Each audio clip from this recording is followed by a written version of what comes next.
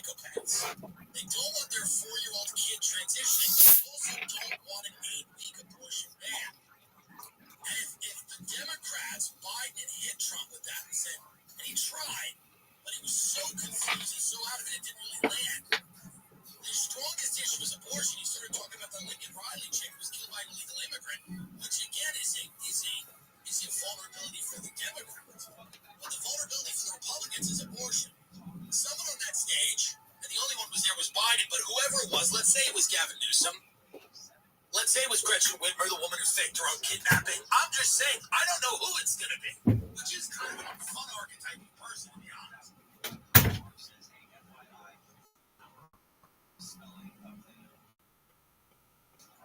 So that's always good when figures out stuff like that. All right, joining me now, Chris Mattman is the new Chief Data and Artificial Intelligence Officer at UCLA. Chris, thanks so much for joining me.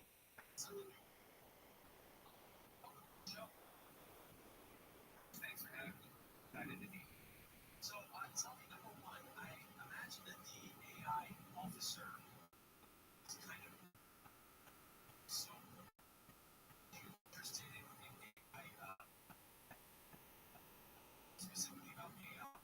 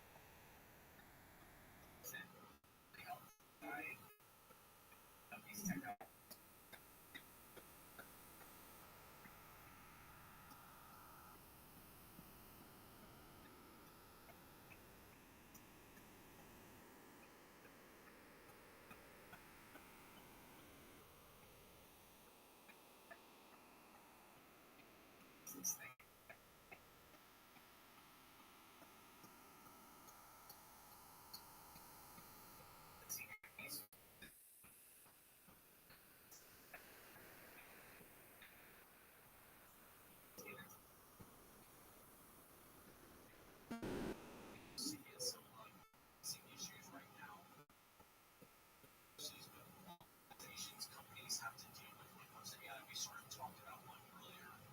These record labels suing AI music makers, and we've seen that over.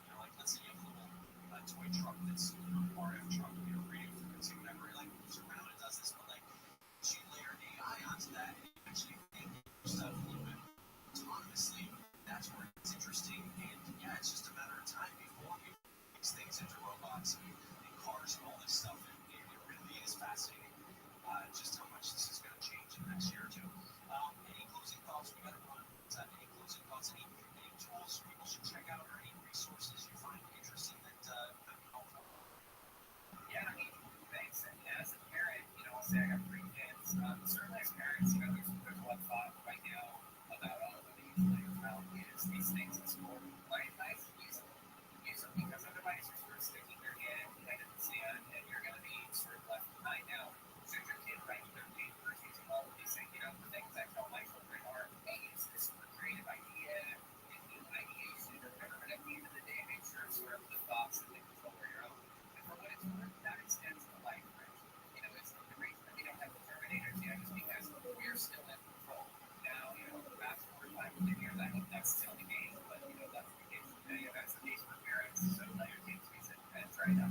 Absolutely. I know my kids are. Chris Madden, thanks so much for joining me today. The website at mattmann.ai. Good luck with the new job. Thanks so much for having me on. I really appreciate you. All right. Rich 101 888 coming up, we'll tell you how Xbox is coming to the Amazon Fire TV stick and who has the best 5G in America. The answer coming up. Rich on Tech on KFI 640. Time now for a news update. A woman was killed and 2 others hospitalized after a multi-vehicle collision that left a Civic on express just after 3 a.m. on the eastbound along a freeway at South Lemon Avenue, Boulevard. Services on Metro's Blue Line will be disrupted today while workers complete track and power upgrades to the northbound rail service between Union and South Museum. And federal judges agreed to partially import oversight standards for seeing detention on migrant children. Now let's check your drive. Looks like we have an accident in Pacoima on the 118. That's been going on for several hours now. West 118 has passed the line as an injury wrecking logging of box truck that overturned and then caught fire. The car pulled into left-hand lanes. They're still on West 118, still slow from Sacramento Road to the 405. On the way here, 605 northbound in Reckley Boulevard, a 4-vehicle collision is still blocking the left lane. We have a solid backup to Lawson. And on the 10 eastbound 4 Kellogg Drive, another accident involving an overturned vehicle blocks the right lane. Southern California's only airport traffic reports on White Morning. Sometimes you don't realize something is bothering you until it's gone. That's how you're going to feel after work on fashion in your house. The junk disappear. All you have to do is call 1-800-GOT-JUNK or visit 1-800-GOT-JUNK.com. Get immersed in new worlds and ideas with Audible. Explore an incredible selection of audiobooks, podcasts, and originals, all in one easy app. There's more to imagine when you listen. Sign up for a free trial at audible.com. Judge in Montana here, the verdict is in. I've personally seen what goes on in D.C. when you have some real challenges ahead. Congress can't stop spending money. The Fed can't stop printing money. And our national debt is increasing $1 trillion every 100 days.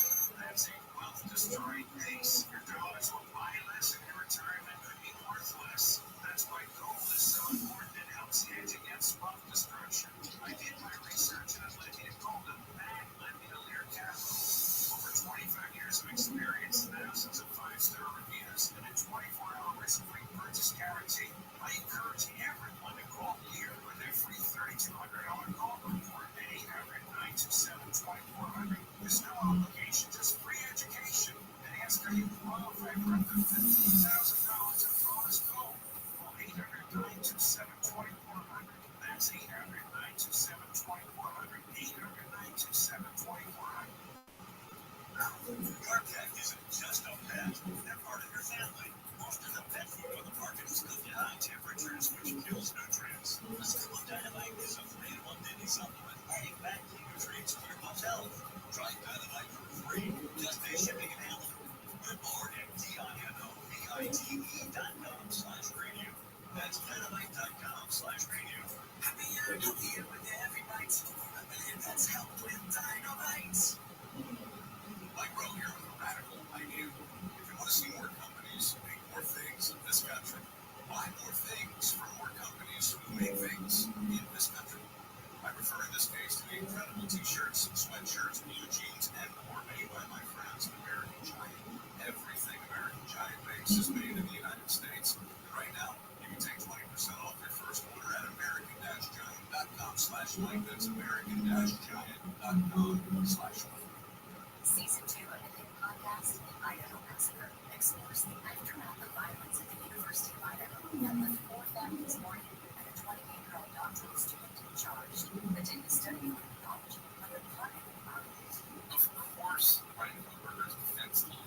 He's not guilty. That's the only thing he can say. He can't say anything, so they have to say this. Listen to the Idaho Massacre on America's #1 podcast network, iHeart. Open your free iHeart app and search the Idaho Massacre. An iHeart radio station for stimulating talk.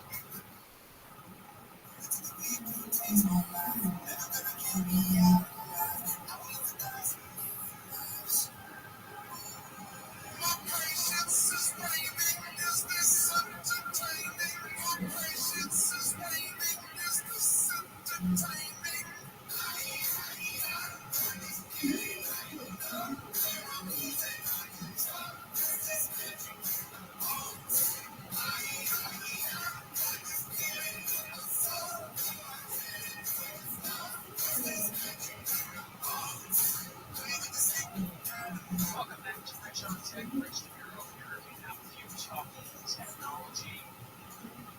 The website for the show, richontech.tv.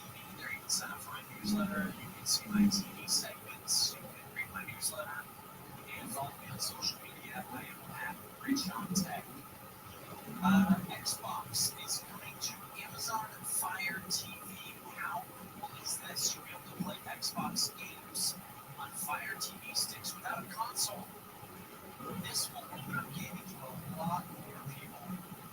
Now, you do need a couple of things. You need a Fire TV stick 4K Max, or just the standard Fire TV stick 4K. Both of those are anywhere between $50 and $60. Prime Day's coming out, which means those will be discounted. So, again, my advice right now: don't buy anything on Amazon that you need, like something you have like your eye on. Like, yeah, if you need like soap or something, sure. But if you have like your eye on something, like a pair of sneakers, like a Fire TV stick, like don't buy it right now. Ring doorbell, all this stuff gets discounted, especially Amazon branded stuff. Kindles, add it to your shopping cart. Then on Prime Day, July 16th and 17th, look at your shopping cart, and it will have a little, each item that's on sale will have a kind of like a badge that will say price drop or Prime Day savings or something like that. So that's the way I do it. So if you want to get this Xbox Cloud Gaming, again, you need the Fire TV stick. You need a Bluetooth enabled wireless controller. You can use an Xbox controller. You can use a PlayStation controller. You also need an Xbox Game Pass Ultimate membership. That's $17 a month. That will give you access to hundreds of games, including some of the newer titles like Starfield, Forza Horizon 5. You can play Fortnite completely free. So if you just want to play Fortnite, membership. So you just need the stick and Bluetooth controller. Pretty cool.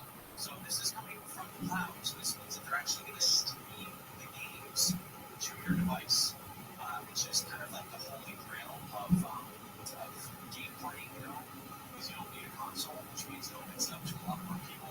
But the latency is an issue, and of course the quality of the stream is always an issue. So it's gotten better over the years, and clearly it's gotten to a point where Xbox and Microsoft and Amazon feel like they can offer this. But this is it's also on the flip side. You don't need a console, so they don't need to. People don't spend money on that hardware. Let's go to Lisa in Hollywood. Lisa, you're on with Rich. Hi, this is Lisa. I'm a empty nester mom with a 22-year-old son. Still has an Xbox subscription on our family Microsoft account. How do I transfer his information onto his own account so that he doesn't lose his data, friends, and Instagram? Should be pretty straightforward, right? So he's part of the family group. Yeah. Okay. So are you in charge of the family group? Yeah. Okay. So you should be able to go into family.microsoft.com and sign in and find him on there, and there should be a way to remove him from that group. So he can do it himself by going to family.microsoft.com and signing in, and then saying leave family group. So he can do that, or the organizer can remove the family member. So I was told that he would lose all of that data. well, he's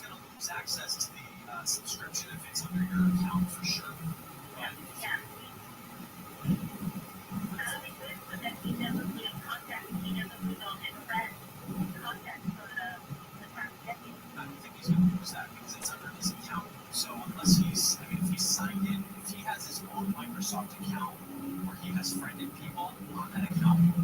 Whether he's in your family plan or not, it doesn't affect that aspect of it. So I don't need to close down my account and then have not transferred all of that money into listed. It's not. It's just limited stuff. The subscription's going to be separate. So if the subscription's under your name, he's not going to have that subscription when he leaves the family plan or the family group. Right. So he would have to sign up for that subscription on his own. But his contacts, his Xbox gamer accounts, all that stuff should remain connected to his username and user ID because that's his own. So whether it's in the family plan or not, as long as he has his user account, everything should be linked to him.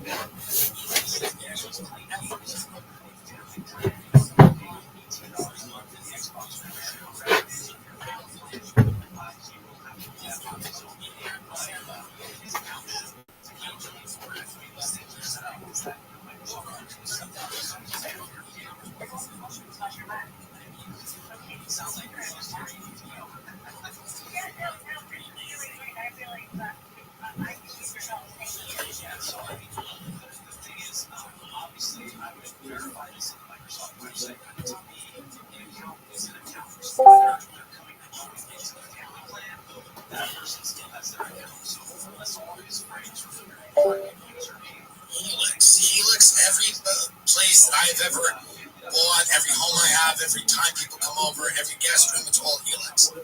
I love these mattresses. They have 20 unique mattresses, including the award-winning Luxe and Ultra Premium Elite Collection. The Midnight Luxe is the best, in my opinion.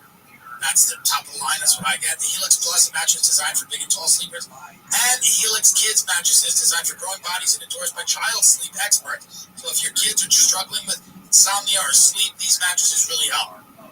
I'm telling you right now, take the Helix Sleep Quiz. Find out what your perfect mattress is in under 2 minutes. And your personalized mattress is shipped straight to your door free of charge. There's nothing worse than shopping, and really nothing worse than shopping for mattresses. Laying down on some crazy mattress in a mall in front of a bunch of people. Who the hell wants to do that? Helix knows there's no better way to test out a new mattress than by sleeping on it in your own home. That's why they offer a 100-night trial and 10 to 15-year warranty to try out your new Helix mattress. Everyone is unique. Everyone sleeps differently. That's why there's so many different mattress models to choose from, each designed for specific sleep position and feel preferences. And if your spine needs some extra TLC, they got you. Every Helix mattress has a hybrid design, combining individually wrapped steel coils at a base with premium foam layers on top. It's a perfect combination of comfort and support. I love it. I have them. I would never sleep on any other mattress. Helix is offering up to 30% off all mattresses and 2 free pillows to our listeners. It's crazy for you to not do this. It's great. It supports the show. It supports Helix. It's a great company. Go to helixsleep.com/TimD. That's helixsleep.com/TimD. This is their best offer yet. It won't last long with Helix. Better sleep starts now. People say, what kind of summer is it? I say it's the summer of car accidents. It's the summer of people being on their phones and being irresponsible. It's the summer of people listening to music instead of watching the road. And they're going to hurt a lot of people, and shame on them. But at least if you get in a car accident, you can get yours. Go to Morgan & Morgan. They're America's largest injury law firm. They have 100 offices nationwide and more than 1,000 lawyers. With over $20 billion recovered from over 500,000 clients, Morgan & Morgan has a proven track record of fighting to get you full and fair compensation. This is true. It's going to be the summer. That's what it's going to be. I'm telling you right now, there are so many people that are going to be hurt this summer. And the least you can do is get yours. Go and get yours. And it's not only car accidents. People are going to slip. They're going to fall. It might be maybe your kid goes to somebody's house, goes on a slip and slide. All of a sudden, they don't have a leg. Or it gets bent back in one of those weird ways. It's kind of uncomfortable. You got to get out there and make sure your child is getting full and fair compensation for that leg injury at the slip and slide. Because it can happen. Maybe it's lack of parental supervision. I don't know what's going on. Morgan & Morgan wins $8.2 million case against a Florida IHOP woman, wins $3 million settlement over a hot coffee burn. They served this woman scalding hot coffee. She burned herself. Her flesh was singed off. It's not cool. Morgan & Morgan helped her get her paper. With over $20 billion recovered for over 500,000 clients, Morgan & Morgan has a proven track record of fighting to get you full and fair compensation. They have over 100 offices nationwide and more than 1,000 lawyers. If you're ever injured, you can check out Morgan & Morgan. Their fee is free unless they win. For more information, go to forthepeople.com/TM or dial pound law pound 529 from your cell phone. That's forthepeople.com/TM or pound law pound 529 from your cell. This is a paid advertisement. The future of large shopping centers will encompass much more than shopping. Well, it has to be. This is about the rebirth of the American mall. This is the experience era. Images of the fallen mall, the empty shop floor littered with mannequins, the dusty escalators leading to an abandoned food court have loomed large in the American cultural imagination over the past decade. And it's true, the mall of your childhood, the big department stores, the Orange Julius, the kiosks, they may no longer exist. Malls now feature escape rooms, axe throwing, the occasional brand-sponsored immersive experience. The mall has changed, but some version of it is staying with us. The retail experience now has cratered. It has become so terrible that in order to get people back into malls, they're going to have to allow them to throw axes or do escape rooms. In order to get people back into a mall, they're going to have to put some type of amusement park into the mall. They're going to have to do some type of immersive experience. Skechers is going to have some immersive experience at the mall in order to get people back. Because shopping itself sucks. It used to be fun. People used to meet each other shopping, hook up, and make friends. Now it's a nightmare. Shopping is a nightmare now. And people hate you for doing it. When you go to a place, you go, hey, can I get some help? People run away from you. Look at this mall in 1996. Look how fun it looked. Look at these fat women being taken care of. Look how nice this looked. People loved it. It was good. They'd spend all day. They'd get a frozen yogurt. Watch the movie Scenes from a Mall with Woody Allen and Bette Midler. You get the idea of how fun a mall could be, how fun shopping was. During Christmas, look at this, during the holidays, look at all these people, look how happy everybody is in the mall. Sure, they don't look it, they feel it. They feel it. They're in something, they're buying things. The only thing we have in this country, the only culture we have is consumption. Why are you making it hard? Why are you making the one thing that we do hard? There's nothing else. There's literally nothing else. Our history starts a few hundred years ago, and most of it is fucking slavery. It's not like we have the Renaissance here. Make the shopping nice. Make the exchange of goods and services nice, please. It's all we got.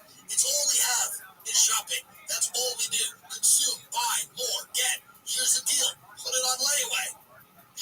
Buy now, pay later. Installments. 5 easy payments of whatever. Do you have a store card? We give you 200 credit right now. Get a store card. Sign up. We approve everybody. Have you seen our furniture? We're doing home goods now. We have things for your home. We need an umbrella. Oh, yeah, you don't want skin cancer? Get an umbrella. We're Christian Dior, but we sell umbrellas now. We do pop-ups. You want a pop-up? We'll pop up anywhere. You don't know where we happen to be, but there's pop-ups. We'll pop right up. Come on in. Buy a candle. You know what the candle smells like? The store you're in. It smells like that. So when you're at home, you can smell what it feels like to be in Nordstrom. Don't you sit at home and go, I wish I was in Nordstrom's, but it's 2 a.m. and I'm up eating. I'm binge eating. And I'm sitting in my kitchen wondering if I'm having gas or a heart attack. Wouldn't it be nicer to smell like you're in Nordstrom's?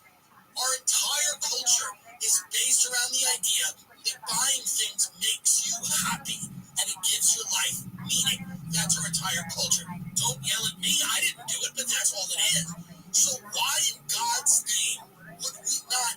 That should be the religion.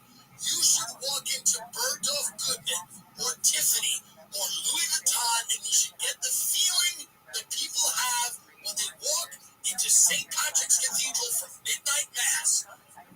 Because the Savior has been born, and the Savior should be a decent-looking person who is your best friend for that hour. And they should guide you around the store and make you feel good while you shop. They should not make you fill out forms. It's not the DMV. It's not immigration. I am a citizen. I don't want to fill out forms. I want you to guide me through this. I want you to get me a bag for my house manager. She doesn't have a family, neither do I. All we're trying to do here is show our appreciation for our friends, the people that we've adopted into our lives. I don't understand why it's not easier. I don't understand why the one thing that we've shown that we can do, and we can do well, has cratered. Pay them more. Give them drugs. I don't know what to do. Let them drink it work. Whatever needs to happen here needs to happen. We need to turn this thing around.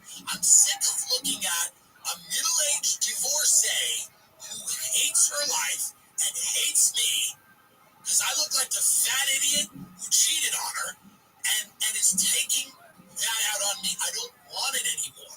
And I don't know. Now, I understand that tech eats all.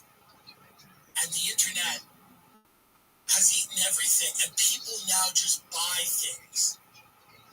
The perception that malls have suffered is rooted in truth. Many malls and stores have closed in recent decades. As Alexandra Lang, an architecture critic and the author of Meet Me by the Fountain, an inside history of the mall, explained to me in an email, the ebb and flow of retail is much more visible to the general public than any other type of business. So people pay attention earlier in the down cycle of a mall's trajectory. Plus, as Mercer put it, it's more dramatic to see a mall closing than thriving. Malls were starting to out when I was there. But I'm telling you right now, the inability of these companies to pay people or to make them excited about their jobs. I don't know how to do this. I'm not going to pretend to be an expert. But it's the one thing that we do well as a country. Madison Avenue, Rodeo Drive, these places should be holy. Because, by the way, it's not only rich people, it's the couple from Ohio. They just want to feel something. My friend got his wife earrings. He wants to feel something. This is special for him. This is not an everyday thing. He's not going to send his assistant to go pick up some earrings for his wife. He's going to go in. He wants to feel something. Make him feel like a man. Make him feel like a man. Say to me, good, isn't this nice you're buying this bag for your house manager? Isn't that nice? Man, I wish I had a boss like you. That's what they should have said. She should have turned around and said, man, I wish I had a boss like you. You're more of a humanitarian. People like you don't exist anymore, sir. I'll fill out all this myself. Let me get your card. Let me make you pay for this, and we'll get it to that woman. Because people like you, sir, you're going out there doing good deeds. Let me not interrupt and impede your next good deed. You're Scrooge after he's been visited by the ghosts. You're a fucking legend, sir. You're a fucking... Look at this. Legend alert. They should have started screaming. What about song? What if they all broke into song? He's getting his house manager a bag. This fat man is selfless. This fat man is selfless. He could spend this on veal or some type of baguette, but he's getting his house manager a bag. But they didn't do it. They were mean to me. They were mean to me. The people at the Tiffany's on Rodeo Drive were mean to me because I'm fat. And they knew my house manager as well as a little fat. And they were racist against me for that. Well, no. Back to this debate. Game Time is my favorite new app that I've joined. It allows me to purchase tickets to concerts, sporting events, theater, and it's amazing. They have last-minute deals. Save up to 60% buying last minute for sports, concerts, comedy, theater, etc. Flash deals. Save even more with exclusive in-app deals on selected seats ahead of the game or event. Zone deals. Save even more when you choose a section and let Game Time choose the seats. All in pricing. Toggling this feature shows the total up front. And those are price fees at checkout. Get a panoramic view from your seat in the app before you buy. Lowest price guarantee or Game Time will credit you 110% of the difference. Last minute tickets, flash deals, zone deals, easy to find and buy, Major League Baseball ticket. Every kind of event in your area, views from all seats of the venue, so you know exactly what you'll be seeing if you purchase the seat. It's a lowest price guarantee. They have event cancellation protection, job loss protection, everything.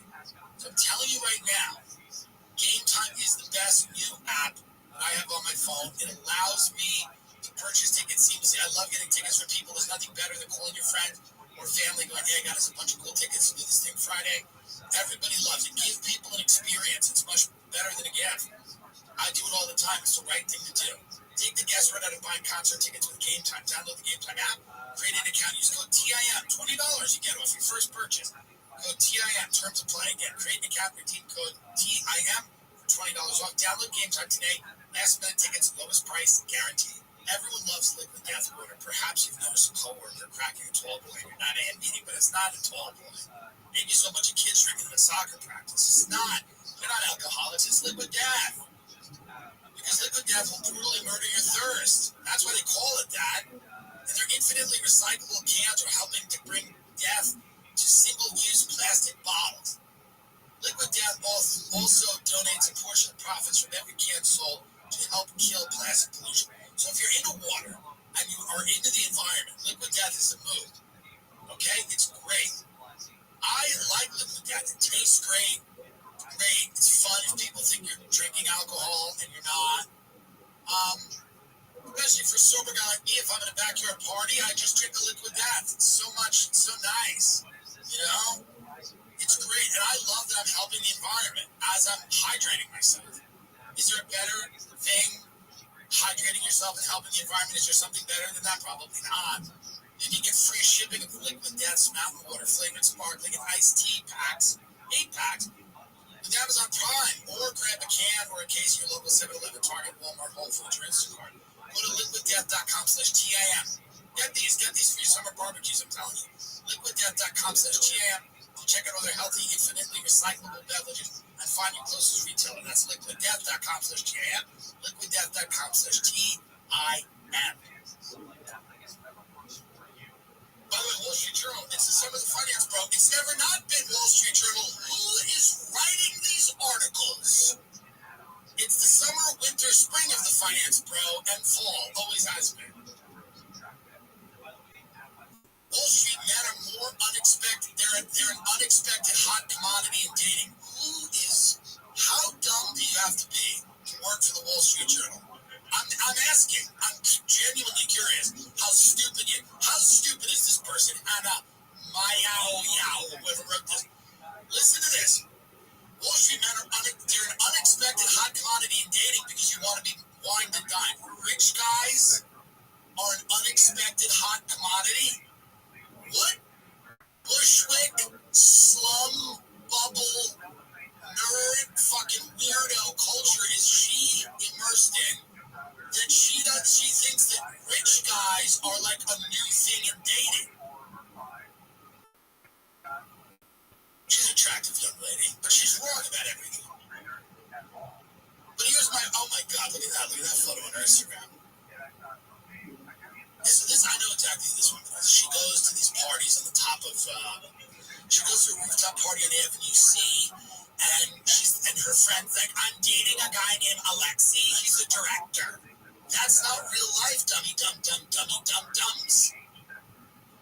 Your rich kid fucking boyfriend who's pretending to make documentary films when he's really just in South America doing coke, living on his father's largesse, is not what is desired by most people. They like a finance guy that will give them a kitchen where the floors are heated. It's not new. How dumb do you have to be? You know what's the new thing in dating? Rich guys. Go to the article. Rich guys are new. It's really interesting now. I've been observing rich guys are getting pussy now. Men working in finance are the latest public fascination. I'm going to ask again. Is this woman's brain riddled with strokes? Are there editors of the Wall Street? Can you write anything in the Wall Street Journal? Can you add something in crayon and they'll just run it? Listen to this article. Men working in finance are the latest public fascination. Christina Komarovska, a social media manager who recently moved to New York, hit the streets in May with a cardboard sign advertising advertising her search for one. They're hardworking and they're smart, she said in an interview. It's my type. Wearing pearls in a black suit, her long blonde hair, loose curls. Comar's Cova brandished the sign listing three very specific criteria. It all started with a TikTok video by 27-year-old Megan Bonney, amassing 49 million views, featuring a sing-song message. I'm looking for man in finance. Trust fund 6'5", blue eyes. So here's what happened. People that live in New York City, media types, okay? And I don't mean Jews, because this woman's an Asian, but probably also Jewish, let's be honest. I'm kidding. Comedy show. Media types live in these New York City bubbles in which being rich is passé, being in finance is like gross, and everybody's pretending to do something creative, and everyone has zero talent, but they're all pretending it. So the men that are her status in this world that this person most likely lives in, are people that are tangentially involved in something creative. They work. They've started a production company. Mark started a production company. He's actually, they're actually like doing a lot of stuff right now. It's something like that. Maybe he works in tech or some tech. They're coming up with an app. They started an app, and they're all shocked. These people are all shocked when they step out of this bubble, which is a complete simulation, where people take the finance money that their parents have made and use it to fund their fake lives. When they step out of this simulation and they realize that people want a man with money, they get shocked. They're completely stunned. Wait, people want high status men with money? Whoa! That's new. No, it's not new. It's literally been forever. Maybe it will make finance guys cool again. Wall Street men haven't always enjoyed rosy reputations. They get dunked on for their Patagonia vests and occasionally vilified in popular culture. That's the trade-off. You're a rich guy, you get made fun of for the Patagonia vest. You're rich, you're boring, you're basic, whatever.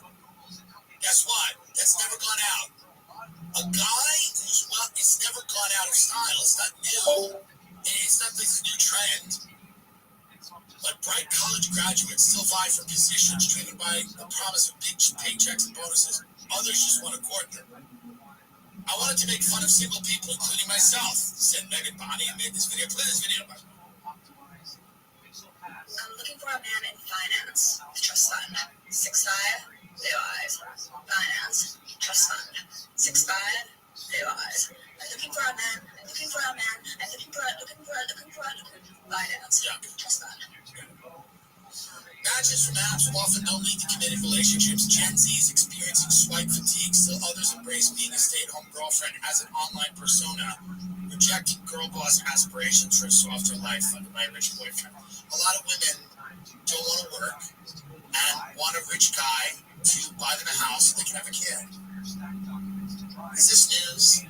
Is this news to anyone? There are some women, I don't know what percentage of them, that really want to take over the corporate world. And there's a lot of them that don't. But it's very interesting reading these Wall Street Journal articles because this is people that are eventually, they've left college and now they're coming into contact with real life. And real life is always like a wild thing. Oh my God. So wait a minute. You're telling me that people don't want to have 4 roommates until they're 40 in Brooklyn while they work on this film? Hold on. Some people just want to be rich and live in the suburbs and have kids, have a nice life. Some people just want to drink wine and decide the presidential election 45 minutes before they go to the polls. What do you mean? Welcome to the world, Hannah. Welcome to the world. The Wall Street Journal has been running these singular, dumbest articles I have ever seen a paper run. I by no means judge a woman who wants someone who is financially stable and accomplished. Here's what this really comes down to. This is the big lie that everybody tells, and they tell them in cities like New York, and they tell them every day, and they lie so much it becomes a part of their personality. And I'll tell you the big lie. And the lie is 5 words. I wanted to make sure it was 5. I don't, no, it's 5 words. This is a lie that everyone in New York tells all the time. Here's the lie. Get ready. I don't care about money. That's the lie. They say it all the time. I don't care about money. I don't care about money. And they do. The more someone says they don't care about money, the more they secretly care about money. They envy. They covet. They sin. Life without money sucks. Most of my life is without money. There are worse things than not having money. Of course. A lot of the times I didn't have money, I was really, really excited, and it was thrilling, and I was pursuing comedy. I had great people around me, and I was doing something that I loved. However, if I didn't have that, if I wasn't really passionate about doing something, and I was broke, that would have been unthinkable. That's where many people find themselves. They don't have a passion, and they also don't have money. You do not have to have a passion. Stop pretending to have one. You either have one or you don't. Your passion will choose you. You will not choose your passion. Whoa, what does that mean? Shut up. It's for another episode. You don't get to choose your passion. Your passion chooses you. Whoa, mind-blowing. You do not have agency in that regard. Sorry. Oh, wait. The 7-foot-tall girl who's gorgeous, who has no body fat, really likes modeling. She really likes it. And the guy with an 8-pack who was born in Malibu loves to surf. Wow. A lot of these things are decided for you. You have genetics. You have things that make you better at one thing than another thing. You're a good deal maker. Maybe you're meant to fall in and out of love with people all over the world. Maybe you're funny. Maybe you're meant to make deals and get rich. Maybe you're meant to be truly compassionate. You have a fetish for the poor and the diseased. You like seeing them all the time. They make you feel alive. Helping an old man into a coffin or whatever. I don't know. There's nothing wrong with that. It needs to be done. Maybe you're a good person. You gotta wipe the asses of people. Whatever the case may be, your passion will choose you. Maybe you're a sex criminal. I don't know what you do. What I'm telling you is, if you don't have a passion, and you, like many people, are kind of just drifting through life. And by the way, it's a beautiful thing to drift. It's actually a nice thing. It's lovely. The people that have passions are usually less happy overall than people who don't. Passions can wear you down. Look at our president. Look at him. He's in his little skin suit, trying to muster enough energy to call this guy. You know why? Because he wanted to be the thing he is. His whole life he dreamed of having the big job and the big desk, but now he's got his skin so tightly wrapped around his skull, and he's just trying to insult this man with his soft voice. That's where you end up no matter what. When you have a passion, you're just going to end up there no matter what.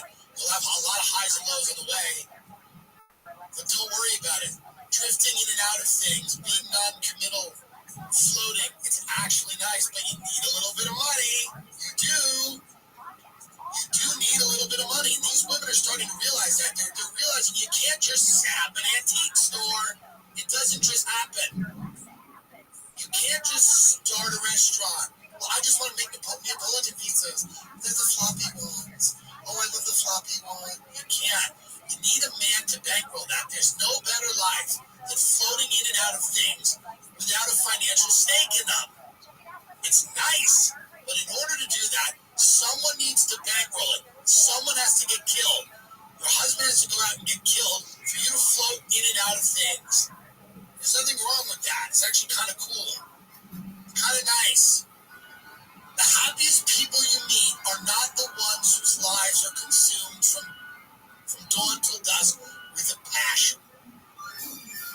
The happiest people you meet, truly, the people you meet that are pretty damn happy are the people who are somewhat, they've embraced being aimless, but they're comfortable.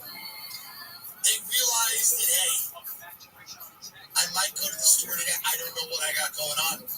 I don't know what I've got going on. I might go today. I have to see. Well, I got on the phone, you know. I did some laundry. I dilly-dally. I watched an episode of Judge Judy. I had a glass of wine. I read a great article about the next place we should go on vacation. I read a great article about Thailand. So interesting. Do you know the beaches in Thailand, honey, they're very nice? Yeah, I hear about that. It's good. And those are the people that decide our political future, the pool patio types, the housewives. They may have college degrees, they may not. It doesn't matter. They may have jobs, they may not. It doesn't matter. It's just, you know, they're undecided. They're the undecided voter. They don't quite know what will work out better. They're interested in the preservation of lifestyle, of culture, their lifestyle. And at the end of the day, you can't blame them for that. Those are the people that go to the polls. Those are the people that both political parties have to work with. I speak to very top-tier people in a lot of the presidential campaigns, certainly Trump's and RFK's, not really Biden's. Oh, they're the whole media. We all know what. I don't even have to talk to them. You hear what they say every day. And they're all shocked now. They're all throwing this old dog under the bus after his son's brain exploded in the burn pit, after he watched his son smoke crack, after everything, because there's no fucking loyalty even to this corpse. There's no loyalty even to this corpse. Remember Christine Blasey Ford after she failed to get Kavanaugh off the court and they threw her down the drain? They're going to do that to this guy too. There's no loyalty. And it should make you sad. He's a corpse, but he's your corpse. But there is no loyalty. They will throw him. They'll flush him down the toilet. They'll flush him down the toilet because it's not about him and it never was. It's about the preservation of something bigger than him. That's why he doesn't even need to be alive to run the fucking show. It's not about you. At the end of the day, it's about something bigger than you. Someone else will need a patio. Someone else will need a pool. You understand? There's something bigger than you out there. And it ain't God. It's fucking Nordstrom's. That's what's bigger than you. I hope it is God. But let's say for a minute that we just don't know if it is. But what do we know? We know that the blue box at Tiffany's makes you feel good. So at least fucking be nice. Be fucking nice, you slug. We know that. And this slime ball Gavin Newsom, this snake in the grass, this serpent, he lives on a vineyard. He believes in nothing. He's an empty suit. He's the most conservative member of California's governing apparatus, which will tell you something. I do not like him as a politician, but I actually dislike him as a person more than a politician. But I do respect him. Now, how can I hold all those thoughts in my head at once? I'll tell you. I respect his treachery. I fear it. If I were near him in a room, I'd be scared of what he'd do. He'd poison you. He'd kiss you on the cheek. He'd have the brakes taken out of your car. Of course, he can't do it himself. You have someone do it. His treachery is to be respected the way you respect Cobra. The way you would respect a snake in the grass, a literal demon. Someone who knows nothing but ambition and will step on your neck. Watch this man right now reacting to Biden. He is lying in wait. He wants to pounce. He wants to inject just enough venom to put the old mummy out to pasture. And here he is. Here he is reacting. But now you got to remember, if you're Gavin Newsom, and this has happened, you must double down. You must double down. You must. You absolutely must. You say, not only was Biden great, he's amazing. Not only will I never, this is what you have to do. There's a great line. It's a movie called Clear and Present Danger. Harrison Ford is in it. It's a great movie. Or it's either Clear and Present Danger or Patriot Games, but I believe it's Clear and Present Danger. And he's asking, a friend of the president's friend just gets busted for drug trafficking. And his advisor turns to him, and the president goes, what do I say about this when I go out there? And his advisor says to him, he goes, not only do you say you're friends, you say we're best friends, we're lifelong friends. It gives them nowhere to go. You couldn't possibly know what he was doing. You go, we're best friends. We're lifelong friends. And that way it gives them nowhere to go. It's a great line in the movie. It's Tom Clancy. It gives them nowhere to go. You're just as shocked as everybody else about this. I want you to keep that in mind. We're best friends. We're lifelong friends. Gavin Newsom. You were out there getting a chorus of questions about whether Biden should step down. There is panic that is set in. There is panic that is set in among people who have watched this debate, who are Democrats, people who are strategists, and some even inside Democratic campaigns. Do you think it's unfounded? Well, I think it's unhelpful. And I think it's unnecessary. We got to go in, we got to keep our head high. And as I say, we got to have the back of this president. You don't turn your back because of one performance. What kind of party does that? It's been a masterclass. 50.6 million jobs. That's 8 times more than the last 3 Republican presidents combined. The only thing the last 3 Republican presidents have in common is recessions. Democrats deliver. This president has delivered.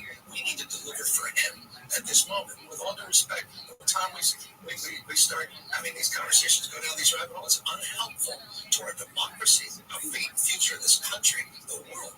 They need us right now. See if you can get that. See if you can get that scene from Clear Presentation. The thing about Gavin Newsom is that he has to run. If he's going to run, if they bring him in, he has to run on the Biden agenda. So he can't dump Biden. He has to say that Biden has done all these great things. He's created 15 million new jobs. Here we go. And we end the show with this. God, I miss Tom Clancy. This is Gavin Newsom right now. And then we see everybody next week on Patreon. Let's go. Well, actually, yes. But I would go in the other direction. If a reporter asked if you and Harden were friends, I'd say, no, we're good friends. If they asked if you were good friends, I'd say, no, we're lifelong friends. I would give them no place to go. Nothing to report. Story. This is the Tim Dillon Show. Thank you, everyone. We'll see you next week.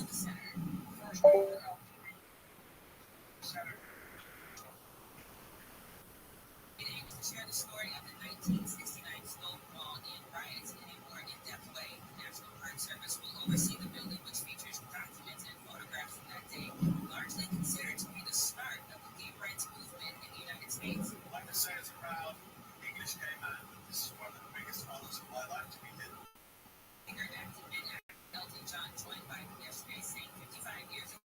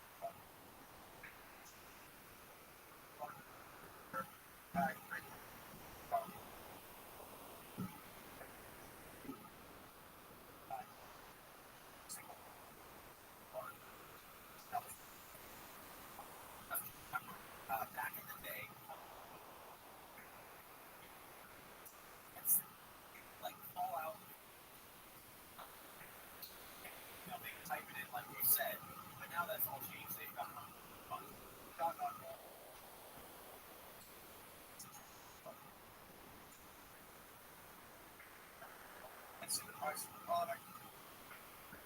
It's going to be charging probably as a shopper. Some people say significant transition, let alone all other than having installed on the retail store.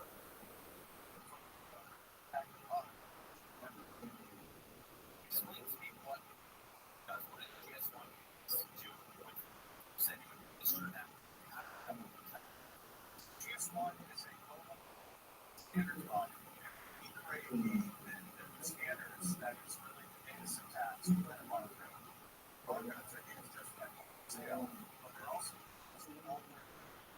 so think about additional related balance cases. Barcodes that you see on those larger items in the warehouse, quality is standard. But standards are important. Respective whether my warehouse system or my point of sale systems, or whether I'm in France or China, those standards allow technology to automatic so GS1 is a standards body, and administer that standard across 180 countries around the world. My kids love standard target self-checkout. Exactly. It's contained in a market. So just numbers. Well, today, we are years on that number that signifies the product. Tomorrow, they migrate to market.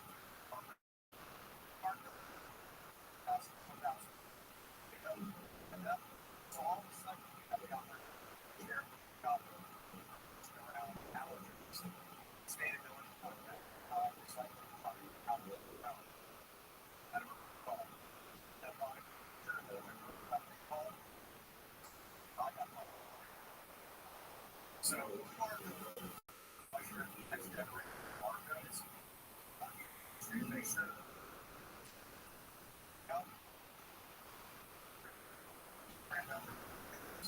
Oh, that's interesting. So you imagine a future where we will see barcode products instead of that standard line barcode. I think that a lot of time for barcode, but I think recently, certainly starting in 2007, you're going to see a lot more products, barcode and barcode together on the product. But over time, we're going to space on the package. Is there a standard for QR codes like there is for the UPC? Because I feel like there's different styles of QR codes out there. There is a standard. There's already very advanced. And QR codes have a size of are there any security concerns around QR codes further malware and these things? Is that listening? Well, whenever you see a barcode, they're likely offering up that information about where you were, the person signing out, setting up. So, concerned about the fact that you may be feeling on yourself, might not want. Very concerned about that. Probably outside of the sale, right your own, you don't want to reveal that information. But increasingly, you'll find that it's privacy makes it down. You'll see 79% of consumers on the more inclined to purchase products if they can get a QR code better. Okay, so you're saying that this QR code in the future could not only hold the information for the product, like the sale information, but also we might be able to scan it with our phone. We'll be able to scan it with our phone to get more information about that product, something that we're already seeing on a lot of products.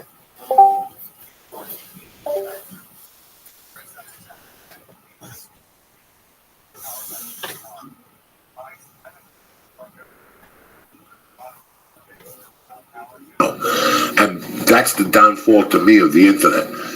That now I know everything fucking immediately. Yeah. Like when we were growing up, if something happened, McDonald's was getting shoot up, they go after it after an hour. Mm-hmm. After there was a standoff or something like that. Now, when the shootings were occurring 3-4 years ago, Sandy Hook, I'm not sure what the date was, and I'm very sorry for this. it seemed for a period after that, if you pulled the BB gun out, it was on Google within 2 minutes. That's what they were pushing. They're not pushing it no more. Yeah. Now it's on third page of Google or Yahoo or whatever the fuck it is. It's whatever they're pushing at that time. Who determines what they're pushing, though? Is it who wakes up in the morning and goes, today we're going to, if somebody gets shot in the fucking eyeball, that's who we're putting on the page. I mean, who determines this? No, well, different editors at different places. And I'm sure they have orders from above. Like, we're not getting enough hits. Put something on that'll, Right. you know, we got a nice shooting. Let's go to that. I just saw, I just watched at the gym, Tomorrow Never Dies. It's an old 007 movie where Pierce Brosnan was still 007, but it was the bad guy was a news magnate, and he had a private army that was going around and creating news. I don't know if they're doing that now. You'd like to think they're not, but they could be. I mean, what's to stop them from doing it? I'm sure there's some people. So a lot of news channels have gotten in trouble for not showing the whole thing or selective editing, or what's the Brian Williams who just came out that he just lied, and Bill O'Reilly, and he lied too. What did Bill O'Reilly lie about? I saw that the other. He said he was in, what was it, Beirut? I didn't read that. Yeah, and then he's lied about a whole bunch of different things, and said he was there basically, or that he participated in things that he wasn't participating in. I think it was the first Iraq War too, and they stretch the truth like everybody else, but they're entertainers like everybody else. What gets me is there's people who peddle opinion only, but they're considered news people, and then you're like, well, no, they're just making stuff up because they want to push buttons. As well as I do on a stand-up stage, it's easy to push buttons. If you wanted to get up there and just make people fucking scream and howl, at different topics, you could just fucking do that by just introducing whatever. And I think you were manipulated like that all the time. But, the beauty of being around now is that you have choices. You don't have to watch TV and you don't have to listen to it. You can seek out other. I just would suggest to people that they stop being on Facebook and on Twitter every second and maybe follow a couple of other things where there's some more information. If I'm on Twitter, a lot of my Twitter following is news outlets, which are pretty interesting. Yeah. I follow a lot of news outlets on Twitter. Today, for some reason, I was doing something at 5 o'clock. The baby was just waking up, and I switched to Channel 7 Eyewitness News. And the top report was, I forget what the fuck it was, but the second one was about the weather and how there was hail. And right away, I switched it because that's not the second best story you have to fucking tell me. Something happened that's affecting us right now. Right. I'm not talking about a fucking Glendora supermarket that's getting held up at gunpoint. There's got to be something that's affecting us. And it's not the fucking hailstorm in Burbank. I don't give a fuck about it. So I switch it off because they're not telling me what I thought I wanted to hear. I don't know who's at their house. Who gives a fuck about a leopard sighting in Kostiak? We have a leopard sighting in who gives a fuck? Something's going on that's affecting me. You know what? Open up with the 405. Let's talk about the fucking 405 so people know where their husbands are and stuff. That's what gets me about any news outlet. And when something happens, they make it worse. They scare the fuck out of you. Fear's the number one. They scare the fuck out of you, and they scare the fuck out of America. Now you got these reports with Gupta and the other guy. Everybody's got their own little fucking report, and everybody's got their own opinion. But that person in Pittsburgh doesn't know that. Yeah. He thinks that they did scientific fucking facts on this. People are afraid that ISIS is going to cut their heads off, and there's pretty much no danger of that happening. You would have to be there. They sell you. I mean, like, we have to take our shoes off at the airport because one guy tried to blow up a plane with his shoes, and that's been in effect for how long now? Last week I walked through this. Last time I walked through with my belt on, guys. I do that all the time. Nothing fucking happened. They got pissed off at me. Yeah.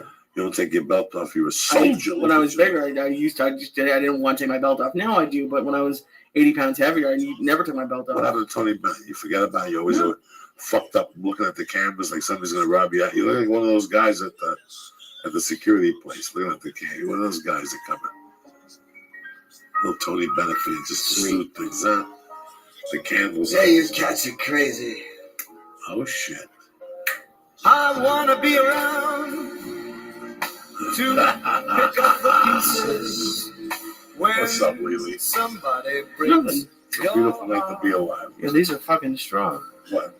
These mushrooms. How do you know it's not the corner of that triangle of the red? Because I have that. Dust. I have that corner. I have that. I usually have an entire star. I'll leave them on. Yes, a couple of nights. I have that 2 nights a week, and I know what that feels like. This is it's different than weed though. It's like I feel a little bit more energetic, and then there's a little bit of the hallucinations, but nothing crazy like I've always heard about. No, I don't want another one. That's it. The media scares you. Mushrooms. You're gonna see the devil. This is gonna happen. That's gonna happen. Nothing fucking happens. No. That's one of the main things the media tries to scare people off of. I got an email from a kid today, 26. He didn't know what to do with his life. I'm like, for starters, you gotta live. You gotta take the safety net away and live. But they got these kids so fucking scared. Yeah. Scared to pieces that they're gonna fail or something bad's gonna happen. Nothing's gonna happen. You're gonna live your life. And also, failure is the most important part because that's where you learn. People, but to bring it back to stand-up, but I talked to these 2 kids a couple years ago in Atlanta, and they were kids. I can say they're kids. I'm old enough. And I said, one guy says, well, we want to talk about our career. And I go, how long have you been doing stand-up? And one guy goes, 8 months. And the other guy goes, like 14 months. I go, you have no career. You have no career. He said, you must fail 1,000,000 times. And every time you fail, you'll be better. Never mind the sets you do well. Those are good sets. It's when you go up there and eat shit, then you got to fix everything. And that's when you face yourself. Like you said, your process of going up and you improvise and you come to this place that doesn't work, you got to fucking fix it. And it's the same in life. If you don't try to do something, I agree with you, man. I say it on my show all the time, carpe fucking diem. What are you waiting for? And this is the other thing I'm always like, don't listen to your parents if they're putting you down. Or your friends say, oh, you shouldn't do this, or your teacher or whatever. And I had a teacher in college said, oh, you should be a character actor. You'll never, you know what I mean? Like they want to put you in a box and you should do this. You shouldn't try that. I mean, fuck you. It's hard sometimes on the other side of it not to take compliments or positive reinforcement too seriously.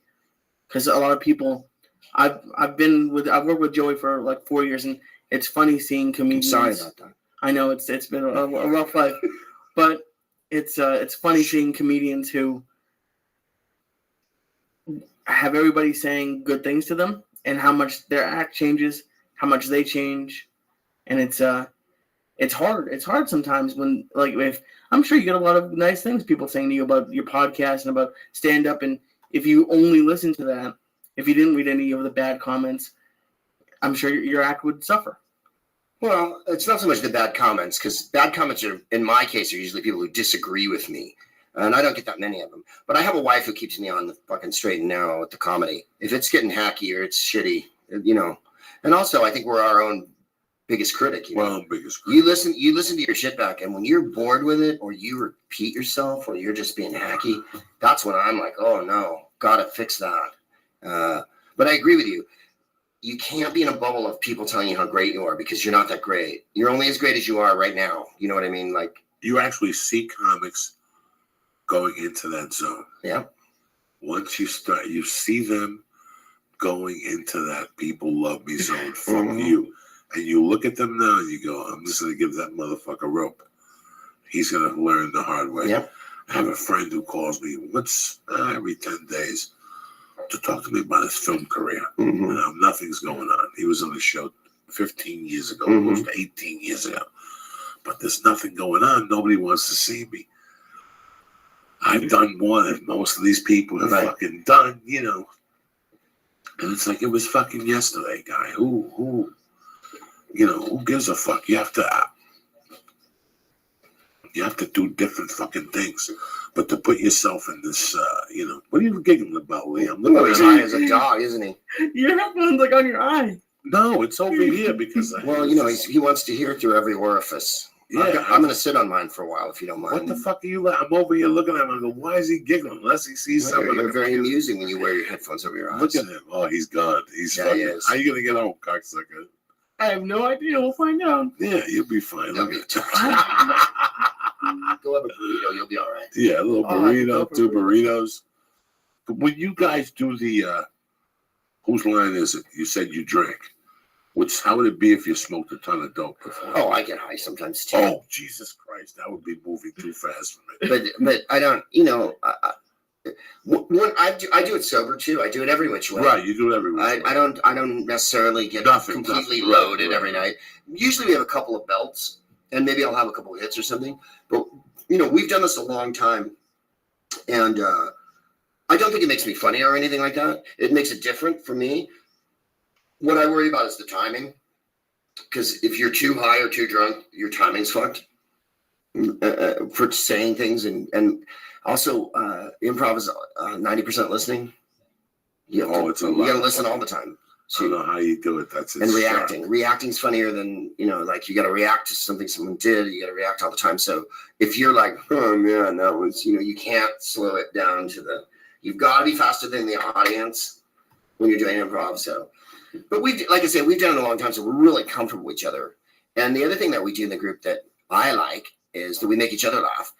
We did a show a couple of weeks ago in fucking Vancouver. We did 2 in Vancouver and 1 in Richmond, BC.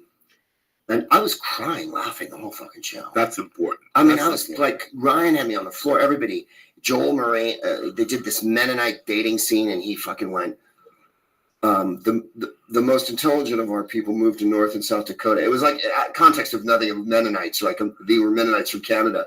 And when he said that, I just fell out the fucking door. And we did an ice skating scene, and it won't be funny at all to listeners. But if you're watching an improv scene and it got said in it, like, where did you meet? Oh, it was an ice skating. It was roller skating. We met in a roller skating rink. So we skated through the whole scene. Everyone was backwards, of course, because it's funnier.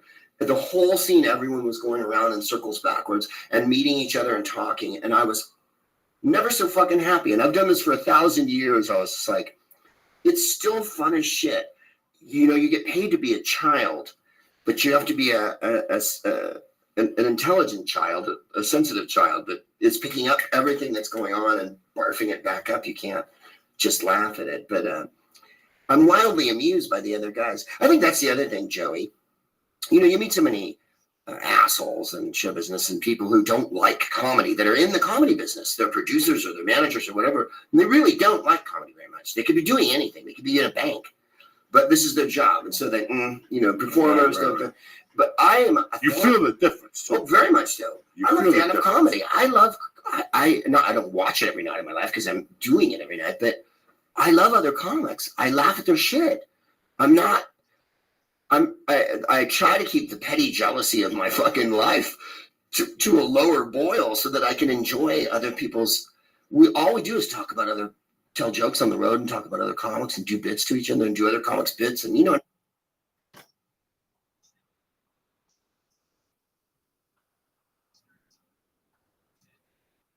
What's up, sluts? How you living, baby? Next up on Rabbi's Big Board, we have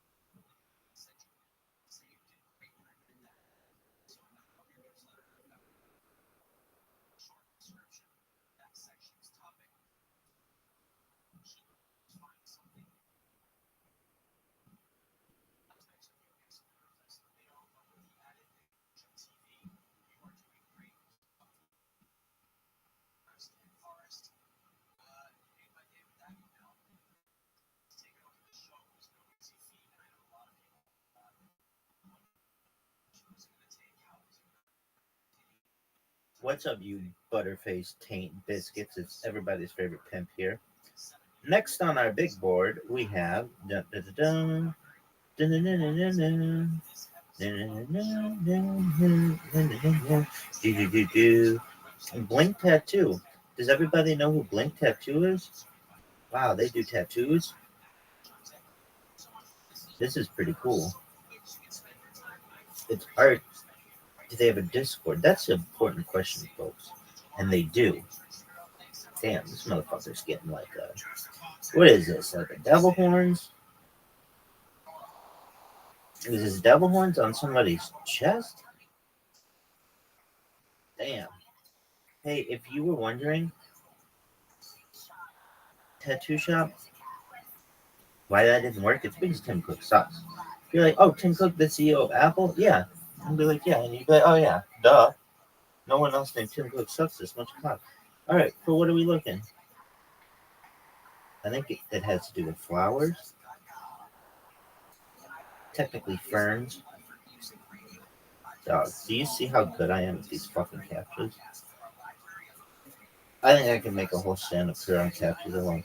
Get access to the server. The server's hidden. Added role normie. Cool, dog. I understand why I'm normie. Sex bot could be an option as well. Blink Tattoo. You have beautiful, beautiful content. I want to see your social media. I'm excited for that.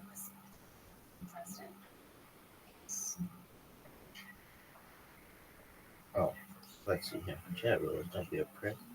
Come on. Loves you. 25 damage to the boss, son. Let's look at your about. What is it? Instagram. Something. Donation. Twitter. Discord. Reddit. Files. TikTok. Snapchat. YouTube. Very cool, dog. Stay tuned. Great YouTube.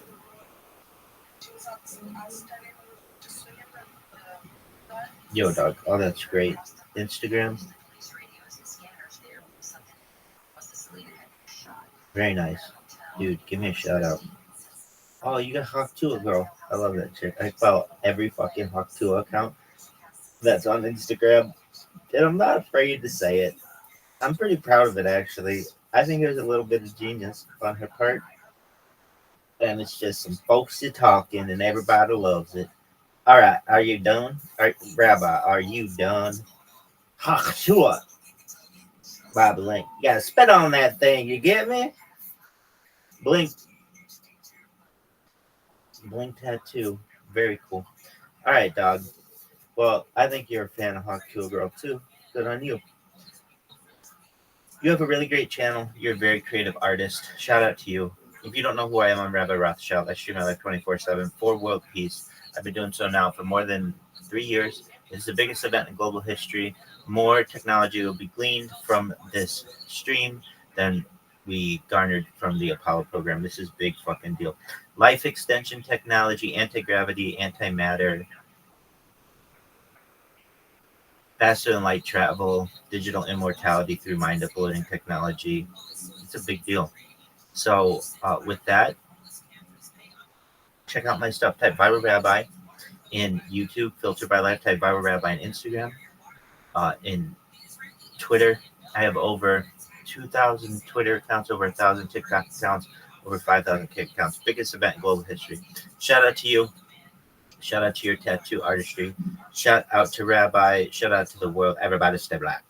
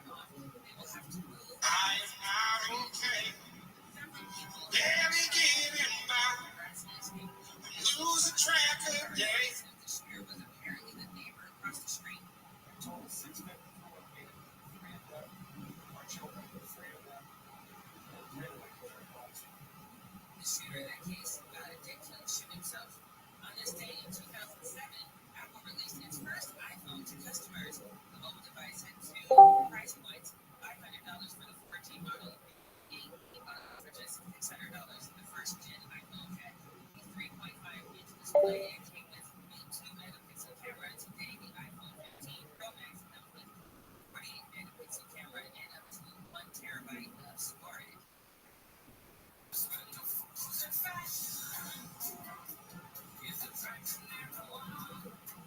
Elton John is giving fans the chance to be a fool in fashion. The 77-year-old musician is selling hundreds of items from his personal closet on eBay and says all proceeds will go to his Elton John AIDS Foundation.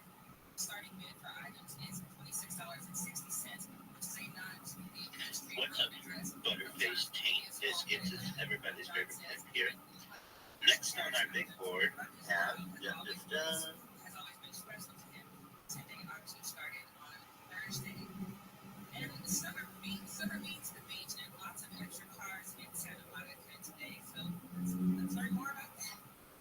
The Santa Monica Pier 360 Beach Fest is underway with free ocean sports competitions, food, drinks, and good vibes. The Roots headline an all-star hip-hop show tonight at the Hollywood Bowl. Angels host the Tigers at the Big A. And the Dreamscape Electronic Music Festival takes you to the National Horror Show event center in San Bernardino. With your weekend watch out for traffic trouble spots, Bill Pulse Driver KFI in the sky. And now let's check the drive with Mike Morris and an accident. Let's see an accident Sherman Oaks on the 405. Oh, dude. That is not what I thought. For whom am I looking? Who's my dog?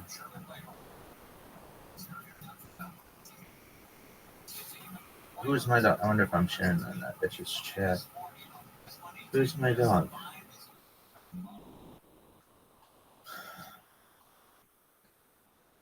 That guy. Is it spamming her? Shut the fuck up. Oh, hell yeah, it is. Oh, it fucked her up. Did you like gallop the horse? No, it's one. Did you walk the horse with him?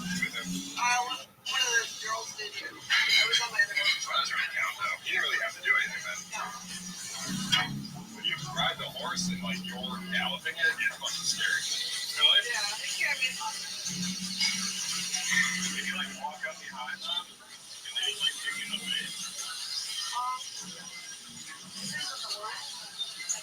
Not mine, but.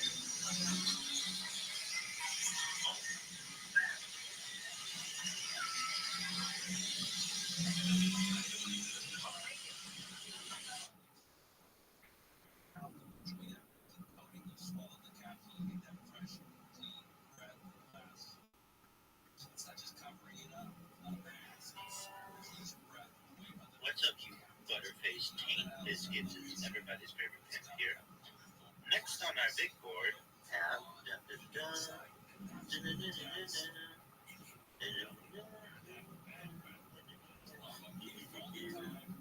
Blink Tattoo. Does everybody know who Blink Tattoo is? Wow, they do tattoos. This is pretty cool. It's art. Do they have a Discord? That's an important question. And they do. Damn.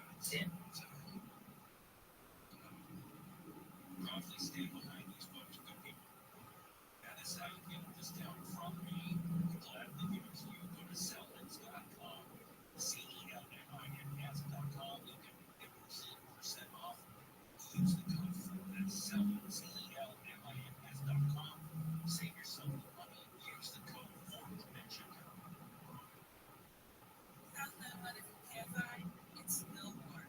Temperatures in the mid-70s at the beaches, mid-80s inland for Metro LA and Orange County, around 90 in the valleys to high 90s to triple digits for the Inland Empire and the high deserts.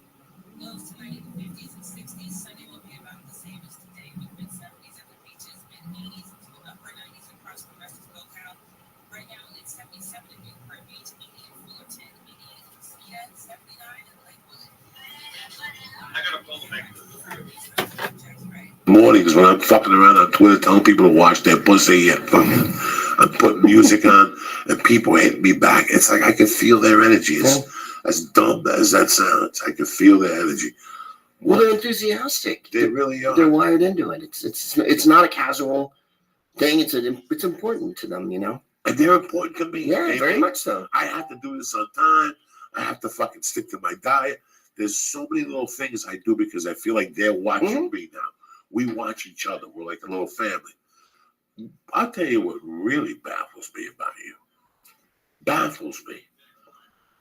With all the schmucks, and we're going to get a laugh out of this, you're with a regular mid-sized agency.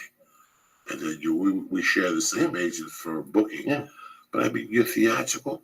I thought you were CAA. I thought you had Jack Nicholson's manager who drove you to fucking breakfast every day. I thought that people lit your cigarettes. I'm not in that game as much as I used to be. It's amazing. I can't. I figured you for a CAA guy. I had big agencies in the past, but then some of them have let me go, and I've let other of them go, and I never seem to see eye to eye with them. I remember being with one agency once, and I booked 2 sitcoms in 1 week. I had to turn one down to do the other, and I went into the meet, talked to my agent at the time, and she went, "What are we gonna do with you?" And I went, "I'm sorry, what do you mean?" And she goes, "Well, we got to think out of the box for you." I went, "I just booked 2 fucking sitcoms this week." And she's like, "Yeah, but you're crazy. You're odd." Yeah, I mean, like you're talking to the wrong person here. If I hadn't booked 2 things, then you could say this to me, like you're hard to cast. When you book 2 things in a week, you're not hard to cast.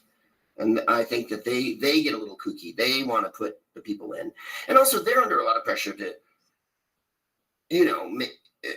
provide the people that they think, that the people want, and da-da-da-da.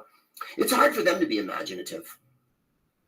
You know what I mean? It's not in their 2015. It hurts my fucking soul when people don't think outside the box, whether it's fucking comedy or even open up their eyes. When I talk to a club about podcasting and they look at me with 3 eyes. What is it? Guess what? I don't even want to deal with them in the stand-up venue because you're fucking gone. You're on another planet. Right. You don't know what's happening. And you know what? These are the guys you do, and this is why you do what you do. And I get it. And I'll never contact you again. I'll tell my agent never to bother you again. But that's how I feel about it. We've had this. We were doing the podcast, and when I went to the manager and goes, "Hey, can you lower the lights?" They looked at me like I had 3 heads. What are you talking? And then she turned around and she kept telling the story. And I'm like, oh my God, this is just so wrong. I've gone into so many comedy clubs where you go and the comedy club owner might be a scumbag, but at the end of the day, he's a fan. And he watches 2 of your sets and he laughs and he brings one of his friends to watch it. And it's a better feeling than dealing with somebody who gives you a big paycheck. But treats you like a fucking drone. Yeah, he's just a fucking jerk off. Right. What do you mean you want the lights low? This is how we always have them. Yeah. Because I want it different from my show. Right. Well, no. Because no. And it's amazing that they look at you with that look of fucking. Oh, you're prima donna. Right. Now you're a prima donna or whatever. Demanding. You wanted a table. And we just see it different. We know what we want. We know what works for us. Look, I need a table when I go in and a chair and 2 microphones. I make it very clear. I email them. If there's a tech person, I email the tech person. And then sometimes you come in and nothing's there when you walk in. And you're like, and they go, what did you need a table? And I've stopped doing that. Like I won't do that anymore. I don't throw a fit or anything. Last week they weren't ready technically for me. And I just calmly sat and then it all got sorted out by showtime and it was okay. You can't lose your shit. But I really, at one point I sent out a giant email to everyone that I was going to work for and went, I get this many listeners a week. This is my job. I know to you it's just another fucking comedy night or whatever. But when I come in, please have the table ready when I come in for the sound check. Have the mics set up. Don't just fucking be like, oh yeah, we got to get another mic for you. No, you knew that for fucking a month, 2 months before I got there. Lee, this sound familiar? Right. I mean, this is a constant struggle. When you get there, right? When you get there. And then they go, we don't have a jack that goes in the thing. And you're like, fuck you. I asked for a table mic. I asked for this. I don't ask for a lot. I didn't ask for a buffet. I didn't ask for special treatment. I wanted someone to be there an hour and a half before the show so I could fucking go test. It's amazing how many comedy clubs supposedly don't have mics or cords. I have everything now. And it sometimes it's a pain in the ass. Like if it's in Los Angeles, it's in my car. But a couple of times I've had to bring it on a plane, and it's a pain in the ass to get through security. Yeah. But at a certain point, you don't want to have to deal with it. You don't want to have to. But why don't they have mics and cords? And why don't they have a computer that in their sound bay that they can record the show on? No, they should. But they don't. Most of them don't. Even now, don't. And how many people are doing podcasts on the road? All of us. Right. And one time, I forget where it was, I almost had to take a cab to a Best Buy to get a cable. Right. And luckily they got it figured out. But it was just, it's amazing that I just do it now. And they might have it now. They might have it, but it makes it less stressful for me just to bring it. How about we can't play an iPod or.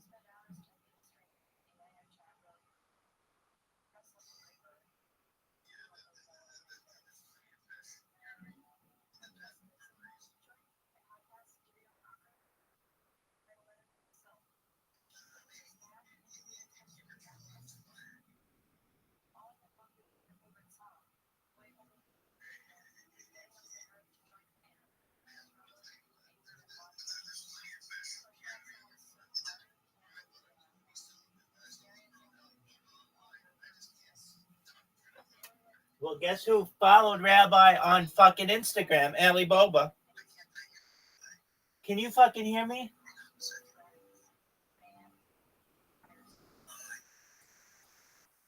Alibaba followed me on Instagram. Did you hear me? Alibaba followed me on Instagram. It's currently my claim to fame.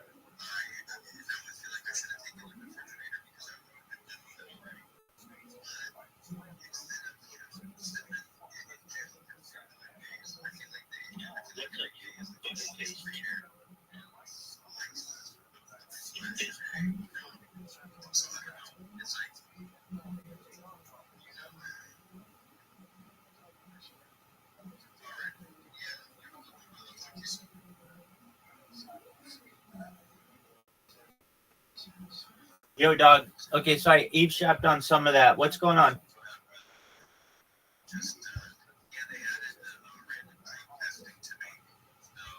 That's no big deal.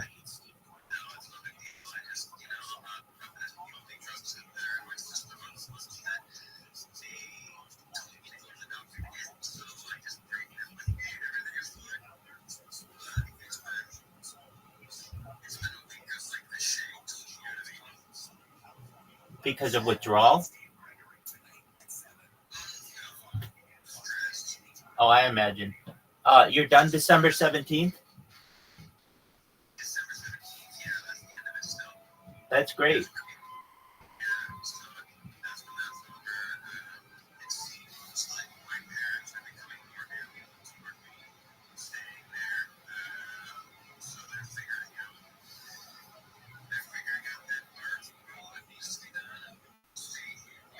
Excellent. Do they have an extra room you can use?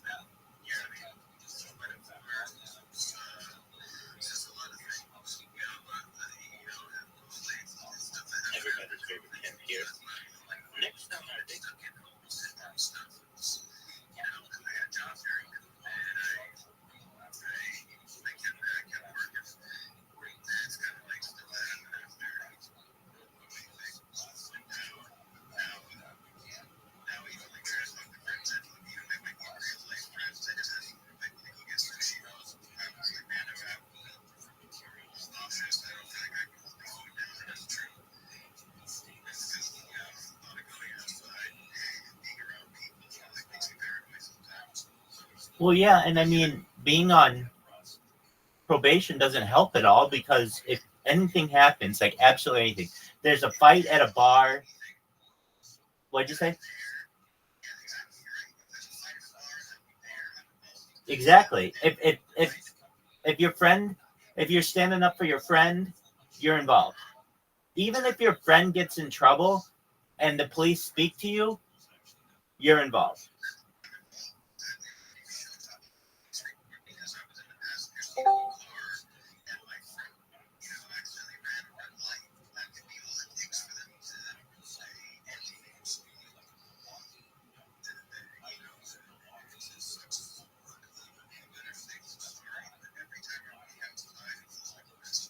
Oh, definitely. Oh,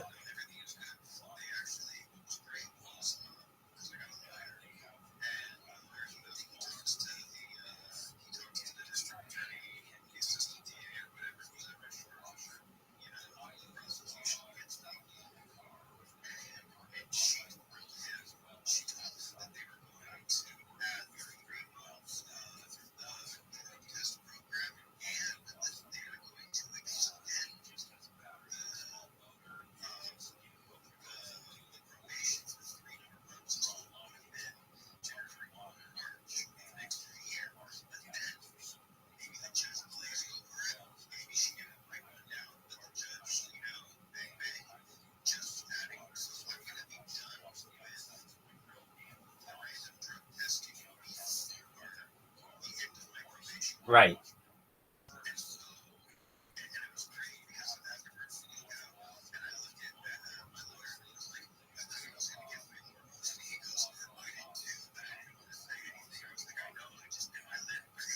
There you go.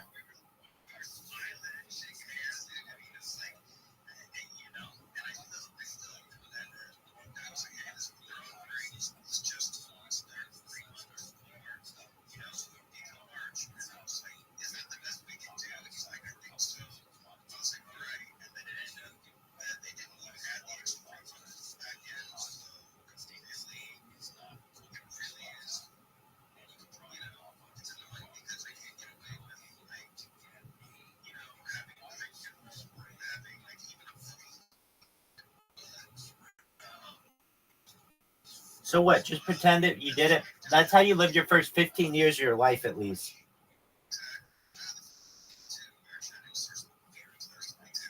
Yeah, but you probably had a drink before then, didn't you? Okay, well, just live your life as cleanly as possible. And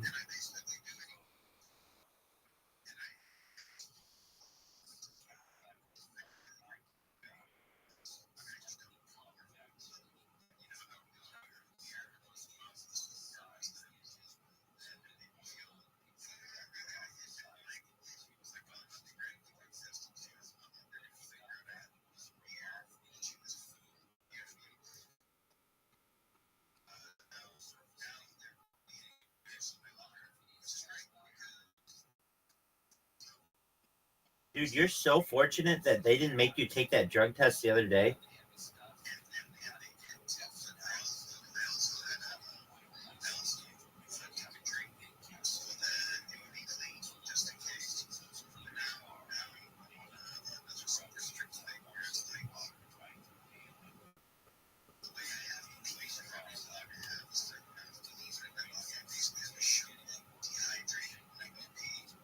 Oh, okay.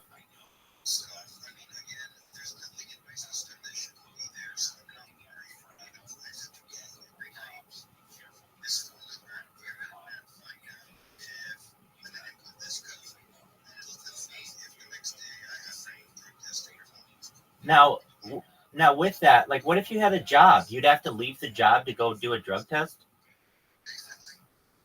So they just don't give a flying fuck.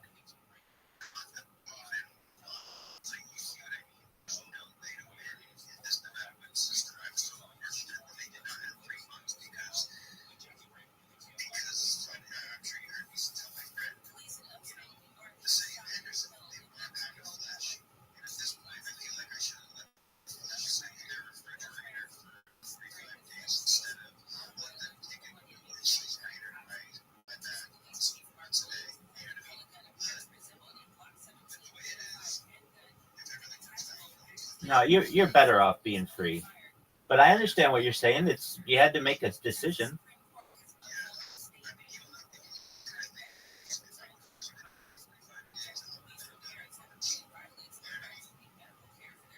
Wait, you mean you would have been? Wouldn't you would have just been done? Wait, but not done in March.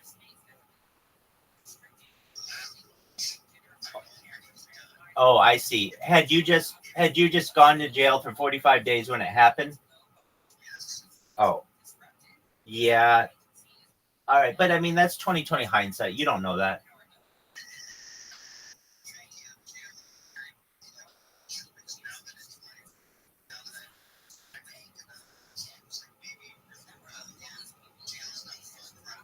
Dog, you say that now until they're threatening your life.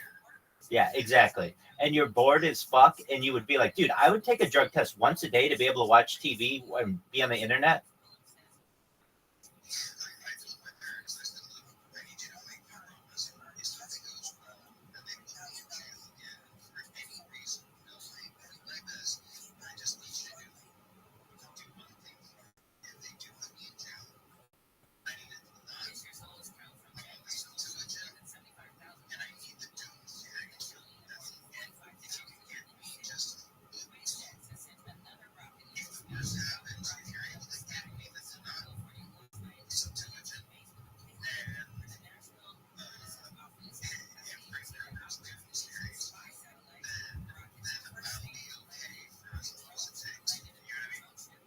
Yeah, I mean, those books would take you a long time to get through, more than 45 days, most likely. Uh, eh, if your parents take you in, is there? Do they have like a guest room? Do you think they'll let you use it?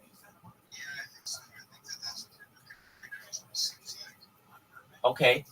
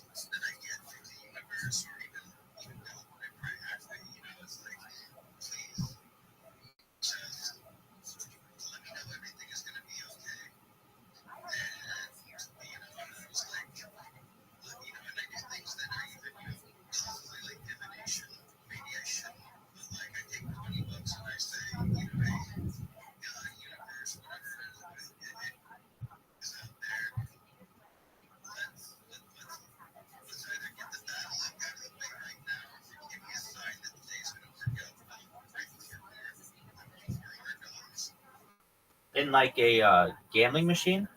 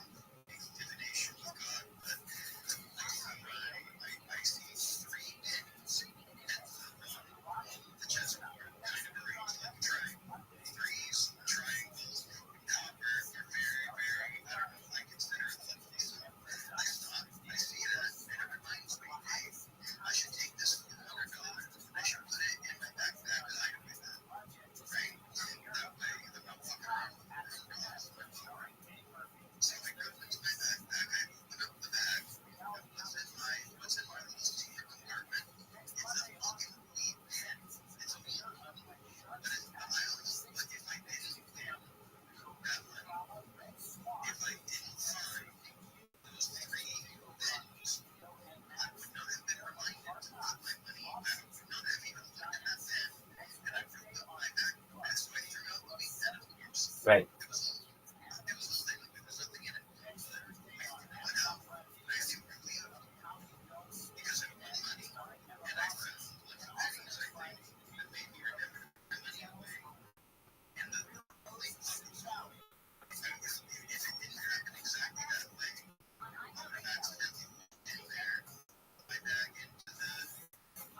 machine.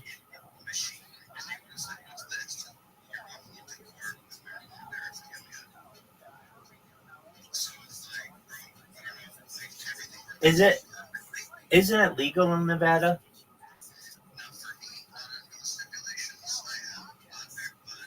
Hold on, let's talk about that. Let's argue that one. It doesn't say you can't be in possession of marijuana. It just says that it can't be in your system.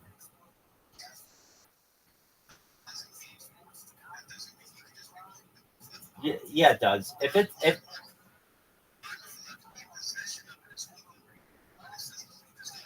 oh, okay, wait, that's a different story then.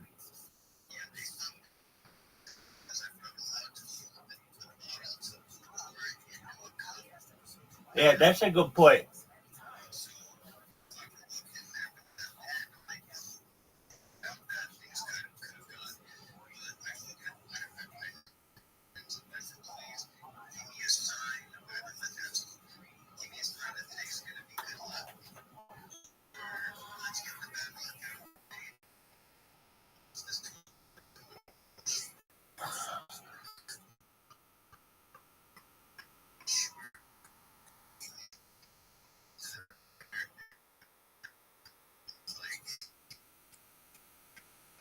Well, that's good. Definitely. All right. So December 17th, you got to. So you're thinking about moving in with your parents, perhaps starting August 1st. Okay.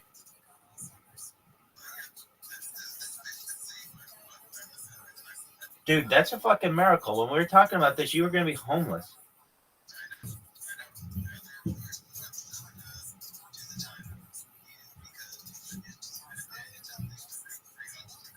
Exactly. Let me ask you this question. I was in the. Do you know who Ass Munch is? Exactly. So it's very cool. I love that thing. All right. So we were discussing last night. What up? How are you? How you doing, Bitcoin Kyle Chandler?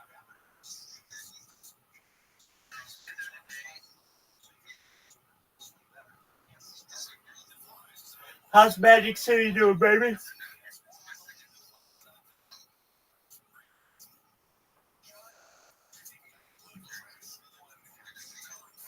How are Mickey and Minnie? Yes.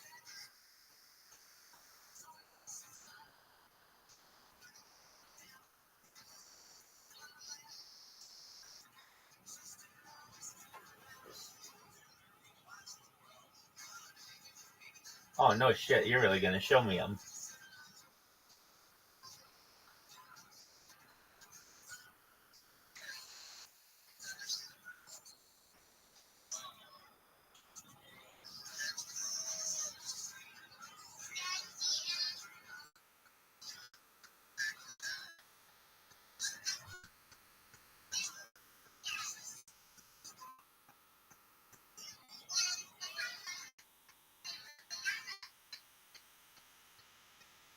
Very cool.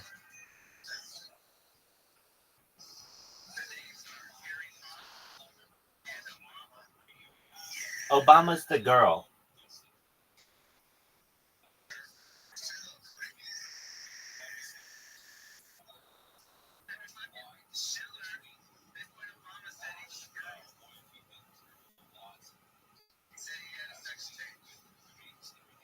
Well, according to the state of California, Rabbi's a girl, so if I can do it, Schiller can do it.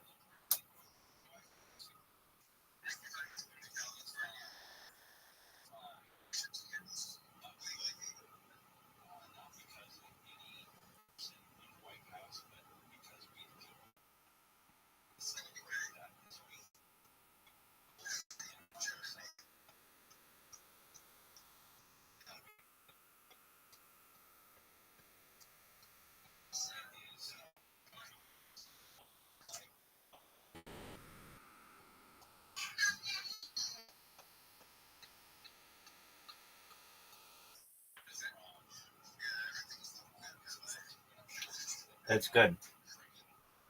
That's very, very good.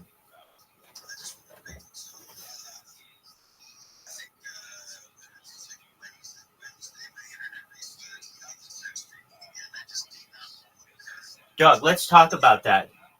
You have Spectrum, right?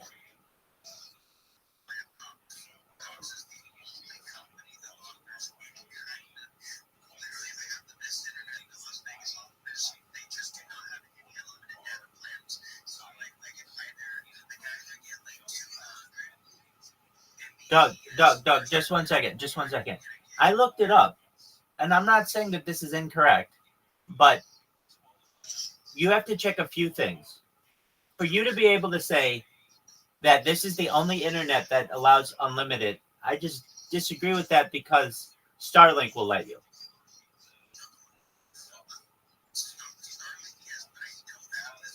I understand that. But I am just retorting your argument. All right. So after that, there were some others that. Go ahead. Fast doesn't really fucking matter. No. The normal data that you are using is just like streaming. That's no, you're not running like a business, and unless you're like really into gaming and you're lag, you're gonna be fine with just the standard stream. What you want, it's less about quality and it's more about quantity. If you're gonna live stream your life, you have to understand this. Caspian Sea, in the future, you'll be able to take a link and put it into a generator that will take whatever the video is and make it 8K.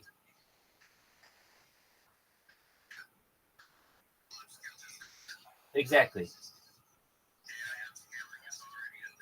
You're exactly right. And the AI editing and the use of augmented reality. I mean, like, we're just at the very start of this. So it's much better to say, fuck my quality of my stream. So what if it's only 720p or whatever? I can stream as much as I want for as long as I want.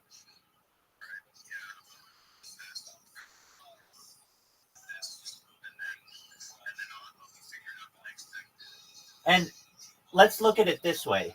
Let's say you do really well streaming on just the unlimited plan. You can always upgrade it to Starlink or whatever the fuck else you want when you have the finances. All right. Well, then, when it comes to your streaming, because like I looked at this and I understand what you're saying.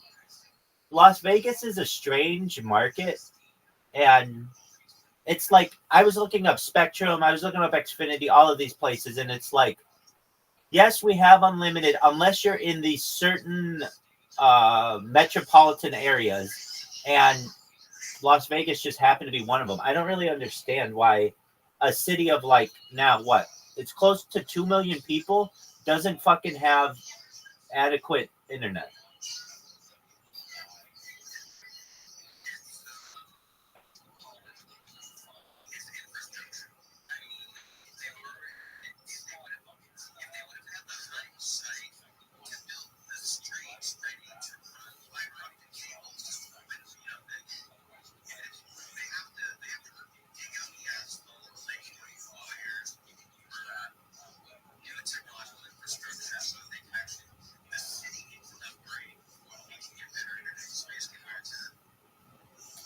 Well, I just know that it's in your best interest to have unlimited internet.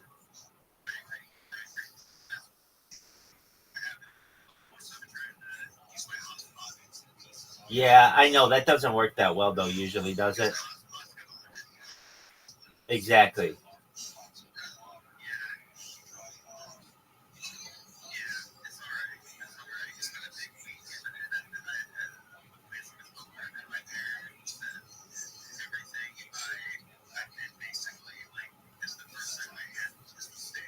Doug, why don't you just have that little robot going though?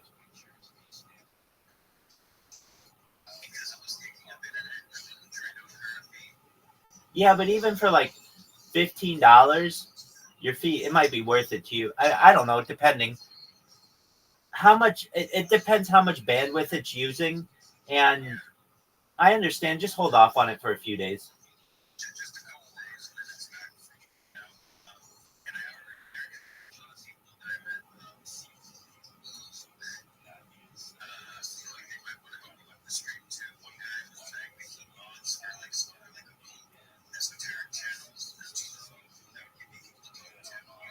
Yeah.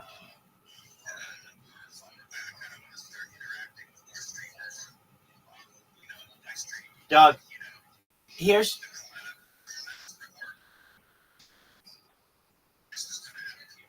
you're right on that. Dude, okay, a couple things that I've discovered while you have been gone, particularly when it comes to viewer counts, all these motherfuckers are view botting. So the first piece of advice I would give you is learn how to view bot, but get this, it's not that hard. I thought it was like really, really fucking complicated and really expensive, but I was reading how to do it, and I actually downloaded the program to do it. Okay, so basically all you have to do is download this code that you can get on Reddit and put in your channel. So Caspian C would be your channel. And then you take that, like it's a notepad document, and you open it in Chrome. And what it does is it creates what's called a headless browser. And it's like, okay, what the fuck is a headless browser?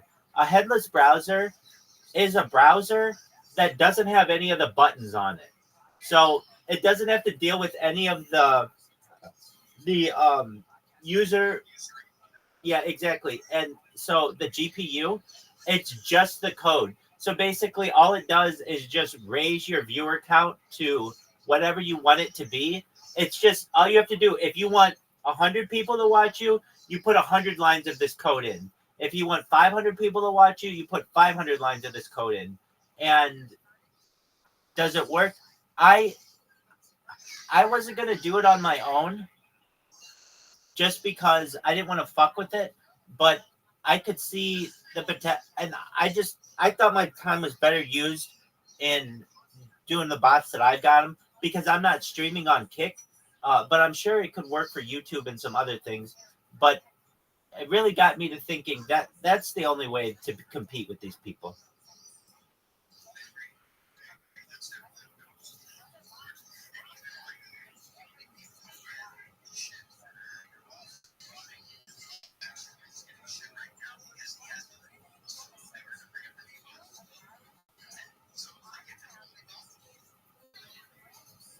If it's what kind of bots?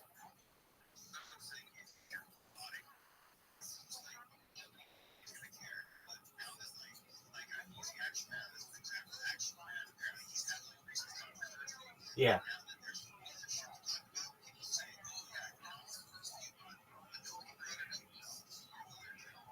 Dude, I have every single person is doing it, and now I've gotten to point to like, I mean, I have data on it. I have recordings of it.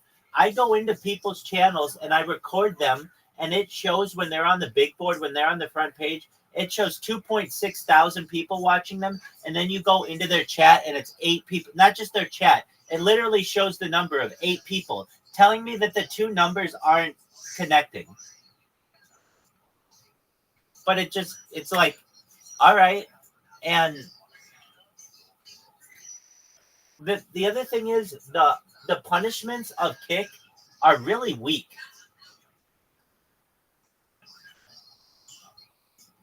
Meaning, like, they'll be like, oh, you can't view bot, blah, blah, blah, blah, blah. You're going to be banned for it. And then they'll let you back the next week.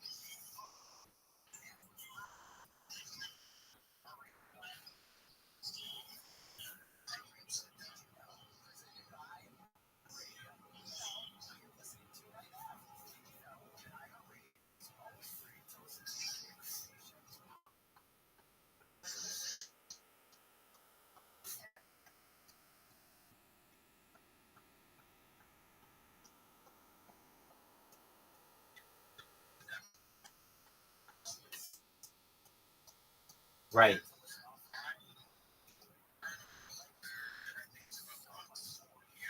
It's really unfortunate. And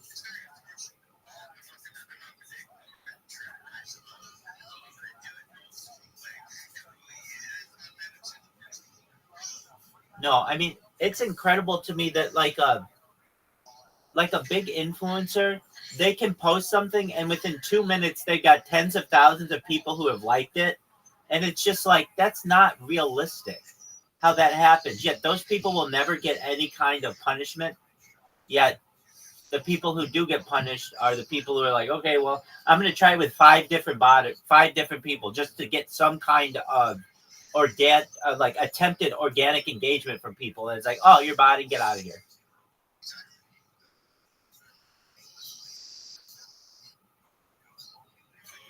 Well, people are starting to talk about it more and more. I see on the Reddit. I'm on the Reddit Kick and Reddit Kick streaming subreddits, and this is like a classic thing. Somebody will be like, yeah, I'm a new streamer or I'm a new viewer, and I have been on Kick for 3 months. And I'm noticing that there are some disparities when it comes to the views that I'm seeing. I'm only able to get 1 or 2 people to view me at a given time, yet I see people with 5,000 people getting viewed, and this just doesn't seem accurate because their chat is as active as my chat. Can someone please explain? And the people just come in and say, yeah, they're view botted. And it's like, oh, okay, they're view botted. I mean, what the fuck? There's another guy, you may know him at this point. His name is Ori, Ouri. And he's a cool guy. He drinks more beer on stream, I think, than anybody on Kick. He'll drink like a pack of beer, 24 fucking beers in like a sitting. And he's really, really thin. Anyway, this motherfucker, I've been watching his numbers especially because he'll have like a chat where he has like 260 people watching him, and then he'll shut down that stream and start up a new stream, and he'll have 4.6 thousand people watching him. And it's like, dog, how did you just pick up like 4,000 viewers like instantly? And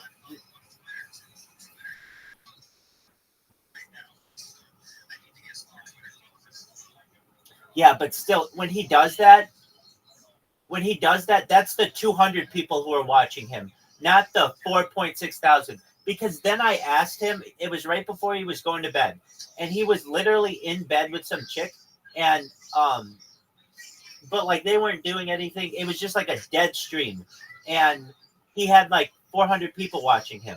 And I'm like, dude, how is it possible that you have 400 people watching you, and you're not doing anything? And he's like, it's what everybody's doing. It's just view bots.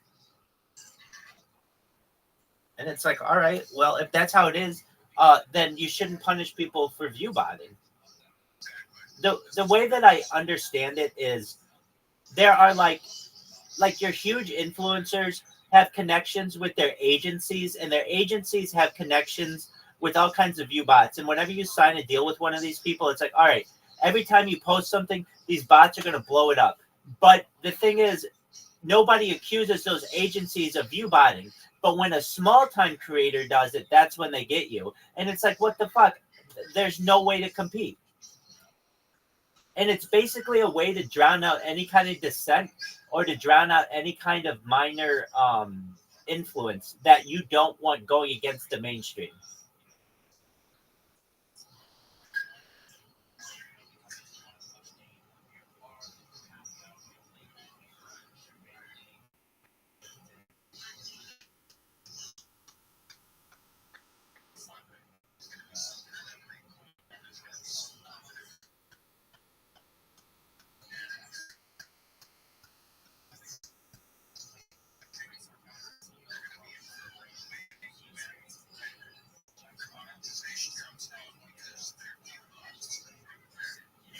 Right.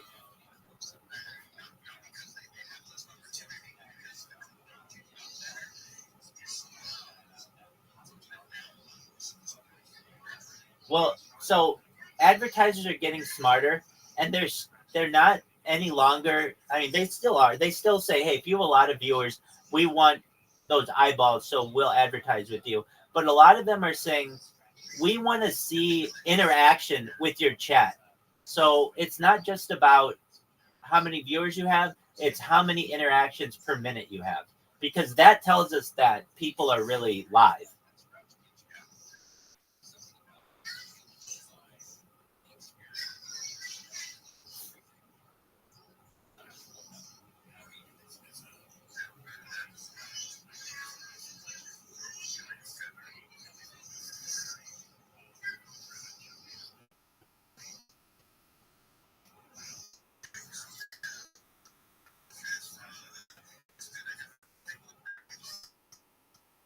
Yeah. So I can send you a link to it. Now it's like, does it still work? I don't know. But I think it's how people are doing this. There's just no other way that Amaranth can sit there with an empty chair and always have 4,000 viewers. There's just no way. Nobody cares about your puppies. Like literally, no one fucking cares. So whenever I watch her, and the interesting thing is she never has like 25 viewers. It's never like, oh shit, it's the middle of the fucking night and we have a downturn in like the people view. Nope, it's always 4,000 people or 2,000 people. You can also tell she does not fear because she has a contract like the other people fear. The other people are like, oh, I can't have my face not on camera or I have to be in my chair. She goes and does whatever the fuck she wants, which is totally her prerogative. I'm not saying she's bad because of it. I'm saying that it's just unfair to other creators.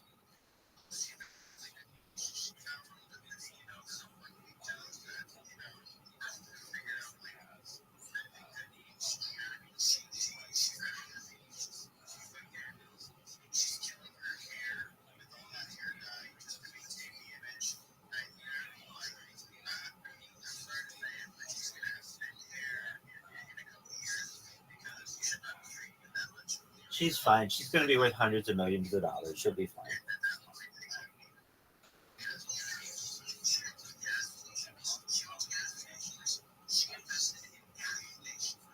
Oh, that's what she did?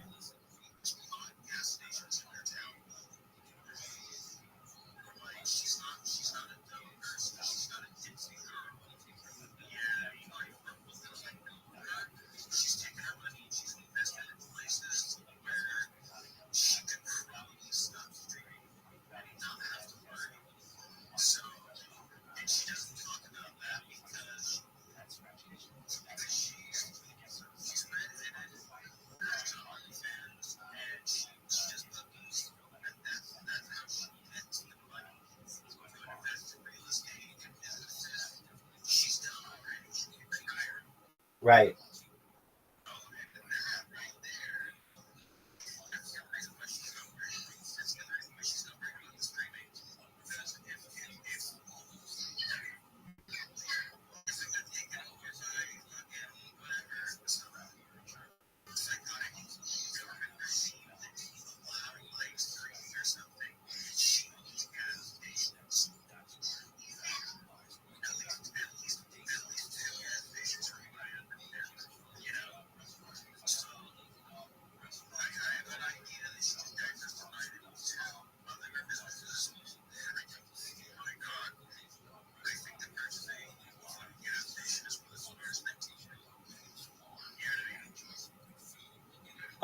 Actually, I think it's not that good long term.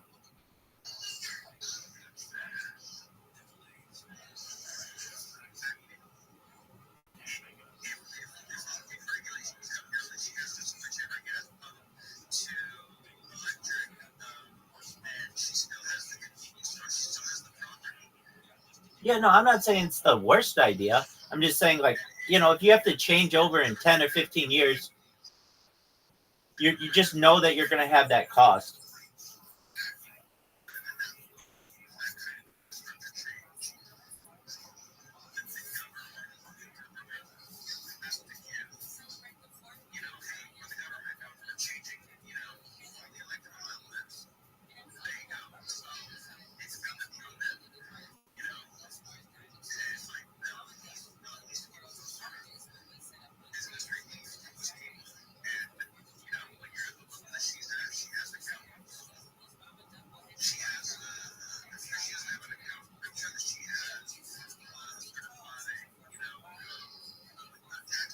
She has a CPA.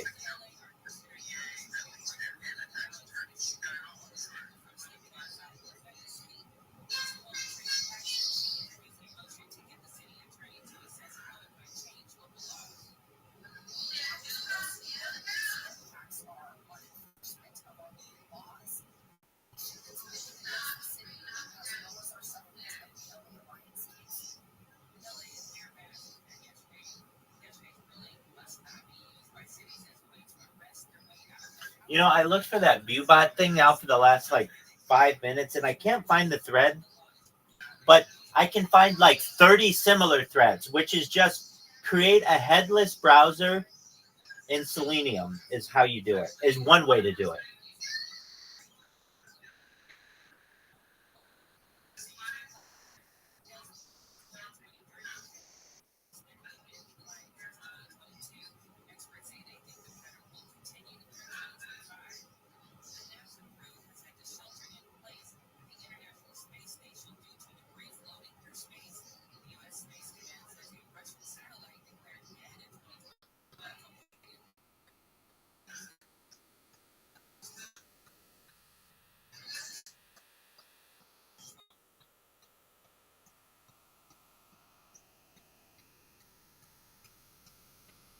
Hey, did you watch the debate?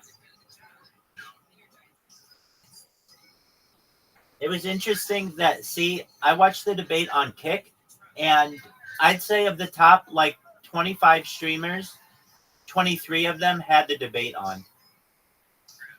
Yeah, it was every single fucking thing on Kick was the debate.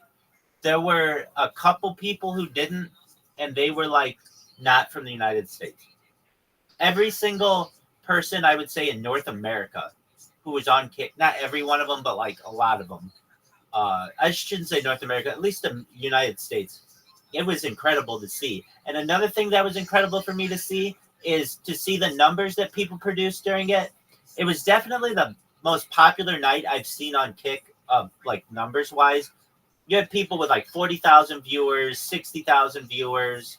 But then it's interesting. It goes like 60,000, 40,000, 20,000, 2,000, 800. It's like, but they're all watching the same fucking thing. Why is it that one is like 3 of them are more popular than any of the others? Literally, the content is the same. It was a very good test to just see, like, if all content is the same, essentially, who's got these view bots going?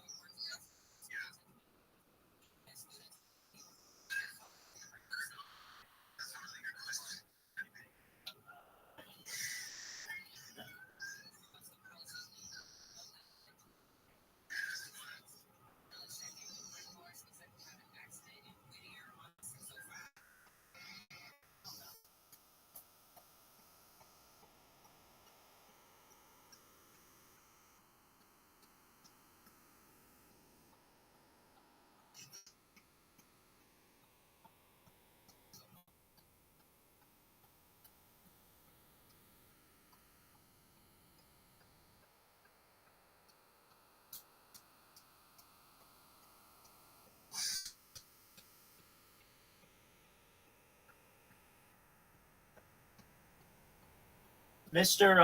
Assmunch said that I had a very good idea with doing these shout outs for people because, and like you see, fucking Ali Boba would have no fucking clue who I am. But at least she follows me now. And every fucking time I do a post, she sees that shit.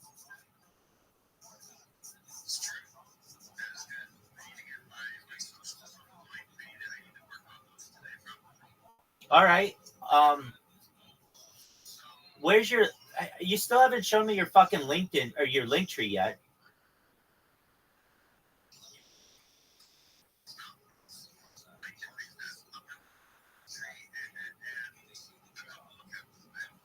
Okay.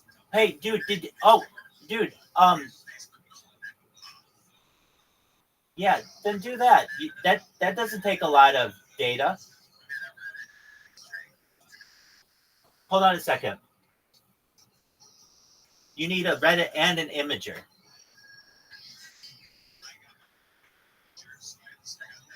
That's very good.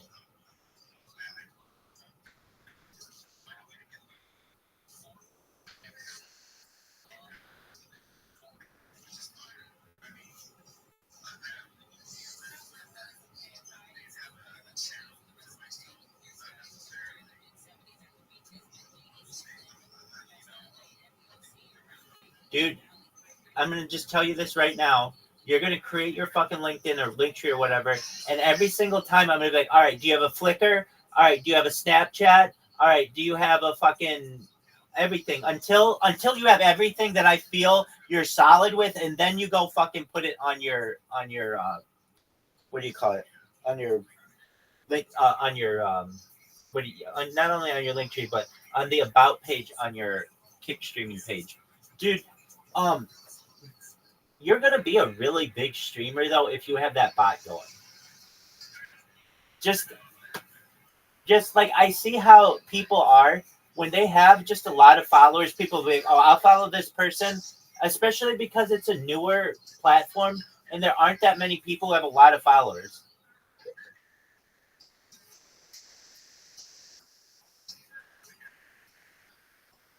Well, okay, go work on your fucking social media, and I'm gonna listen to Joey Diaz. Like if you saw a bigger person, I smile. that's it. Sometimes a wink is as good as a nod to a blind horse. No, you smile. Sometimes people are embarrassed. Yeah. You know, sometimes people. I don't want to embarrass her. But if you see her a couple times, then say something. Wait till she's there 2 or 3 weeks. Okay. Maybe she quits. Then fuck her. You know. But if you see her 2 or 3 weeks, go up to her and say, "You're a bad motherfucker. I see you. If I wasn't fucking hooked up, I'd bite that fucking leg. Look at it hanging over the fucking pant." What? There was Zumba today at the gym. Come on. Oh my God, they were going crazy. It was like a bunch of middle-aged Mexican women, and they were doing the. They go fucking bananas. Oh. Mexicans love Zumba. I told Paula we should do it. I think they have a weekend Zumba class. I tell you what, I went to Tuesday mornings if I don't have anything. Terry drops Mercy off at school, and then I meet her at the Y during yoga class. I wave at her. She's in yoga class, and I go do my little workout. Right. And then she goes to Zumba class, and I had my earphones on, so I couldn't really hear what the fuck she was doing. You know, I couldn't really hear nothing. I was hearing my own music. Right. And something happened. I went to drink water, and I could hear her Zumba class. It was alive. It's not Zumba. It's like hip hop with Zumba. Right. Tell you what, man, my wife goes twice a week. She's already lost like 8 pounds in 2 weeks. Oh, wow. Yeah, they don't fuck around in there. They don't fuck around. You know, that burns a lot of calories. Supposedly. It has to, yeah. You should go in there and Zumba. Take a star of debt. Oh, my God, What no. is that? Zumba. You'll fucking Zumba your way into fucking skaters. I'll even take a Zumba with you. Rabbi Go in there, play a little fucking hip hop, jump up and down. We should set these And cameras up. and after we work out, I take her to lunch. So it's nice. We go for a healthy lunch. It's fucking That's what we great, did man. today. Yeah. Nice little Tuesday afternoon date before I go to What fucking up, Cleveland. you I'm excited about going to Cleveland. Everybody. The only thing is already people hitting me Next up on about the going to big get board, pastrami on Friday and going to get corned beef. I can't eat fucking shit during Lent on fucking Fridays. I gotta stick to seafood. Oh, you do that? What are you giving up for lunch? I gave up pasta and white bread. That's I had to give up anyway. Yeah. I just put whole wheat and I don't taste the difference. Yeah, you were saying there's a lot of carbs in it? Because I had it last night and I didn't know there were a lot. Just as many as whole wheat, but the whole wheat has more fiber. You know, the pasta just sits in your fucking stomach at night. The whole wheat at least pushes that fucking all that dead stuff out of your moufleur. I took some good In the mushroom Discord. poops, apparently. Everybody You don't knows wanna eat, that we Tim should eat Cook a little sucks. piece of mushroom. What do you think? Tim Well, Cook Out of respect. sucks. I would, but I'm worried because I'm feeling the star right now. Do you think it's a I had to waste? press it twice, Fuck dude. no. You're like, You feel a Because I star. didn't feel the star on Monday. You didn't? No. So you went home and you didn't eat? I ate, but What'd you eat? not that much. That's the Remember stuff. when it was spinning? If you ate, that's the stuff. You don't get hungry on mushrooms? Fuck no. Pepper Ridge Farm remembers. Put some coffee Dude, in this look at their motherfucker. fucking Forget about a little coffee drink. Content Smoke a Central. few All cigarettes. there. Forget it. Can't Get all stop your the flying sports Jew. information It was so here. cool. It was No, fun. it's nice. Mushrooms are very nice. This kid knew what he was fucking It's doing. Jeff Knight. He really did, and I loved The him. only online He had a stars. beautiful. I mean, I had a great time talking to him. I gave him some hard candies. I know his name. Look I at just this don't want to about- rat him out. I love him to death. It's weird how much like If he's listening. drug The education ultimate online works. experience. Because like I've always thought mushrooms was like I would never do mushrooms or acid, and I had more fun on mushrooms than I do on these edibles. Please, that's what those mushrooms are for, dog. And you didn't put no music on. No, I See, watched Gabriel's special. So we should have got stoned to the gazills. We taken did. you home and turned the lights off. Oh, And we could listen to Pink Floyd fucking Animals from beginning to end. You would have been a different man. Once I put the lights on, an hour later, you just would have been sitting there going, I got it. In the Mission multiverse. fucking completed, Chubby. I love art. What's up, Lee, with your little Ninja Turtle shirt on Yeah. and shit? I like the Ninja Turtles. Anything else? no, I'm feeling We're good. in the I Yeah, they're I don't know, man. I'm fucked. I'm really fucking high. Are you really? Yeah. You're supposed to be high. It's Wednesday. It's a beautiful fucking Wednesday. Everybody's freezing. Everybody's looking like a fucking Eskimo. I got a pair of shorts on, a white t-shirt on with holes in it. Who's better than me? It's fucking 70 degrees out there. Great. Have you been to Cleveland before? The only Yeah, time I yeah. drove through once. A lot of Puerto Ricans in Cleveland. Really? One of the biggest Puerto Rican communities in the fucking country, bigger than the Bronx. Because during the 60s, the 50s, or 40s, I don't know, somebody correct me, a lot of the car dealers were there, the car manufacturers were there. Okay. So they went down to Puerto Rico to recruit. So it's got a, I didn't know, one time I was at the Cleveland Improv, maybe 1999, and that's when the calling card was big. And I walked over a couple blocks and bam, there I was in a Puerto Rican neighborhood buying a nickel bag and drinking a fucking Coco Rico. What are you, nuts or what? Dropping it. Shout out to Rabbi Rothschild. Stay by. Coco Rico. It's a little coconut carbonated soda they sell in New York and the Bronx. It's up the corner. Across the street, there's a Puerto Rican restaurant. Yeah. Called, what's it called? Mofongo? Mofongo. In there, they sell Coco Ricos. It's a little coconut carbonated water. Not bad. Puerto Ricans drink it up in the Bronx. I used to get in the bottle, rub it on your fucking face if you have a little cut or something. Just teasing. It's just fucking coconut soda. It's bad for you. Okay. But it's not bad. But yeah, it's got a nice Puerto Rican neighborhood. They got a nice pastrami place where people stand online on Friday. I've been there a couple times. Have you ever been to beef? A Browns game? It seems like it'd be really fun. No, I went to an Orioles game. Orioles. Well, Orioles is in Baltimore. Baltimore, whoever the fuck plays. Cleveland Indians. Indian game, because my friend used to be married her brother to what's his name's sister, the shortstop, the really good shortstops in the late 90s. So when I went one time, I went on his tickets. I went to a couple places. I like Cleveland. Yeah, they seem like it's a blue collar, real fucking city, man. Yeah, that's where I belong. I'm excited. I don't give a fuck. I haven't been. Last time I was there was right after the Longest Yard, and I ate dick. Really? I ate dick at the Improv for a week. I ate shit. Was it just people thinking you were going to do the Longest Yard stuff? What do you do for the Longest Yard? What do you want me to do? Imitate me fucking getting hit by fucking football players? I don't know. No, I don't know what they thought. I just didn't really have it together. I was still doing a lot of blow. I really didn't even know about headlining. I was just going up there and doing what I thought a headliner did. I mean, now I'm starting to finally get the fucking deal of it after 20 years, but I didn't really grasp it. Yeah. Until I took that 1 year and I went to see a bunch of headliners do their stuff. And Greg Giraldo and Patrice O'Neill, there was a couple guys that I watched do their hour. And not on a cable either, live. Okay. And I really learned how to headline. You know, there's some guys that really, really headline. And it's very interesting when you see a feature act and a headliner. There's times you go see a guy that's supposed to be headlining, and that was me in 2005. I was headlining the show, but I was not a headliner. There's a big fucking difference. I was a glorified feature act. I wasn't a black belt. I was a glorified purple belt. Oh, okay. But now I can headline with fucking, now I know how to do it. There's beats, there's sections, you know, the check comes, there's different things. A lot of guys don't like when the check gets dropped. Yeah. Because it takes your attention. I love that shit. I love running right through that shit. So everybody has their different taste. But I learned how to headline, you know. Right. I always run into comics and they tell me how they headline, and I look at them and I'm happy for them, and I'm hoping that they're learning. That's what they should be telling me. Hey man, I got a headlining gig, but I'm really learning how to headline. Rogan's a phenomenal headliner. A lot of people are great headliners, you know, and that's why you pay $35 because they're fucking headliners, you know. You pay $20 for me because I'm a middle of the road type motherfucker. You know what I'm saying? I'll still rock your world. I'll put a finger up your ass. I'll do it all. But what was I say to you? You know, I had a conversation with a few people on Facebook. I made some statements on Facebook. About what? When I was about 19, I knew these dudes, and they hijacked trucks. All right, I knew one of the guys, and he's in jail. He's probably out by now.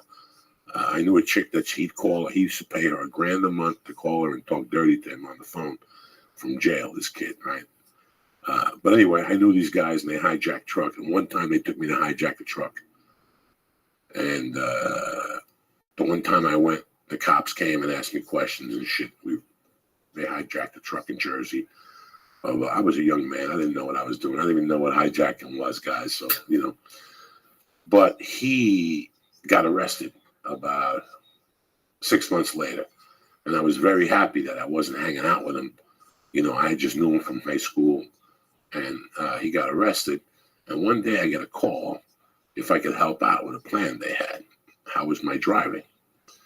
did I have any points on my license? Would I be interested in driving with them? They were doing something. And I asked what they were doing, and they said they were going to break this particular guy, Georgie, out of the fucking jail. But they were going to break him out through going to the hospital.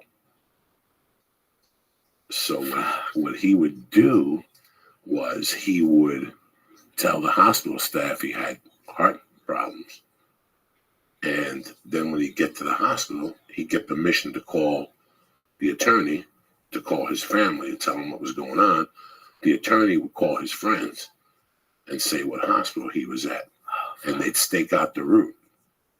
So he kept doing that, and I was getting wind because one of my friends was going to bust him out of fucking jail. This is how crazy this is. And you're like, yeah, let me drive. I forgot all about this till about a week ago. Oh my gosh. So everybody, Suge Knight keeps getting these fake heart attacks and all these things, and that's what Suge Knight is doing. So what you do is you go to the hospital and you fucking plan the route because he knows he's going to do life. He knows he's going to do life. Suge Knight is that crazy. Whatever. Let's say Suge Knight has $1 million in the bank. He's offering somebody right now $250,000 to bail him out, to pay him out, like to pay him out. So what you do is you go to the hospital, you get to the hospital, you call your attorney, and then tell your attorney what hospital you're in. So after like 2 or 3 times, the people who are going to break you out see the root of how the fuck. This is how crazy Suge Knight is. I'm telling you guys, he ain't got no fucking problems. You might be calling it right now. I'm calling you guys right now. I'm telling you right now, dog. You got to listen. I've always told you motherfuckers that there's people who think they're criminals and there's motherfucking criminals. And I see it coming a mile of fucking way. I may not know about how the moon or the stars, I may not know about animals and fucking galaxies and Buddhism, but I see a fucking, I know a rat when I fucking see one, okay? I don't know much about life, I'm telling you, but there's a certain fucking walk and talk that people do that lead you to keep watching him. And that's all he's doing right now. So they would get to the hospital, call the fucking attorney, tell him, and they would get the path back to see. What happened with this situation with my buddy was they were taking him to different hospitals. So you really couldn't get the route down. And then one time he went, but the guys fell. I don't know what the fuck happened. So just to let people know at home, sometimes see shit for what, now he's claiming that he's blind. He is. I don't fucking know. I don't believe, listen, Suge Knight is a desperate man, and people were desperate through desperate fucking things. So you smell it. You see the steps, people. You break the motherfucker down, and then you fucking take a guess at what he's going to do. And then you see him putting the pieces together, and boom, that's what he's going to fucking do. What do you think you're dealing with, guys? Some fucking novice? You think I'd have a podcast with the Flying Jew if I didn't know what the fuck I was talking about? Again, I don't know a lot about a lot of things. I don't know about chemistry. I don't know about geometry. But I know how to put a move together. You understand me? From fucking scratch all the way to the end. It's like a different version of that song from Animal House. What's that, brother? Like, I don't know much about dun dun dun. Like, someone should remix that, but with what you just said. Put your head back down, Lee. I don't know much. It's time for you to eat a mushroom. You want a mushroom or not? No. A piece? No. What the fuck? It's Wednesday. It's a beautiful day to be alive. You're lucky I don't have plans tonight. If not, we beat these fucking the whole thing this time. We go deep. How much did I have in like numbers? Do you know? You had a quarter. I gave you a quarter of that. I ate the whole thing, and the other piece fell on the floor. The other piece should be on the fucking floor. It's around here somewhere. Like a quarter of a gram, or just? No, look how small they are. They're very fucking small. Because I've always heard like it comes in grams. Right, it comes in grams and eighths, but I don't know how he broke it into. It's just a little fucking ball right there. It's like one of the cat foods. It looks like one of Dimmy's cat balls. Are you sure that's not somebody's like gum they spit out in a wrapper? No, it's not. I could tell what it fucking looks like. I've been doing this shit for years. You know how I knew? The wrapper. The wrapper is how I noticed. That's a unique wrapper. They don't make these no more. This is wax paper. This is old school. Nobody puts that shit in wax. I remember when Blow used to come in fucking wax paper. Really? Yeah. Come on, guy. Who the fuck? Anyway, that's where we're at. So don't believe the Suge Knight thing. That dumb motherfucker is trying to break out of one of those fucking LA County hospitals and shit. And he's probably going to try it. Do you think it's publicity for the movie? Or do you think he's really just... What movie? That's not his movie. He's not... But he was on it, wasn't he? No, that's not his movie. That's the other guys. He was on the set of the film, hanging out like a big guy. Oh, okay. I thought it was part of it. I thought he was part of it. No, what? Him running over somebody? You think that's publicity? That motherfucker's dead. That's murder where I come from, Lee. That's past fucking, that's a little too past for fucking publicity, running over somebody. That means you mean it, you know. You smack some reporter or something, or throw the camera on like Burt Reynolds did in The Longest Yard. You're 80, you're gonna push a fucking reporter. What's the matter with you? What publicity? There's no fucking publicity, you fucking dummy. You smack the fucking reporter. You know, publicity. You mean he's going to jail for life. That's it. He was on parole or probation. For That's the Cat Williams thing. For everything. For fucking everything he's done. Karma's a motherfucker, Lee. He knew Tupac was getting killed. He set that up. He killed that man. He killed that little fucking black kid in cold blood, man. That little kid didn't deserve that. He shot that boy in cold blood. And he's the one that set up the fucking robbery in New York to make it look like it was fucking Biggie Smalls and those guys. Come on, man. Fucking shame. Fucking shame. And that's what happens. That's the difference between being a criminal and trying to be a cute criminal. There's always people who try to be just a little fucking cuter than you. And those people always end up in the wrong side. Listen, if you're going to be a fucking criminal, there's a certain honor amongst thieves. You know, there's a certain fucking honor amongst thieves. You can't be robbing the thieves. That's why I got caught in the kidnapping, because I tried to be fucking cute. Same thing. I know when somebody's trying to be fucking cute, you know? Right. What do you think, cocksucker? I'm not thinking much right now. What are you going to eat tonight? That's not strong. I give you 25. No, God damn it, they're 125 milligrams. You said it on the Fighter and the Kid, and I've seen all the rappers. No. You said yesterday they were putting fake stickers on. I put fake stickers on there to fucking scare people, to scare fucking Gentiles. You're my brother. Why would I give you 125 fucking milligrams? Because you like seeing what happens? No. Do you see that thing someone put up to us on Facebook? That like San Antonio Police Department got those. Like they like found a shipment on a train, and they said they were trying to market it to kids. Who? The gummies, like the San Antonio Police Department, the Anarchy gummies. Listen, Anarchy gummy. That guy's this edible is so fucking tremendous. Oh, I know, but peanut butter cookies I are was saying how fucking great. stupid they were. The fucking brownies fucking tremendous. The Rice Krispie treat is tremendous. You don't need to give the fucking kids. No. I was saying how stupid the police department was. Yeah, well, San Antonio, you know, they're sitting there waiting for something to fucking happen. Last thing that happened there was the Alamo. You know, that's the last action that happened there. What the fuck? So they find this shit. Oh, they're peddling at the kids. Nobody's peddling at the kids. Peddling at the kids is when you give an edible to an elephant or a fucking a Ninja Turtle. If you got a Ninja Turtle eating a fucking Star of Death, then you're peddling at the fucking kids. You're peddling that shit to adults. There's nothing about kids on there. It even says, let me tell you what it says right here. See? It says 25 milligrams THC. 125 milligrams. 75 milligrams THC per package. 125. Keep refrigerated. Sugar, gelatin, food, color, flavoring, cannabis oil. Home of the Red Star candies since 2007. All right. Then it says warnings. Keep out of reach of kids. These little dumb fucks will die. No, it's cannabis edibles may cause drowsiness. Alcohol may intensify the effect. Do not drive or operate heavy machinery in compliance with California Prop 315, whatever. Not for resale. So I couldn't resell it to you. You see? No, dog. These are good people. All they're trying to do, man, is get their product. They make really good edibles. Yeah, they fucking do. Yeah, they do. But I mean, listen. For some reason, I've always lucked out and got really good edibles. I don't eat nothing that's cactus. You know that. Yeah. I got the fucking bang. I got the this, Chiba Chew, the cookies and the little chocolates, which I got some today. Okay. For the plane ride tomorrow. I'm gonna drop one of those fucking brownies on that flight. I'm gonna close my eyes. Were you high for that entire time when you were stuck there for 9 hours? I dropped 3 stars. Oh. I had 3 stars left. I didn't know. And I dropped them. What did you do for the 9 hours? I got to the airport and I was okay. I had some breakfast. I had some oatmeal. And then I dropped the first 2 stars because I had a funny feeling the flight was going to be delayed. Not to mention I smoked some really good herb before I got in the car. So by the time I got to the airport, I was already chizzed. And then once the first delay was when I popped the 2nd star. By lunchtime, I was gone. But then I found Ricky Rockman, who's the drummer for Poison. Okay. You know, he's good friends with Eddie Bravo and Salami. He's a jiu-jitsu guy. He trains at Street Sports in Santa Monica. And I told him it was the anniversary. I go, I don't know if we met before. I go, no, we met before.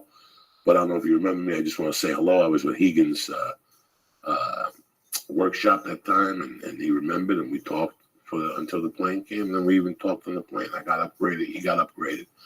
And we just made the afternoon go by a little easier. It was a pregnant chick we sat with that was really cute. But you weren't really freaking out being so high? Not at all. Why? Listen, there's nothing. 20 years ago, who were you going to get mad at? The snow, the tire? Who am I going to get mad at? No, not mad at, but you were so high. That's perfect. At least I'm not straight in the fucking airport, walking around like the rest of these fucking zombies. I'd rather be gazilled in an airport. Prepared. You gotta be prepared. And I was prepared. They told me it was gonna snow on fucking Sunday. I said, you know what? What if I get stuck in a hotel room? I got no reefer, I got no edible. It's okay, you get stuck in an edible. You get stuck in a hotel room, but no reefer and edible. That's impossible. How could you survive? So I saved it for the Lord's Day, and there you have it. I'm very happy I did. I could have been a fucking gavone. You don't get nervous around TSA people? No, why should I get nervous? I'm just fucking taking care of myself. I'm not bothering nobody. I just get a little high before I get this. It's not like I'm at the airport giving out stars and yum-yums to fucking, which would be perfect. That'd be fun. Let me give some shout-outs here. That would be fucking fun, man. But no. You got to be prepared when you fly. A lot of people are never fucking prepared. Then they get pissed off. I got the book. I got the computer. I got the sleep apnea machine. I put the mask right on the fucking seat now.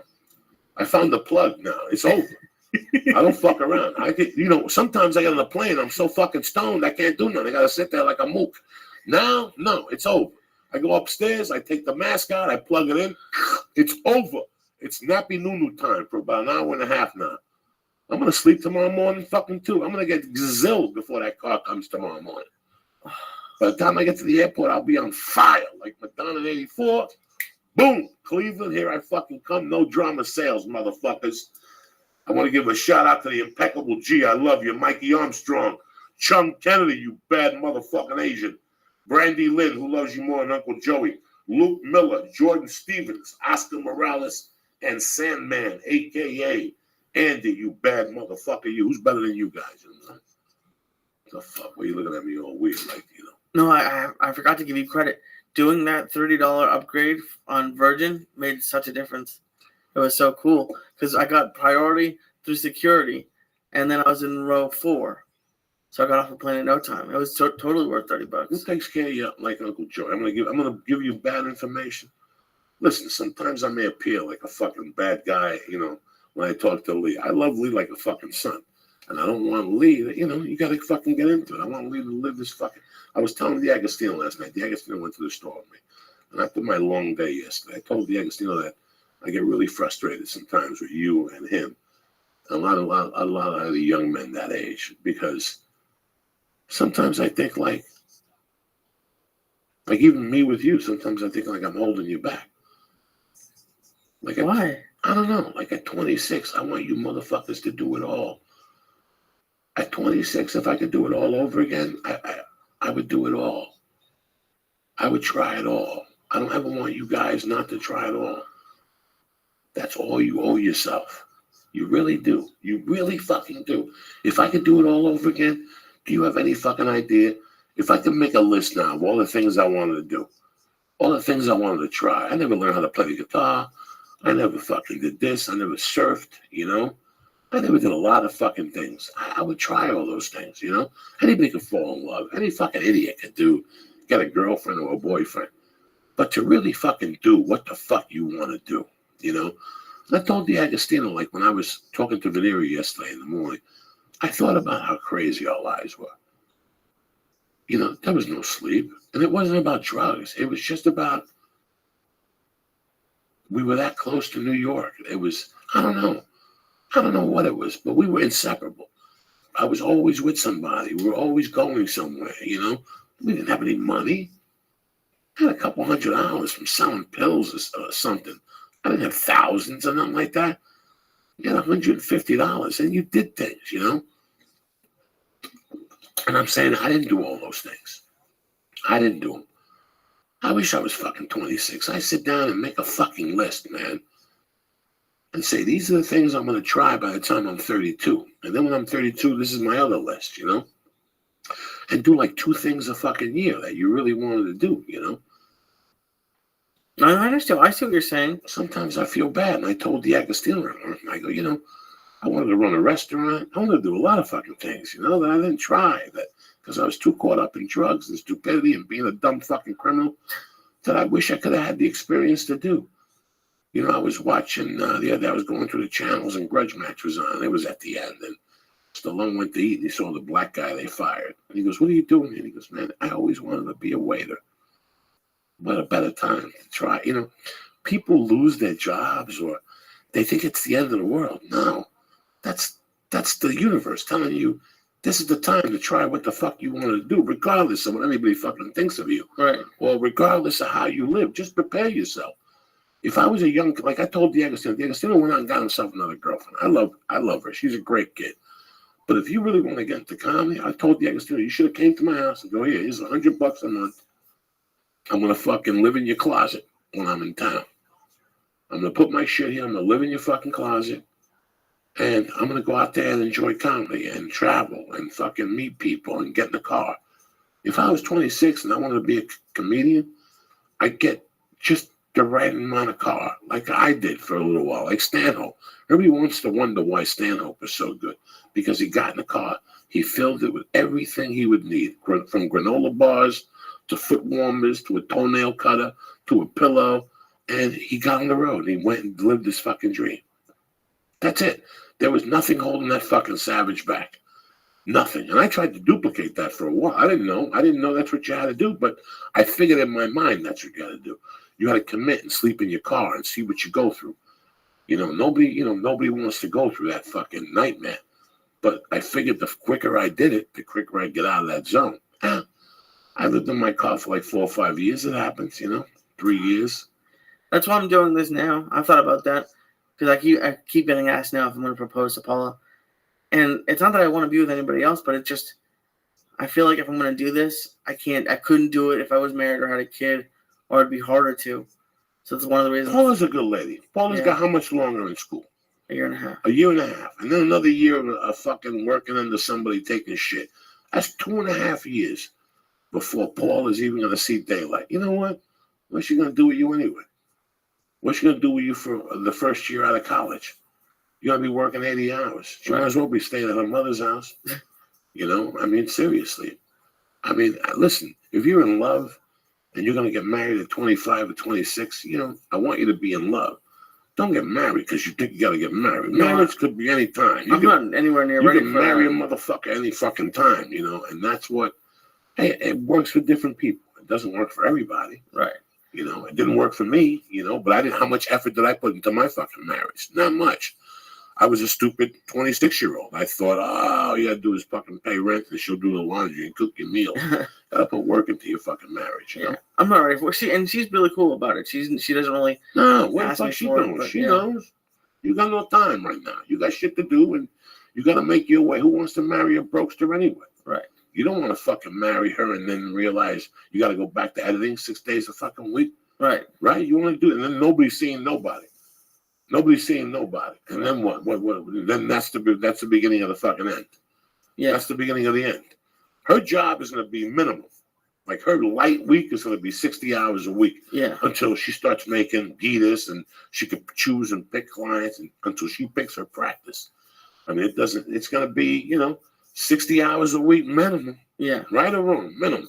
Probably. And then once she gets going, she'll have 2 hours in the afternoon to come see Lee and give him a little some ink juice on his helmet. But until then, you're focused, man. Right. You're focused right now, and that's why I was telling you, I'm going to talk to Lee and go for it, Lee. You want to do another podcast? That's why I told you 2 weeks ago. Did I not call you and say to you, what's with this fucking podcast? Yeah. Are you scared of? Yeah, I was scared. I go, put this fucking thing up. But it's been really cool. If it blows, it blows. Then we'll do another one. Then you do one where you playing a harmonica, singing Jew songs. I don't fucking know. But you're never going to know until you fucking try. It's so weird. It's so weird that we all do the same shit. I do the same shit all the time. But until you try, I don't know. I don't like selling shirts after a fucking show. Right. I really don't. My wife is the one that says, take the shirts out. People want to buy them. They want to talk to you. How about I just talk to people, without selling the shirts and just avoid that uncomfortable fucking feeling, Right. But then people bitch at me. You didn't bring nothing, There's just so many fucking things that, I don't know. I wish I would have done more things, Lee, is what I'm saying. I'm just as high as you, I think that you're getting away with it. You're looking at me going, Joey, I'm No, you're high. I had 2 stars. I smoked a joint of some sativa before. That was tremendous. No, I think about it too. Sometimes I think maybe I should have taken some time off and traveled after college or. Do what? I don't know. To do what? You did go to Israel. No, I went during school, but I've never been to Europe or anything. Who cares? I don't know. What do you want to do? We want ISIS to capture you, chop your little Jew head off, and you're on TV crying like a baby. I would never go where ISIS is. Stay right here, mind your business. No, I'm glad I did it. Like I graduated early from college, so I could come out and work. I was just so sick of being in school. But then sometimes people talk like they had a really fun time at college. It'd be fun. I don't know. Like sometimes I think about that. College wasn't that type of experience for you? No. Where'd you live? I lived in Boston. In a dorm? For 1 semester, and my roommate was terrible, so then I moved. I lived in the Italian section in the North End for 2 years, and then for my last semester, I lived over by Fenway. By yourself? No, always with roommates. And you got along with everybody? No. A couple roommates I had were friends first, and that always sucked. When I had a roommate that I met on Craigslist, that was cool, because there wasn't any pressure. So but no, it was. If I was looking back on it, I might have gone to Drexel in Philly. They really wanted me to come. Like they had me on a tour. And they gave me a lot more financial aid than Emerson did. But Emerson was like a better school. But since I went in Boston, I had a lot of friends from my hometown that were at other schools, so I didn't really hang out with any Emerson kids. I have no Emerson. I have no college friends. I just went there and did the classes and got out in 3 years. I had no friends either, Lee. I didn't feel bad. When I was going to see you, I had one friend. Yeah. Big chubby English guy. That was there. He sold Nissans with Mike Kessler. And we had some of the same classes because there was a night class thing. Right. Those are the class. That's how I got to CU. First, I went to Colorado Mountain College. Then I went to their continuing ed program at CU off campus across the street. I got to meet a lot of cool people. In fact, there were football players taking some of those. Some of those classes at night. A couple of those classes, conditioning and health, and I met a couple of those guys, U.S. history and shit. So I never had a college life, and I regretted it. Matt Mitrione was at the store last night. Oh, that's cool. And when I got off, we were talking about athletics, and we were talking about college sports and how college is the purest form of athleticism there is. And yeah, they rob the athlete. But before all that, it's as pure as can be because you're not getting paid. You're taking classes. And yeah, there's scams or whatever. But to me, Lee, comedy was something that I found second. My dream was like being a lawyer or a basketball player. But my real dream was playing an NCAA final championship game of any magnitude. I didn't care whether it was football, basketball. I mean, I was hoping it was basketball. That was my dream, to come out on the basketball court as a sophomore and start the national championship on a fucking Monday night, and they announce what town you're from. That's a beautiful fucking thing, you know what I'm saying? How high are you, cuss? Snap out of it. I'm really high. No, I'm listening. That's what I really wanted to do. What was your first choice, Cocklicker? I do my own thing. It was Emerson. I applied to NYU, but I didn't get in. So listen, your first choice for life, not fucking Emerson. What was your first choice for life? For what? Besides this editing shit, what did you really, really, really, really want to do? If you really want to do something when you were 10, and then you realize you were too short, what did you want to be in a rock band with long hair? No, the only thing I can remember. I mean, I fantasized about cool sports plays, but never me being an athlete. It was more of me playing with my friends. But I guess the thing when I was young was a veterinarian. I wanted to be a vet, but I was too. I don't think I could hurt an animal. That freaked me out to have to do surgery. So, but I never really had a dream I want to be I want to score the winning basket of an NBA game or anything. No, for me it wasn't anything about baskets. It was just starting. I didn't want to be MVP. I just wanted to be a part of something that big. I thought it was just a beautiful thing to be involved in something like that. To live your life in college football, and then, like what Andre Carter spoke about. It's just going in the first round. That's a beautiful fucking story, things like that. I always like that. Anyway, let me wrap this motherfucker up. Get you out of here. You go and get a little fucking sandwich or something, a Subway. I know you're sitting over there. There's no Subway allowed. That's what you were thinking about. You were looking at me going, I'm going to go to Subway. No, I get shit when I go to Subway. I know you always go to Subway. I don't go to That's Subway. Your favorite. You couldn't fucking live without Subway. You couldn't live without that turkey, whatever the fuck you eat with that petrified fucking bacon they put on that thing. That's bacon from a raccoon's back. You look at that fucking thing, it all looks the same. It's a piece of I've never got bacon raccoon and they spray paint it with like they graffiti it with like, you That sounds terrible. Anyway, instead of eating fucking all that shit, you could be going to Onnit right now. Onnit.com for all your health needs. Who needs a fucking turkey fake fucking cold cut sandwich where you can eat on it? Where you can have the hemp force protein or the IET, the testosterone booster. Onnit don't fuck around. Onnit makes a fact I shouldn't now. Anyway, Onnit don't fuck around. They just did this study. Onnit is on a fucking roll. And in time, you'll find out why. I'm just not a crime stop. I'm not whatever to dispose of this fucking information. What I'm trying to tell you is be healthy. Get your mind focused. Get everything going right. Start with Alpha Brain. Go to Onnit.com. Go to Alpha Brain. It's tested. It's proven. Plus, got a money-back guarantee. It's a natural nootropic. Okay, I don't even know if I'm saying it right. Nootropic, I think. Whatever the fuck it is. Wikipedia. I'm not here to break it down for you, cocksucker. What I'm trying to tell you is I'm trying to help you. And I'm going to save you 10% off if you go to Onnit right now. And after you order, go to the box and press in church and get 10% off. 10% off your order. All right? Try the Shroom Tech, man. Try the Shroom Tech Sport. The reason why Zach was calling me was because I got him a Shroom Tech Sport the other day. And he loves that shit for jiu-jitsu. I'm not kidding you guys. Go to Onnit.com right now. Give it a shot. Give it a try. What the fuck you have to lose? Money back guarantee on the Alpha Brain. If you don't think if you like the Alpha Brain, then get the Shroom Tech and the hemp force protein. They'll put a fucking hem in your skirt. Listen, you're sitting there with those disgusting underwear. Wait. You press church and on it, and you get 10% off. Church and on it, get 10% off. I told him that in the beginning. Yes, I did. Number 2, MeUndies. As good as it fucking gets. I got a pair on. I wore them to fucking jiu-jitsu Monday. I love MeUndies. They're tight. They're warm. They keep everything dry. It's a special material. It keeps your nutsack tight. Nobody's popping out. None of that shit. It's smooth. You ever put under those cotton white things on and you fucking, they flip up on top and your belt? Fuck all that shit. MeUndies fits tight, tremendous. You understand me? And the freaks love it. You show up with MeUndies on with that bulge in the front. Your nutsack is out in front of you 3 inches. Women go fucking bananas. On top of everything, MeUndies is giving you how much percent off? 20% off this order. And they also got women's fucking sharpness. Why are you sitting there with skid marks in your fucking underwear? You could be fucking wearing MeUndies right now, living and slinging dick like a doctor. Go to MeUndies right now and press in. Joey. Oh, shit, Joey in the box. And what do they get, Lee? 20% off. 20 fucking percent off. And free shipping. And free shipping to the United States and Canada. That's right. Correcto fucking mundo. Go to MeUndies.com and press in. Joey. Boom! 20% off. Why am I going to stop there? I'm going to throw heat at you all fucking weekend. Don't stop. Last night I stayed home and I watched one of the fucking movies on Iron Dragon TV. Shit. Let me tell you something. Classic kung fu films will just do something to you. They take you back. Sometimes you get a fucking tremendous one. Sometimes you get one that you see the strings. No matter what, you get a great laugh.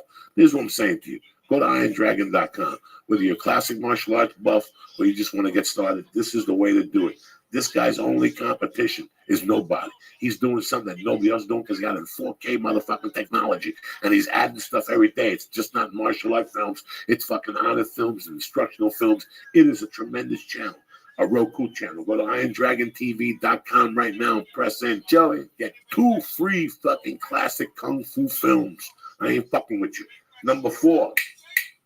I'll tell you what. I'm trying to help you guys out, but the last one is on me. It's free. Go to naturebox.com right now. The snacks, nutritious, delicious.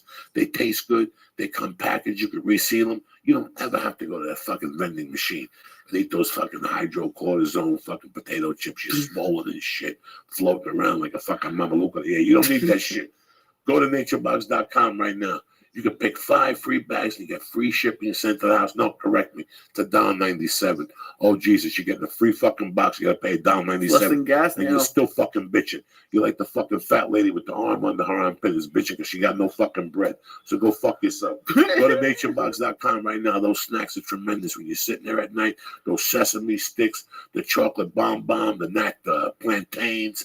I mean, they have a selection that is fucking superb. And they keep adding shit every fucking week. And the beauty of it, they're going to send you 5 bags, 2 big ones, 3 little ones, straight to your house.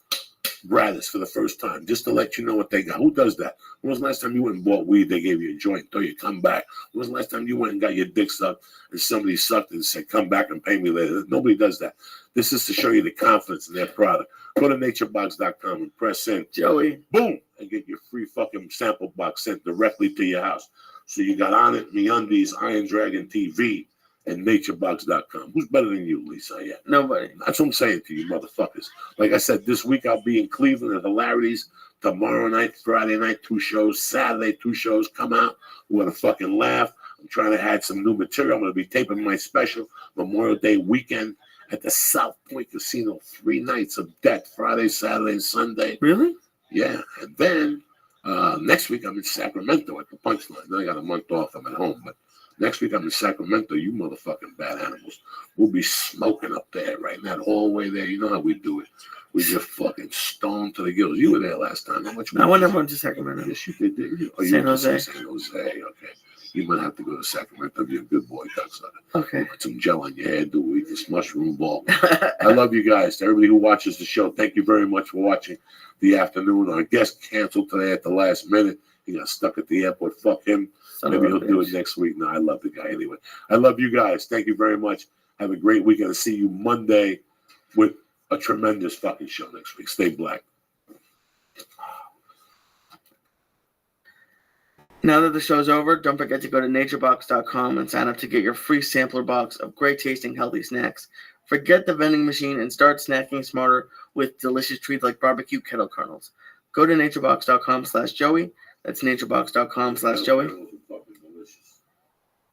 Hold on. What do you say about the kettle kernels? Those kettle kernels are delicious. Yes, they are. Go to MeUndies.com and go to MeUndies.com/Joey, and you're gonna get 20% off of your first order of men's and women's underwear, and they have boy shorts for the women that apparently make them look very hot. And then when you go to MeUndies.com/Joey, you're gonna get 20% off and free shipping in the United States and Canada. Go to Onnit.com and use code word church to get 10% off all their optimization products. And go to IronDragonTV.com and use code word Joey to get two free rentals.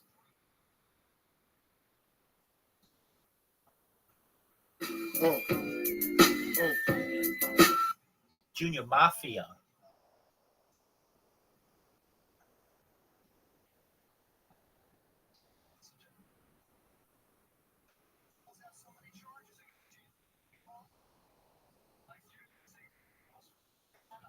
Baby. I like that. I have a real personal issue with Beauty and the Beast. Can we talk about this, please? This prince is living in a castle, and this beggar woman's all like, I don't know you, but let me crash, and I'll give you a rose. So he sends her away, as you should. Like, hello, survival instincts. You don't let strange people into your home.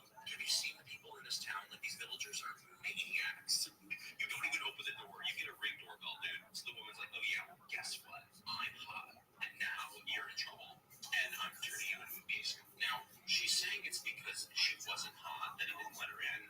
I don't think that's the case. I mean, it certainly didn't help. Like, she's not looking right. You know, like, she looks like one of those people that's yelling at nothing on me. What up, you loose boner sockets? Avenue, like, she's on that crocodile. But girl, like, you're an enchantress. You can do magic. This podcast is brought to you by Onnit.com. What do you say? No shit. Come on. Don't worry about what I said. Stop this fucking thing.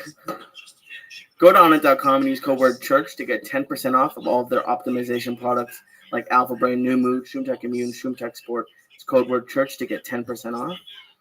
Go to IronDragonTV.com. Iron Dragon TV is a brand new Roku channel.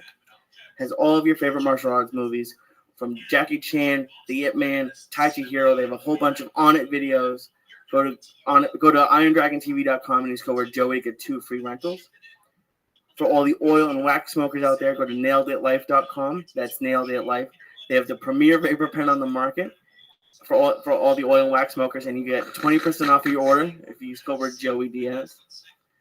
Just so everyone knows, I'm on a joint and edible and mushrooms. So I just told you, don't rat yourself out. Cocksucker. That's the first thing you fucking do. You tweet it out. I didn't fucking tweet nothing. You tweet it all the time. Also, go to hitecigs.com. That's hitletterecigs.com. Better tasting, longer lasting. The proof is in the vape. E-cigarettes and e-cigars. Use code word Joey's Church to get 20% off of your order.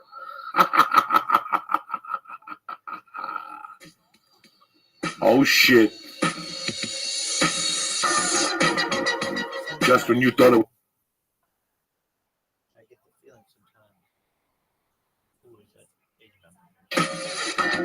The day the devil was fucked in the ass, lit on fire, and thrown into the same hole as Obama's in. Fuck him, that fucking cocksucker. What? It's like a jungle sometimes. It makes me wonder how I keep from going under. If you didn't know that, I'm reminding you. It's like a jungle sometimes. It makes me wonder how I keep from going under. Oh shit, it's the Church of What's Happening Now. Jimmy Two Shoes Schubert in the house. The Flying Jew. What are you fucking mixing this week? Huh? No. Oh shit. Cut that week. What's happening, you bad motherfuckers? Monday, March 6th, the Church of What's Happening Now. Stay black or go fuck yourself. It's a beautiful fucking day to be alive. How you guys doing today? What's the story with you? What's the story with me? There's no story. Stop looking at the board. I'm talking to you. What's happening? How was your weekend? It was great. It was great. We didn't do much. It was just Paul and I. We watched House of Cards, which is okay, not as good as the first two seasons. Then we just went to the gym, and I started doing weights. Not much, but a little just to get your joints greased up. Right. Yeah. Just to do with dumbbells, and then I did one machine where you like lean back, and then they had, I don't know what it's called, but it's the bar that you put the weights on, but they have weights already like permanently put on it. Okay. And it was like 50 pounds. I did some curls, and I called you this morning. We talked for like 15 minutes. It was really cool. And it's just, you know what you need to do? You need to start doing some shrugs where you hold the dumbbells in your hand and you shrug. And that way, when you're confused, you'll look really massive. Like, hey, how do I don't know how you get that. I know you look really massive when you're confused. It's a little workout. No, it's good that you're doing this, brother. I'm fucking happy that you're giving everything a try. You know, you could just do the elliptical so long before you lose your fucking mind. Oh my God. I still do it, but it's oh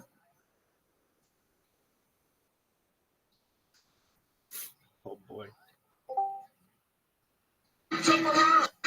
What's happening, cocksuckers? It's a beautiful day to be alive here in Los Angeles. I don't know, it's cloudy as shit, but who gives a fuck? Sometimes you gotta get a couple cloudy days to make the sunny ones better, you know what I'm saying? What's up with you again? Your little bots today. You're mumbling, you're stumbling in the beginning, you're meanders. What's going on with you? Don't blame it on the star or the mushroom. Nothing even happened yet.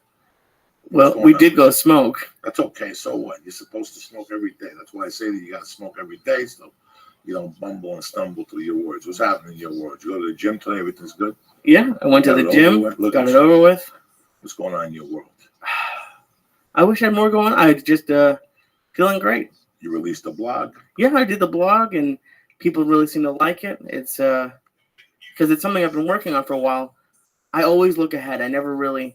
It's hard for me to focus on enjoying the present, and it's with you. It's always looking too far ahead, like business wise, like getting ahead of yourself, and so that's been something I've been working on. And that's what the blog was about. And you release them when? I release them every other week on Tuesdays. And then I release and then opposite weeks I release my podcast. You're a fucking general, you understand me? You're working hard, brother. I'm proud of you. I'm trying. These motherfuckers come out here and they dick around, and I get no results. Well, fucking Lee's writing the blog and he ain't even a comedian. You know what I'm saying? Get your shit together, cocksuckers. I had a busy day today. I like when I'm busy. I do not like weird time. I like to always be pressing against the clock. I like to sit down and write a schedule and my day to go from bing to bang to bing to bang. And that's the type of day today. I got up early, I had the baby for an hour. Then I went down to Hollywood. I met this fucking guy for a web thing. It was a nightmare. I mean, I'm taking these meetings. They shouldn't even be fucking wasting my time. I went to jiu-jitsu with Dave over at Unbreakable. I came back up. I did an audition for a voiceover. Who knows? And I came here to be with you beautiful gentlemen and ladies. My main man's in the house here, Peter from Anarchy Edibles. The fucking originator of the Star of Death. It's we've been doing edibles for a long time, and I had done brownies before in Boston that were just homemade and they were terrible. But I was telling Peter before, I don't like it when I sound stupid. When I get high, I do like duh. But with these, at least there's a little bit more. You can control what you're saying, and it's but it's a good high. See, I took care of you. I started just small with the 25s first, then we worked right up to 125. Oh, that's what you did. I didn't know you. Come on. Okay. And then fucking Peter comes on and says there was never no 25s, so you fucked up my role. But if I would have told you there was 125, you'd have said no. I only want half of it. See, now you survived. So for this whole 2-3 months, you've been eating 125 fucking milligrams like a soldier. What you used to eat? 35. And you used to cry, you used to sweat, his neck would get red. But once I didn't tell him what was in there, he did fine with it. You know, it's I learned a big lesson with him. I've known about this for years, the power of your mind and your thought. You know, I love reading stories when they use placebos on people. I fucking love it. I love it because it shows me that sometimes if you really want something, I mean, the mind will just fuck with you the whole day long. And with Lee, if I told you 6 months ago, I'm giving you something that's 125 milligrams, what would you say? I would say hell no. Okay, first of all, let me explain to you how I worked up Lee like this. I got his resistance up this way. I would go to the weed store and I'd buy a fucking, what fell? What happened? No, I hit the mic. What are you fucking schmucking lately? You gotta get it together with these screens. You got a 19 screen. You look like fucking Leonard Nimoy. Look at you. You're like Spock's cousin. Where you going? To the fucking moon? Where the fuck are you going? Get it together. I need all of these. 3 fucking screens? Yeah. 18 different things? 8 microphones? What the fuck is wrong with you? You have a hard time eating an edible, walking around and fucking saying hello. And also you got 3 screens in front of you. What are we talking about? Oh, first of all, this is how I got you started. I would go to the fucking weed store and I'd buy 2 Chiba Chews, a 70 milligram and a 180 milligram. And I'd take the wrapper off the 180 and I'd put the fucking 70 on it and I'd bring it into the office. And Chiba Chews, they're like this, but you could fuck with them with your fingers. So I'd rip a bigger piece off for Lee and I'd press it even smaller. So he was basically eating 100, 110s. And he would sit there and just look at me and he couldn't figure out why he was so high because I was building up his tolerance. I always tell him, what happens if he's walking on the street one day and a car of Armenians kidnaps him and they take him back to fucking Armeniaville, sit him down and make him force-feed edibles. He'll fucking sweat it out like Rambo. If not, he would have never known. So for a month, I got him into high training with those Chiba Chews. I didn't know that. Sure. I was giving you 120 milligrams. You were going home, fucking losing your mind. Then one day I blasted the Star of Death on you. Listen, his eyeballs got as red as my shirt the first time he ate a red Star of Death. He did not know what had hit him. I was fucking howling that night. And I went home and I ate 2 of them and I was done. Like I was done. 250 milligrams felt like 600 the first time I ate these things. I went home and I kept calling him or harassing him. Whenever he's high, he calls me every 34 minutes. Oh, please. He loves it. And I know it's happening. I'm picking you up. We're coming over. We eat another Star. I got a batch of heroin from the Chinese guy. I'll fucking torment them all night long. What possessed you? The big question was, remember when they found out that Rambo took out the fucking thing in the first movie? The cop goes to guy, what possessed you to create a man like Rambo? And all of a sudden, Richard Crenna walks and he goes, God didn't create Rambo. I did. What the fuck made you create this Star of Death? Give it to me straight. Well, what I can tell you, Joe, is that if the industry wasn't in its present state right now, the Red Star of Death might have never come up, okay? Basically, it was created because we needed a signature product that was on par with a Chiba Chew and with some of the other items that are out there today. Back when we started doing this, Joey, in 2007, basically edibles were a different story. And you would go into a collective, or we would go into a collective. And basically, if they wanted our edibles, they would take our entire line of edibles. They would take our brownies, our cookies, and everything that we had. And we would have all of the edibles in that collective. Basically, in the last couple of years, as you know, things have changed a lot. And a lot of people have gotten into this industry. And it's created a niche industry, basically, where people and edible companies come out with one niche product. And they go around and they push it to the collectives. And basically, that's like your Chiba Chews. And there's the sodas, the Kushtown sodas. And there's a ton of other products out there that people have their one niche item out there. And we were still sitting basically with a whole line of items and not really one item that stood out. And basically this took about 1.5 years of our time to create this product and a lot of gummies in the garbage. Well, how long do they last? Like a gummy? Because I have to imagine if you have 30, 40 products, you have to keep it in stock. Yes. But if they go bad, then it's a waste for you. So you have to know how much people are going to buy. Okay, we tested this.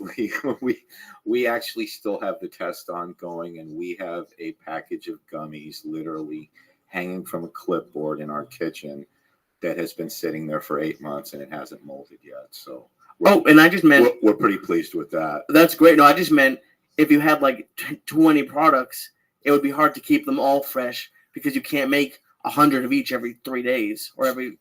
It's definitely one of the challenges of this business, Lee, is to keep product fresh for your collectives that you're servicing. And it brings me to what you asked me earlier, Joey, about whether, where we were servicing and where we were. And I told you that we weren't up north. And has a lot to do with it, basically, that, we want to make sure that we stay tight and that we service the people that we've been servicing for all these years. And I don't want to expand if I know that my service will lack one little bit. It's the law of diminishing returns. You're going to make a little bit more money, but then in the long run, something's going to slip up, and there you go. The product's going to be slippery. You're not going to have control at the warehouse. Somebody's fucking stealing, something. And that's one, that's obviously another problem, that at least we've had with this industry is that, you're a lot better off if you can keep people in-house that that you really trust, because it's basically a hands-on business, and anybody that's with you is going to have access to everything that you have, and it can get a little touchy. What made you create? It's 2006. Where are you? It's 2006, and I'm doing construction, Joey. I'm doing demolition work, water damage.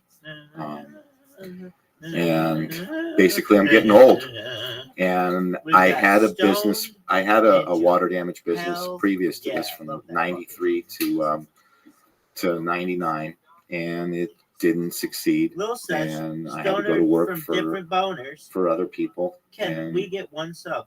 Felt myself getting old, from different boners. And hilarious. 2006, we got our first Rex. Had no idea what was going on with this.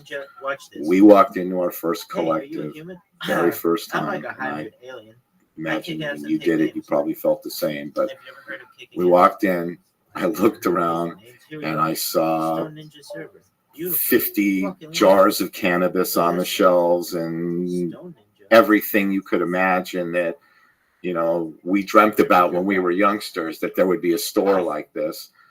We walked in there, we looked around, I looked at Vanessa, and I said, this is going on, and we're not involved in it? My fucking ass. And literally within 6 months, we were on our way to doing something. We asked for a lot of advice from people that we knew, from the collectives that we visited. We considered growing for a while, but a lot of people talked us out of that, and this is where we ended up. There wasn't a lot of edible companies when we started. Do you know, you're familiar with the Hubby Bar? Yes. He was around when we first started. There was a few other people around. It's not Pot Butter Company was around when we first started, but very, very few companies that are around today that, were around when we first started. And we're very fortunate for that. We're very fortunate. I see them come and go. And I'm coming over. You heard about the lollipop. Then you heard about, I got into it when the lollipop was tail ending. And I never got high on the fucking lollipops. I'd see these people. I got so high, I never got high on the fucking lollipops from day one. I think we're already here. And it wasn't till, I think there was a Rice Krispie treat that started fucking me up from Kushmart. Yeah, dog. That was real. Not Kushmart. First place I went to was on Santa Monica. The big one. They got cousins in Venice. The pharmacy. That was the big one at the time. You go in there and they close at 7:30. Then they started getting ice cream. They had the brownies and the whole thing. The first thing I got high on was the Rice Krispie treats.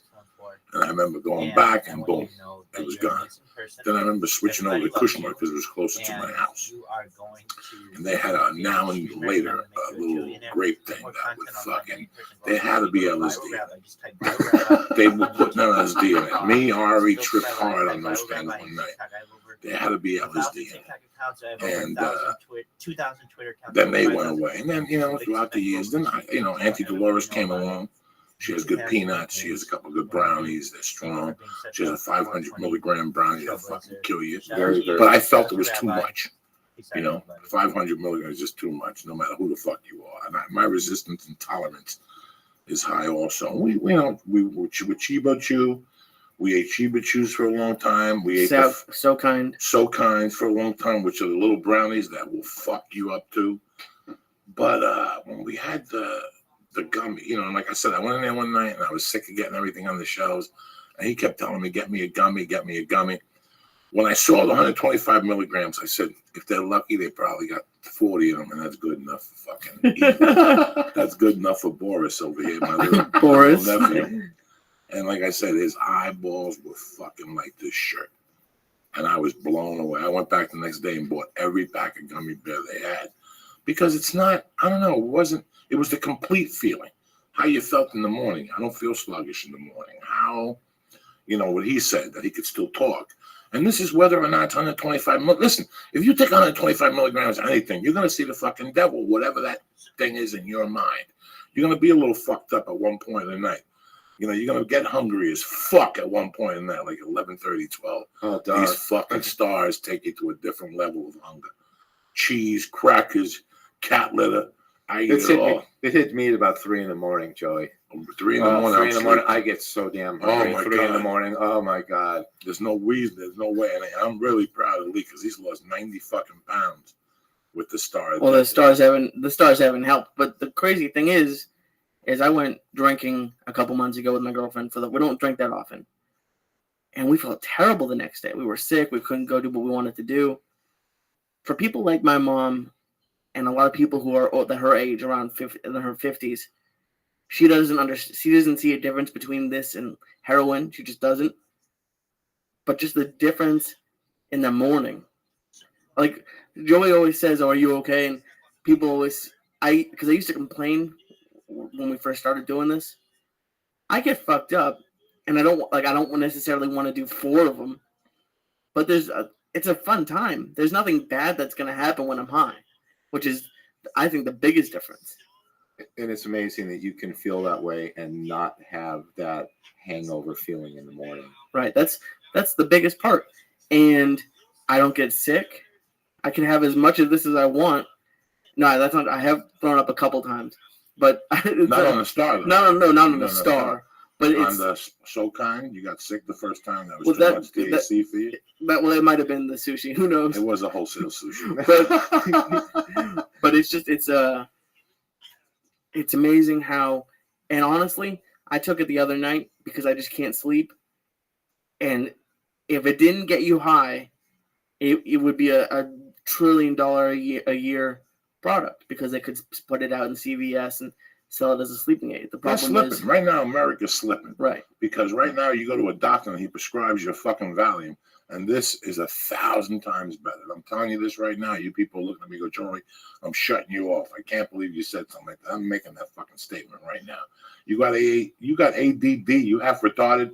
Pop 2 of these. I'll have you singing fucking opera backwards. You understand? I mean, I'm not trying to be funny here. I'm telling you that they had me on this fucking anti-anxiety medication, and I switched to eating little pieces of edible and smoking a little more and going to acupuncture. My anxiety disappeared.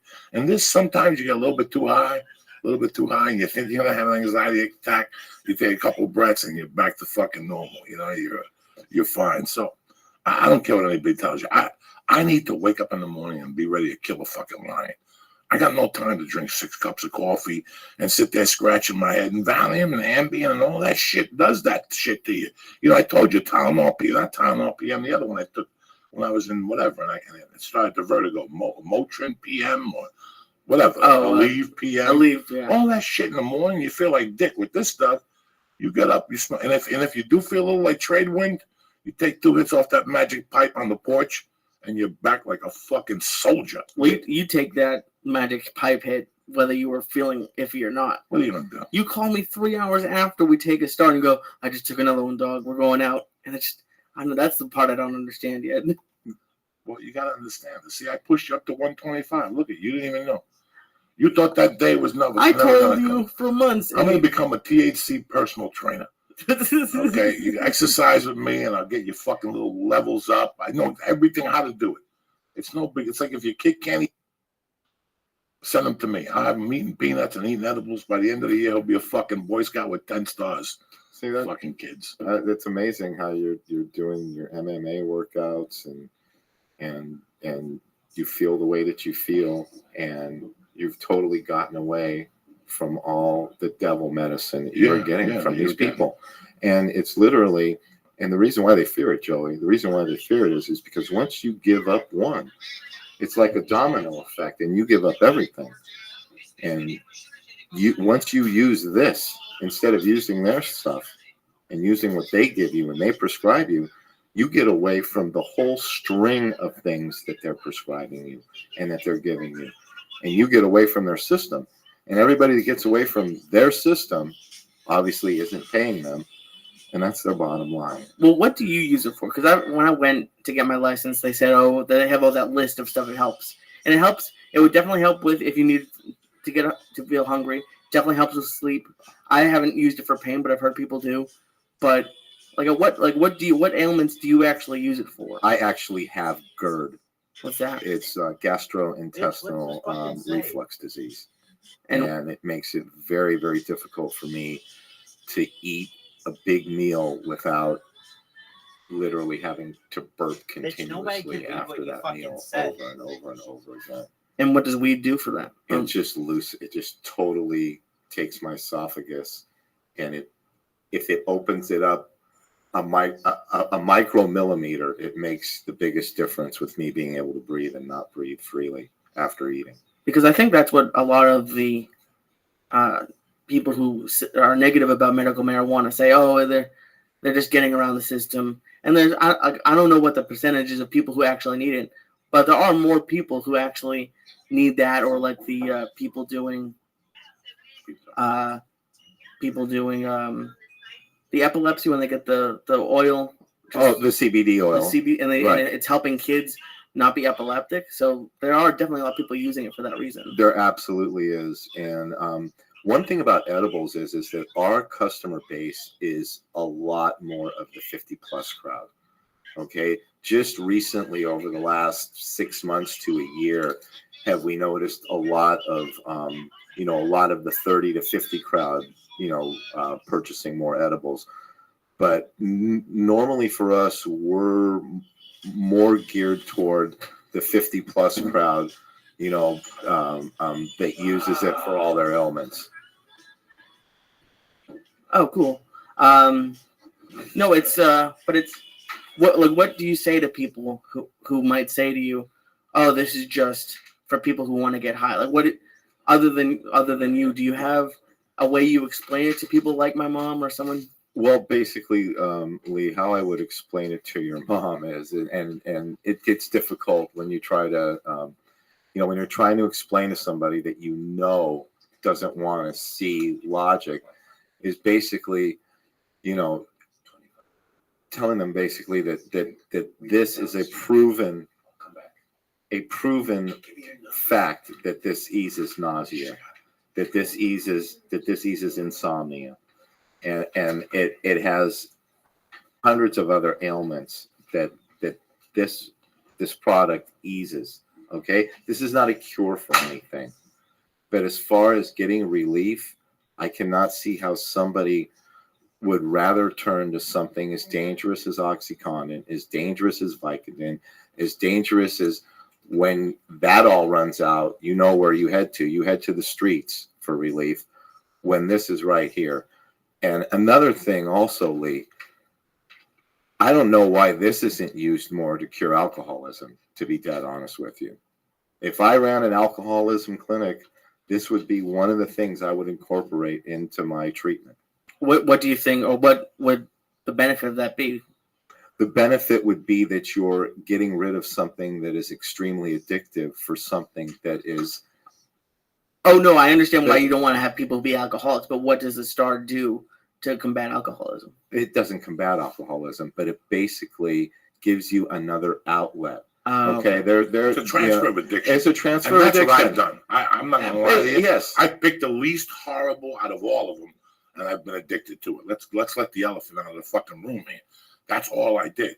I took the same addiction I had towards the fucking blow and everything else, and I said, what's the least bad? What's the one that I won't fucking die? 2 of them, this and glue. Okay, if I snort glue with a fucking bag, I ain't dying. Sticky Joey? Sticky Joey. And this shit right here. These things are tremendous. This is the least path of resistance. If I smoke 10 joints in one day, so fucking be it. It's not like I'm not going to rob nobody for fucking weed. It's not like I'm up all night. You know what? I sit, I listen to music, I relax. Listen, again, you want to let the elephant out of the bag? If you look at me, you know that there's some ADDism and all that shit. I got a mixture. ADDism. What's the other one? Where you go up and down. ADHD? No, bipolar. It doesn't take a fucking genius. Doesn't take a fucking genius to know that. I've known it for years. Do you think I'm going to pay somebody thousands of dollars to put me on 10 fucking pills? To do what? So I act normal? That's why I'm fucking nuts. So this calms it down. How do I know? Because I'm not out killing people. I'm not out stabbing people. I'm not out having explosive fucking bursts like I do when I wasn't doing these things. I know I'm transferring the addiction that I had for blow and everything else I did. I know it. Am I ashamed? In a way. But I wake up every morning. I'm not going to fucking die from this shit. I got to eat 10 of these. What's the worst thing that could happen? I'll foam from the mouth and I'll sleep an extra 4 fucking hours. That's it. That's fucking it. I've OD'd on this shit 3 or 4 times. Where I'll sit there naked on a fucking plane or in my house with the cat on top of me and the air down to 60 blowing on top of me, and I'm fucking pale. But you know what? I'll take that over fucking ODing on blow. You ever see somebody OD on heroin? No. Whether they snort it or smoke it or fucking shoot it, it's not a pretty fucking sight. I'll never have that. You might see me one day with, I'm a little green or something. You know that's all that happens. So that's it. It's just a transfer of addiction. I have a great friend. I've been telling her for years. If you eat this shit, you're not gonna fucking drink. It's not gonna. If you pop one of these at 6 a.m. to get your day started, you ain't gonna think of drinking, because you know if you have 1 beer, you're gonna get fucking sloshed. This is better. What's that shit they used to give you when you were in halfway houses? They used to abuse. Abuse. They used to give you a pill, so if you drank, you got all red and shit. Really? Oh my God! It was abuse or something like that. If anybody knows, tweet it to me. In the late 80s and early 90s, whenever I was in a halfway house, if somebody had a drinking problem with a DUI or something, you take this pill in the morning, and if you drink, it would give you some type of fucked up reaction. Are you not allowed to drink when you're in a halfway house? No, you're in a halfway house. You can't drink. I thought you could go outside to a bar. I understand maybe not having it in the house, but no, you can't drink at all. You're still a fucking a guest of the state.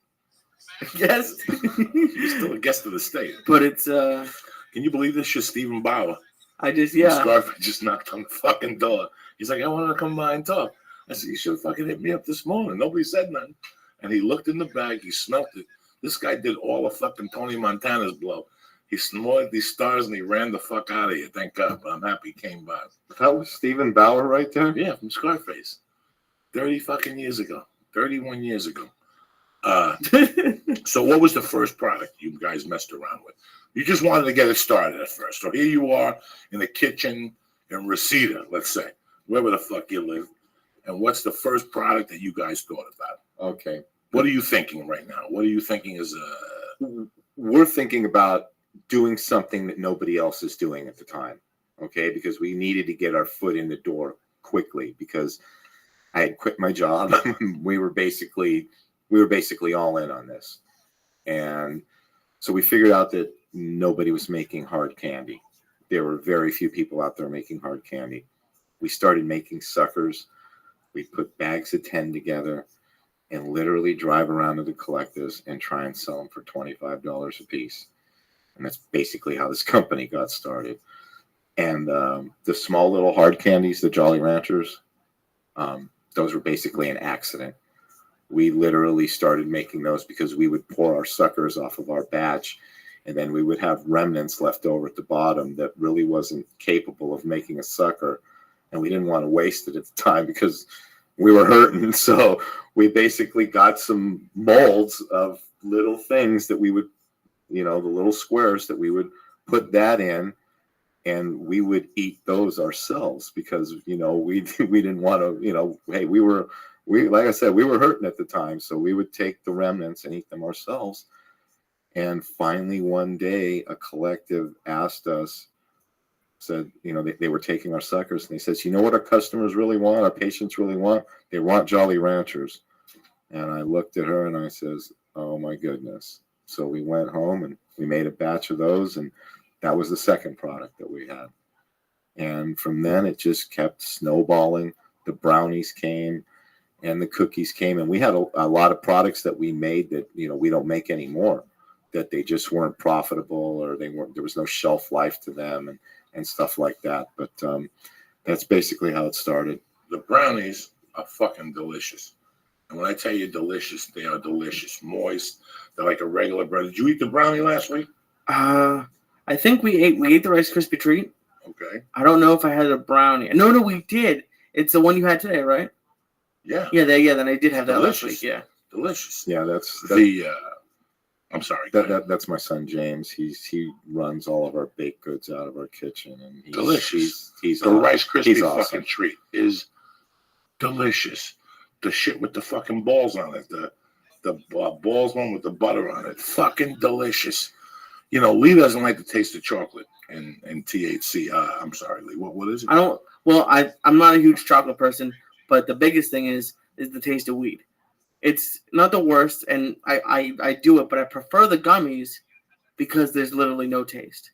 And weed's not the best tasting thing. I mean, but you don't really mind it, and if you want to get high, it's not the biggest thing to deal with. But I prefer to have no taste. It's just better. It's like I always joke when there's in a TV show when they take edibles and they don't know it's edibles. I don't believe them because I've never had a brownie that just tasted like a regular brownie. Right. Now it's 2007, 2008, 2009. You're fighting for your lives. You have to drop a bag off and come back, and they give them away to animals like me. And then I'm supposed to give them a review or whatever, because a lot of club owners would give me stuff and say, hey, try this. And then they would never ask me about it. Or I'd have to say, that thing you gave me the other day was fucking delicious. Our avenue came when, listen, I love a great piece of cake. But I'm 50 fucking years old. If I eat a piece of cake every fucking day with THC in it, I'll be 800 fucking pounds, okay? And you go to these places and our friends have peanut brittle. Yeah. That's those delicious, are good too. And they have a 250 milligram, whatever the fuck you call it. It's like a man. A man. And it'll fuck you up, And that's what I was shopping for. And I'm sure that was a big complaint to you at first that, hey, listen, your cookies fuck you up, but I'm either diabetic or I don't want to eat that much of a fucking cookie. And that's when these stars come in. I love eating an edible and working out. If you're a fat fuck and you want to lose fucking weight, eat an edible and go to the gym, because you will black out what you're doing. You just know that you worked triple hard. Something makes you work triple hard. And I thought I was crazy. And then I went one day and I met a guy that would buy loaves of banana bread and he'd slice it. And it was THC banana bread. And he told me, I eat a quarter, me and my wife, before yoga.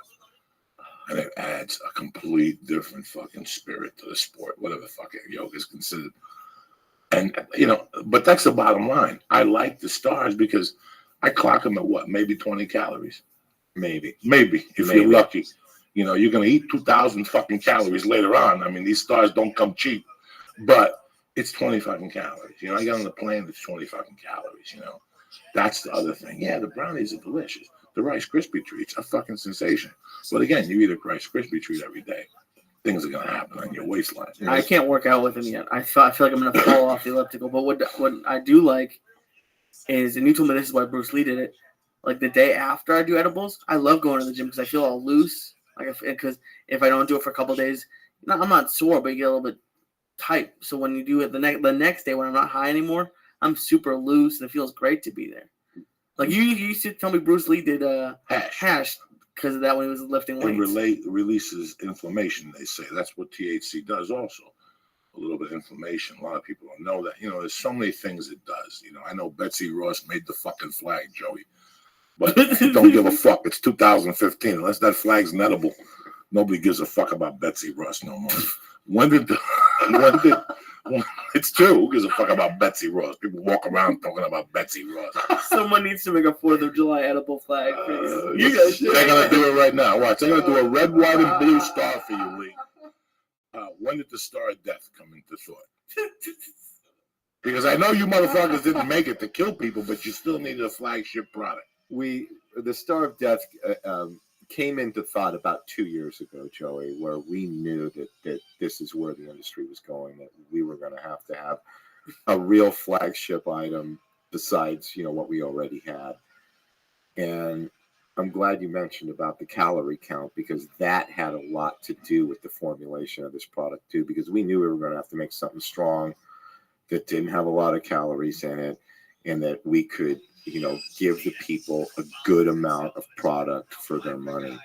And basically about 2 years ago, we started formulating this, and it took a good year of really just throwing stuff away. We literally got them on the market about a year ago, but only about 8 to 9, maybe 10 months ago, we really got them to where they're at today. And it's taken this long a time to get them to where they're at now. And we got you to thank for a lot of it, to be dead honest with you. Well, it's crazy because I like, we were talking about earlier when you guys got here, we were talking about Jason Lee from NBC, from My Name is Earl, and we're talking about Queen Latifah, how I judged them by how they treated me after I worked with them. Lee and I eat tons of edibles on this TV show. And, it's not that we leave here and we come back the next thing, oh my God, we got so fucked up. No, the cameras and our voices let people know they're getting fucked up. These two guys are real, or Joey and Lee again, whatever. What the fuck was I talking about here? We were talking about Jason Lee. And it's the same thing with edibles. You guys reached out to me and said thank you. You were very sincere about it. I like the term people work from strength.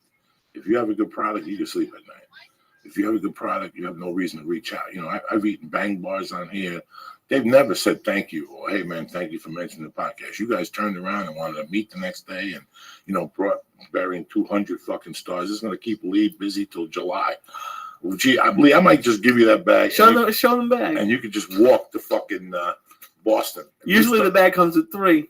Yeah. It's about 3,000. You ready for your second star of the day? You're okay. We got to go out to them. We got things to do. Oh, am I coming with you? No, I'm going to leave you at home like an orphan and tell you to go fuck yourself. Yeah, you come with me. You're my Goomba.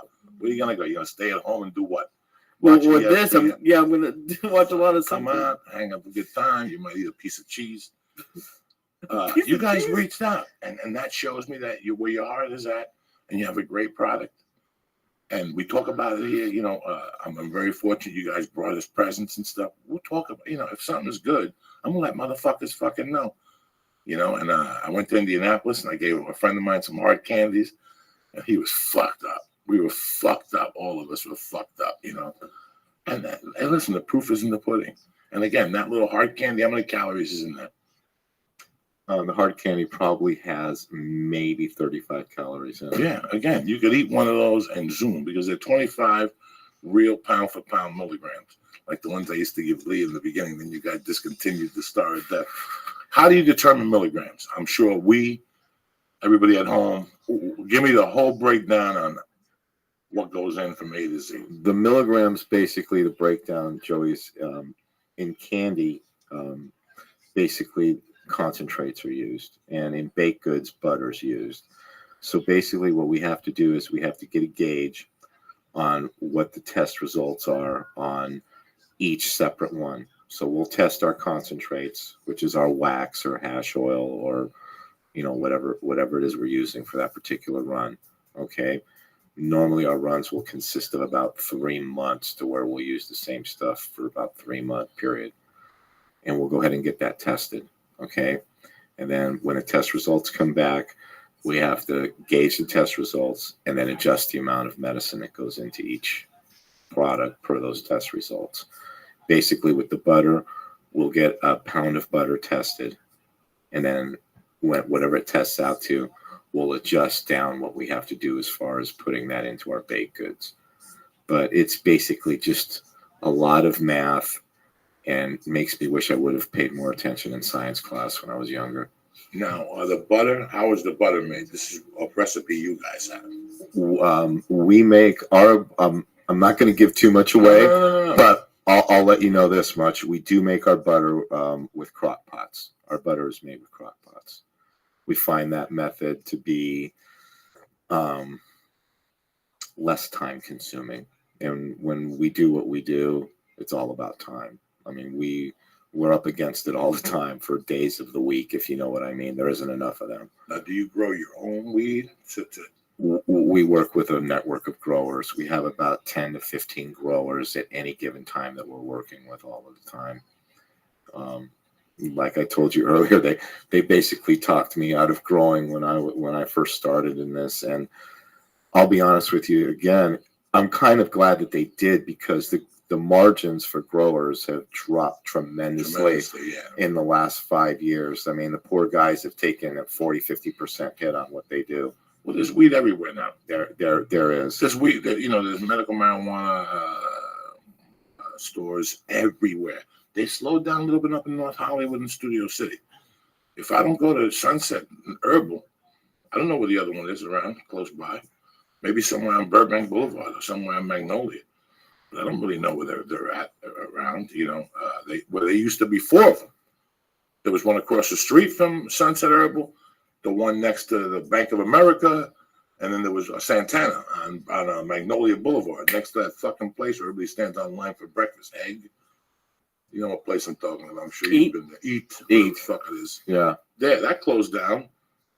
The guys next to the Ha-Ha up the corner, they closed down. They moved to Canoga Park because they were too close to the church. And the Christians across the street from Sunset Herbal, they fucking moved out. So they took up in the market. Yeah, they're actually doing it very quietly too. They're doing it through letters and through basically threatening fines. But landlords and exactly. But it's changed a lot, Joey. It's changed. To be honest with you, when we first started doing this, I wouldn't be sitting here with you doing this. Just because of the way things were back then. Nobody wanted their publicity. Nobody wanted publicity. Nobody wanted it. But I always found this interesting. When I travel, people ask me about the Flying Jew. People ask me, but people really want to know. It's like they want me to take them on a tail. Like you were a kid and you say, Daddy, tell me the story about the witch. A long, long time ago in a place far away. There was a lady who didn't wash her feet. Whatever the fuck the story was. But it's a different story. It's what they want to know. They really want to know. Like, how do you, how can you tell it's got 125 milligrams? How do you go in? Do you bring an ID card? People are anxious, and it's they always have the Hollywood tours. They should just have a medical marijuana tour. They have them in Denver. Really have them in Denver. They're making a lot of money. Just show people, go to this plant and that plant. Listen, you're gonna show them the B plant. You're not gonna show them the fucking A plant. You're gonna show them the little back cave. If they close it down, they close it down. But you're not gonna show them the main fucking thing. The stars, like I said, it was the calories. Now, do you have products with diabetics? One. Which one? We did have a few back in the day, but it ended up being difficult to keep them stocked because nobody was buying them. But we have one thing, it's glycerin. And the glycerin we have is vegan and kosher friendly. And it's diabetic friendly. And the glycerin goes in what? In anything you want it to, basically. That's what makes it so good. You can bake with it. You can put it in a soda. You can drop it straight. You can drop it straight in your mouth. And believe it or not, you can put it in the pen and smoke it also. Are there a lot of vegans who are eating edibles? Yes. Wouldn't eat non-vegan edibles? Yes, there are. Felipe. Yes, there are. Felipe buys certain edibles because they're vegan. I've had this conversation with him before. Yeah. A couple of edibles on there. Now, you spoke about the butter. Now, yes, speak about with the other end. What's the other thing you have? The concentrate. The concentrate. What does that go in? The concentrates is going in these. That's why these are so slap happy.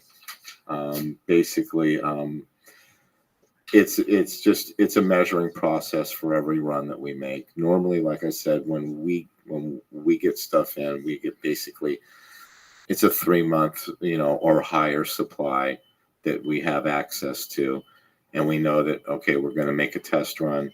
We send that off to the lab. Once we get the results back, let's say that I give them a gram of concentrate, and it comes back at 80% THC, Joey, okay? Basically, then what I have to do is if it's 80% THC, I have to figure out how to get my batch up to the point of where each one of these, and we have it, believe it or not, we have it counted out to the exact star.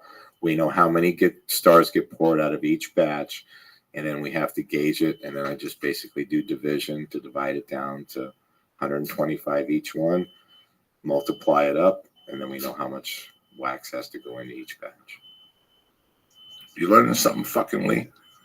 I just can't imagine. I can't believe that you do all that. We do. Stoned out of your mind. We do all that stoned out of our mind, Lee. See, Lee? And you worry about a fucking star. I'm not worried about it. Yeah, I called you here 2 a.m. And all we do is hit the nail now, Lee. We very rarely smoke flowers anymore, so we're walking around pretty comatose all the time, but we managed to get it done. Now, could you, I know since you're making it, but could you also sell it directly? Or do you have to go through like we go through the dispensaries, and one thing I would like to say is I much appreciate all the love that we get from your fans out there. We love them, but we can't ship any product. No, guys. You can't ship it. I saw it on the webpage. We really apologize for that, but we just can't ship any product. And what's the reason for that? The reason is because if they're non-medical the minute it crosses the border into a non-medical marijuana state, it's all over. No, I know you can't go and ship it internationally, but I thought like they have some delivery services now. So that would be kind of like the best way to do it. Supposedly, I'm hearing you can ship within the state of California. Okay. But we're not. Why take the chance? Columbus did. You could ship within the state of California, because I know friends who have gotten like from dispensaries. Right. You just ship and say there's something. I don't think they're intercept your package. It's just a regular package.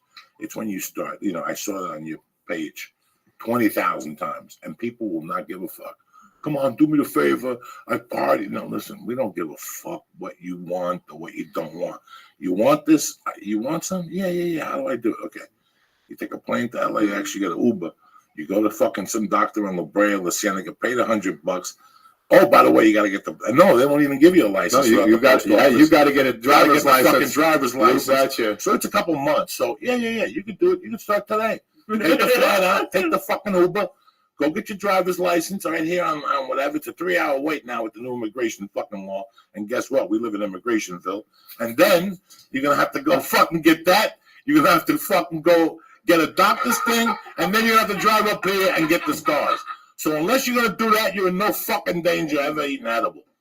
Go fuck yourself. Right? Mail me some. I get people to bring me some. Who the fuck are you? I don't even know you. I'm going to get a felony because, some Momo wants to hang out with me. It's a hell of a long way to the DMV now, Lee. Have you seen it? Have you seen that fucking thing? They don't give a fuck. They got Mexicans that went underground for 20 years. It's like, fuck it. We're throwing away the bicycle. It's time to get a fucking car. You're crazy. You go get a fucking... And it's amazing. I hear it all the time. I travel, so I hear it all the time. That what people in their mind think that, and it's like a joke for them. Bring a Chibo. I wouldn't bring you a stick of dynamite. Cocksucker. Fucking bring a Chibo. I'll fly it in for you. You fine. Listen, and I'll say this openly on the air. When I first got my medical marijuana license, I was impressed with this shit. And I told my friends about it in Jersey, and they're like, mail me a package. And I would go and mail it at the Hollywood post office on Ivar there. Mm-hmm. You know which one? Is it Ivar? That big one there on Wilcox. It's on Wilcox and Wilcox and Selma, where Kushmart used to be. Yep. Right there, there's that big poster. You know how many times I mail stuff through there? That motherfucker never made it.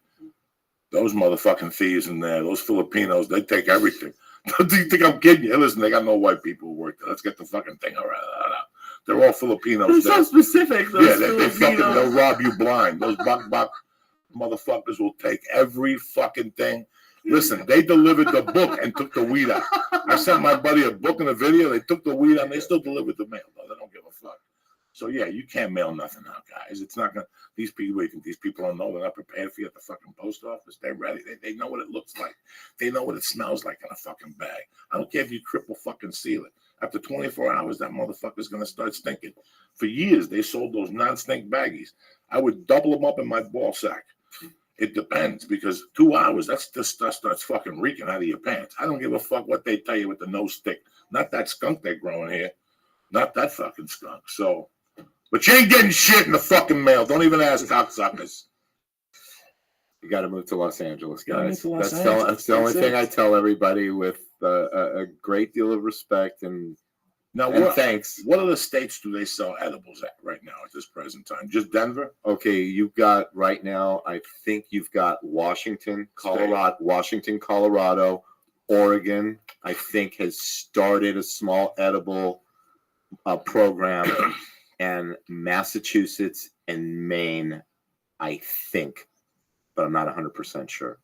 I'm pretty sure of Massachusetts. I'm not sure about Now, Maine. can somebody from Denver contact you? What if a store from Denver heard this podcast today and said, I want the stars of death here, and they contacted you with the license number and the whole thing? We would have to produce those in the state of Colorado. In the state of Colorado, Yes, okay. yes, we would. I'm just asking you questions. Yes, I really don't know. Just in case. absolutely. There's people right now that have dispensaries going, hey, I want those stars of death. If they're fucking Uncle Joey up and bringing Lee back to Israel. Well, doesn't Chipichu have offices here and in Colorado? Yes. So that's what you have That's to your do. next move in Yeah. time, you know. I hate the fucking snow. Me too. It's nice snow. It's fucking light, you know. Hey, listen, man, this is I had a friend that was I did this movie. He was all fucked up when he was young, and he got out of prison like who the fuck knows? 48. Who gets out of prison at fucking 48? You know, no job, and he got a job selling duct tape in the valley. I told the story on here. Duct tape. Hi, how you doing? My name is Pete. You want to buy duct tape, Pete? For what? I have my boxes. I'll give it to you at this rate. And you're like, yeah, you know. And he sold duct tape. He became the salesman of the month, the salesman of the year. Eventually, when they got to an argument, he told the guy, go fuck yourself. I'll sell tape from my house. So I was selling tape from his house. The street he lived in Laurel Canyon, he was selling so much tape that the UPS guy couldn't come down the block no more in the trucks. He said this whole front yard with pallets. And one day, 3M bought him out and gave him, $10 million for his company that he had selling tape. What if? I mean, that's the next thing. That's the next question.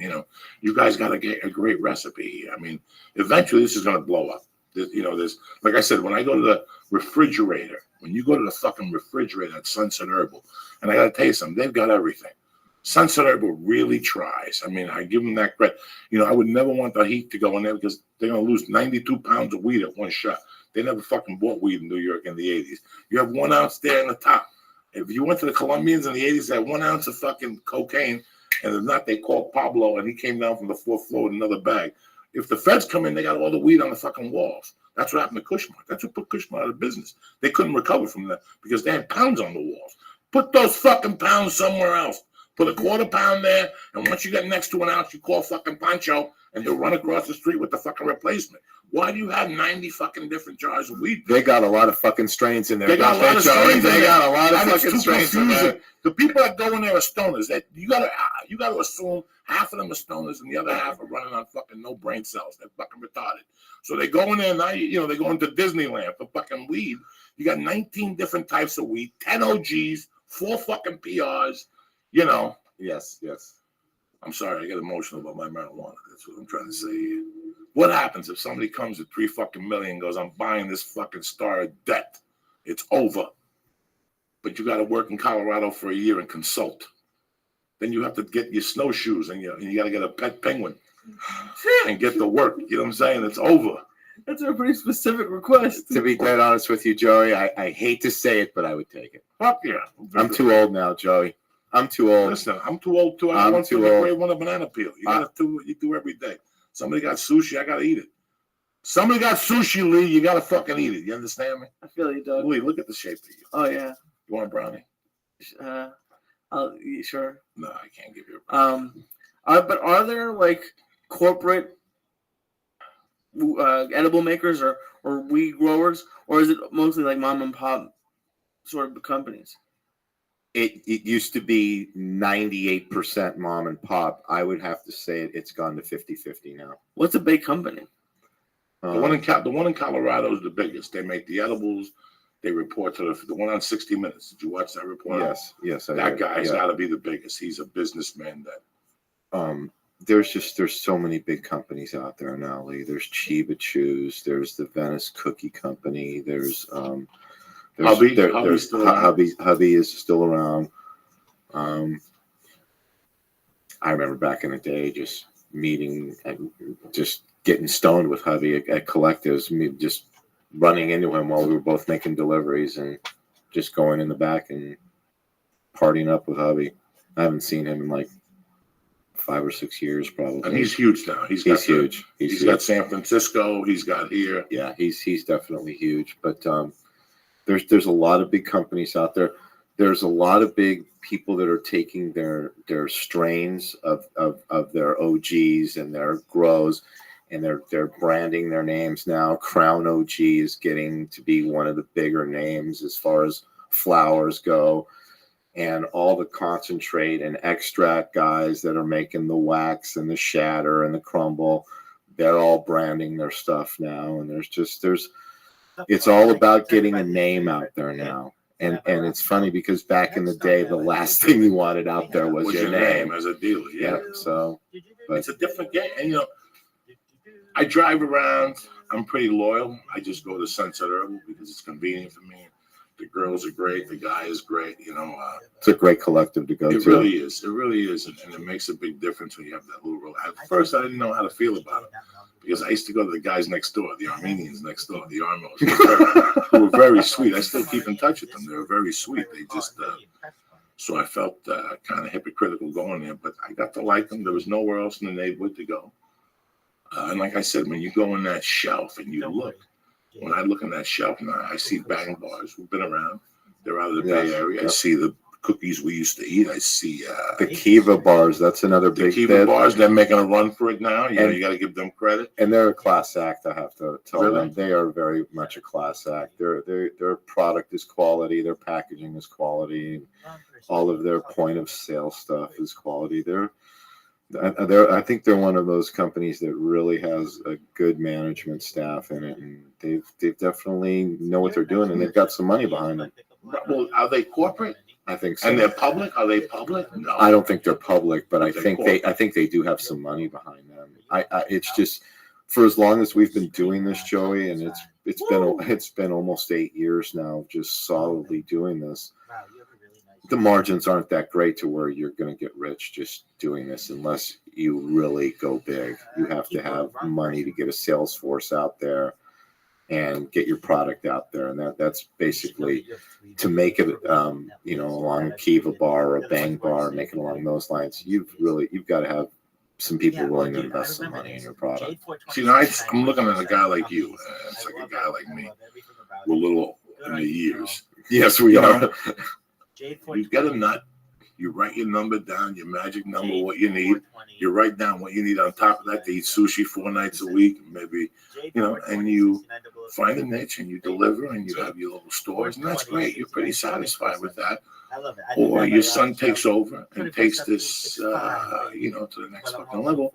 But I think that's where the flavors will start because you're not there. See, that's the part of this business I don't like. I'm a control freak. Okay, and anybody knows. No. Anybody who wants to launch something that they really love has to be in control of it.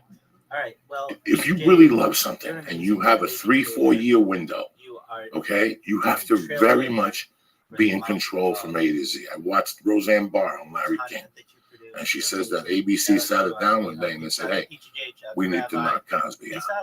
And she went and fired people, cursed motherfuckers out. But she took control. She goes, a comedian we do everything. We produce, we write. I got a bunch of sturdy comics, and we took the show to #1.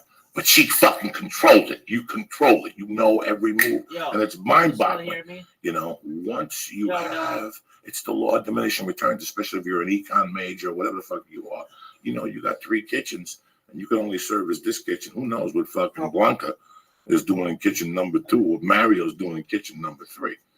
And then you're getting complaints, and then, you know, that's what I like about you guys, that you have controlled it. You have a great product. Thank you, Joey. And We you're on appreciate top of that. it. You know? That's we do this for the patients. That's the bottom line. You know, we do it for the patients because we know what it's like to need something that is going to work for you, and you know, and not only is going to work for you the first time, but it's going to work for you every time. And I can't say that, you know, eventually your tolerance might wane a little bit, and you might need Heroin. You might Like me. I need heroin. You might need 2 of the 25 milligram stars instead of 1, Lee. But 25 milligrams. But liar. But other than that, you know, we try and put a consistent product out there, and we try and keep a tight rein on it. And this is not the greatest business in the world to own if you're a control freak like I am, because it's tough. You really, because, you know, hey, this is us, this is me, and you know, when I'm making a delivery or somebody that works for me is making a delivery, this is, you know, this shines on us. And, you know, I don't ever want it to be subpar. I don't ever want it to be this batch was worse than the last batch. I always want it to be consistent because the patients deserve it. They really do, because people are going alternative. And if they're not getting what they need from alternative medicine, there's a risk that they might go back to the evil medicine, as I like to call it. And that's unacceptable for me. Now, what's the suggested price for the bag of 3 stars? The suggested price in the clinic is $15. $15. So it's $5 a fucking star. Yes. To get fucked up. Now, that's the other point thing that I liked. When I saw your product, you know, I'm a comedian, and then I go on the road, and I have a wife and a 2-year-old.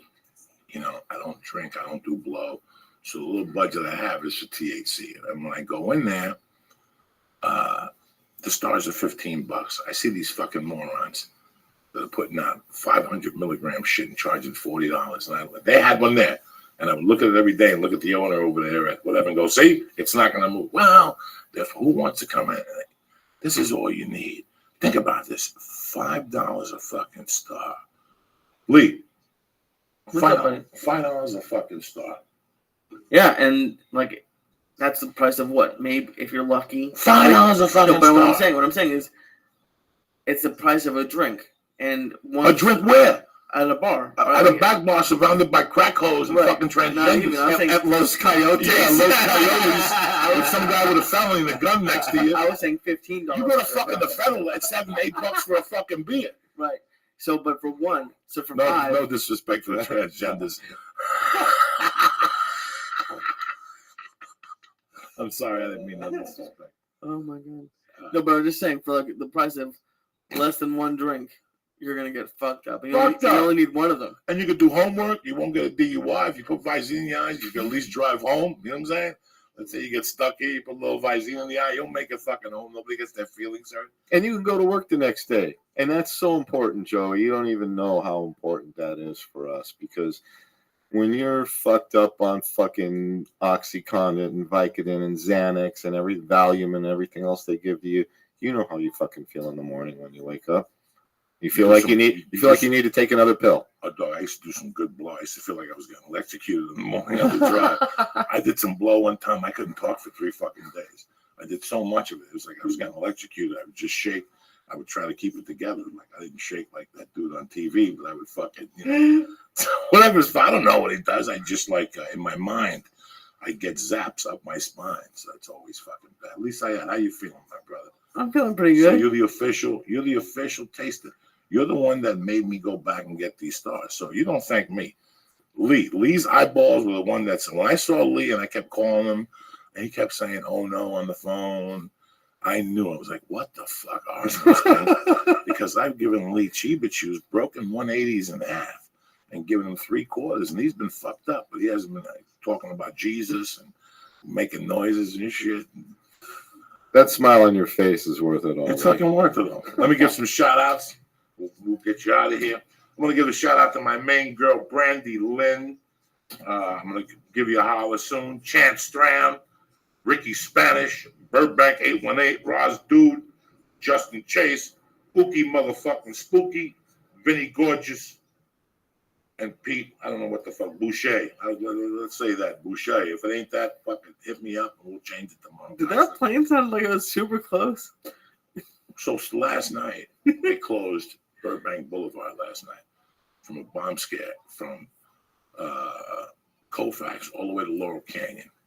Somebody called me and said, "Are you okay?" And I said, "Yeah." They go, they have fucking helicopters and a bomb scare. Well, I got the call today that the bomb went off and the bomb stuff is still in the street. And they put a bomb in front of a Jewish daycare and the bomb went off. Nobody's heard about this.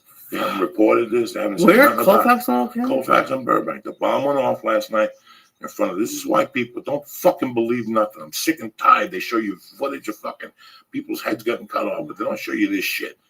So the bomb went off in front of a Jewish daycare. When it went off, they blew little papers, little Nazis, little Hitler fucking motherfuckers or some shit. So they didn't report that to you, So there you see. The church is telling you that's how we roll. Informative fucking news. Just in case you got a little kid in a Jew school, pull them out, take them to a Catholic school. They never blow up Catholic schools, and they're the ones that finger bang you. That shit. At least you'll be alive. You know what I'm saying? Nobody shoots up the fucking Catholic schools. They always go after the fucking Jew schools. I never understood that shit. I like Jewish people too. What a fucking shame. That's all there was back in the valley in the old days. Jews and Italians. Are you kidding? Part of it was Italians. Yeah. My friend was telling me history of. There was one part of the valley where it was just Italian people. I don't even know how they ended fucking here. And that's why they say there's parts of the valley that has good Italian food. And I found some good sauces from time to Burbank. time. That used to be the area. There's a lot of Italians in Burbank back in the day. Burbank looks like it's 1940. You ever get driving Burbank and start driving, you're like, where am I? What Twilight Zone fucking episode am I on? By the bread place right before you go with the flappers. Right. Yeah. You ever drive that street at night? There's not a. It's like the 1950s. It's like it's not a soul on the streets. Well, it's like Pleasantville, kind of. Don't get pulled over in Burbank. Why not? So you can't smoke in Burbank, right? Can't smoke. You can't smoke cigarettes. $500, no, $300 cigarette, $100 for a joint. So it pays to smoke reefer. That's it. If you go to Burbank, tell Disney to suck your dick. Tell Mickey to come hit a joint and give him 100 yards. Something happened today. I didn't know what was going on. I want Lee to break it down. And at the end, we'll fucking talk about this shit. What happened with Ari Shafir? Oh, that's great. Okay, so he was on Rogan yesterday or earlier in the week, and they were talking about how apparently Howard Stern said something to the effect of podcasts are for losers. Something like it's not real. You're not a real entertainer. You're not going to make any money unless you're broadcasting on terrestrial radio. And Ari was just saying how stupid that was. How you can make real money and no one really. He said like you don't need to know how to go into an act break because you just have a good conversation. And just obviously it's on Rogan. Between them, they get millions of downloads every month. It's obviously a good format. It's not. They still have XM, but podcasting is definitely not for losers. And then someone played that for Stern, and Stern just went off on how Ari isn't even an opening act. No one knows about him. He should go to places like Buffalo and try to be on the radio and get followers that way, and then be a comedian. And it was just so stupid. Like Stern made all of Ari's points for him. It was pretty funny. I saw the original footage of him saying it, and I didn't respond to it. I didn't feel, I just didn't respond to it. I thought that it was weird that Howard Stern would say that in the first place. I'm a Howard Stern fan. I think it's brilliant radio, but it's like, I don't know. I just didn't sound brilliant today. Yeah. No, it didn't sound like, I don't know what made Stern say that. Stern is, like I said, he's brilliant. He said some great things. I could play it if you wanted, but no, I don't give a fuck. It's just weird that I got a couple emails, and they wanted me, they asked me what I thought about Howard Stern saying this shit, and I just said that it didn't really affect. I don't know why he would say that podcast is for losers. It's like a growing thing right now. People enjoy it. It's a little bit more freedom of speech, without being unserious. I never did radio before. Why would I want to get into radio? Somebody said just get some mics and talk and have a conversation, and most importantly, be real. I didn't want to be somebody telling me not to play a certain song, or somebody not to saying that, fucking Filipinos, or they robbed the fucking post office, whatever the fuck. Bakbaks, they're my brothers. My daughter's godmother's Filipino. What are you talking about? She's a bakbak. I go up there all the time. I love them. I love the kids. That's my niece. But I just didn't know what it's. I don't know. People sometimes say, I think either he sees the writing on the wall that radio's going away, or also he is super successful. Maybe he just thinks maybe he doesn't realize that the whole industry has collapsed around him. Maybe that's it, but it just didn't make sense. And yeah, we don't maybe have the millions of listeners that he has, but it's not something he said you could reach more people by screaming out your window. I didn't do this. I didn't start the podcast. Seriously, I never started the podcast with the thought of money. I never really did. I looked at it as something to do, something to just reach out an outlet once a week, just to maybe get your voice heard or whatever. I never knew that we would get 100,000 downloads or 200,000 downloads. I had no idea of this. I didn't do this to be popular. I did this because I just thought this was a good thing for the future. It kept us focused, and all of a sudden it became what it did.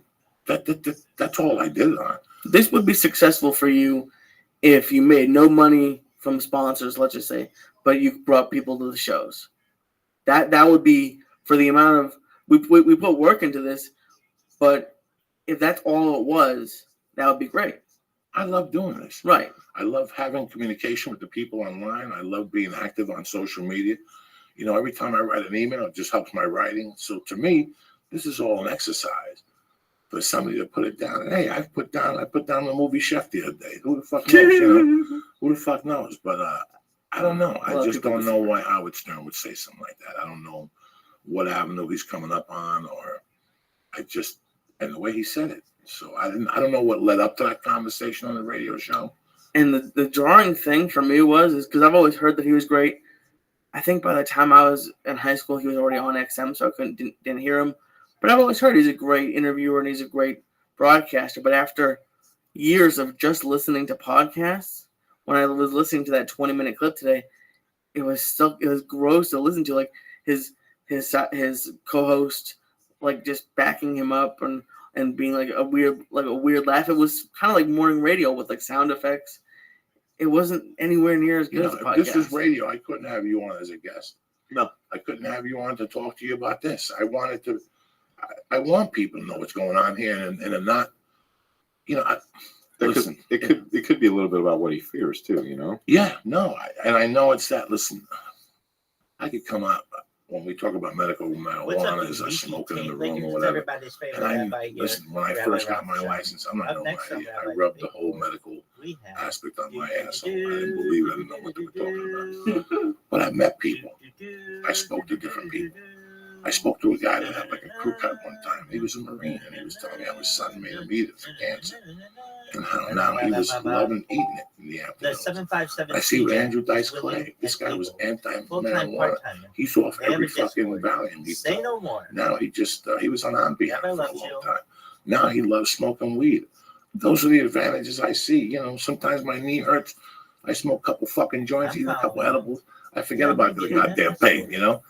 It does have its advantages, but I feel in my heart where you guys are coming from. You've talked to people, you've made it affordable for them, you've given us every fucking different way to ingest it, which is delicious. All of them are delicious. So thank you guys from the bottom of my heart. And like I said, I just wanted to bring you if this thing would have got me fucked up and you guys wouldn't have said nothing to me on Twitter, I would have still talked about it, but I wouldn't have put my heart through it. You guys reaching out just makes it all the better. So if you're in Cali, if you're in Northern Cali and you're in the fucking area, swing by and get some Anarchy edibles and let you. Southern Cali. Southern Cali, whatever the fuck. If they come down from Northern Cali, Lee, that's what I was saying. If you come up from Vegas or wherever you live, and you have a license. Now, if you have a license from another state, is it eligible here? No, it's not. There's only a couple states where you can cross. Right, over. this cross. New Jersey's one of them, and I think Nevada's the other one. If we go there, we can get We're it. good there with our license. And New Jersey, too? New Jersey's the other one. No shit. It's actually 365 for World Peace. That's the biggest event in global history. What are you going to do, Lee? You come with me? What are you Hell going yeah, to I'll come. You're all right to drive. I Ubered because I knew that when they were coming over, I was like, oh. This is the shit. Show them the big one. Show them the big Oh, the one. 6,000 milligrams? Yeah. So each ring is probably 1,000 milligrams. Oh, look at it. Look at it. I'll zoom in. So we should cut this up maybe like 12 pieces and just have a Last Supper party and give like a bigger piece to like Jesus or some shit. This is a tremendous. I can't wait to eat this one night and just listen to Pink Floyd naked backwards. Let me give a shout out to our sponsors. Listen, I'm gonna be in motherfucking Sacramento Thursday, Friday, and Saturday this week. 2 shows Thursday, 2 shows Friday, 2 shows Saturday. My main man D'Agostino, and then next Thursday night, don't forget, this is not happening on Comedy Central with my main motherfucking man Ari Shafir. What's up, Lee? You gotta say something. What do you got this weekend? You're gonna sit at home all by yourself. Mom was going to Vegas. I offered you wanted to go with salami. What are you gonna do at home? I think I'm gonna go see Ari and Brea. Okay. That's about it. I don't know anything else. Okay. I'm too high to know right now. I'm happy you got high, brother. You know, Me too. it means the world to me when you get high and you're happy. And you're gonna go out tonight. I'm gonna call you at 8:30. Filter by I'm live. gonna be ready to rock. Filter by live. Okay. All right. First off and upmost, my main motherfucking people, Filter by IronDragonTV.com. live. Dave Foley, I love you. I love what you're doing over there. What the fuck you looking at? What are you getting? I went on the webpage last night. You added some films. Always #1 in my heart with that little 4H, not 4D, 4K, 4D, 4H, and there was something. Now somebody was telling me they got 4K. There you go, baby. Where are you? No shit. Where are Already? you? Which one? Yeah. And There you are, baby. I don't even know if I don't Dog, know if Dave Foley. I'm making a video for you. But it's tremendous. Iron Dragon TV, Dog, tremendous Roku I found channel. it. Classic martial art film, All right. old school, new school. I think you're up here. Training videos from on it. Just try it out. Number 2, I think. you get 2 free fucking movies. We'll I'm see. not asking you to do nothing. Go to the box and press in. Joey. Boom! You get 2 free fucking movies. Go in there. Hold on. Watch one of the training Stay videos. on it, baby. Watch one of the classic There's like martial a arts 30-second movies. delay. You'll be happy in the pig and shit. Trust me. There's love like this a fucking 30-second channel. delay. Number Let me 2, tell you. onit.com. Tremendous. Why are we having this conversation again? Alpha Brain gets the party started. Let me tell you something. You take an Alpha Brain. This is you take one of these amazing. Stars of death. Ain't nobody fucking stopping. This is you. How amazing. do It's you like know? a How thing do I on a know? thing on a 'Cause I thing. fucking Whoa, done this it is already. so That's how I fucking fucking meta. know. When This you is drive in so the middle fucking lane of meta. The 405 doing 90 by yourself. This is That's wild. when you know you fucking been there. Besides that, they got the best optimization products out there in the business. I can sit here for hours and bore you to death with the T Plus and the Alpha Brain, the New Mood. Why put that finger up your ass? Go to Alpha Brain right now and press in. Doug, I'm making a video for you right now. Happiness. I'm gonna end it. I'm gonna end this video. You see, I gotta deal with people. Just one Now you see moment. why I work on That's my fine, own. You're too rough on them. That's what I said. Shout out Press to what? you. Shout out to your Press stream. what? Shout out to Rabbi. Take care, my friend. CHURCH. Say You what? get 10% off your first fucking order from Honor. And they deliver tremendous. They got the Stay On It program. They got a ton of good stuff that I've been using lately. That Shroom Tech Sport, man. I'm a fat fuck today. I was sweating all over Dave and jiu-jitsu. But you know what? I rolled, and that's all that matters. Listen, you're sitting there with that fucking cake in your underwears. Your asshole smells like death. You know, you took a shower, but you put those ratty fucking underwear on. How long do you think you're going to keep washing those ratty fucking underwear on? Chicks are going to see that dead dick bulge in there. Got to stop it. Go to MeUndies.com. They got tremendous underwear for men and women. Tight. Your shit's tight. I'm a chubby motherfucker. And you got to see me with MeUndies on. I look like the Captain Kirk of the Enterprise and shit. Slinging dick like a fucking superhero. Go to MeUndies.com. They got great selection for women and men's underwear. When I go to jiu-jitsu, I wear the underwear. My balls don't sweat. It's got the material pulls the moisture away from your nutsack and your asshole. Everything's beautiful. You understand me? Go to MeUndies right now and press in Joey and get 20% off your first order and free shipping, correct? Correct. To Canada and the United States. MeUndies don't fuck around. These are tremendous underwear. They fit tight. It's a style. Go on there. Get Here your I woman am a on pair the of 757 boy shorts. Street. boy shorts. What would I get Yeah. my girlfriend boy shorts? Looking at all What, my shit. what is this? It's a Just different sexy. fucking It's the channel. global No, you gotta history. get your girlfriend a thong. Dog, I'm Rip gonna it get off in me. your. I'm coming to your Right on Discord. fire. Go there right now. They And both of those pressing what? options. Joey. In MeUndies box, what do they press in the lead? Joey. JOEY and get 20% off your Wild first shit. order You're and watching free my shipping thing to Canada unlinked. and the United States. Right. About This is the best one. I always say the best one for last. You know why? Because it's Discord. fucking free. Okay, so I'm Listen. gonna end this one. Naturebox.com. You're sitting there, you don't know what you had a star of death. You're sitting there scratching your balls. Mama ate all the fucking leftovers. Your grandmother ate the cookies. Fuck that dirty Okay, bitch. so You're sitting there, you're gonna have to go out and get a bag of I Cheetos. have to That's follow where it this one. ends. So Go to shout out to naturebox.com right now. CJ, They're shout gonna out to send you a Rabbi. free Stay black, sampler everybody. box. Free. FREE. Fuck it. Not even in Q. Listen, free. Peanuts. They got the plantain chips. You know, every time the box comes, I'm so fucking high, I just eat it. I don't even know what the fuck I'm eating. I know I'm gonna eat good fucking stuff. You ever been in that position? You know her ass is good, you just eat it. You don't give a fuck, right or wrong. You don't gotta just fucking- eat that.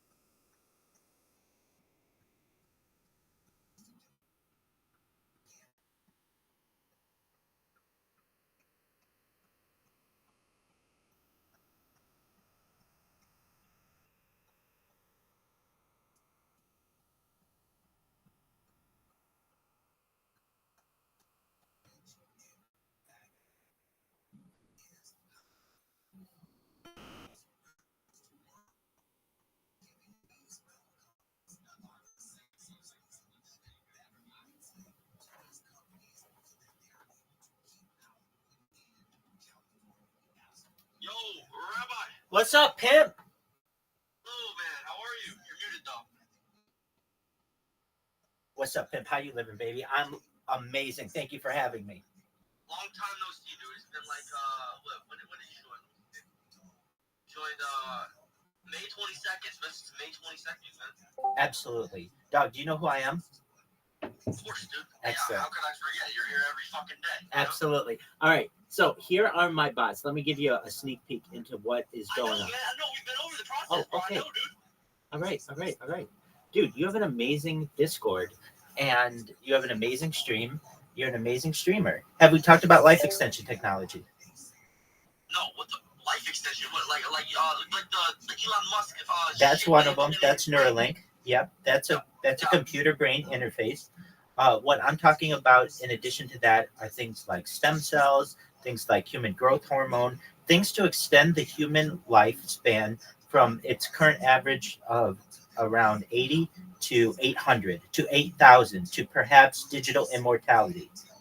What are your thoughts on that? Rabbi, I'm not gonna lie. With my diet and my intake of alcohol that I do, I don't think I'm lasting even to 80. No, we're going to fix that for you. So there's also something called mind uploading technology, where you scan your brain into a computer for later download into a cyborg, an avatar, a clone of yourself, a digital imprint, an ethereal being, whatever you want. What are your thoughts on that? So basically, you can just rock and roll with this body that you got going right now. Drugs, sex, rock and roll, party all you want, get to be 80 years old, upload your brain into a clone of yourself at age 20 and keep the party going. Okay, is that what you did? Perhaps, but no, not at this point. But I think we're going to be able to do that. I'm a futurist, so someone who studies the future, and our projections as futurists see that this happening in the coming generation, which means that you may be of the first generation that doesn't have to die. And that's an amazing thought. Has anyone ever said to you that you might be able to transcend death? No, I never thought about that. And I'm not sure if I want to though, because like the world's going to shit, and I don't know if I want to see past what I've already seen. You know? Oh, I completely Like, understand it's that. gonna get worse, man. You're going to be in a very special place, though. And here's why. You are a streamer. You're a creator. There are two kinds of people in this world, creators and consumers. And you're a creator. Data is Earth's number one resource. I'm not saying that. The Economist magazine stated that in 2018, data had overcome. I don't mean to interrupt you, but like we're talking. I was talking about my diet and how I do. Okay, you see this? This is a wrap. Okay, this is food. It's supposed to be healthy, but this outer tortilla is red. This is all red 40. All right, Yeah. I'm not making it, dude. I ain't gonna lie. I'm cooked. Right. So we'll upload your amazing brain into a new body at age 100, and you go live on for another 100 or 200 years in the new body. And at that time, we'll have all the red 40 removed from everyone's diet, and you'll be eating a high diet of protein and low carbohydrate and low fat, or perhaps high fat, which is perhaps a better way if you want to run on the ketogenic diet. You'd be able to choose your levels essentially. With that said, I want to preserve the creation that you are for as long as possible, and I think your audience does as well. So the way that we're going to do that are some other ways too. In addition to life extension technology and mind uploading technology, there are some things that you can currently do, perhaps that may improve, and one of them is the ketogenic diet. Go ahead. Subscribe to Rabbi Rothschild on YouTube. What'd you say? Subscribe? Oh, subscribe to Rabbi Rothschild on YouTube. You're absolutely right. And while I have the opportunity, I have over 1,000 TikTok accounts. Subscribe to them all. If you have the opportunity, I'll follow back. I have over 2,100 Twitter accounts and over 5,000 Kick accounts. This is the biggest event in global history. I have dedicated my life to creating a time capsule for the world, and you're part of that time capsule. So getting back to what can we do for you? It really, I don't want you to have to change your diet. I don't want you to have to make any change. If you're like, look, I need to lose weight or I need to gain weight, there are ways to do that. I mean, really easily now. And you're going to have the ability to do it with what you're going to generate from streaming. And the big one, if you want to lose weight, is cool sculpting. Do you know what cool sculpting is? Yep. Absolutely. Cool sculpting is the way to go. I just want to say I'm a huge fan. You're amazing. You're amazing. Thank you so much. When you come in my chat every day and follow me, it's the best. Absolutely. Well, I want you to know that we are getting the word out about world peace, about content. I'm going to help everyone. Excellent. Thank you so much. You're amazing. You're amazing. Thank you. CJ doesn't care. Well, CJ is amazing as well. And it's just a privilege to be here. Honestly, the thing that always threw me off about Kick was that little beta that they have underneath their icon, because it makes me think that they're not serious about their platform. Like, at what point are they going? Are you a hacker or something? I could probably be defined as that in some circles, but in reality, I just have used software to be able to create robots that follow, clip, and also spam people's chats. But I don't do it out of hate. I do it out of love. I'm trying to unite the world for world peace. So it's a good message. Name someone else out there talking about world peace. I want to ally with them. I want to ally with people who want to move towards that goal. Because when I was a child, people used to talk about world peace. There was the peace movement in the 1960s, but people don't talk about it anymore. And I want to rejuvenate the conversation, particularly on the internet, to talk about world peace. So you spam in order to spread the word. That's 100% right. You got it. Yeah, and so I have 3 years of 24/7 content on YouTube and other platforms as well. I have redundant backups. I've created robots also on Instagram that automatically upload my life on multiple Instagram accounts. So you can literally go on Instagram and just watch a timeline of world history. I have the news always going 24/7. I have radio going so that we always have what news events are going on according to the day. And essentially, this is a real life Truman Show. Has anyone here ever seen the movie The Truman Show? Yes. It's just like that. The only difference is that we have my consent to do it. And the way that I started it, if I may say, is I was interested in my golf swing, and I wanted to always have my golf swing on camera to be able to evaluate it. And So I was a member of Tiger Woods Golf Course in Orange County, California, and I would record my golf swing every night after work. And I began to realize that I had some funny shtick, some funny jokes that I would say on camera that I wanted to keep. And I realized that it was something that I might want to upload for my family in the future. While I don't currently have a wife and children, maybe someday.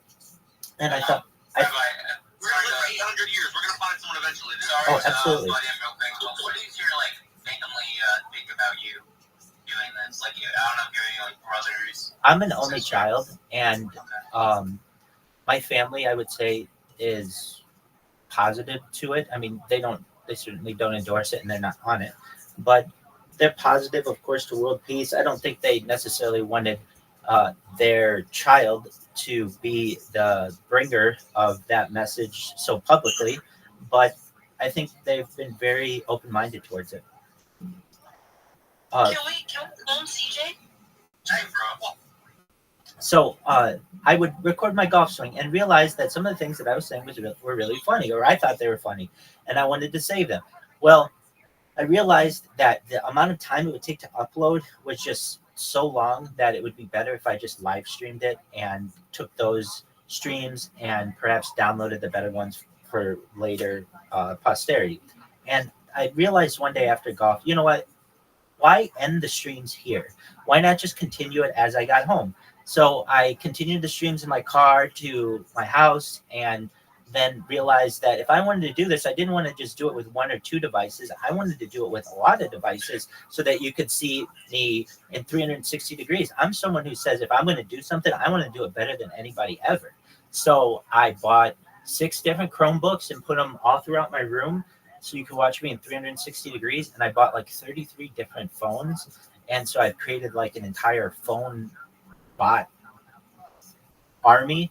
And I've used that to create all of these accounts and just get as much attention to this project as possible. Is it the normal way that people go about things? Absolutely not. I started this the normal way. I started, with one account and just like one Instagram and one TikTok, and that's fine. But you'll find very quickly that no matter what it is, maybe you just post too often, or for one reason or another, you can get shadow banned. And once you're shadow banned, you're done. No one's going to see your content. And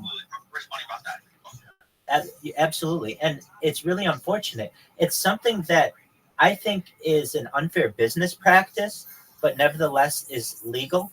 And so if you get shadow banned, it's very difficult for you to gain any audience, for you to gain any followers. And I also realized that I would put all of this work into particularly like TikTok, where you needed 1,000 followers to be able to live stream. And I would just randomly get a strike for an unknown reason. It would just say against community guidelines. And I wonder, I was just like watching a movie or something. I don't know what it was that we did that was so against the community guidelines. All of these vague references to what you've done. So I just said, you know what? I'm sick of this. I want to be uncancelable, so that if they're able to get me with one of my accounts, then I can just come back and start up another one. So at least on TikTok, I created over 1,000 TikTok accounts, and then have those follow each other basically, so that if I ever need an account that has over 1,000 accounts, if I ever need to broadcast, I'm basically uncancelable there, unless they go through and manually delete every single one. Or, I'm sure there are automatic ways to do it, but they want to be careful about it. They're not all named exactly the same way either. Okay. So, like a week ago, someone on Kick is like one of the head mods on it, Santa Maria, right? Ever heard of him? No, I have not. He went live and he was taking questions from the community. And people were asking about you. They said, what are we going to do about Rabbi Rothschild? He keeps creating accounts, he keeps fucking following us and everything like that, right? His response to it, he knew who you were. First off, he knew who you were. What happens to him? He had no answer, because there's no way to deter it. But what you're doing is working. There's no way to stop you. You're unstoppable. You're amazing. There are ways to ban it. I'm not going to give them away. But at this point, as I understand how Kick works, it's pretty small and pretty slow moving.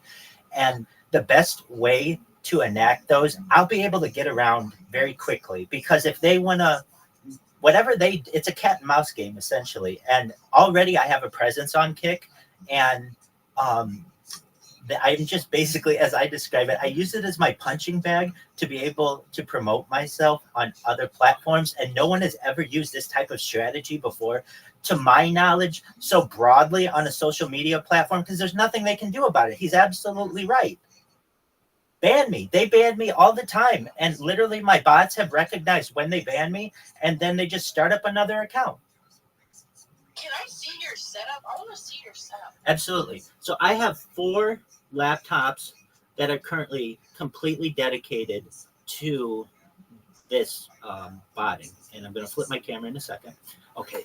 So right now we're using the email addresses, temp email addresses, to be able to create the accounts. Over here, we've got an account. What it's going to do, it goes to the front page and it's going to open a new window. And you can see the pointer. It's this pink pointer here. And this is what's really smart about these things. It has image detection, so it can actually tell where that follow button is, which really makes this fucking so smart. This is why I'm able to treat the Kick platform like my bitch, because it also can just... What the fuck? It's absolutely true. I mean, for the last month, all I've done is just promote myself, and there's not too much they've been able to do about it. Yo, what the fuck? Exactly, and that's how I get the clip. So you know about my clipper. He's not even doing it, bro. His computer's doing it automatically for him, bro. He just has to clear it too. Exactly. All I have to do is literally just watch them to make sure nothing happened, like the app didn't crash, or I didn't have some random pop up. I have an idea. You should program one. Every single one that comes in my chat follows me. You should program it to subscribe too. I wish I could, but doesn't that cost $5? I mean, you've been living for 800 years, bro. Yeah. Hey, that's an excellent point. So as you can see in here, it is about to start the spam, and it is saying world famous pussy eater Rabbi Rothschild takes karaoke requests live on YouTube 24/7, 365, 4 world peace. Type Rabbi Rothschild and Viral Rabbi in any search engine, filter by live. Please share to be a trillionaire. Of anything, I feel I'm quite a polite spammer, and so this will spam until someone blocks me, or it will spam 13 times, and then it will close the window once it is complete. I just chose a number, and usually I would pick 10. Usually I would pick 10, but sometimes it will get banned, or sometimes it comes in a little early. So to make sure that I at least get 10 opportunities for it to fire off, I chose 13. And then what it'll do is just go to the next person. It follows the just chatting. So I don't spam anyone else aside from the just chatting people. I don't spam gamers and the reason why is because those people generally aren't paying as much attention to their chat. I mean, I'm not dumb. I want people who are paying attention to their chat, and I want to know the hell out of them. And then what happens is I get to know them, and then they become my friend, and then they end up following each other on social media because they recognize that I have a good heart and I'm doing this for the right reasons. Exactly. Well, people wanted me to cook you, but I think I genuinely like my profile. Well, you're a sweetheart. Well, thank you. And I want to make everybody here, even the people who want me to get cooked, I want to make them rich. I don't want people to have the world in which we're living where there are the haves and the have-nots. If there are going to be the haves and the have-nots, well, I want to be one of the haves. And so what I'm doing is creating that legacy through data. Data is Earth's #1 resource. Bill Gates coined the phrase in 1990s that content is king. And if that is true, then I may one day be king because I'll have more content online than anyone. It's essentially a race to see who can create the most amount of content. And what some people may consider content today may not be in the future. Well, my content is everything from IRL content as far north as Santa Barbara, as far south as San Diego, as Beverly Hills, Disneyland. And Irvine. Okay. And so what I do is I have done that in my car and all around. But the thing is, it's very expensive to do that. If you know it, I mean, if you do it every single day, it's hundreds of dollars. I have a 6-figure income, and that's how I was able to provide for all of the savings to be able to do this.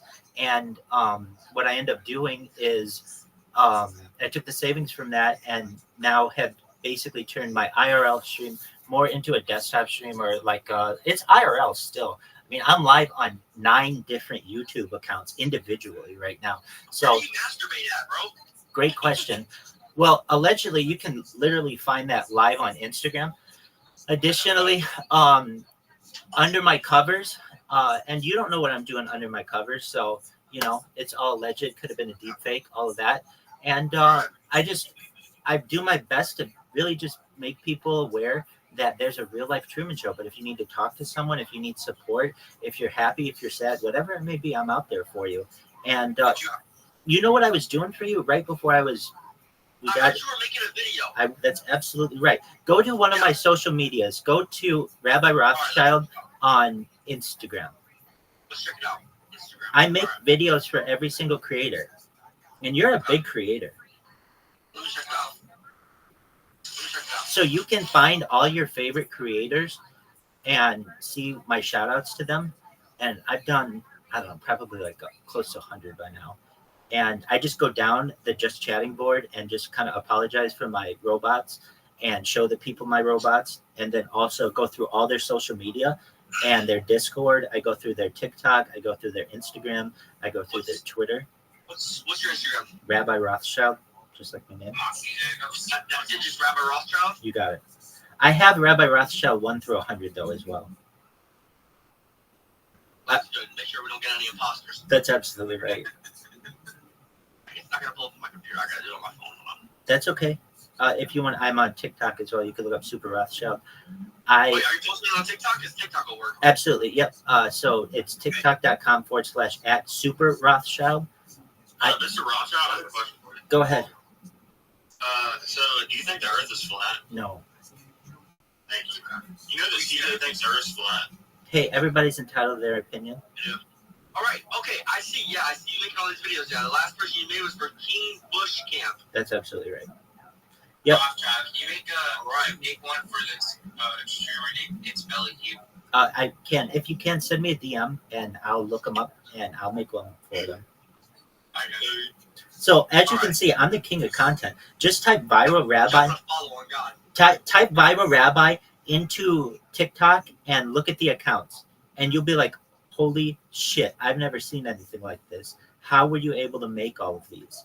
And I had to make them all manually, but it is huge. Just that alone, and a lot of them have like over 1,000 followers and a ton of content.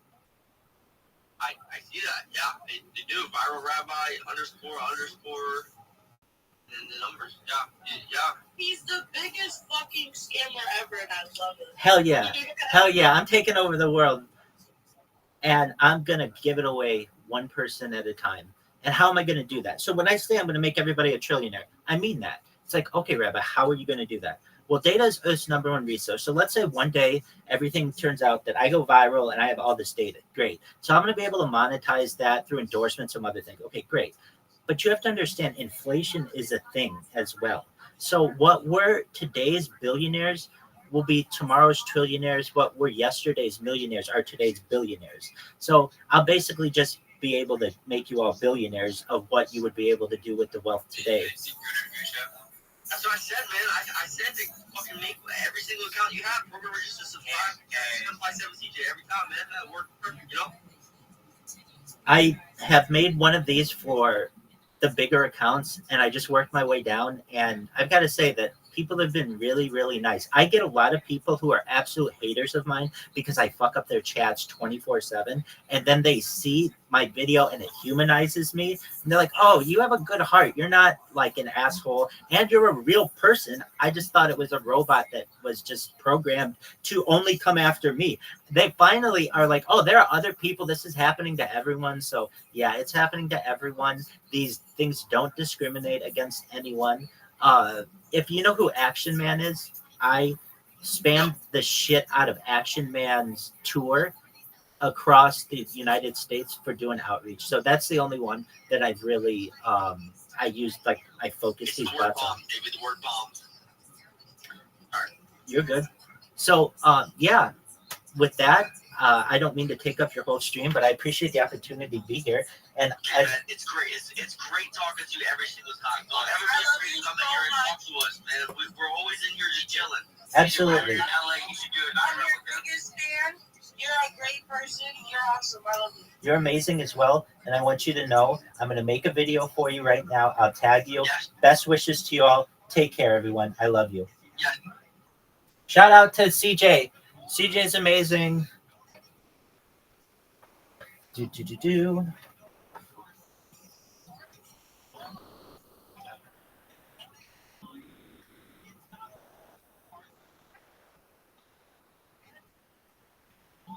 All those people are amazing.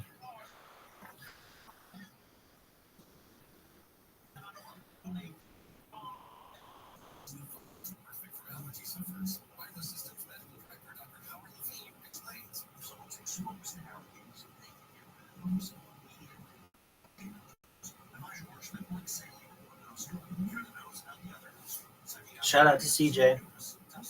CJ is amazing. Okay, so I gotta make this video for him.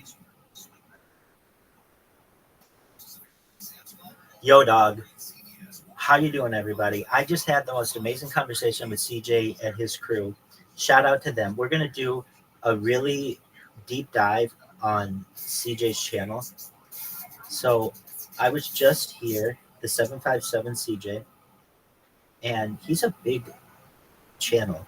And I should have done him a little bit earlier, to be honest with you, but I didn't know if I had done him. I had done somebody with a similar name, and I had been in his Discord. Now, maybe I did do one for him, but I don't recall doing it. I do a lot of these, but I'm sure he would have been like, dude, you already did one for me.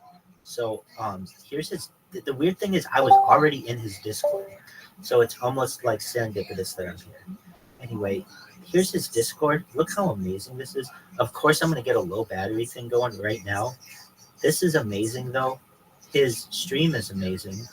I was already in here, and I think it was because I talked to him at one point, and that's why I joined there, but I have not done the shout out. So I think that's where we're at with CJ. So I had familiarity with CJ, but I have not done the shout out. I think that's where we're at. And CJ has amazing content. He's a really, really nice person. His TikTok is at the 757 CJ. That's also what he is on Kick. This is really great. Dude, is this you golfing? Oh, hell yeah, dog. Oh, dude, that's hilarious. What happened? You had to go get it, or did they have to go get it for you? Oh, this is amazing. Dude, this is amazing shit. Okay. I love it. I love it. Hold on, let me see. I'm a golfer, as I was telling you, so I see that you're still going up here. I'm gonna see if I can see if this was on purpose. I don't think it was. No, you hit the mat, and I can see how you did that. If you're faking this, it's a really good fake. So that's tight. I love this video. I would upvote it, but I'm not logged in there. I'm on my other social media. But okay, we're looking at your social media right now. You have a great link tree. Dude, I mean this. I look at everybody's social media, and your shit is on fleek. It's fucking tight, dog. Okay, so we got your Kick. We got YouTube. The love scale. Hey-o. What else do we have?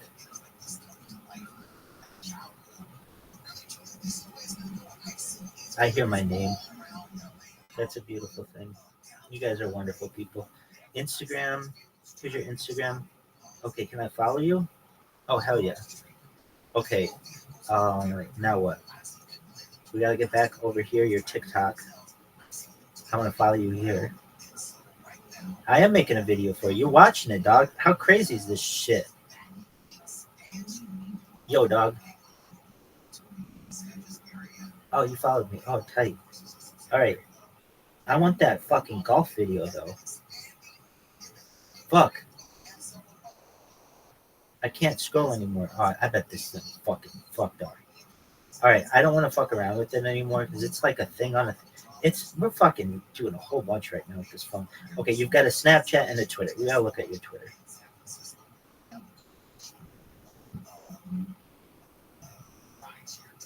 Okay, that's okay. Now, are we done? Dog. Let's see here. I have a video that I was making for you. So let's see if I can do the video on the video. That'll be cool because the other video I was making for you, I don't think it's saved.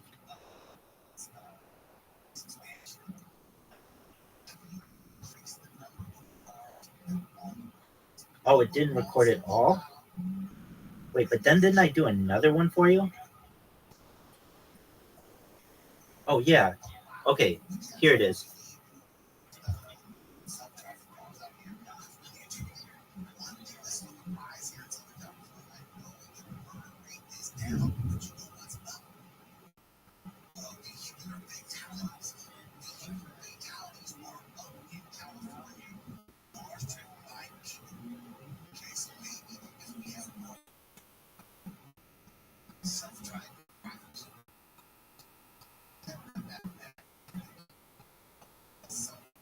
All right, so I don't want to fuck this up anymore. Oh, shit.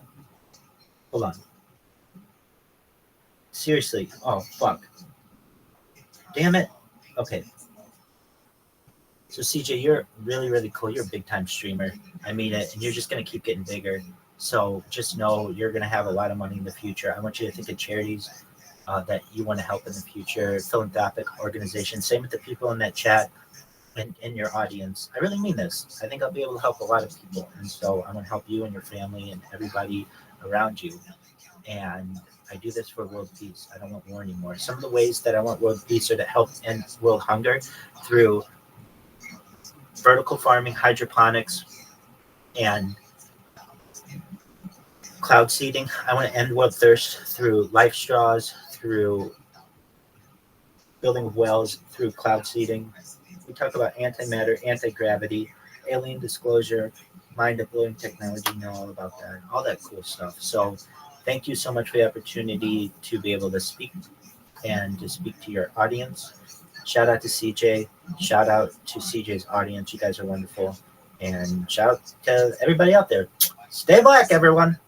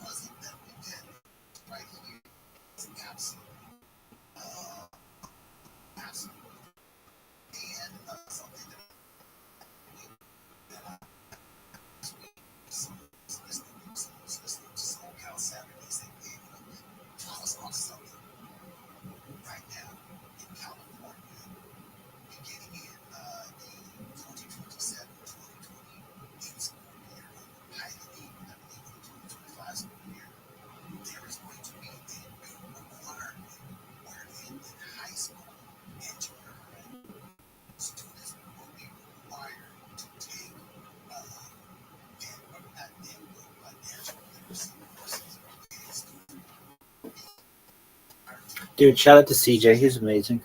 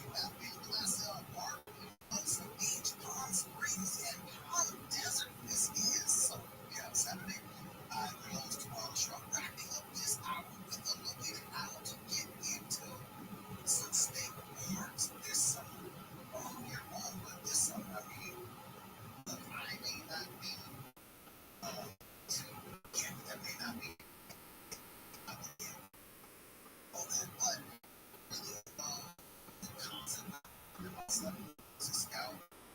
We love experiences. So that's why I want to share this information with you. Right now, Yellow Berets can get access to hundreds of state parks for free. Okay, for free. Yes. The program that runs at least December 2025. This is the Library Parks as a brand.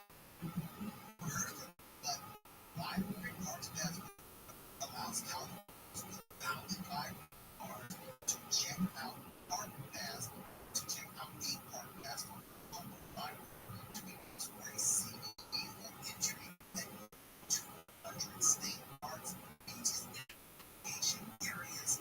This is amazing. Card holders can check out pass and visit as many as 54 state parks throughout the to charge no state to place more than 2,000 park passes and libraries and this program here survey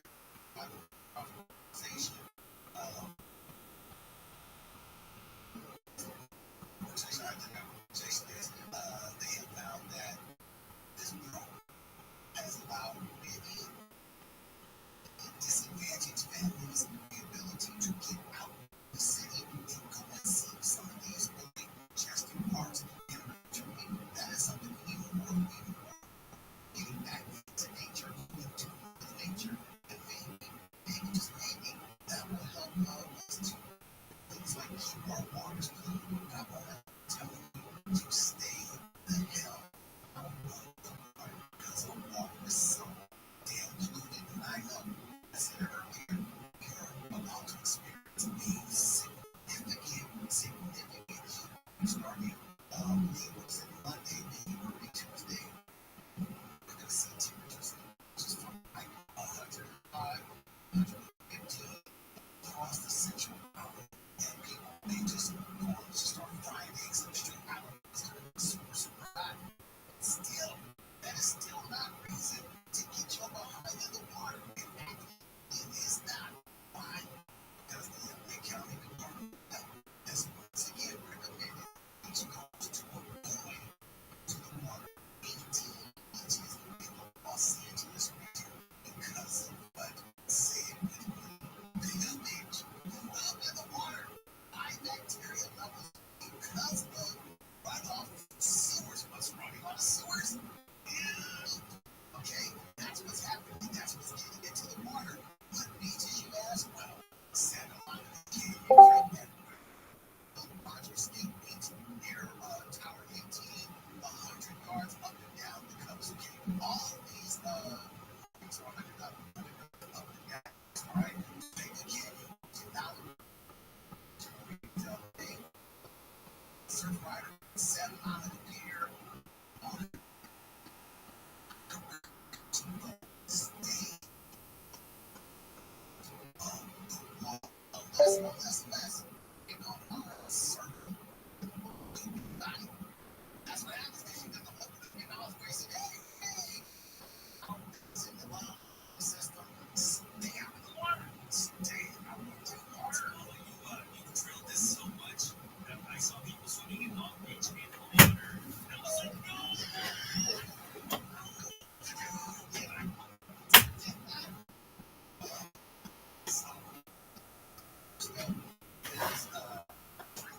And that's something I was like really shocked to read that.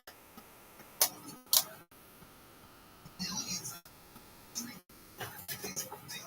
It feels like it. He's hammered. No, Alan Vinny, they had this mail truck that they took and they rebuilt it. Like this the kid like that had the mini bike that they could build like typical Guineas with the grease monkeys. They fix everything, right?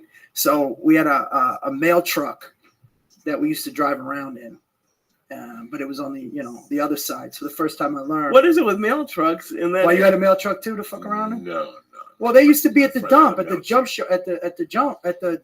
dump, and then you would take it and they could fix it up, start it, and go. But the funny thing is that I've been driving since I was like 11 or 12. But when my mother tried to teach me how to drive, I had to act like I didn't know how. She's like, I'm going to teach you when I want to get my. I had already known how. How old were you when you got behind her? 15, 16. Yeah, whatever me you're too. supposed to. I was petrified. You didn't drive? I wasn't. No, I wasn't no, I scared of didn't it, want but- to. I had no need for it. I didn't want to. I didn't like cars. I wasn't Well, attracted you to didn't need cars them as a back then, kid. too, right? Because you had. And then when my mother died, I used to hang out with this dude from time to time. His name is Mike Denny, and his father owned a ship contracting company. So when your ship came into town, they went in, they painted all the garbage, they took the barnacles off your ship, they put Rust-Oleum on, they rebuilt the floors with the water, with was leakage with that special kind of plywood, and they did everything at night. So they got really busy, and I used to hang out with Mike. They used to call him the devil. When he was a kid, they called him the devil. You know what the devil is today? What's his last name? Denny, Mike Denny. Today he's in a prison in North Carolina for killing his wife. I mean, this kid. Because I knew a kid from Patterson with that nickname. This kid was the fucking devil when we were kids.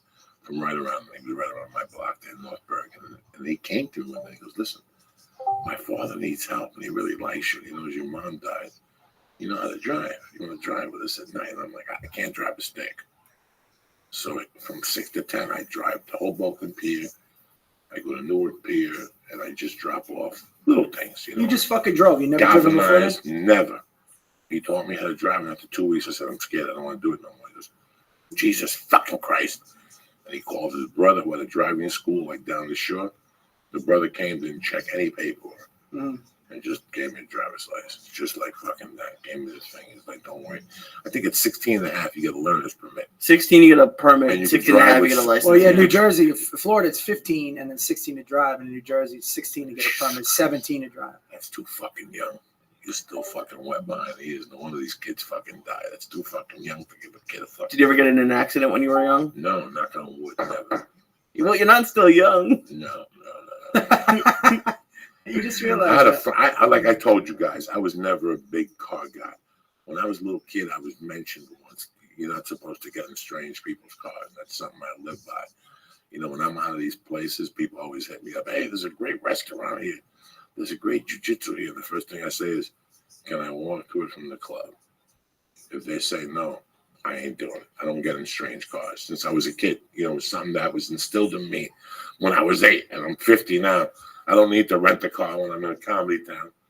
We literally, the kid that stole the ambulance is the one that stole the car, and we would drive around. We would go joyriding all the fucking time. Yeah, I've never liked stolen cars. That was a because big thing when we were kids too. Yeah, I've man. never. A lot, I never like liked Jersey, they stolen used to cars. love to steal cars. I never liked it at all. Yeah, I know. I can tell You you all right? fucked up. I'm fine. Yeah, You're nodding off. I never understood how you wanted to sit in the fucking evidence.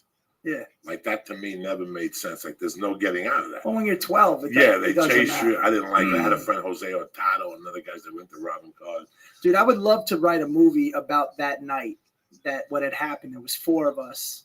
2 of us got caught, and me and my buddy Al. This kid Al, he was always like that kid. Like I said before, he was outside. He knew the streets inside and out. This kid could spot a fucking unmarked car a mile away. So what happened was we ditched it, and we all took off. And my other 2 friends, this kid Matt and Steve, they went one way. Me and Al went the other. They ended up getting caught. But that night, from where we were to get back to trying to get home on the railroad tracks, it was a fucking crazy night, man. As kids, it's like a Stand By Me. Write the script and suspense. It's a Stand By Me. Totally. Write the fucking script and suspenses. You know what I'm saying? What does "and suspenses" mean? Keep us suspended. Every 3 weeks, they script is coming. Don't worry about nothing. Well, you love driving now. You drive scary. Like he'll be high as I am or higher, driving down the 101. Look at Suge Knight. Doing 90. Sugar Knight is all fucking. Sugar Knight is all banged up. Sugar Knight. I like driving because I'm driving. Yeah, but you do 90 and you beat the cops. Who gives a fuck? That's better than somebody else driving. You don't know where the fuck you're going. That's true. Dude, let's kick some music. So don't worry about it. There's a reason. There's a method for my method. We got music. What's Tony Bennett to get this party started? Come on, there big it cock is. sucker. I want to be around. You get all tuned up. You forget about Tony Bennett. I didn't forget. Yes, you did, cocksucker. We should put some on for Lee. It's Monday. Oh, the wow, it's 16th. been 45 minutes. I want to be around. It's a beautiful jam. Great. Pick up the pieces. These mushrooms are kicking in. The Red Devil's kicking in. They've been kicked in. Why don't you put on the Jewish Elvis, man? Don't worry about nothing. Little Neil Diamond. What the fuck is this, Lee? Sorry, wait, he's melting. Who's Jewish Elvis? Don't worry about Neil Diamond. Fucking Neil Diamond. Just I don't worry am about Neil myself. Diamond. Just fucking leave Tony Bennett out of this shit. Don't worry about Neil Diamond. I was trying to Just say James. fucking Hebrew, not at the Shalom. You know what I'm saying? Whatever the Shalom center. Shabbat Shalom. It's a great song. So what do you want to put on the fucking Jewish Elvis for? Leave this guy out. He ain't bothering nobody. What's up, Lisa? I cocksucker. Look at the shape here. Yeah. You know it's a shame, Lee? You don't even know who the Jewish Elvis is. It's your own people. Can you imagine? This is what I got to deal with. You got one of the dopest fucking Neil Diamond, Charles Bronson. They're all in the. I know who Neil Diamond He's got is. time to go to fucking movies and museums on Saturday. We don't know who Neil Diamond is. The backbone of the Jewish Wait and organization. see, Lee. I want you to do me a favor, Lee. I want you to put on Donna Summer and Barbara Streisand. Oh God, great song. MacArthur All right. Park? No. No, not MacArthur Park. The Put the fucking thing on. Donna Summer. Enough is Enough. Enough is enough. Enough is Barbara Streisand. Enough is enough. We're going deep. Let me see if I can get on this. You get on the fire. You get on it. All right. And then you know it's a great song too. Would It's you eat that star? Let's get another one going. Heaven Knows is great too. Let's get the fucking thing here. Let's get Barbara Streisand. They get some Babs Fucking going. She's Donna Jewish Summer, too, you know. We ain't fucking around, Lee, tonight. The church of what's happening now. The speakers are off my ears. It's over. What do you got, Lee? What do you mean? Look at me. What are you looking This is a bad at? I hate these commercials. The Visa check card. Fuck the Visa check. Lee's got it under control. Look at Lee. Lee, what's he doing? This is what I'm talking about. Oh, Lee's look got at it under this. control, dog. Lee don't fuck around. Lee- Oh, look at this. Shit. It's not a. There's only. By There's the way, no. did this TV come out of your friend's fucking garage as well? Yes, it did. What happened? I was hoping it was gonna be live, but no, it's just. We don't want it live. You want this. Yeah, that's what you want. You don't want it live. This extended fucking job. Kick this in the Turn beginning. it up, dog. Check it That's out. the best part. Are you fucking kidding me? 5 million views. Let's see how many people disliked it. Nobody. That's why I got 5 million views. I always know. That always makes me laugh when these people fucking like. I'm looking at Pink Floyd and there's like 100 dislikes. Like, how the fuck you dislike Pink Floyd? Because they're fucking morons. They're listening to whatever the fuck. All right, who would you clip first? The Jewish Elvis. None of them. Look at these two. You Look at come those on, young man. faces. Babs of Nobody fucks Babs for starters, all right? She fucks Babs you. just don't give up the fucking pussy just like that and shit. Donna Summer was hot though. Remember that movie? Thank God It's Friday. TG. I don't remember. I'm Dude, on she was mushrooms on that it. second. Come on. Blast that shit, Lee. I'm on mushrooms.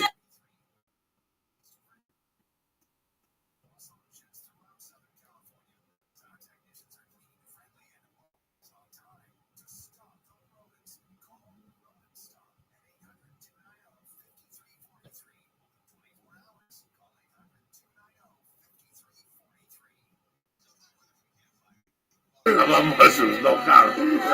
What's your favorite? I'm gonna keep asking you questions now to fuck with you. So, what's your favorite Donna Summer song? That's what it is. Right. Are you fucking nuts, people? It's Monday night.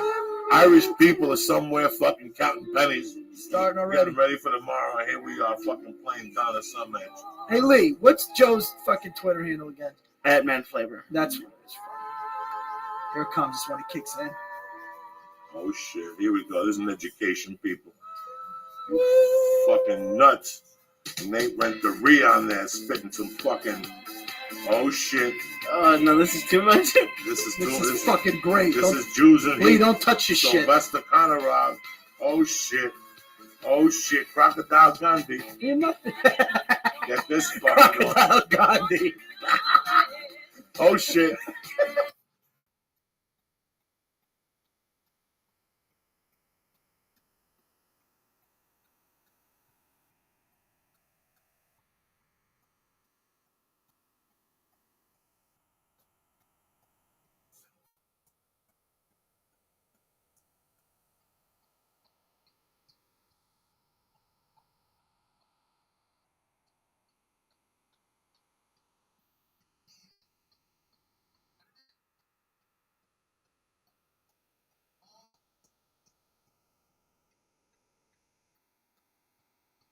I almost had a fucking nervous breakdown, people. It's Monday night, the night before St. Patty's. Get on your disco shoes, motherfuckers. It's just starting here. Me and the Flying Jew are going deep with another star in a minute here. It's only 9:30. He's a 5-star general. It's a 2-star, 2.5 star. A 2-star general with a little bit of gummy shermanas and mushrooms. But I'm very no, I love that. I'm really happy that like when I was a kid, I did it, but I didn't want people to know. But after my mom died, I had to learn how to do it. And I just you learn how to buy 100 Quaaludes and sell them for $4. Give away 4 to get people enticed. It's your own little personal business. And that's what a lot of people, that's it. You're 100% business. Then I started getting the ups. And I was getting the ups for 40 for fucking 1,000 of them. And I would sell 100 of them for $35. So all I needed to do was sell 200 of them. And I was already in profit. I could eat 800 fucking ups. I didn't. I fucking sold them. So you learn. You learn how to cut corners. You learn, how to raise the price of mescaline and lower the fucking price. It was just an amazing education. You know how to dictate the market. You had to do it. Then cocaine came along, and I'll tell you what, there's so many people I taught how to market coke. Like a lot of people would grind it up. I don't want my car. I want to see a rock in there. You give somebody a rock and someone else, they'll pay you the extra 50. People want to go to the parties and go, look at the rock I got from fucking Joey Diaz. You follow me? Nobody wants that $1,000. But that carried a lot of weight back then, though. What's that? The sentencing back then, man. The who? The sentencing back then. If you get caught, that shit was they went after it for a while. They go after you for everything in this life. It's when you're stupid and you have a cause, you have something to sell it for. You don't even know why. I didn't want to fucking work as a kid. I knew if I could sell an 8-ball a night, I had $50 and I could snort a gram of coke. $50 in those days to go out with was 22 fucking cocktails, a tip, and White Castle. Or fucking someplace that gave you a chicken sandwich for $2. Yeah, so it was a difference in work, Yeah. One night you make 200, and that 100 went towards the rent once a week, plus your expenses. It was a different. So that's how you looked at it. I'm very happy I took that education. And I applied it later on, as I was, it kept me up. Jesus Christ, how to borrow from Peter to pay Paul. It's a horrible way to fucking live. Mm-hmm. But sometimes you got to do it. And I did that for years. Starting comedy is not easy. When you first start comedy, it is fucking hard. Absolutely. And once you make the decision to do comedy full time, there's a lot, and I didn't want to get that day job. I really had that stupid fucking artist dream where you sit in your loft. There was no loft. I had a car with air conditioning, thank God, and there's a lot of times I didn't work. And there's a lot of times I worked too. I worked all the way to the end. I sold cigars on Sunset. I sold fucking cigars on Sunset because I got here in '97, the boom of cigar. Oh, yeah. So they were selling cigars all over. Did you ever hook up in Cuba? No. I sold cigars for a fucking store. Oh, okay. That's what Cuba. I'm trying to be a comic, $15 a spot. You think I'm making calls to Cuba? Get Brett Ernst and fucking... Get some cohibas in there? Yeah, fucking little illegal swag? The story on the street was... I'm sorry, I guess I was out of line. Yeah, we knew some people. You're selling fucking Quaaludes and No. But, at the time I was... I guess you can't sell a cigar. At the time I was on Sunset trying to be a comic. So I wasn't really selling anything. I had just moved here. I was sleeping on the floor. And that was what was available to me without a car. Was selling cigars on Sunset. That's before I met any drug people. I started slinging a little coke here and there. So, but I hit a Taco Bell commercial for $80,000 my first year here. So I stopped the cigar business. But the cigar business was great. I knew a lot of comics who were selling cigars. There was 2 places. There was one by Hoy's Walk on the 2nd floor. You know where Hoy's Walk is on Sunset La Brea? Yeah, it was like it's still a cigar store downstairs. Yeah. It's still a cigar store. They sold, the guy upstairs made millions. That's when JJ's Beepers were here. JJ's Beepers was, who's the hooker that went to jail with, what's his name? What's the famous hooker? Heidi Fleiss. Heidi Fleiss. He was Heidi Fleiss's partner. When you fucking came to LA those days, there was a bunch of fucking beepers.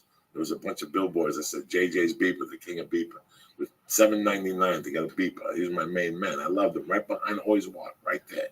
Then the other cigar shop was 2 blocks up by the hotel. What's the crack hotel across from Rock and Roll Ralph's? Sahara? It's the Sahara. Once you pass the Sahara, there's a street that makes it right there on the corner. There's a photography place right on top. Wasn't there a place across the street from the store? Or that's always? I mean, that's been there since I think I got the House of Blues. No, it's to the left of that. There's a cigar bar right there. No. That just came up. Yeah, no. This is when you would call. Remember when you would go to bodegas in Harlem, and you'd see fucking a case with cigars. Who do you think sold those fucking cigars? Some fucking guy across the street from the comedy store? No, us savages in fucking in LA that we would just call people and go, hey man, we have starter sampler kits. Everybody wants a cigar, right? Yeah. You got cigars there? No, we're gonna send you humidifier. It was no humidifier. It was a glass fucking case for $400. But if you sold one, they gave you like 180. I'd sell 3 of those a day and hit the bonus. You get 50 cash. And I was at the comedy store to get Chewy. Chewy, where you at? Yeah, Chewy was. Let me talk to you in the Can't back. park here, bro. Let me talk to you about something. Can't park here, bro. What kind of deal you got going on? Yeah, yeah, the fucking good business going. How many packages? 20. I got 40. That's 2 pack. I can't get 3 from me. You get pissed off. Leave me alone, Joey. What's up? He had a good business going, that guy. How you feeling over there, cocksucker? I'm good. Can't park here, bro. You know, you need to, and that's what I see that these guys, they don't know how to put, and I'm not talking about selling drugs. You know, and when I got divorced, let me put it to you this way. When I got divorced in Boulder, I worked for my ex-wife's family. How long were you married for? 2 years. It was a failure, but I worked for them. And for some reason, all the companies then that they did business with offered a free estimating class. So I would call the people. This is how slick I was, bro, at 20 fucking whatever. Even though I was an ex-felon and shit. I would call these companies and go, hey, man, I'm a roofer. I'm an apprentice, but I want to learn how to estimate. And they would fly me out. 3M and all those companies would fly me out and teach me how to estimate that type of shit. Oh, because they wanted you to use their products? But I also started learning slanted roofs and all those shingles and shit. So I went to a couple of their things. And one day I was at my friend's house, and he's like, hey, man, can you get your brother to come over here after the hailstorm? Nobody came to this fucking house. So right away, my drug mentality went up. I'm like, wait a second, I measured it. I did what the regular people around me would charge. It was like $2,000. When I added up the material, it was like fucking $600. So I made $1,400. Somebody else gave me $500, ripped the top off with them. The dumpster was a deuce, throw it in the dumpster. That's how much the Gambinos control construction. A dumpster anywhere else in the United States of America was $200 for those regular dumpsters you see that people come up and pick up. You know how much that same dumpster was in New York City in 1985? How much? $2,200. That's how much went into Sammy the Bull's pocket. I know, yeah, he controlled all the construction. He controlled all the fucking construction.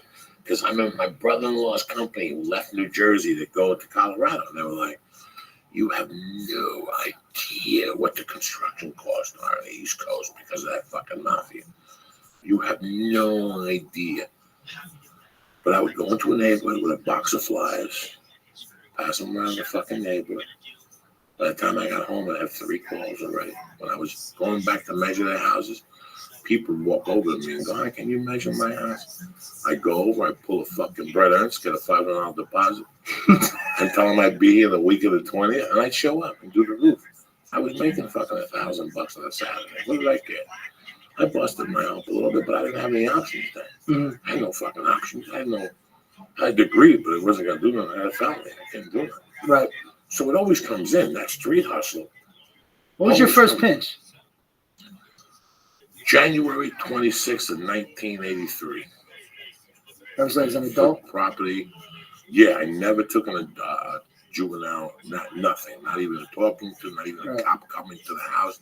A cop dropped me off one night when he found me in some guy's yard, passed out, puking. I had that type of contact, but never a juvie record whatsoever. So what did they get you for? Possession of stolen property? Stolen tools. When you have tools to rob somebody. Oh, like the burglar tools. Like I had like a pen. Like it was. Did they trump it up, or were you going to use it to break into something? No, I was going to break into something. Yeah.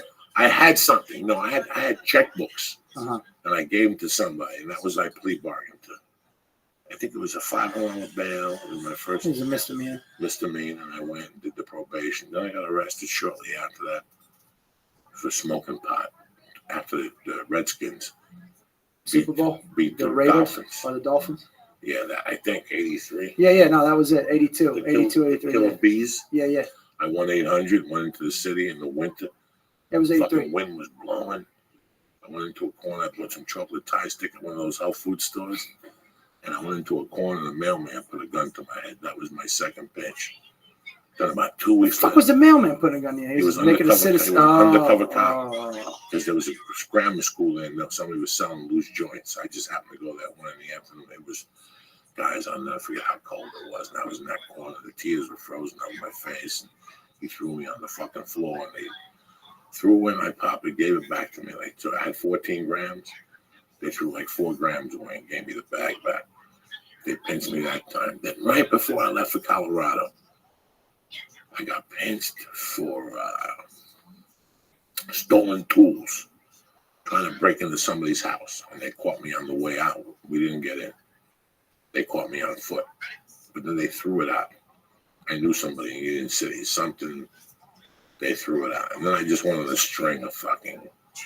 When I went to Colorado, no, I didn't get arrested. The guy had contact at the end. That was not, I robbed a jewelry store. I didn't get in. But it was a snowstorm. Right? I see how much of a genius I was. And I walked back. I seen the cops coming to get me, so I jumped and walked in all these snow things. And I went to my house, and I went in, and I took my clothes off, and I relaxed. And about an hour later, the door knocked, and there's 20 cops at my door. And I go, have you been out there? I'm like, no. And they look by the radio, and there's my boots melting in snow. So I knew it was me who robbed the jewelry store. They just did that proof. I knew they were going to come back. By the time they came back, I had boogies, and then I probably went through 10 arrests. That was just, hanging out. Dude, this is sad. Well, it's not sad. I don't know what you want to call it, but a good friend of mine was 18 years old, and first offense, they gave him 10 years, man. He got caught with acid. But in the state of Florida, each hit's a count of manslaughter. You imagine that? And I know, and he had 100. I think it's like 100 on a sheet. Oh, yeah. And he had 100. I had 100 on a sheet, and I think 10 sheets. So they So got him 1,000 counts of manslaughter? Yeah, 1,000 counts of manslaughter, man. And they just fucking. And that only gets 10 years? 18. Maybe it was 100 sheets. Yeah. I give thanks every day. You people think I'm bullshit. But he went from 18 to 28, man. He spent all of his 20s in prison. You people think that I bullshit. I get up in the morning. I give thanks for my daughter. I give thanks for Mercy. I give thanks for the friends I have. I give thanks for the career, like how I worked out. I never wanted to be Eddie Murphy. I just wanted to be alive, and I got that. I just wanted. I don't care if my pictures at the Improv. None of that shit mattered to me. I just wanted my motherfuckers knew I was here. I didn't have CAA. I didn't have 3 odds, and I was here. I did what I had to do. And I give thanks that I never got involved. Like when I got locked up, people went to a body, brothers. I say something to your girlfriend. Take a swing at me and I die. And you got involuntary manslaughter. You got 12 years of your life. And guess what? They're going to put your section in prison. Okay. So now you got 12. That means you're looking at 8 hard that you got to do. You're 19. You're home on spring fucking break. Right. You were just with your old high school girlfriend. We're going to get your dick sucked. You didn't know she was sucking 20 other dicks. Right. She didn't tell you that in the fucking postcard. They never do. We want to hook up and relive our times. They didn't tell you how they fucked the Puerto Rican and the coke dealer at the bar. And some guys got pictures of her, and you show up Happy Henry. Like fucking, yeah. Yeah, thinking that's hey, going to there's go my back. little angel. My little angel. And here comes Johnny Bananas at the bar, and you got to knock him the fuck out. Do you ever think about what would have happened if you had killed those people? Well, that's what we're getting to right now. So they give you 8 fucking years, 8 out of 12. You do 8 while you're in there. Somebody gets in the beef for you. Yeah, now you they tack on another 6. So you go in at fucking 20 and you come in at 36. Do you have any fucking idea?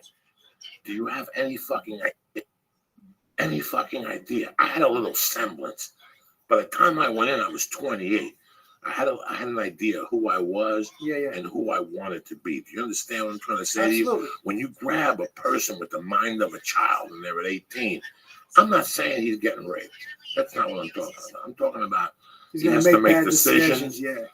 What he's going to learn in there. The first tattoo. The first, hey man, that's cool. Yeah. That's it. Society's got him. Now he comes out when he's 36 years old. Who the fuck's going to hire him? So what do you think he's going to do?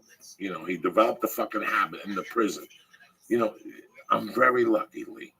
Never mind those people died. I'm very lucky. There was 30 other fucking situations that I walked into that Jesus fucking Christ. Jesus fucking Christ. And I'll sit there some nights and go, can you fucking imagine? What if?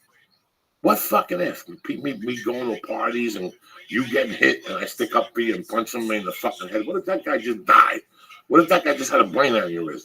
No, dude, You have no fucking idea. That's not far fetched. And I tell you, this is not. I tell you, when I got locked up, I bumped into 30 fucking kids that were just living.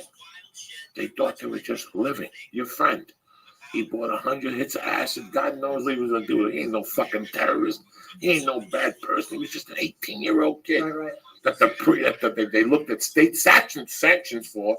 And they never looked at this kid and said, maybe he's just a retard. He needs 4 years to scare him a little bit, and we'll resentence him depending on how he does after 2.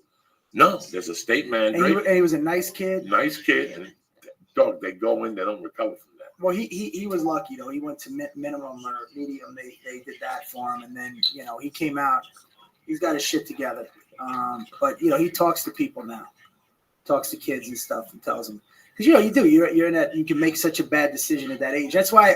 I mean, even now with these fucking cameras, everybody's filming people's childhoods. Like, God forbid that there was cameras on me when I was 20, 21. Can you imagine? Oh my God, man! It would be insane, dude. If there was I wish there was a video of Uncle Joey at fucking 2021. Yeah, dude, dancing in a club. I would pay $8 million for that video right now. Lee, what about you? Which your bar mitzvah video? Is there any crazy shit going on? Not like that. I shoplifted, but I didn't do anything crazy like you guys. Did you light a candle for somebody in the bar mitzvah video? You know how many bar mitzvahs I went to? See, that's the other thing people don't realize. How like up in New York and every New weekend. Jersey, I'm saying like everybody like shared your cultures. Like you had the Latinos, Yeah, if you had a friend Italians, and Jewish. Yeah, everybody everybody. Everybody live with each other. But it was crazy. I was watching on Netflix last night. They had this series they're interviewing people who like serial murderers. What was that word? Serial murderers, Uh-huh. I guess. And this dude didn't go back to a halfway house. He went back and just killed people. He killed 5 people just randomly, just because he would drive by a house and be like, "Oh, that house looks nice," and then I'll go in there. It was fucked up. And then it just happened like. I was thinking, how your life could have changed at that exact moment. Right. Absolutely. All I needed was to bump into a guy that I thought was cool and who I thought was influential in there. The Mad Dog. Oh, Mad Dog. And Mad Dog would sit there and tell you stories about his days on the bike, man. There's a guy up in Pelican Bay, man. His name is Brett Ernst, man. He's a stone cold killer. We partied together a couple times. He's done about 16 years murder. You sit there going, what are you did you ever read about Abe Lincoln? You know who George Washington is? You know who Hitler is and Mussolini? Those are great men. You know who Donna Summer and Barbara Streisand is? What the fuck are you talking about? Some guy Mad Dog in some prison who, man, that guy took on 3 guards, man. We partied out together. Once they tell you that, you're like, listen, it's over for you. Just go to the Puerto Rican side. Hopefully they'll fuck you to death. If you don't have a fucking day left in you once you get on the real world, you're worried about Mad Dog is the killer. It is. It's like a fucking middle the school coolest mentality. fucking guy I've ever seen in my. I remember one day when I was locked up, there was this guy that was Johnny Everything, the metal rings, the Lee jacket over the fucking black shirt. It was 87. He already had tats. Mm-hmm. He already had nobody moves their hair. He already moves their hair with the little sunglasses. Because this place I went to, you could wear your own clothes if you got a petition. And then I was sitting around with some guys in there, and the album of the year was Animal Appetite for Destruction. And it's that Mr. Brownstone. And me and these guys talking about how he wrote about heroin. He came on, he's like, it's not about fucking heroin, it's about Mr. Brownstone. I did time with that dude. And we're like, what are you why would Guns N' Roses sing a song about some dude in fucking Kansas jail? Mr. Brown, that's how retarded they get. Like, man, I partied out with Mr. Brownstone. He met Axl Rose one time and told him the story. So Axl Rose promised him he'd rather shut the fuck up, you fucking moron junkie. What do you think that fucking guy is now? Who, Axl Rose? No. Eating fucking cheeseburgers with $20 bills between his fucking No, I toenails meant with the a Johnny glue. Bravo guy that you hung out with, the fucking guy with the moose hair and the jeans. That jacket. fucking wannabe biker. There was where I went. There was a little connection of these wannabe bikers. There was this guy. That was something. Dead dog or something. He was the leader of them. He was like the old guy that was Terrible nickname. He had killed somebody in involuntary manslaughter party. And they had these little minions that were all retarded. The one guy smacked was one of his minions, the blonde-haired dude that wore gloves in the prison. Like, there's not even a tricycle in here. Why do you have gloves on? They walk around with tight gloves with their fingers out. Like, why? Get it the fucking together, guys. I had a beef with him in the What was the laundry best room. thing I that you tied heard his today? head up. That they had I a grabbed meeting him about by the hair. I women, just they don't tied it know up stuff. with my hands and I banged his head against the wall. I took a shit in his drawer. In one of those cheese boxes. I took a long shit and I put it. Who is this? The point being, it's you see those guys when you're in there. You shake their I love hand, you talk too. to them, and you move the fuck on. You don't want to Shout talk out to those you, morons. Ariel. You don't want that fucking IQ. YZP. Just standing next I to love you those too. guys. Your IQ. Dog, you knew me, dog. He was a dumb fuck. And I used to be a stock clerk in the kitchen, so I took a shit in the toilet. I took it out. You're still alive. The whole loaf stayed together. Oh, I thought you shit in the box. You I think I shit into the box. toilet I and think then I shit pulled in it. the box. Oh, think I I hope shit in the so. box because it never broke. The shit was complete. How crazy do you have to be to shit in the box? And it was perfect because it was this thing. It was like a rose box that comes on roses. How many Keurigs was it? No. It was you know the fucking. Lee, did you get that South Park reference? No, I don't do South Park. I like South Park, but what did he say? Remember when fucking they measured the turd? Fucking. Oh I yeah, think that's it's a Keurig. good No, time to get this episode. was an American cheese box. You know, this fucking cheese. Yeah. I took a shit in there. You know what they put? You know when you go to a diner on the East Coast and they put a flag or an American flag on a BLT or something? I took it out. Like at IHOP used to, they and I put it right in the middle of the shit. I put the box in his drawer behind his clothes. And every day he'd walk around the barracks going, man. Yo, Cat Lover, can you fucking speak? And we would look at him like, oh, this guy don't know it. And he figured it out one day. And he saw the box and he came into my room.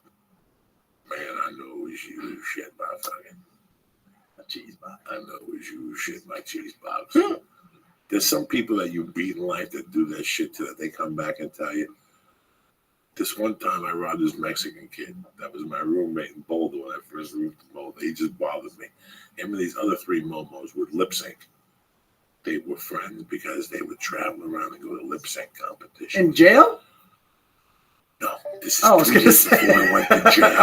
Okay, I got you. I moved to the hill in Boulder, and there was 3 idiots living in an apartment. That was And they would amazing. go to that They lip have a sync moderator, a contest, famous air guitar moderator. contest. No, you live with air guitar people? Please tell me you shit in their cheese box. No, and the Mexican kid drove me crazy.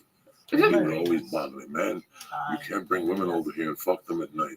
Shut the fuck up. I brought 2 girls over there. One was a freak, and one night he came to me and knocked on my door.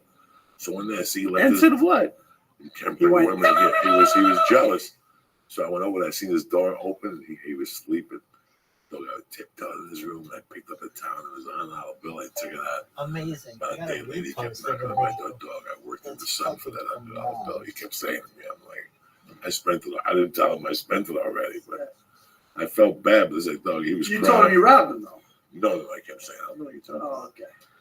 You never admit to anything. I had that saved up for an air guitar competition. Well, don't look like you're going. I'll give you $1. Play the guitar in the living room. They didn't get high. They did nothing, brother. Just play air guitar? Or air guitar in the fucking living room at night. Fucking. With no shirts off. A Japanese kid, a Mexican, and a white goofy fuck. How did you find these guys? I applied for, it was $200 a month. The Japanese guy I had on the payroll for a while. Well, you don't even pay for half your rent 1 month. I was giving the fucking Japanese guy $200, $20 a day to go to the store, alfalfa's cook and get food and cook healthy food for me. Why? But he would eat the other half because I got a law settlement. I had some dollars, so I didn't want to cook. I didn't know how to cook. I got sick and tired. Hey, Lee, can you put the camera on yourself? I know. It Look is. at the shape. There it is. Yeah, There you look go. at the Go shape. ahead. Talk. So I Hello. used to pay him $20 to go down to alfalfa's, buy half a pound of meat, some rice and vegetables, and he'd walk it up and he'd give some to me and some to him. And he was a broke student. That's a good deal. Great fucking deal. Yeah, strong deal. And then, but he was by the fucking book. Then the cops came, they knocked on the door, they got mad. Then I left the next day. I was there for about I a month love and the a half fact before that the they- cops came. That's when I used to do credit card shit. Their best, That was back in the day when you can get away with that shit with the numbers and the fucking click. They used to sell the fucking carbons back in the day. Fucking carbons. Yeah. That's right. They give you the carbons. That's we had this guy at the Don Carter's bowling alley. That interview when and we were Rabbi kids, if we had carbons, he would take them, and he had this That was plastic thing where you can amazing. fucking make the mold. You know, well, we just gave him the carbons. I remember this dude coming around. We were playing football one time, asking if we had fire extinguishers. If we wanted to make some money to get him fire extinguishers. We were kids. Like, what the fuck is we getting fire extinguishers for? You know. And then we had this one kid of ours. I don't like to throw the names out. I know you don't. Joe doesn't mind. I know Joe doesn't mind, but he went and got some, and I guess that. There you go. There you go. That's for you and your fucking names, all right? You know what was funny? Wait till you smell this whey protein fart right here coming I'm at sure you. it's whey. These are some fucking Oh, scallops. backing up. This is some scallops Mama made. Some with fucking Fish Friday. With some. I had some Remember when you spray farted on butter. stage one night? I fucking never laughed so hard in my life. We were at the store, and he's like, "Hey, hold on a second," and then he went. Then he went science, Yeah, and then it went back in. Dude, I was fucking You gotta crying. stop with a hold on. And then you fart, they can't recover from that. If you No, said you stop The them. fart was the science on top of the Oh, fart. please, was that's what fucking brilliant. please. You're not gonna fart and not leave it out of the science. It's a whole fucking patois, the whole thing. Dude, Lee, what's up with you, brother? How you feeling? Not as I'm bad good. as you thought. I'm really fucked up. No, but you're I'm not. No, Are you gonna drive? You need a ride? No, I got Uber. Don't give him nothing. Fuck him. He gets You need no a ride? right. He's No, as I tough Ubered. as nails. this guy. You Ubered? Yeah. That's his problem. See, he already tapped out before he got it. I should tie him up. Dude, make it's him, fucking and turn the St. lights Patrick's off. Day. The cops are gonna be out. Fucking giving pay them for summer it and tickets. come back every hour and put it on backwards until his head blows up. Ugh. That's what I should do, but you're lucky I spoil you and I love you. If not, I Spoil you. tie you up and toughen you up and then you got stuck with that. Whose vacuum is that? Mine. Where'd you get that fucking thing from? It's mine. We haven't vacuumed in here since we moved in here. Thank you for vacuuming. You're a good fucking man. You're welcome. I'll tell you, there's some fucking great pictures. And I'm gonna Little put some more. Charluche Bronson and fucking Clint Eastwood. Clint Eastwood. Fucking man. You got Uncle Joey. Fuck up there. Fuck that shit. No, No, we should I'm not. very happy I grew up like I did at times. I'm happy I had that little hustle. Now I sit here sometimes. I look at this 2-year-old little girl and I'm trying to figure out how to explain it to her. I would wait. No, you have to fucking wait, but I don't think I'll be alive. I'm joking. Oh, you'll be Every alive, fucking man. day, one less heartbeat. Oh you know, no. So I mean, you take good care of yourself, so you know. you try. You drink water. You spray on butter like this fucking mortadella. You got mad at me freezing spray butter today. You fucking save a lot of spray butter. calories. Actually, real butter's better for you. It's better for Why? you. You glow in the because it's fucking- more I told you. natural. I And told you. yeah, the margarine shit'll kill you. I Man. told you, bro. That's all you think your chemicals. Uncle Joey fucking see the fucking. Here's what I want you to do. He goes home, makes tortellini, and puts spray on butter on. What the fuck's the purpose? This is what I'm It fucking defeats saying. its purpose. This is what I'm fucking saying. Bring it over here. But everybody says, no, you're being hard on him. I'm trying to fucking no more spread. Lee, listen, I Yeah. want you to Google paleo diet. Okay. All right. Follow that. It'll save your life. What don't you eat? You just don't eat grains, no breads, no fucking No wheat bread either. none of that shit, and no fucking That's hard. no dairy. But you can eat raw meat, chicken wings. But it's supposed to be like, you know, How many chicken wings? That's the clinker for you can eat you can eat 30 if you want. Like, So Lee can start the paleo diet right after the podcast. That's absolutely. Right? Lee Go starts- right to There's Big no- Wings right no, down the street. You can't eat fried chicken wings and just not eat cheese and lose weight. That Yes, you sounds do. Listen, Tell you. look it up. Tell him, Look it up. I'll look it up, but you can't eat fried things. You know what? I don't Yes. like naysayers. Yes, you can. You can eat If chicken you go there wings. tonight and eat 20 Not chicken breaded. You wings, can't eat breaded. You can't eat the fucking blue cheese either. No, can't do that. You gotta eat those. Then things what's the raw. point? I know that's the thing. You lose a lot of patois. You gotta go and eat it with fucking celery, right? You can eat celery. You eat the celery and No carrots. mashed potatoes. No potatoes. Sweet No. potatoes. If you're gonna cheat, like they recommend, like one day you just fucking get it out of your And what do you system. do for carbs? Hey, use vegetables, man. It's a real simple carbs, man. Those are the best because the grains, the way that the grains are, they're ground seeds, and seeds are not really So no whole grain, no none of bread, that no shit. pasta. But if you're gonna go, no whole grain pasta. I do brown. Like when I do my cheat, I do brown rice. I lost I'm I not- lost about 8 what are pounds. you, a Hindu? I don't give a fuck about brown rice. I have brown rice. No, but they have brown rice. Listen to me, brown rice pasta. My Hindu. They have brown rice pasta from Trader Joe's. Good. It's fucking good, man. It's good. Really? Yeah. I'll try it. I don't Try give a it. fuck. I've been trying to. No shit. Just look it up. With a little Paleo. marinara. Yeah, but see, here's the thing: is that if you do the brown rice pasta, that's when you don't want to eat any grains. But if you're going to do it, sweet potatoes are good, baked potatoes are good, and brown rice pasta is good. You know, but just do it like once a week. Yeah, once a week on a Sunday at 2 o'clock. Nice. Little marinara after church. like a doctor. Like a shit. fucking I gentleman. don't want meat sauce no more. My wife makes a little marinara, nice, little spicy to it. You're good. You're fucking good. I eat that, I go meat. Let me give some fucking shout outs and get this party started. Let's real do quick. it. I met a really nice pick girl. my wife up. Tell your wife to relax. I met a really nice fucking girl. I made a picture for us that I didn't bring, and she gave me a lighter. And she had a smile that was fucking, her and her husband came. Jenica Jones, I love you to death up in Sacramento. Harold, cocksucker, I love you. I'm sorry about your mom, but hang in there, cocksucker.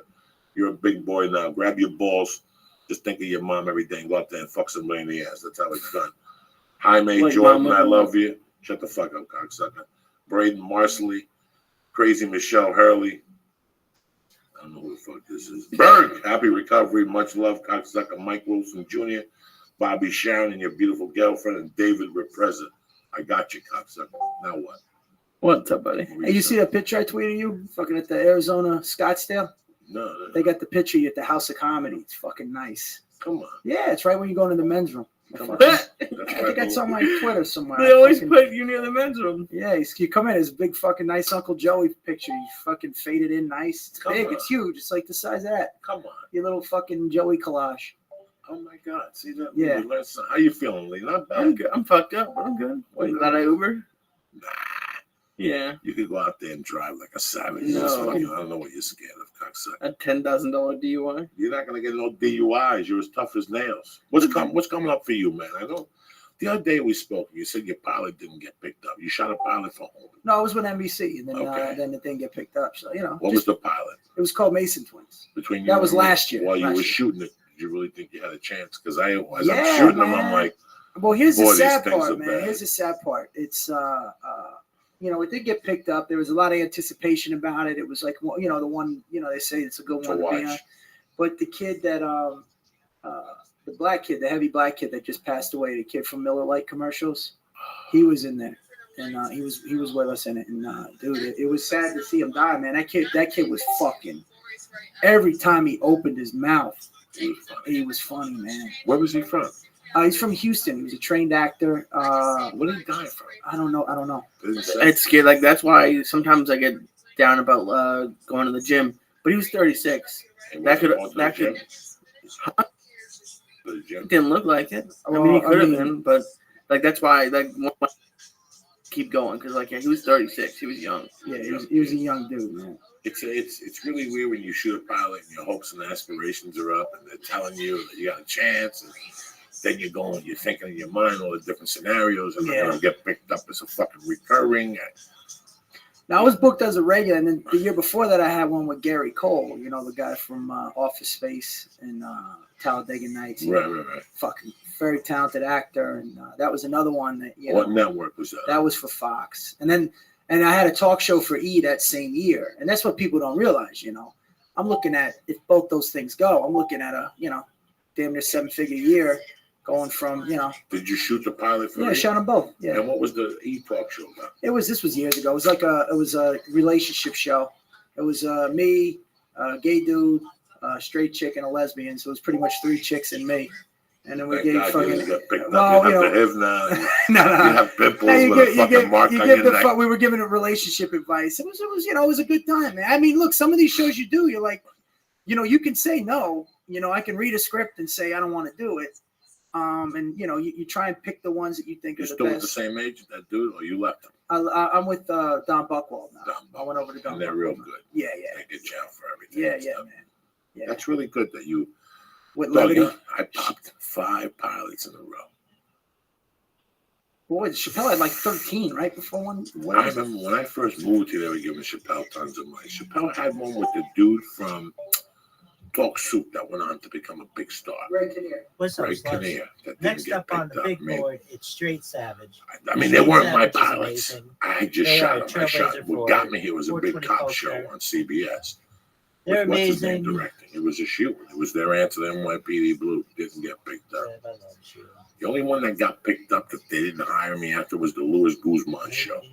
I shot NYPD Blue 2069, what New York would be like in the year 2069. I shot a happy hour from the people from what's the fucking show, or what's the two fucking idiots now that replaced what's his name on the fucking show?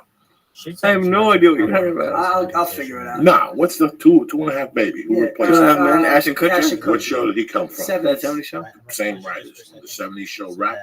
This was the next hot show. The chick went and bought a house. The show got canceled after 4 episodes. That's The lead. sad, man. So I've been involved in all those, and it's a good little hope. It keeps you hoping. But then you said something beautiful to me the other night. You go, you know what? Now I'm back on the road where I belong. I love it. You love it. Stand up's my 401k, and it's what I love. You know, it's what I do. It's what I love to do. At the end of the day, that's the thing. You can't take that away from us. You amass an audience. You can say what you want to say. Street And Savage is be really as cool. expressive as I've possible. seen Street you know, Savage and, go you still try and make a do a lot living. of I mean, outdoor 35 stuff. weeks a year Really, takes its really toll. I'd like check to out be his hitting those wish theaters. list. Buy him some shit. I would like to do Friday, Buy him Saturday. You're doing 35 weeks. Absolutely, man. I mean, I just Buy left him Birmingham. I shit leave for before I Denver do. on Wednesday. He streams every You're doing weekday. I hustle 3 as much weeks a possible. month? Yeah, To whenever. yeah, pretty much, man. No He is shit. one of Yeah, Are if you I still in can. a relationship? Absolutely. Kind-hearted I got to go get my wife now. Or Go I get won't it, be. cocksucker. I love you I to won't death. Thank you. be. Where are you at this weekend? This weekend I'm at Comedy Works in Denver. Not downtown, the one in the suburb one. What's it? The green. The green, the black man. The guy with the dance for fucking white with people. the thing. With the thing, the whole thing is to jump up and down. Hey, call me if you get locked up, man. We'll come get you. Okay, no, I I love you, got brother. it. Thank you for coming I on. love you, I Joe. love You're you, the man. fucking Thank you for best, coming man. on. You are really. So are you, man. Thank you very much for coming on. I love you, cocksucker. Give me a hug. Let me go give Lee a hug. Stay black. Give Lee a big hug. He needs a look at him. Look at him. He can tell in his eyes he needs the biggest hug ever. He's in shock and shit. He don't know nothing. We're gonna eat another fucking stuff. Next week we're doing heroin on the fucking show next Monday. We're gonna end it. Love you, buddy. Thank you very much. Yeah, I don't want to do heroin. You gotta do something once. You know? I'm happy you guys. Go ahead, brother. Yeah, check me out. Just go to breaderns.com, BRETERNST.com. It's called The Brett Ernst Show, but we just do like top 10 lists and argue stupid shit. I gotta have you on. Okay. We do Call top me. 10 fucking disco artists of all time. Keep me posted. Sylvester's number 2. Black Fag from fucking wherever he's from. I love that motherfucker. You make me feel mighty real. In fact, that's what we're closing with tonight. What's happening, you bad motherfuckers? Sacramento, I had a great time this last week. I'm sorry I didn't mention you guys. It really was great. The week before I was in Cleveland. This last 3 week got fucking, I was tired. You guys made it great. Thank you very much for being a great audience. And this Thursday night, do not forget, I'm on the last. This is not happening with Ari Shafi. I need this favor for you guys to DVR as a personal favor for me. Hopefully they'll see that there's fucking action here and they'll put me on Comedy Central a lot more, but it's up to you guys. Do me that fucking solid. It's a good story. Yeah, you know, it was a heartfelt story that I hid for a long time. I always had people go, yeah, but you had it hard. You grew up on the streets. No, I had a little bit of help. And I did what I could with it. And I never forgot who she was. But the story was beautiful. She was my mother's friend. She made a promise to my mother in the casket. And she fucking did it. A lot of people can't keep a promise from people who are alive. Never mind when people are dead to judge them, you know. So it's at the end, things happen how they did. And I always felt guilty about that. So me saying the story is my I'm sorry to her, wherever the fuck she is. You know what I'm saying? What are you fidgeting for, Lee? Everything all right? I just want to make sure it sounds cool. It sounds cool. Don't worry about nothing. Stop fidgeting. He is straight savage. How you feeling? Good? I'm really fucked up. Fuck yeah, you fucked up. And I feel good too, but that's the story on Thursday night. So I came in to kick. I appreciate it. Plus, I want Ari's show to get picked up. It's not even about me or whatever. I want Ari's show to get picked up. This is a great idea. It always has been. And it's up to you guys to keep it on the air. So do me this favor. This is not happening on Comedy Central. Put it on their fucking DVR. And they have it on YouTube. If you don't have cable, you can watch it on ComedyCentral.com or on YouTube. So Why don't you tell them that? Why don't you tell them that? They're not supposed to know that. I'm trying to No, sell it's good if they don't have cable. But who gives a fuck? These people have cable. So you want to sell the DVR to No, a them? lot of people don't have Wait. cable. Please. This is a marketing thing. You never give them the aftermath. I need them to turn the DVR on. Okay. You follow me? I don't need them to aftermath. I thought the other one they No, wanted. you didn't think. I'm telling them right now. I need for them to turn the DVR on. Okay. Yeah, I don't need for them to go on ComedyCentral.com. I need for them to turn the fucking DVR on. That's what gets more viewers. That's what gets his show picked up. Oh, I didn't know. Okay. But what the fuck You is got me wrong with this you, hard, cocksucker? Sit there and stare at the microphone. You did for 2 hours before. You were sitting there like it's a black dick coming at you. I had to go over a couple times and go, what the fuck you looking at, cocksucker? So please turn the DVR on. Don't listen to fucking Jamoke over here. Don't listen to me. I'm the next day you could turn the fucking Comedy Central. That night, just turn the DVR on, even if you fucking erase it the next day. You understand? I feel you. You understand where I was coming from? There's a method to my madness. Like, you see me over here on the mushroom. You try to interrupt me. You get me off my fucking thought. You know how I'm feeling? I'm feeling how you're fucking feeling, cocksucker. I don't Eat think that so. star with 6,000. I'm not eating this 6,000 milligram star. Take a bite of that motherfucker. It's Monday. I love you guys. Let me give some shout outs to these great sponsors. IronDragonTV.com. Listen, they got a Ultra Fix 4K Ultra Network on there, so you can watch some of their fucking martial art films. You should see Lee's eyeballs right now. You can watch their martial art films in 4K already. Yeah. I don't know how many movies are there, but it's fucking tremendous. They have more coming every day. day. Have the Mandarin Magician. I got Brian Cushion's fucking shoulder exercises. I got a bunch of shit on there on Iron Dragon TV. They just don't do just classic martial arts. I mean, that's the main reason to fucking go there. You know what I'm saying? Do me a favor. Go to IronDragonTV.com right now. Press in. Joey. Boom! And what do you get, Lee? You get 2 free movies. Jesus fucking Christ on a crest. 2 free movies just to get the party started. Correct? Have you been on Iron Dragon? I have. I just got. He just gave me. I just went and got my Roku. It's awesome. They have and they have a bunch of free ones, which are really cool. If you like a bunch of the older stuff, but then use your code on some of the new stuff. They have a bunch of new like Tai Chi Hero, like one he always shows us when we go. Right. It's great. It looks really good. Yeah. The 4K technology is fucking sensational. You know, it's not on all the movies yet, but Iron Dragon TV is the way to go. What do they press? Joey. Stop scratching your head and get 2 free movies. On it.com. What do you call it? Top optimization. They're now available in Whole Foods. They just did a, you know, I remember when these guys were fucking nothing. Now look at them. And the only reason why they grew is because their products fucking work. And I give you an opportunity to get 10% off on everything they have except the weights and the ropes and if you want to jump over fucking walls and shit. But as far as the minerals are concerned, I got you covered, bitch. 10% off. Go to honor.com right now. Look at all the great minerals they have. I mean, I'm sick and tired of fucking telling you this. From Alpha Brain, go ahead, Lee. He's going to say alphabrain.com. From Alpha Brain to fucking New Mood to Shroom Tech. They got the shit that killed Kennedy. You understand me? So do me a favor. Go to fucking honor.com right now and press in Church to get 10% off your first order and 10% off many orders to come. Stay on it. Stay on it program, which means they mail it right to your house directly every month. You don't have to do dick. Just give me your credit card number. Nobody's going to steal it. Maybe some Russians in Bulgaria, but what do you care? American Express pays that.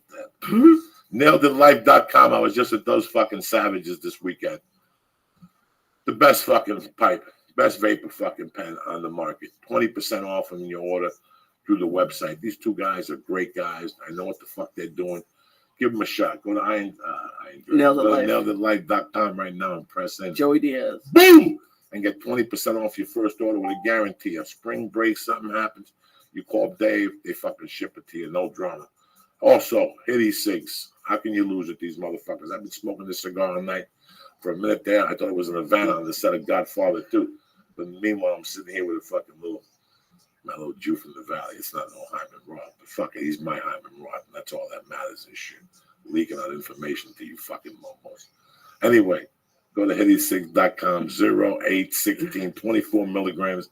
They got you covered with the nicotine levels. If you want to smoke a cigar, this is the way to go. 1,200 fucking puffs guaranteed on each product. 1,200 puffs. A hooker with fucking dental hygiene can't suck 1,200 fucking puffs out of nothing. This cigarette gives you 1,200 fucking electronic fucking puffs. Go to HittySigs.com and press in. Joey's Church. Boom! And get 20% off your first order. It's 20, you get it for 16. All right, who's better than fucking me? On it, Iron Dragon TV, NailedItLife.com, and Hitty Cigs. I want to thank my sponsors. What's up, Cox? What you got going on next week or this week? I got nothing. I'm tripping on the marshal. I'm going to drink some coffee and smoke some weed with you. You're not hungry? No, let's smoke some hash. Then we got. I'm not smoking hash Come right on, now. no, I got some weed for you. I got a piece of hash. Why don't you want to smoke no hash? Don't you trust me? Okay, all right. Let's at least go through the list of what I had today. What'd you have? Los Gummies Hermanos, Okay. half a star. No, you didn't have a half a star. I had a quarter of a I star. gave you a little. Not Just even, I 40 gave you- I gave milligrams. you one little sergeant's strength. No. Yes. And then half of Los Gummies, which is what, I didn't give you no 120. half a Goomies. And then I gave you your fucking- bugger mushrooms. I gave you a little piece of the mushroom was strong. Oh, I know, it's I'm strong gonna as tell you. fuck. That's right. No fucking spray butter no more. I'm going to your house tomorrow. That not better be there. I just got a new bottle. You did. You're disgusting. You know that? I don't know why you eat that shit. You know, fucking your asshole's gonna bleed. I've always used spray water. Since when? My mom always used to get it. Oh, Jesus Christ. What? I mean, she got butter sometimes, but This is what I gotta do. Motherfucker grew up on spray butter. You know what I'm saying? Motherfucker grew up on spray butter. You people see why I'm getting older by every day. I gotta go dye my fucking hair for a commercial. I got this fucking guy I'm trying to fucking take under my wing to become a future savage killer. On the civilization. Did you just find? no, not yet. What was that? Nothing. I don't know. I'm over there trying do you see what I got to deal with? Look at this. No one Wait till farted. ISIS You gets on farted. and smacking him and hitting him with his that dick in the face. He's gonna be giggling. and But shit. that's always what you say. You say, I have to give you these edibles in case ISIS comes over and steals. Like, when is ISIS going to make me do all these edibles? Because that's what they do before you kill you to get information from you. But you're already used to it. Your levels of THC are high. You're just gonna tell ISIS to suck your dick and spit in their face like Tony Montana in the shower scene. You know what I'm saying? They're selling that That's house. Huh? They're selling that house. So buy it. What are you telling me? It's like for? $30 million. Well, fucking put it on your tab. You got a bunch of money. I love you, cocksuckers. Don't forget about me. Where am I this weekend? Nowhere. I'm fucking home. How's that for you? Do me a favor on Thursday night. Turn on your DVR. Don't worry about what Lee Yeah, said. fuck what I said. No Comedy Central. You go on YouTube the next day. Go fuck yourself. I need for you to turn the DVR on. March 9th. Turn your neighbor's DVR on. Yeah, tell the neighbors, even if they don't like Joey Diaz and Ari, turn the fucking thing on. Even if they don't like Joey Diaz, do me that favor. All right? Anything else, Lee, you want to tell these fucking people? No, I want to tell them I'm fucked My up. fucking balls all day. You know, Yeah, I that's love my you. job. I love you guys. Thank you for watching the Church of What's Happening Now. We'll be back Thursday at 2 o'clock with Stephen Bauer. Go to On It, Put some music on, cocksucker. I am. And we got one more star to eat.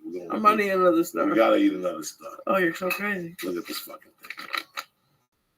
I know, 6,000 milligrams. Don't even open that. Oh, wait, no, that's not the 6,000 milligram. Oh, this smells just like. Oh, You smell you're it, crazy. people. Put it up to the camera. I did. Look at The camera, the microphone. how the fucking can you believe this fucking move? Put the music on. I have to do the ads You're first. fucking killing me. 2 o'clock Thursday. Okay. 5 o'clock East Coast time. Cocksuckers. Look at this fucking move. All right, turn him off. And him off. All right. I also want to give a shout out to Axe's Rolling Papers. These little brooch clip they sent us. We're going to try them out this weekend. That's it. You going to say goodbye? I was trying to, but What then you about kept the saying stuff. sponsors? What about the fucking hello, goodbye? Nothing for these people, cocksuckers. I'm trying to, but you keep talking. I ain't talking, man. All right. Go to onit.com and use code word church to get 10% off of all of their optimization products. Why's your voice cracking like Michael Jackson? Because I'm trying to say this and not freak out. Freak out. Yeah, I'm really high. Okay. Go to onit.com and you get. I smoked this hash. I was in a roll there too. No, I don't want to smoke this hash.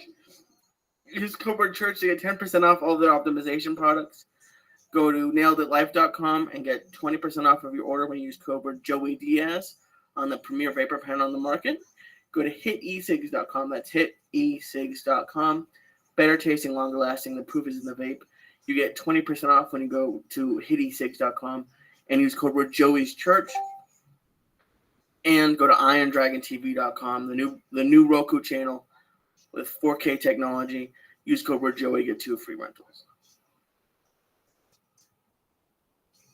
Clock Friday, my main man in the house, Stephen Bauer. What's happening, beautiful? California honey. That's what's happening. California honey, it kills the fucking pollen. They eat the pollen. So that'll take down the allergies a little bit. I'm not a big California guy, but what I do is I put it on a dish And when I went to ofrecer la calidad de cobre, I tasted because she got poisoned one time. Oh, yeah. So before you offer la calidad de cobre, honey, you always have to taste it in front of her. Yeah. So she sees you got poison. And that little thing on Mondays takes care of my allergies for the week. No. Yeah. Oh man. Yeah. And I'm not a big honey guy, but you got to do what you I'm got not to a do. big honey guy. Not in tea or nothing like that? Yeah, I'm getting there. Yeah, my girlfriend, she is a big proponent of honey. She's done a lot of research, and so we go to farmers markets and we find different types of honey. I went to one in Culver City, where the Cubans live.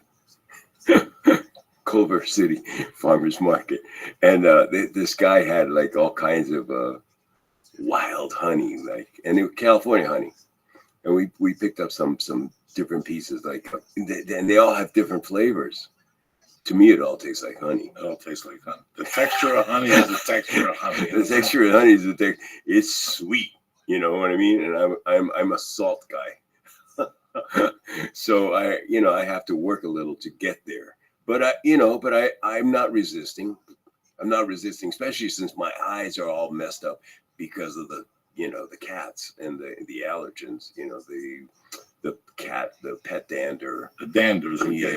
Yeah. Well, we got two big Bengal cats, thinking that they were hypoallergenic, because she and I are both pretty allergic to cats, but we love the animals, and they're very, very freaking cute, but some days you just got to keep them in the other room, or else it's a sneeze fest, or I'm crying, and it's not even a sad movie. Hey, you want to solve that? Yeah. You ready? You put collars on them. Collars, and you take them outside and you hold them by the collar and you brush them. Oh, and yeah. Don't get the brush as much as the whisk. It's like a whisk with little sharp teeth. So you're a cat person. Yeah, I love my cats. And you pet them with that, and that takes that heavy dander off them. And then you brush them. And you know what? You're outside in the sun. They like the sun. They love the fucking balcony. They love the balcony. The balcony is their life. Sometimes I let them out on the balcony and I sit there and they breathe and they get in the sun. The thing is, they get a whiff of other fucking cats. Then they go in the house. No, I'm on the fifth floor. Okay, so so they ain't smelling shit. No, that's tremendous. All they're doing is looking down at Tahunga. Yeah, no, it's great. You have them and you brush them with the whisk, and then you brush them with the regular brush, and your allergies will come full effect. But at least you're outside and you're breathing them. And you know what? It's like flogging. It's like I go to jiu-jitsu and I can't breathe on the bottom. So now when I go to jiu-jitsu, I force myself to get people on top of me. And 2 years later, now I last 2 minutes on the bottom. Wow. Because I forced myself to go through that anxiety. Wow. But you're not getting penetrated or anything. No, nobody's penetrating it. This ass is this leg weighs 80 pounds. You gotta pick this fucking hoof up. And that 150-year-old cheek, that weighs another 22 pounds. You gotta hold me down and pick up that cheek. It's never gonna happen. I'm working on mine too, because I got a young girlfriend and she's like, come on, we gotta get that butt back up, It's tiny, it's like really small. Like I used to have a Cuban ass, but now I got like kind of a white boy ass. No, you got older. That's it. The ass drags. You're not doing squats anymore. Yeah, exactly. You got handsomer and shit, Yeah, I know. But I'm going. Yeah, I moved to a building where on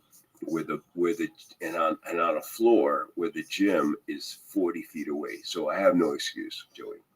I have no excuse. I could walk out my door and stumble into the gym, and then the pool is on the same deck. Like the pool is 70 feet away. The gym is 40. So there's no fucking reason why I'm not exercising every day. But life is life, and you have other stuff to deal with. It's 20 minutes of your day. It's funny because you just got off the phone with your mother. Your mother left you a message. Yeah. So she's got to be kicking 75 right now? 77. Okay, 77. Your dad? My dad just went into the next world. I'm sorry. Bless his heart. Bless his heart. Yeah, we were there in December. He passed on Jim Morrison's birthday. What was his age? 82. So let's face it, you have good fucking blood. Yeah. You're gonna be around for a while. Help it a little bit. I'm much stronger. 10 push-ups, Yeah. 10 sit-ups. Listen, A little bit on the thread. I'm 52 and I'm 100 pounds overweight. Yesterday I went to jiu-jitsu. I didn't feel like I sweat enough. So I have 2 kettlebells in the car because I'm like you. I'm Cuban. It's in our genes. You know what? Some days, bro, I want to work out like a motherfucker, but I don't want 4 walls around me. So I go to North Hollywood Park and I go by a tree and I bring water.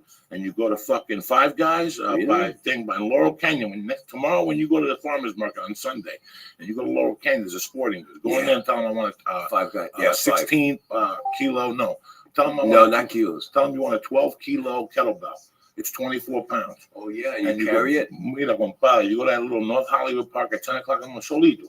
For yourself. This isn't for nobody. This is what people understand. This is for you. The phone stays in the car. Everything stays in the car. It's 20 minutes for Stephen Bauer. You go to North Hollywood Park under a tree because this is what your family did 200 years ago on that fucking island. Yeah. There was no gym or anything. There was Gold's Gym and fucking patatas. No, you were outside. They on Taiso. Remember when fucking what's the guy on TV that goes to different places? Anthony Bourdain. The second time he went there. No, not Anthony. Was it Anthony? The first time he went and they showed him a Cuban dude that bent metal outside. And and you could hear the guy say, "Miro, taquemao," because he thought he was a Cuban Bruce Lee. Yeah. And he would burn metal and he would stick nails. I like working out outside. Yeah. It's my natural habit. If I go to a gym and I don't see a window, we're not gonna last in that gym. I like to play tennis. Yeah. I play racquetball. So, you're right there. I throw the football. Yeah. I love to hit baseballs and softballs and field and throw the ball and shit. It's just you have to get in the groove. You've got to start it and then get in the groove. Yeah. Or else you're home fucking around. But I do it from my mind. I tell them I don't do it from my body. I do it from my mind. And you know, over at North Hollywood Park, they have a little area with machines that you can do pull-ups, and sit-ups and bicycle. Yeah. It's fucking amazing. All body weight exercise. Listen, I'm 2 blocks. No, I'm 1 block. I can see the park from the Magnolia Park. Yeah, park. Right there. Yeah, right there, where they have the courts. Right. And they painted them blue. That's the one right there.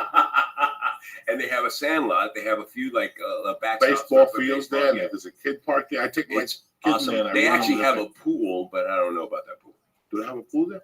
Yes. Yes, they have a plunge. I take the baby there. It's fucking cold as shit. It is. Oh my fucking You gotta wait till July. Yeah, but the Pasadena one is very nice. But you got a pool in the building. Yeah, I got a pool in the building. Well, the Pasadena one has the USC. Where the football the Olympics. I don't want to be around no football players. No. But they have swimming programs. They have swimming programs in the morning. That civilians go up there and they swim. They have running programs. But you got to remember, you got to deal with the fucking 134 at 6 in the morning, and that's why I haven't gotten involved with it because that's that pinga.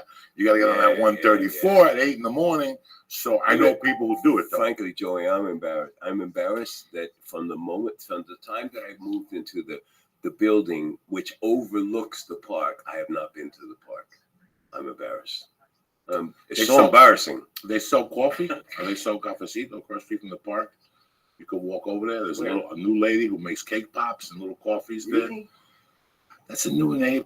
Really trying to build it up. Yeah, but that North Hollywood Park, Lee, how many times have I told you? When I can't feel it. Post office is right there. Post office. When I want to write comedy and I can't feel it, I take my car. I take the 20. I have 2 35-pound kettlebells. And I take a water. And I carry them. I walk around with the weights. I put them down when I get tired. You buy yourself an 8-pound ball, just a ball, and you do push-ups against the tree. Yes, true. Your shirt gets dirty, and you know what? The whole thing, people pay thousands of dollars to get a suntan. You get the best suntan in the world because you're sweating and the sun's burning your natural oil off you. You're there for 20 minutes. You go home. You're like, what the fuck? Where was I? In Jamaica? And there's a tree. So you sit next to the tree. The tree is where you do the sit-ups. You hold your legs up to the tree. I make a line and I throw the kettlebell there and I start swinging. There's somebody right now that's saying, I saw him Sunday. Sunday, I got off a plane in Sacramento. I only did cardio all weekend. I said, you know what? I want to get my heart pumping. I got in the car. The baby fell asleep. I went to North Hollywood. I went under a tree. I took a water. I took the 8-pound ball. I went under a tree. I did Sacramento? No, right there. When I came back from Sacramento, I took the 35-pounder. I did squats with the kettlebell in front of the 5 sets of 15. How old is your baby? 2 years old. I'm 51, so please, we both have issues. Wow. And then I did 5 sets of 12 to 15 swings. That almost gave me a heart attack. And then I did 3 sets of cleans where you pick them up, and you put them back, I did 3 sets of 20 push-up thing. It's 40 minutes, 35 minutes, and I burn 400 calories probably. I get in the car, and right around the corner, there's a gym. Okay? Oh, yeah? Okay, listen to me, guys. If you go on Ventura, if you go on Lancashire, Yeah. and you pass Magnolia, and you're headed towards Universal City, Right. there's a dance studio. You always see beautiful girls coming out of there. Next to the dance studio, there's a fucking gym. Yeah, I know it. I know it. It's across the street from the movie theater. Pull into that From NoHo 7. Pull into that fucking parking lot. No. Down more. Oh, further You're down. passing Magnolia, Oh, past and there's a World Gym. Right? Oh, you're talking about 24-hour fitness? No. No. Hey, it's across the street, right? It's like right across the street. It's like it looks like almost like a 1-floor. Right. It is a brick building. 1-floor gym. Yeah. It's open till midnight. But back there, there's 2 Thai ladies. There's a Thai lady and a husband and a daughter and a son. You get them to walk on your back. No, bro. You go in there, you give them fucking $5 and you get a natural squeezed juice or a green tea with espresso, a little protein powder. No, they're being look at that, and chocolate syrup. Really? She makes protein powder milkshakes. Wow. She has green tea, dragon green tea that you drink it and you see the weight fall off you as it goes down. She says she lost 40 pounds drinking 1 cup of this dragon green tea. Really? It's like doing meth. It gets you going, but you don't feel it. You don't feel it. Your body's just turning. So she's got dragon green tea in there. This, bro, when I tell you, I wouldn't tell you. You're my brother. You're going to give me the address. No, right there, Lancashire World Gym. You go in the back. The other day, as I was walking in, Cosby kid was walking out. A lot of people work out in there. The guy in the morning is very good for actors. But next to it, there's a little coffee shop behind the gym. It's open till fucking midnight. And they sell Thai salad. Like yesterday, I went in there, I had to run out because they were making some with curry. I'm allergic to curry. I don't like smelling curry. You told me I smelled like hummus the other night when I didn't smell like hummus. It would get me dizzy going down fucking Laurel Canyon. I can't eat hummus and get in the car.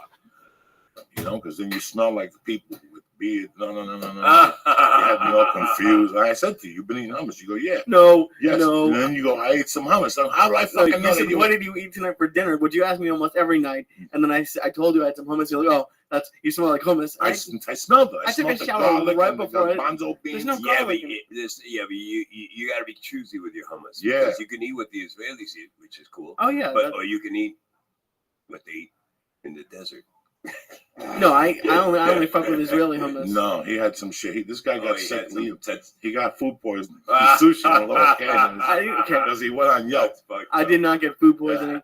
He gave me a strong fucking edible, and I puked. I Don't blame it on the edible. That's a giant edible, by the way. No, it's not even an edible. It looks like a fucking starfish. No, 6,000 milligrams. So we each eat half a wing, and we get fucked up at 13 hours. I think I'll save it for my musician. You could save it for your musician son. But I think I had one of those once. I think I had one with him.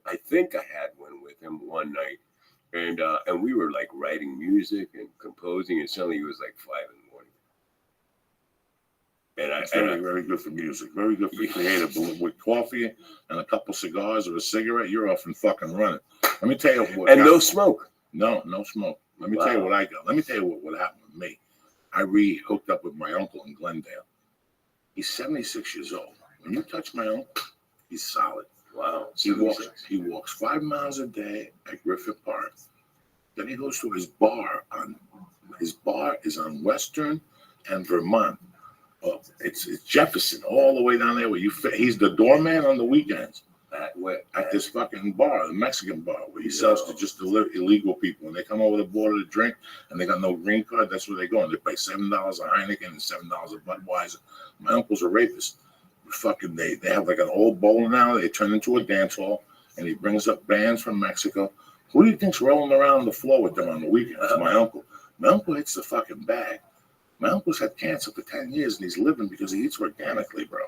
Wow. So he was telling me about it. My mother had 8 brothers and sisters. It was 9, all of them. There's only 2 of them that died. The rest of them all in their 80s and 90s. The ones that ain't normal. The ones that stayed in Cuba and the ones that went to Venezuela. Oh, yeah. They live in Venezuela. They live like they're 80 and they go around. They ride bicycles. When I heard that, It inspired me. I try to lose weight. I eat better. I don't eat bread. I'm eating whole grain pasta. Yeah. You try. Yeah. You try. Listen, we cannot eat un picadillo like we used to. No, you cannot. That's definitely for sure. And the hardest thing for me, the challenge for me, is to not eat the food that looks good, because I already know that I do better with like no gluten. I do better, but I do make exceptions. My girlfriend, she's disciplined, so she's gonna live forever. But the point is that I'm on it, and I've lost 20 pounds, not from exercise, just from eating better. Now I got to start exercising, work out, and like tone everything up. I'm still, I'm still strong, but. Well, you said something interesting earlier that you have to. I forget how you worded it, but it was like you have to start. You got to get in the groove. Get in the groove, exactly. Yeah. I didn't work out for the first 25 years of my life, but now if I miss a day or two, it feels like I can feel it and I feel bad. Right. And Joey, even the workout you were talking about, you're 100 pounds overweight, but you've been working out for a while. Like some people, I've been talking with this guy on Twitter. He just started working out. Thinking about doing 40 minutes is unimaginable. So even if you do 5 minutes, 10 minutes, it's better than doing nothing. Last week I was in Sacramento. What I call you and say to you? Do a push-up? No, I told you the Sacramento story where the last time I was at that club was the first time I ever got an elliptical machine. I was hitting the bag and I ride the bicycle and I lift weights, and I had a guy at the YMCA that said, Joey, get on the elliptical machine. I go, it's not for me. And one day by myself, it's when you're a fat dude, you have insecurities also. Yeah, so there was an an elliptical and there was a treadmill. Yeah. And it was by myself, and that's all they have at this gym in Sacramento. Wow. And I got on the elliptical and I did 7 minutes. And I was scared, like I thought my heart was going to blow up. But I went back the next day, I did 9, and I went back the third day, I did 12. And ever since then, I've been the elliptical. Now, this week, I went in and did 40, both days, like nothing. Is it? Do you move stuff? Yes, you move it. You move it, absolutely. That's the one that's like a ski? Right, it's a ski. And they have programs that are fucking tremendous. The programs are where it's at. But you have to be able to understand computers. Right. Yeah. No. They had the fucking things right there. Walking, hiking. Oh, okay. You want to go to Bolivia and walk the mountains with Sosa? It has it right there. You press the button, it takes you up the hill. It monitors your heart rate. It monitors. I usually go sometimes, and I have a heart rate for the cell phone. I do that. I have a heart rate that John sent me. Yeah, the heart. Yeah. So you have to watch all Hey, these. Steve, can you get a little bit closer? We can't even. You're burning calories, and you're burning calories, but you're also getting your heart rate up for a few minutes a day, and it's called aerobic exercise. Yeah, my dad was really into that, but then he got hurt. He got hurt playing paddle, racquetball or squash as they call it in Miami, squash, and then he couldn't work out, and because he had that normal kind of diet, that normal Cuban diet. At 6 feet tall, he's still putting on a stomach like this. He put on a big tummy, and it was impeding his breathing. That's what it does to me. That's why I gotta lose. Every 10 pounds I lose, I breathe better. You breathe better. Lee, right? let me ask you something. What did you eat at the Cuban joint yesterday? Oh my God! What did you eat? Which one? What place? We went to Portos. I went to Portos. Portos, yeah. Love it. Paul and her mom got Cuban sandwiches, but I had pan and bistec, con bistec. Pan con bistec. Oh my God! And it was like marinated steak with like these crispy potato sticks on the bottom and like this garlic. Yeah. Oh my God! And lettuce and the tomato when you bite into that motherfucker. Oh I see that. I would eat that every day, except that now I don't eat white bread. You can't eat just white bread. and the bread and the Cuban bread is incredible. It was soft. So you ate the what? What did you have with it? Nothing. Okay, nothing. Just a Cuban I sandwich. wanted, and that's kind of what I wanted to talk about. Yes, I should. In theory, I shouldn't have had that sandwich, but I wanted to get croquetas. I wanted to get but you didn't eat the balls. flan. You did phenomenal. Yeah. Trust me, you did way better. Yeah, that was just. Do me a favor. Go back to 19 when you got here from Cuba. To let the people at home know. No, I got here at 3. At 3, like I did. Yeah. So let the people know when you were 6, just so they don't think I'm lying to them. Break down a Cuban diet, and then I'll tell you my diet. What's for breakfast at your house? For breakfast at my house, we would have, my mom, and we were poor, like poor. My dad was a pilot and he was working freight, like cargo. And he was also working in Africa, like he was with missionary service. He wasn't getting paid shit. He wasn't making money. He was with the CIA, except, and he was trying to help, help Africa not fall to communism. Basically, that's what he was doing. He's one of those Cuban pilots. And he couldn't get hired by the airline because he didn't have a college education or American military training. So he's like, he could be the greatest pilot in the United States, but he couldn't get hired by Pan American. But even pilots on airlines don't make much money, I've heard. No, but they did eventually. Eventually, they got there. Oh, okay.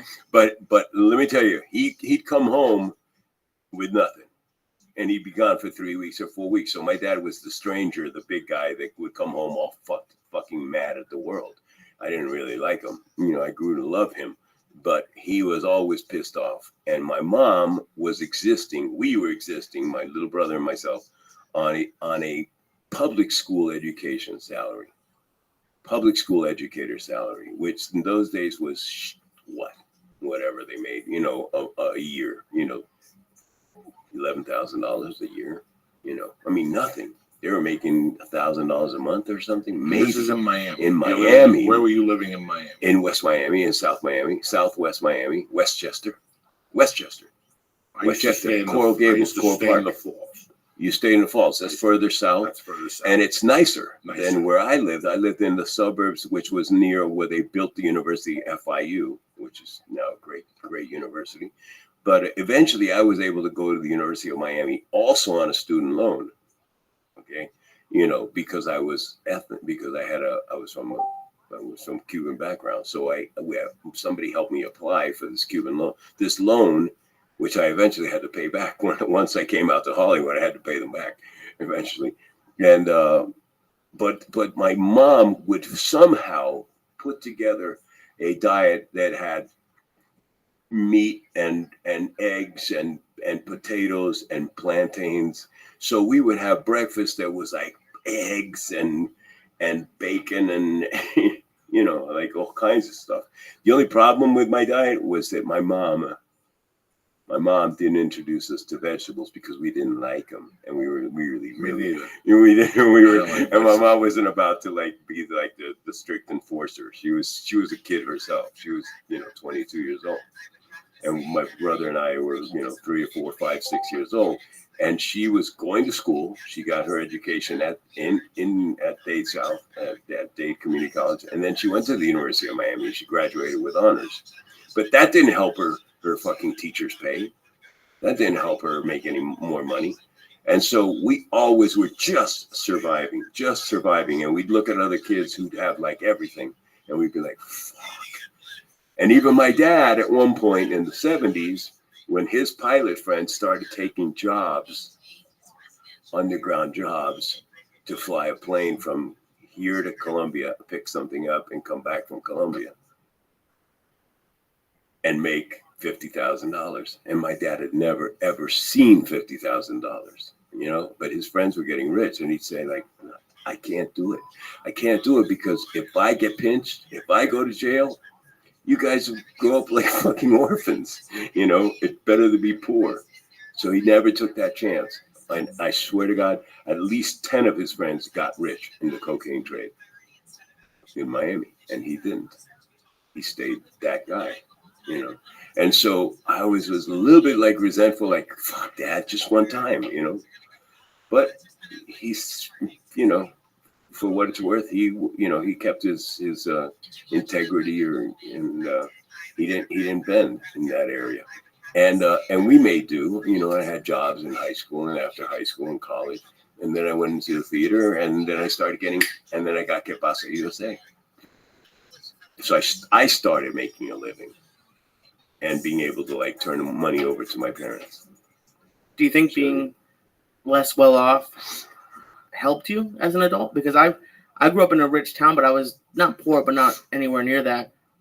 And I see some of my friends who I grew up with who were super wealthy, like the wealthiest of the wealthy, and they can't get jobs and all that stuff. And so do you think that might have... Well, there's something to be said about creating a work or being instilled by your parents, by the people that raised you, a work ethic, Right. and an understanding of money and of what it is to not have money, and what it is to earn money. You know, in order to live comfortably, not to be fucking rich, but to live comfortably. And I'm saying this as someone who I believe, you know, it's like if you can be rich, fucking go for it. Right. You know what I mean?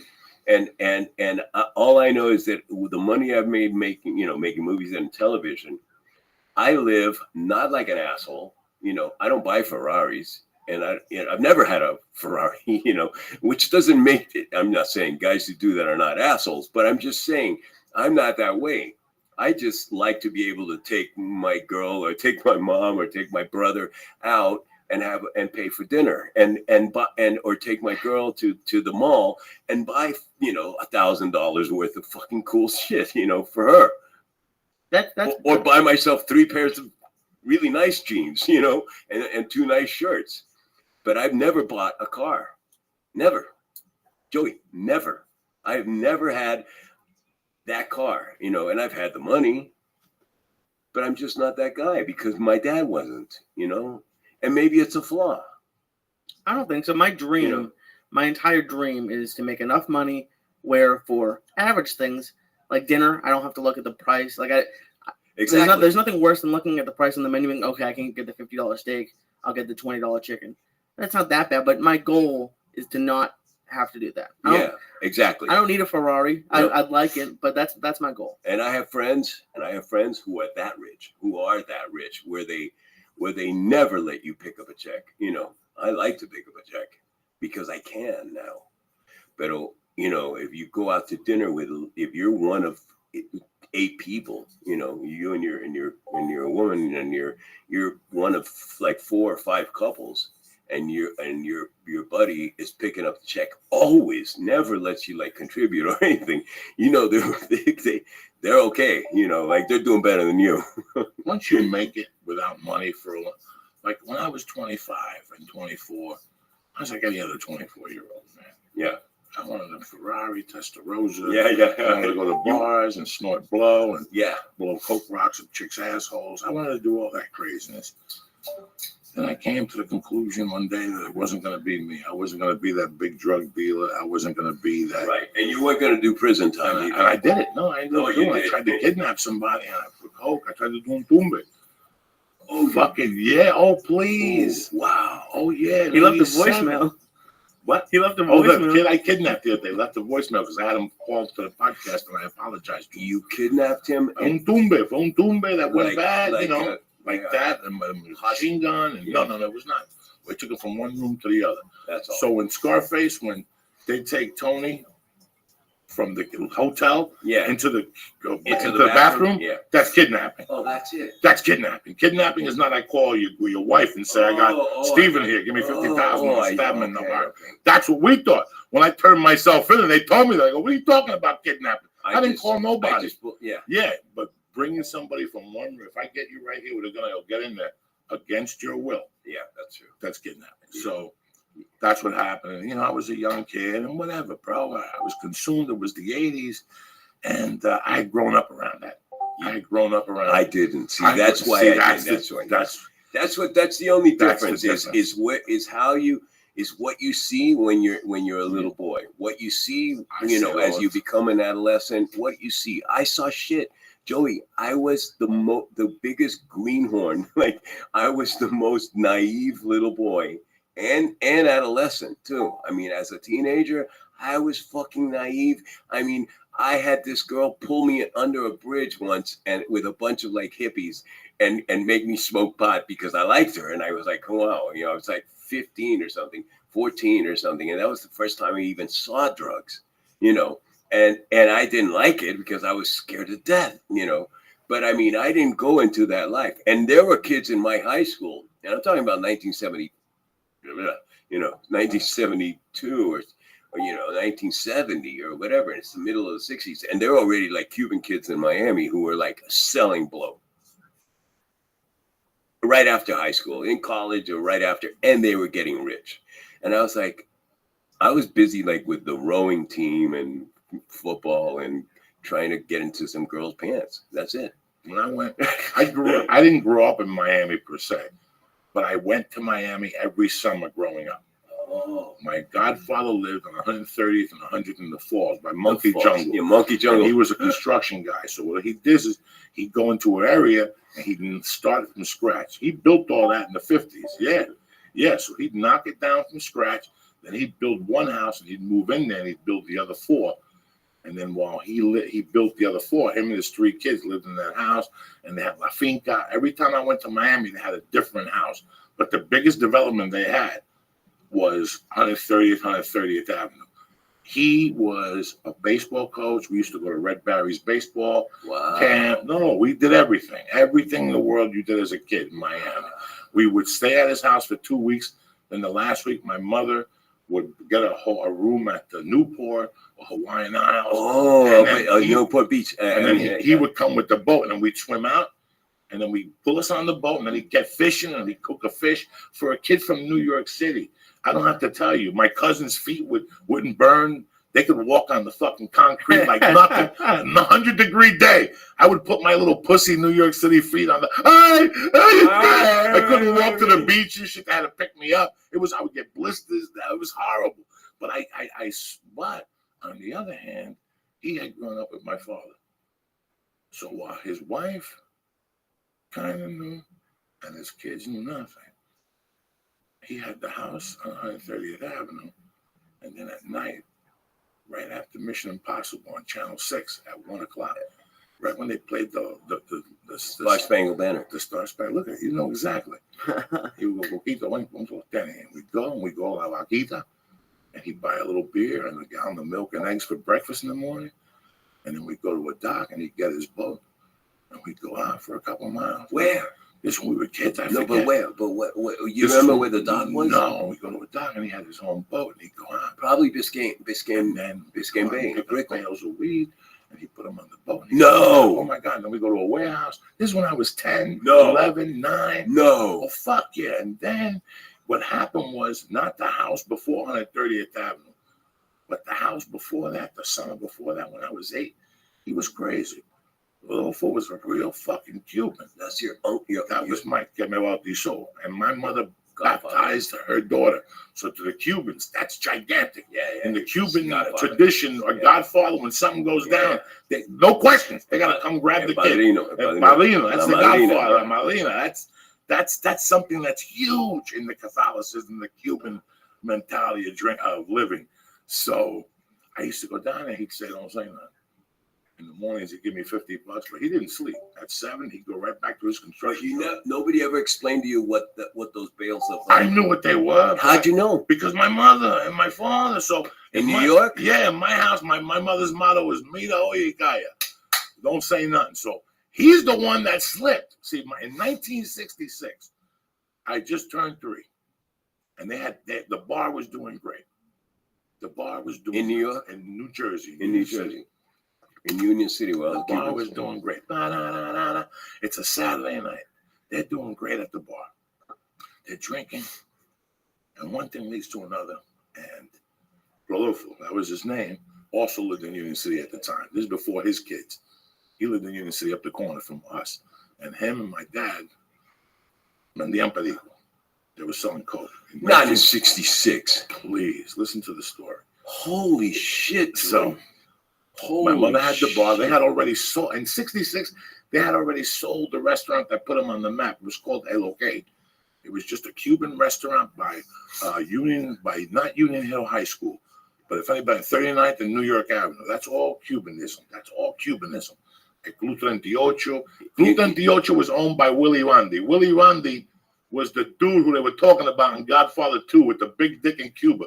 That was his grandfather. He also had a big dick. So he did that show where they tie him up and his dick would come out and people would faint right around the corner from Lefty Cortina. He's on Facebook, another Cuban kid. His father was like, there were 2 Cuban doctors. You either had the Cortinas or the Del Valle. But Del Valle, you don't get a house call after 5 because se metía pasecito and he'd be over your house trying to shoot you with the penicillin. No. Oh my God. This is real shit. In New Jersey? In New Jersey. We had from 1955 to today, not till about 1987. Union City was the second biggest Cuban population in the country. Right. Fucking craziness. Right. So here's my mother, Rodolfo. Rodolfo had a big deal the next day. So he didn't go to the bar. My mother, my dad, and all these people are celebrating. They're doing bumps. No, in 66? So they're doing fucking, this is the shit that came right from Bogota. No middleman. So they're doing bumps. My mother and my father go in the bathroom and they scoop a big bump. My mother does one and she walks out of the bathroom. My dad does two. And he walks out of the bathroom. But my mother says she got dizzy and she wanted to puke. Heroin. So she started puking. But then she wanted to tell my dad. She puked it before. So they laced the pure heroin with poison. So my dad did the fucking blow. And he just died. So they kept calling Rodolfo and saying, Rodolfo, brother, en Palabarra, something's going on with Manolo. Fucking come to the bar. And he kept saying, fuck you guys. You guys are just messing with me. I ain't going nowhere. I have this big deal tomorrow. Bye. And he kept hanging up. So in the back of his head, he always thought he could save my dad. So that's what that poor bastard lived with. You understand me? He fucking died? So my dad died. They took him to the That night? That night. No. Oh my God. Yeah, 1966. And his name was Manolo? Manolo Camagüey. His real name was Manolo Diaz, but he was from Camagüey.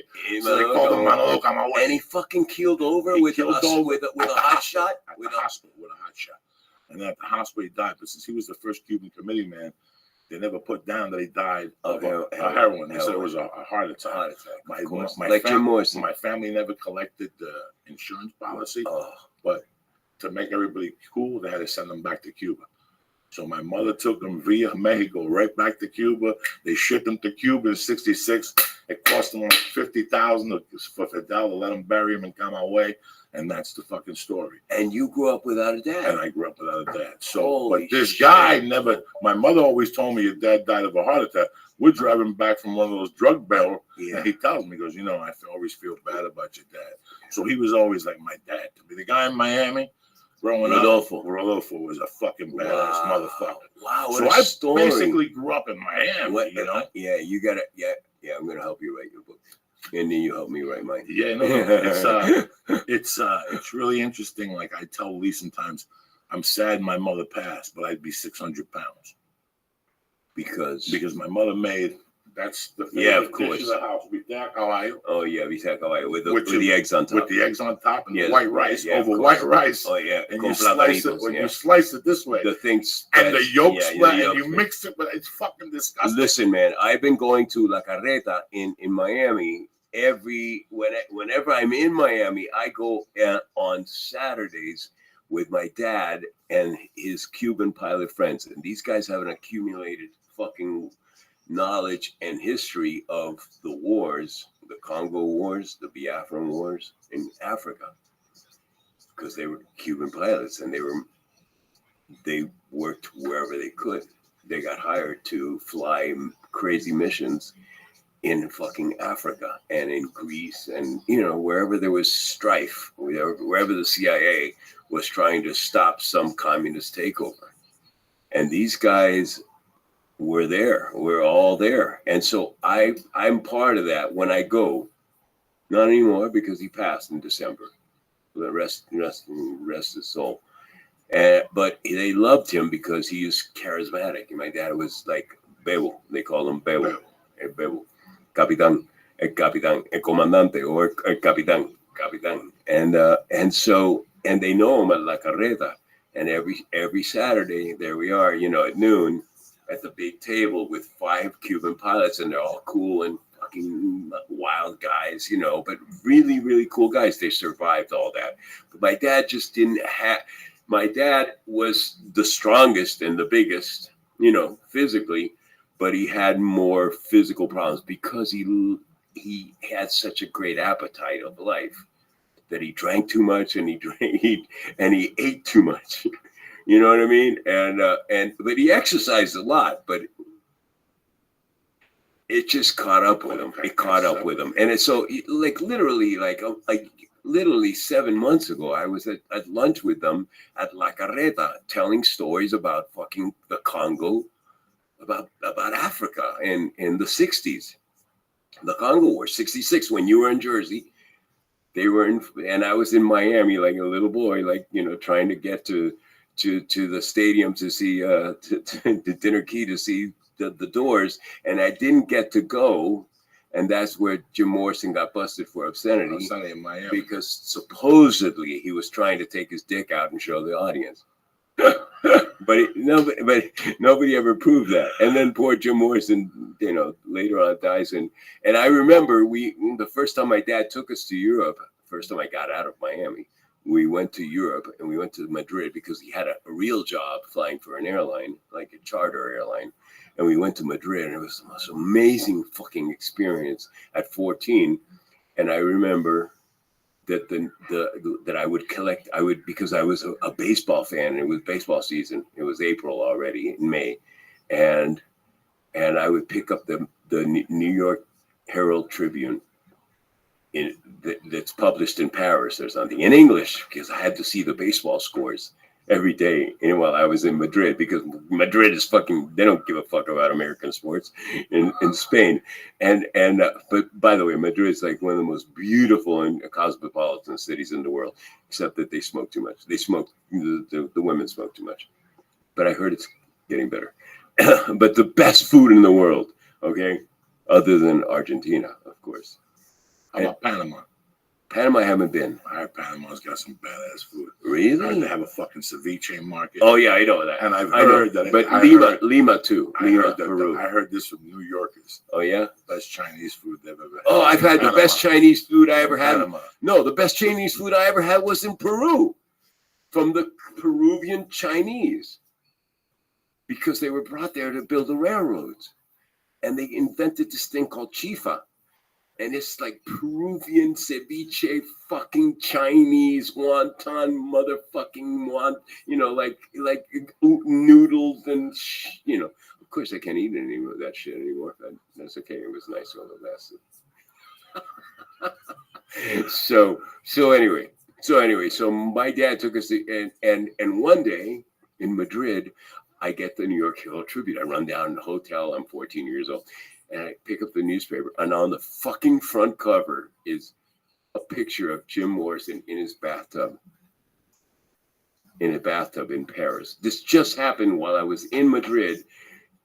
You know, what is it? 300 miles away? Madrid and Paris. And Jim Morrison died of a heart attack at 27. Bueno, that's who dies of a heart attack at 27? He ingested a lot of stuff. And what happened was, and they'll never say it, they'll never admit it, you know, but there's a lot of stuff, you know, I mean, he's buried in France. Correct? He's buried in France, and people like, they're all over the fucking cemetery. Now, is that your man? That's your no, it's just that I really loved the Doors music, and I did have like an insight into Jim because he was so restless. He was a very, very intellectual guy, but he was really fucked up about his background because he was the son of an admiral in the Navy. His father was Steve Morrison, who was Admiral Steve Morrison. And so Jim went to Florida State, which is near me, you know, Tallahassee. Both my brothers went to Florida State. And Jim went to California and became a hippie, and he started singing, writing lyrics, you know. And I had that sound. I could do that, you know, and I could do that sound. And when I came to Los Angeles, everybody, and I had long hair, and everybody say, wow, you've got to play Jim Morrison. You've got to play Jim Morrison. Because I looked like a little bit like him. I didn't have the blue eyes, you know, but his eyes were never really, really very blue. They were kind of red. You know, but the thing is that when I did Scarface, people said, now you have the opportunity to do Jim Morrison, talk to Brian De Palma. And I did. I talked to Brian, and Brian told me straight out, Brian loved me. Scarface, Manolo, he'd be like, no, I'm doing it with John Travolta. He's like, John Travolta's going to play Jim Morrison? Be like, no, I should play Jim Morrison. And I would perform all over Hollywood In parties, I would get a fucking bottle of vodka and I'd be swilling it and I would perform and people would put music on. They put records. We used to have records then. And they put the record on with the Doors song, music, and I jump and I'd be up on a fucking table. Steve, Rocky from Miami, right? But I'd be on a table going, you know, the day destroys the night, night divides the day. Try to run, try to hide, break out through to the other side. You know, I'd be doing that, and people be like, "Fuck, you've got to play Jim Morrison." And then what happens? I do Scarface, and I have all kinds of opportunities, and Oliver Stone takes over the project. Who wrote Scarface? He wrote Scarface, and he liked me a lot, and he gave me 2 other scripts to do. To try to get done because he couldn't get hired as the director. He wanted to make these movies, and he said, Steve, you're going to be really big after Scarface. Get these movies done, Platoon, and Born on the 4th of July, because you're perfect for both roles. And I had my head up somebody's butt or something. You know, I don't know what I was doing. I was lazy and I was having a good time, and I was with Melanie, and we were just living life, you know, as a roller coaster. And so I didn't really jump on that. I wasn't thinking like a producer, you know, like a few of my peers have done, like George Clooney has done. He's right away, he took his fame and he turned it into making movies. Sean Penn, he's done that. He right away started wanting to direct films. And I was just like, nah, I'm going to coast. I'm going to have fun for a while. And then I'll direct some movies, you know, then I'll make some movies. But I had these opportunities and I didn't really want to move on them because it was a lot of work and I was too busy living life. You see what I mean? And so that's that period. Oliver Stone got the rights to the to the Doors movie, and he started holding auditions. And right away, people said, like, "You got to see Steven. You have to." But I had just done a movie where my hair was really short, so I went in to meet with him, and he went, "Manny, you're not gonna play Jim Morrison. Come on, I love you, but you're not Jim Morrison." I'm like, "Yes, I am." You should hear what people say. You should hear me perform. And he goes, "But look at you. You're Manny." And I was just like, fuck. And that same day, Val, who I knew from New York City, Val Kilmer, I knew him. He had just graduated from Juilliard. And Melanie and I introduced him to Cher, who they got together. And Val was a cool guy. He's an interesting guy. And Val showed up and he had long hair. Yeah, well, his hair is blonde, but he had long hair. And he was there like barefoot at the audition with long hair. And when he saw me, he was like, "Oh, Steve, don't go, get out of here, man. This is my chance. This is my chance to play Jim Morrison." He goes, "I've seen you. I've seen the video that you did as Jim." And I said, "What video?" And he said, "People Are Strange." "That's you, right?" I said, "No, that's Jim Morrison." He thought I had done this video that was recently circulating about that's like home movies from the Doors, where you see Jim Morrison with long hair and he's got sunglasses on, and he's riding a bicycle in Venice Beach. And when you're strange, yeah, faces come out of the rain. And so Val said, "Oh man, come on, don't do this to me. I have a really good shot at this." And I said, "Well, look at me. I have fucking no hair. I have short hair." And Oliver doesn't think I'm Jim at all. And so when it came down to it, they were like, the producers were like, "Well, we could put a wig on him and he could do it." And then, but for some reason, I think Val had a movie that had just gotten on out. And he was kind of hot at the time. Top Gun, of course, which I turned down.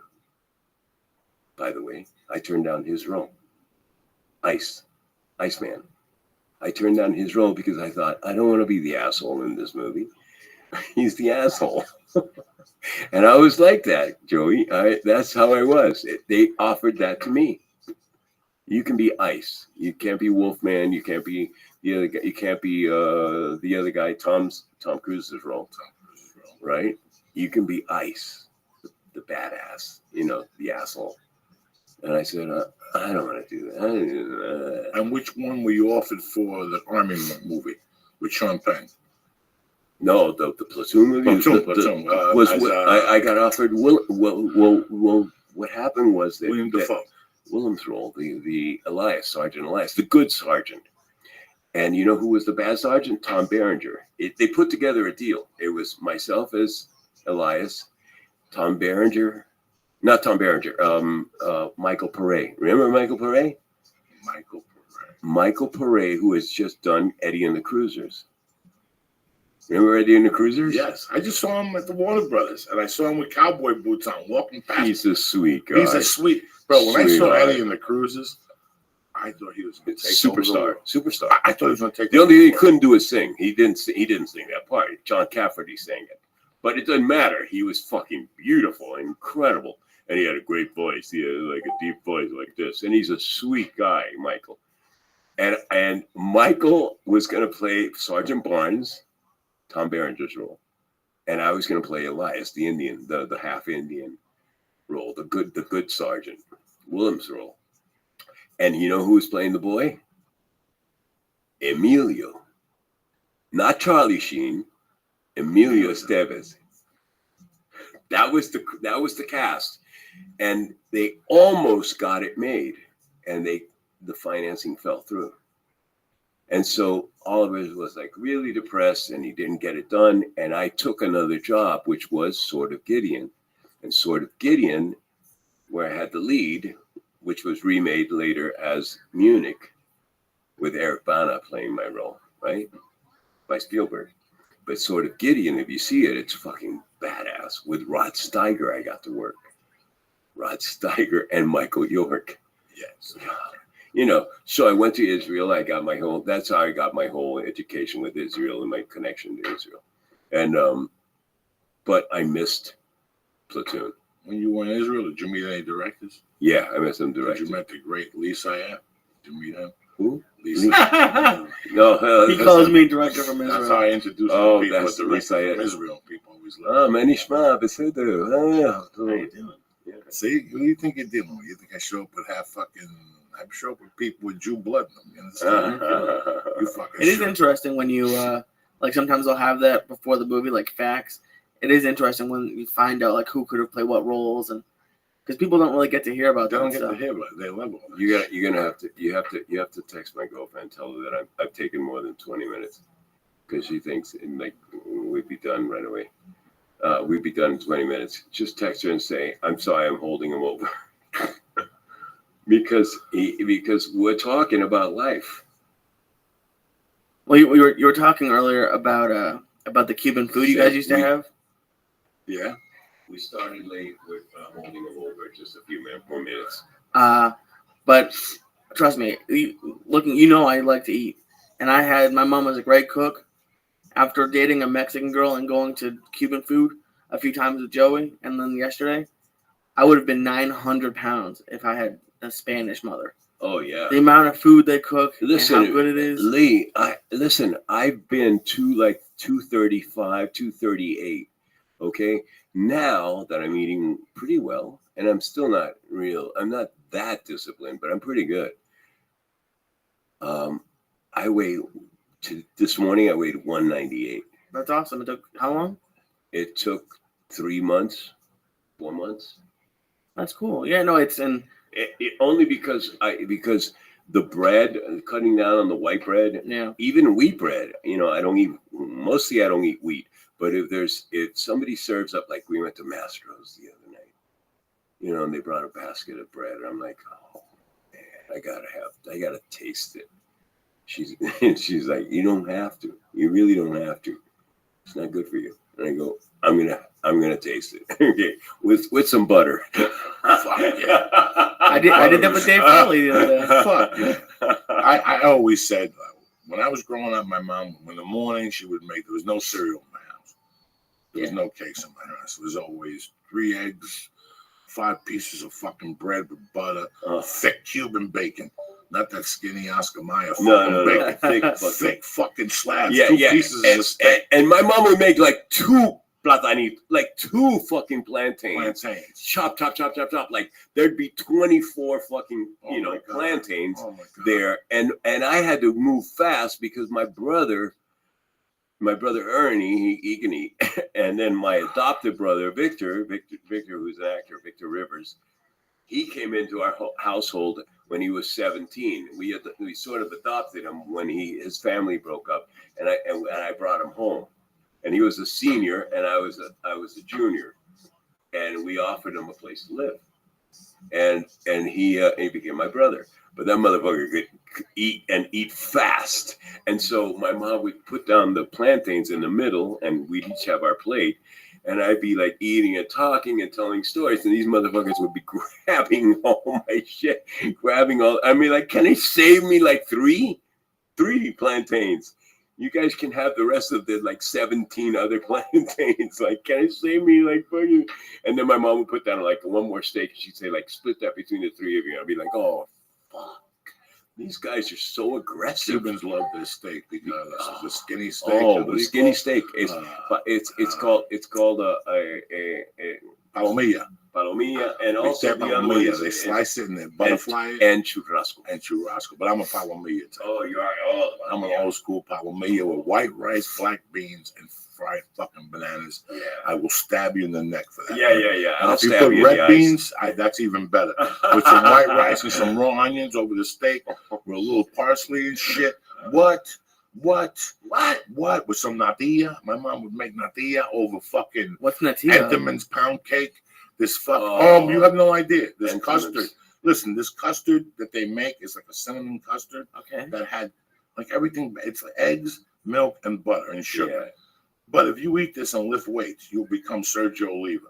Like that's it, plain and simple. That and it was natilla and flan in my house. The thick fucking, the Puerto Ricans over here. Mofongo. Oh, mofongo. Their flan over there is that thick coconut. Wait, you've been to that place? Yeah, what I do is I have my wife make the pork chops on the grill, Cuban style, and I come over here and for $6 I get it. I pick up the mofongo. I pick up the red beans and the tortones. Why am I gonna make a mess at the house? They $2 an order. No. Yes, they do. You get 3 orders of those and 2 maduros. Like tortones. Tortones. And they got 2 Coca Ricos. You take that to go. You make the steak at the house. You haven't been in Miami recently? They have this place called El Palacio de Jugos on Coral Way, and it's open air. It's got tables outside, and they have every kind of juice, every kind of fruit, right? Papaya and fruta bomba and everything, and they make juices. But they also have a counter where they're constantly cooking and churning out and putting shit down. And so you're looking at this stuff that you can choose to eat, to sit down and eat. Bacalao, like frituras de bacalao. Oh, I love that. Chuleta de puerco, like everything. And then they have 2 different like bins for the big tostones that are this big, like this big. They're yellow. They're like Hawaiian, and it's the new thing for Cubans in Miami. Okay, they're yellow and with salt, and it's incredible. You can get like 4 of them, take them home, and like you have people eating out of your hands. Okay, and then they have los maduros, right? They have the maduros. Oh, and I like the maduros a little bit burnt. I don't like them like You like them burnt? Yeah. I like them with a little bit of black. Yeah, I don't like them that gooey. No, I don't like them that gooey. I like them fucking burnt. I love flying out of Miami International because I know I'm going to take something to go. I will load up 16 Cuban sandwiches. I'll upgrade it to first class. I won't even have her cook them on the thing. I bring them rolled up and I cook them at home. And you cook them at home? You cook them at home, nice and burnt. That's how you do it. You bring them raw right at the airport. They first flight of the day. First flight of the fucking day. Of course. Right there. Bang. So wait, now tell me about mofongo. Okay, so you go at the house, you get a palomilla steak. Yeah, whatever. You're going to cook it. Call it. Right before you start cooking, I want 2 orders of white rice with red beans. That's all they got. The red beans with the little potatoes in them. But they have them. And they have tortones. They don't have the big Hawaiian one. No, but they have tostones to tostones. hold you over and Maduro. So for $12, you eat like a fucking soldier. You get 2 and 2 once a month. That's it. No, I don't. I can't do it either. I can't do it either. I'm living on fucking brown rice. No, it also is good, and it's not even that exciting. But Paula's mom loves Cuban crackers. Those things are delicious. With cheese and ham on those we motherfuckers. We bought them at Porto, so we just had them plain. Listen, bro, my mom had the bar on 29th and Bergman down the corner, 30 yards with the place. Hernandez is Cuban. And this is in the 60s. This guy had one foot that was shorter than the other with the platform, so the thing was higher. So when you walk by, the sandwiches were already cut. They had Swiss cheese, ham, the pickle, and mayonnaise. So you walk. Oh, they're already cut. They're already cut, and you go. And then there's what do you want? 2 Cuban sandwiches. You take the pork right off and the ham, because they have a ham and a pork, and they put that on the sandwich. They take a thing of butter, spray butter. They hit that motherfucker. Yeah. They butter the top of the sandwich, and then they flip it. Yeah, but they put the thing, press it. They don't have an idea. With a batido of mamey, with a papaya milkshake. Oh, that's a Paula got. With a little bit of salt in that motherfucker. You got to put the salt in that motherfucker, right? Whose sandwiches do you think are better, yours or the one on Chef? The one, fuck Chef. Chef's a punk compared to what I got in my fucking mental. In your memory. Listen, dog, the Cubans make a sandwich. What's the ham? The Cuban hamburger, la frita. It's half it's got chorizo. Yeah, frita. Lee, you would move to Miami. I have no. I can't even take you to Miami. It's like White Castle on steroids. Delicious. Yeah. Lee, they have a croqueta preparada, which is a Cuban sandwich. White Castle's pretty fucking good. Delicious. But this is Caribbean fucking White Castle. Oh my God, they have a croqueta preparada, which is croqueta with the Swiss, the ham on the Cuban. What my dad would eat. That'll kill you. That's a heartbreaker right there. And then let's talk about the drinks. Way before the fucking coconut waters or whatever, the Cubans have the mateba. You have eat on bed, which is iron beer. It's a Cuban Coca-Cola. Yeah. But let me tell you what I grew up on, which killed me for a while. But it put weight on me when I was a sickly kid. They have a drink called mateba. Mateba, of course. It's yellow. It's a yellow bottle. And it lowers your blood pressure. It does? Naturally. It's got that stuff. A friend of mine brought me some. Yeah. It's still sitting in my fridge. And they have diet too now. Diet mateba, yeah. But here's what the Cubans did. They said blood pressure. What are you talking about, blood pressure? Blood pressure could suck my dick. Get me the condensed milk, not just milk. Oh my God. They would get 3 fingers of condensed milk and then put mateba over it and stir it up. It is delicious. It is delicious. Now, the savage Cubans, they take mata atue, which is the Indian that Columbus killed, and they put 3 fingers of cream. Those guys are sick. Those are sick. They would put the 3 fingers of whatever, and with the mata atue and stir it up. You have no idea. That is better than any energy drink. All these energy drinks they got right there. Yeah. Hit me up on the side. I will give you a fucking weight gain drink at night with Cuban cookies with butter. I was telling my wife, I don't like coffee and milk. You do know that. I drink my fucking coffee black. And I'll tell you why. I grew up with Cubans that would get the Cuban bread with butter. And dip it in the fucking... Me too. It makes me... How do I... It make me cry. It makes me fucking... You don't know... Then they have a thing called cream cheese. You know Philadelphia cream cheese? Yeah. When Cubans with guayaba. And they open their heart, 3 of those tubes are congested with cream cheese. The beans give up after a while, right? They mix them with guayaba on those crackers. On the crackers, wahai. On the crackers, wahai. The ones that you like. Okay. Listen, after school, after junior high, we go to my grandmother's because my mom was still working. So we go to my grandma, abuelita, and she would have, the moment we walked in, she'd have the wahai crackers with a slice of guayaba and a spread of cream cheese. And sometimes she didn't have it with a guayaba or something, so we'd have the cracker with the cream cheese and some sugar on top. I had the guava and the cream cheese at Versailles in West LA. Yeah. Oh, it was good. But then Porto's yesterday had a sandwich with those potato balls in it. Yes, they have papa rellena. It's the potato with the ham, the Swiss. No, not that one. The fried one with the ground beef in it. Yeah, just that one. Just those, papa rellena sandwich. Yeah. No, that's carbohydrate. Listen, A half a listen, when you go to Weight Watchers, they give you 40 points for the day, like a fat fuck like me. When you eat a Cuban steak sandwich, it's 26 points. That means you got 14 points left for the fucking day. This much. That's what Cuban food does to you.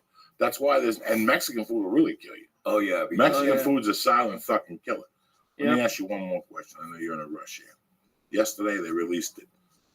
They're gonna remake Scarface. I heard that. I saw that. Well, I've been hearing it for 2 years. Here's the thing, and some of my friends are saying, well, they should just put you in the movie, in a role in the movie. And I'm saying, yeah, but do I really want to do that? Do I want to be in something that's going to be forever compared to not forever because it may not last? In other words, if it really if it really comes short of Scarface, if it matches Scarface, that'd be a fucking miracle. It's not gonna match Scarface. Of course not. So chances are, most probably, it'll be an attempt. And then what would it look like that I was in that that back, sort of like. And they're not even filming it in Miami. They're filming it in LA, aren't they? I know it's an LA story. I know that Bregman is involved to some degree, or he gave the rights. I don't know. If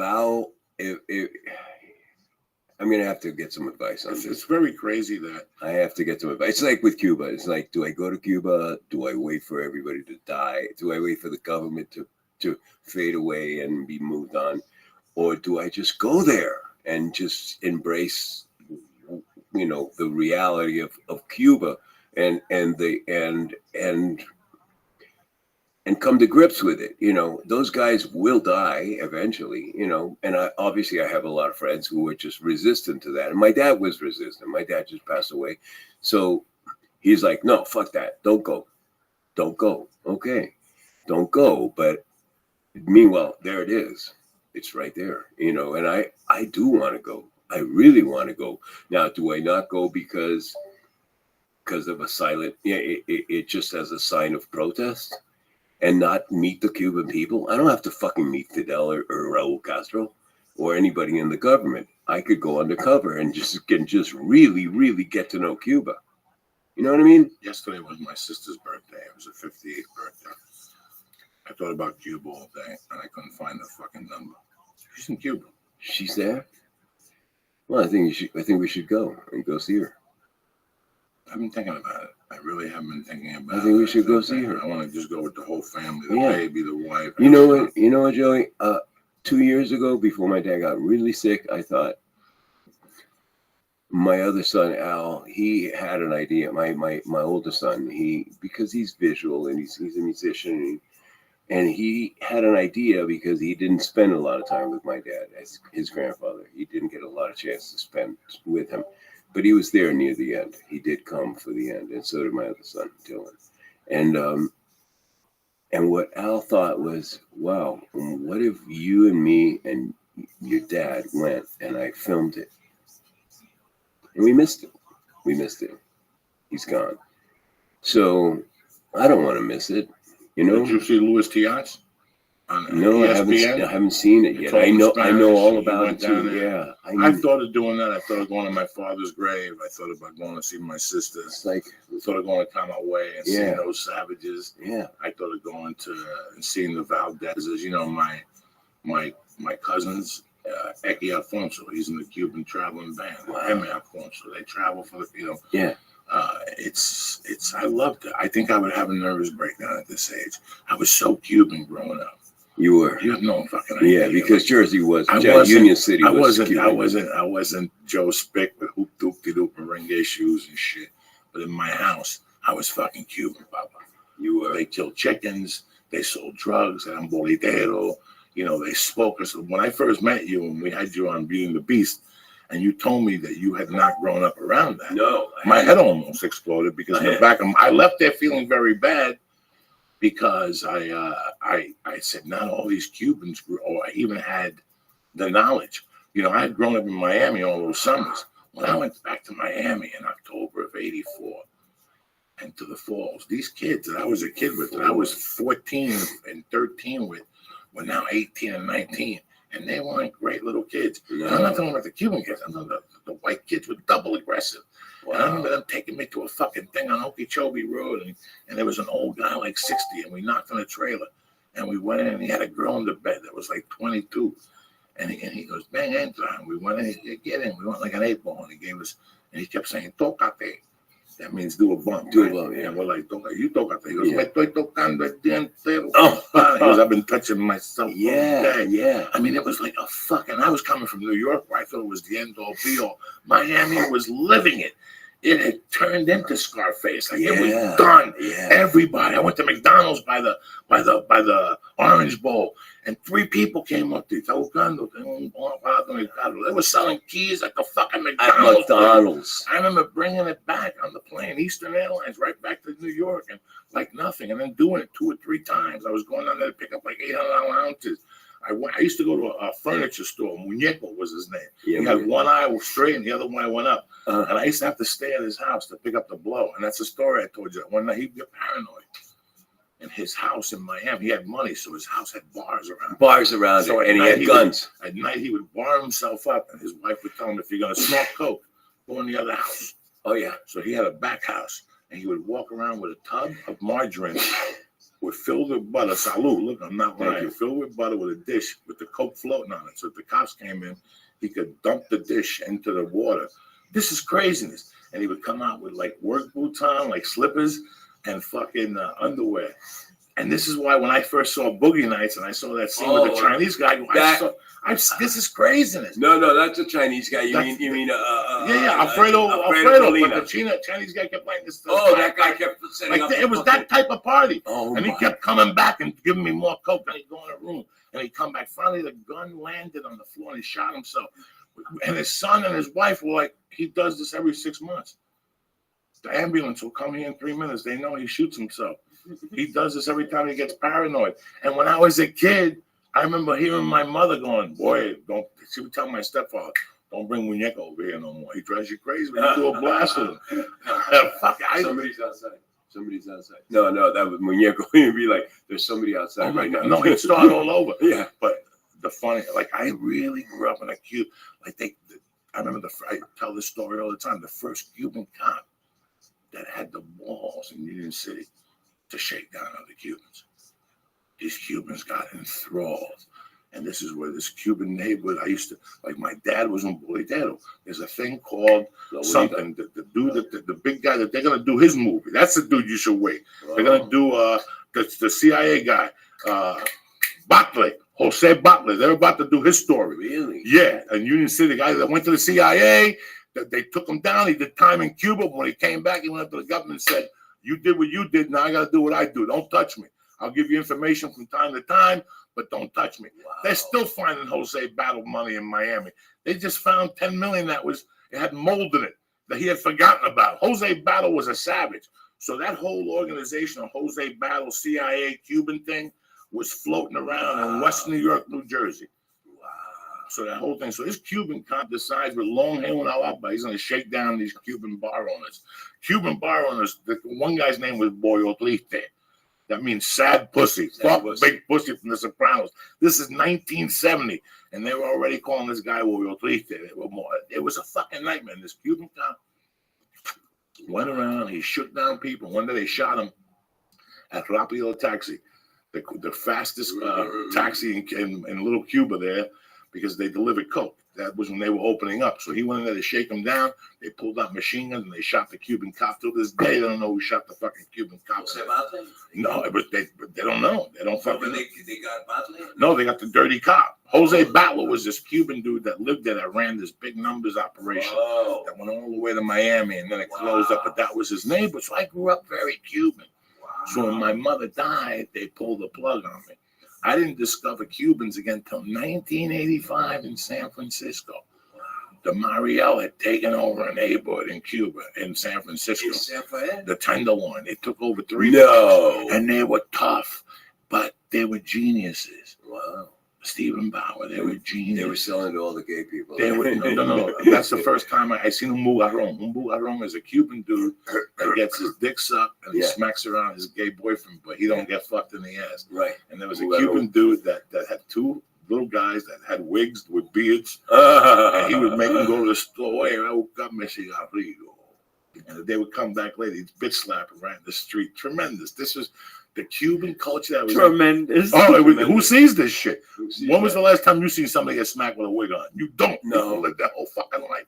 And the guy goes down and puts the wig on like nothing happened. Oh, And he's got a beard. and he's got a beard. Fucking, Got 2 the days Cuban thing is hilarious. Yeah, it is. One of the funniest things ever. There was this Cuban drug dealer, and he'd come over and he'd show you the coke.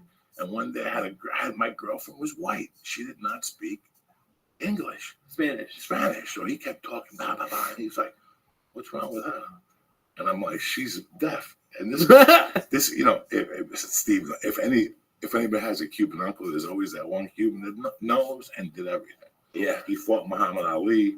He worked on the building of Empire State Building. He knew Lee Iacocca. He hung was out with Fidel. He smacked fucking Che Guevara. Oh, this guy. And so he goes, I don't know where. He goes, what do you mean she's deaf?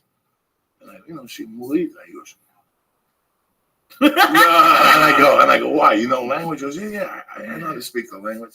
And he does that, and she's like, she does something back to him. And he's like, looks at it, he goes, I don't know that language yet. But we should write a book about the two Cuban experiences in the U.S. The two versions. It's interesting because it was fucking crazy. It's great. It's really colorful. Oh, maybe it was very. You're giving me some really good ideas. I just reconnected with a girl on Facebook that grew up. She was there the night that they called to hit on that Cuban cop, and before we got off the phone, we said to each other, we grew up seeing a lot of fucking crazy shit. But she took care of this dude for years named Andres Garcia. Oh yeah, they called him Tati. He ended up going to jail because that was his thing. He would make a drug deal and then come with a machine gun and take it from him and take the money. Oh, this guy was crazy. And I grew up around him. He used to take me for haircuts. He's the one that gave me the Coke Rock and told me, when you get older, save this and put this on a girl's pussy. And he told my mother. When did he get a Coke Rock? In the 6th grade, he gave me a Coke Rock. And he goes, why? If you ever got a girl over here. In the 6th grade? I had a girlfriend. He took me into the city across the street from the Sheridan Center with a haircut for $75. And he got my haircut. They used to shave me with a razor. I had no hair on my face. And they'd shave me with a razor, the whole thing. And he gave me a Coke Rock. He's like, the first time you bring a girl over here, put this on a pussy. And he had a pussy. And one night he told my mom, like 3 months later, my mom fucking sat me down the next day. Why do you listen to that fucking lunatic? I don't know, he's your fucking friend. He comes over here. And the wife's name was Nina, but she was a lesbian. So she was allowed to fuck other women. It was these crazy fucking animals. In fact, my uncle, when I asked my uncle here, because my uncle and my mom were tight, but not in her other business. And we went to eat one day, and my uncle goes, I was asking questions. He goes, you know what, man? It's better you don't even think of those fucking people, because those people were Cuban savages. Wow. And then once Mario got let out, my mother had just died before me and Mario. Oh, before Mario. Right. She died November 79. Yeah. So, yeah, it was happening right after that. Yeah, right after. Last Saturday, I was in Sacramento. I was doing comedy. I do comedy from Thursday to Sunday morning. And Saturday, I got up early, and I went for a walk, and I smoked a joint. I got nice and fucking high, and I went back, and I was going to take a nap, and Scarface came on. It was on Spike. And it was from the part you walk in the bar, and the DEA guy goes up to him and tries to milk him, and they try to shoot him. Then you go back to Mel Bernstein. Then you go back, and they tried to ruin my halal suit. I got to tell you something. I hadn't seen that scene in maybe 15 years. Really? Yeah, because I grew up on it in 1984. So you haven't been watching it in the last few years? The last few years.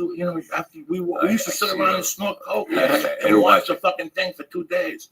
So now, but I watched it, and some movies you watch, and this fucking thing. Till he asked Ernie about the job, like I gave him, like a breath fucking came out of me, man. I know. It still has not missed a beat. And I go, what about Ernie? And he goes, and he looks at Ernie, and Ernie's standing there fucking trembling. And he goes, hey, Ernie, do you want a job? And he goes, Yeah, Tony. Okay, you come see me on Monday. And fucking Angel goes, hey, man, you got a job. I And sat it just there. relaxes Just- it. And you can breathe. You let a breath out. And then I watched the Yeah. part where you gave the sister the ride home. Oh, Now, I think that middle section is the best part of the movie. Yeah, I love all that. Like, and then when he goes and talks to To the her. old guy's girlfriend at the pool. Right, that was That's a on. I great watched scene. that. Yeah, he goes. I watched up to the Chuck, part. first time I saw you, I said to myself, she's a tiger. She's just like me. I watched that, and I watched the restaurant scene. To me, Yeah. the restaurant scene It's so is good. as good as they fucking come. Yeah. It's a great. You're He's- great in that scene. You're perfect. Thanks, Perfect. thanks. Yeah. Perfect. What's amazing to me is this, man, is that this is how great he was, is that he had no vices to be, nothing to get him high. Al was not drinking or doing any drugs. So that what you see is his performance, his interpretation of, when he says, is this what it's all about, man? When he does that, he's not drinking or smoking or doing coke. That's just him creating this fucking image. And like over the years, that's the great. For me, it's like it's almost the greatest irony is that people say like, "You guys are really high," and I'm like, no, that's him. That's him just creating this thing. I mean, that's it. I had to turn it off. I was watching I know. it a couple weeks ago, and it's a point where his girlfriend's berating him when he's in the hot tub, and like I get paranoid because like she's saying some like terrible things to her, and I just know he's gonna kick her ass. It's like I couldn't even. He I couldn't even doesn't, watch. but he doesn't kick her ass. Well, He I just- forgot. I only seen it a couple No, times. no, he So just- I was high and I was watching. I was like, he's gonna kick the shit out I of him. remember one night we got so fucking coked out in 1984 that we sat there and we watched when he smacks his wife in Godfather 2 and when he smacks his sister in Scarface. In Scarface. Oh, yeah, Me and that's fun, Veneri too. brought the fucking things down, Yeah. the computers down, and we fucking sat there and watched. Look at the way he smacks it. Holy shit, this is the best smacks in Hollywood. That's when you know you're fucking jacked out of your fucking mind.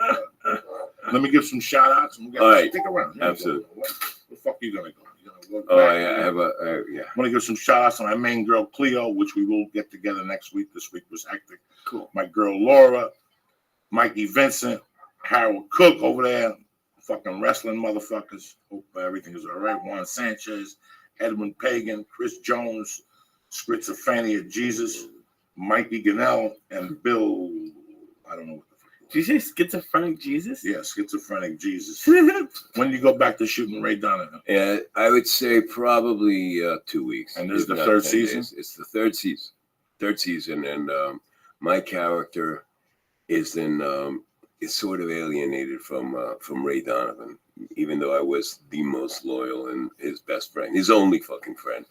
But right now he kind of hates me because if you've seen season 2, you know how it ends. And you know that I did something to save him from going to prison, and he hates me for it because that's the way he is. He'd rather have gone to prison than have me do what I did. So now he fucking won't talk to me. So the first few episodes I'm in, and then there's a little gap where I'm not in, and then I'm gonna be coming on strong because we have to reunite. Him and I have to get back together. Yeah, the first day on the set, I was looking at the scripts, at the first couple of scripts, and I was like, oh, fuck, he hates me. And I was asking the producers, like a girl, I was like, do we ever get back together? Like a high school girl. I'm like, do we ever get back together? And they're like, don't worry, Steven, don't worry. This season, you guys are going to be back together. But don't give it away. Don't tell the audience because it creates a lot of tension. Because people are saying like, what the fuck? They're going to be like, what happened to Avi? He was his best fucking friend. Well, his only friend. That in season 2, I think it was, someone goes, fuck, Ray, you don't even have any fucking friends. And he goes, well, I have Avi. And he goes, that's not your friend. He works for you. So anyway, it's great. It's a beautiful gig, and I'm really proud of it because of the way that people respond around the country and now around the world. It's starting to show in different places. I was in Switzerland and recently, and people in France, and people had seen it, you know. And I'm starting to get some mail from like Ireland and Australia, and they're showing it in Peru, and you know, I mean, it's starting to show around the world. So, with any luck, this is good. This will help my future, my film career. And there's a few movies I want to do before I get too old. We go to Jack Nicholson's house and hang out. Yeah, I did that already. No, now I got to he's work. retired, right? Yeah, more or less. Yeah, he's retired now. Yeah, listen, awesome. man. He's awesome. I'm always a big fan. You're my friend. I love. I hit you up a while ago and you responded. That's it. Thank you. I'm happy that you're here. No, I love doing this. Please look at Lee. He ate a pot edible. His girlfriend's gonna dump him now. Yeah. No. We should do this once a month. Yeah, no, whenever you All want. right? Bro. Come on. Because I'm in the neighborhood. And we'll bring food. He was gonna bring food. I was going yesterday, but I was We like, didn't know. Thank God. No, I don't eat. You're on an organic diet now. Yeah. They got you on one Cuban chicken cutlet every day and shit like that. Gluten Let me free. give All right. the sponsors here. If you want, you can boogie, brother. If not, you can. I gotta get back because we have a new housekeeper, and I gotta be there at least to translate. All right. All right. I love you, bro. love you Thank you very much. And I'll be back next month and Whenever give you an you want. update on Donovan. Whenever you want, you just call Okay. me. Okay. Okay. And listen, I got some movies coming out too. What do you I got got coming a up? movie called Sweet Lorraine that I did like 5 years ago, and it took him a long time to get the director to want to actually put it out because he's kind of eccentric. And it stars Tatum O'Neal and myself, and it's a comedy role for me. I play Lou Bava, who is who wants to be mayor of a small Jersey town. I'm a restaurateur. I own a restaurant, and I have a lot of friends. I'm Italian American. Basically, I'm Chris Christie, you know, and it's really, really fucking funny, and it's a black comedy, and Tatum plays a woman that I have a thing with, but she married a priest, and then I have a thing for her daughter, and it's really dark, but it's funny. It's coming out, and it will be on VOD on what is it? What's VOD, by the way? Video on demand. Video on demand, exactly. It'll be on demand in April. But the premiere is in New York, and I can't go because I'm working. But they're going to have a big premiere in New York. And then I got another movie that's going to show at the Cannes Film Festival with Tom Sizemore and Amanda Sante. Okay. And I can't go to that because I'm doing Donovan. But, there's some cool stuff coming up. So look for me. Anyway, I'll come back in less than 30 days and update you. That's why I love you. All right. I love you, man. Thank you. All right. Take care. Be careful on the walk home. There's people out there. I know there's all kinds of savages out there. Savages. On it. It's a jungle. For optimization, motherfuckers. They don't fuck around. They don't. You got Shroom Tech, New Sport. You got everything. Shroom Tech Sport and Shroom Tech Immune. You've got the New Mood. You've just the T Plus to raise your testosterone levels. MCT oil. The SAT oil. MCT oil, the coconut oil. I mean, everything is just top of the notch. You don't believe me? Go to Honda.com. Take a look around. Take a look. See what the fuck. You're not doing anything else. You're sitting in front of your computer like a fucking mook. Go take a look. You like something? Go to the box and press in. Church. And get 10% off your first order. And they also have Stay On It program where you get the stuff sent right to your door every month on the first of the month. All right.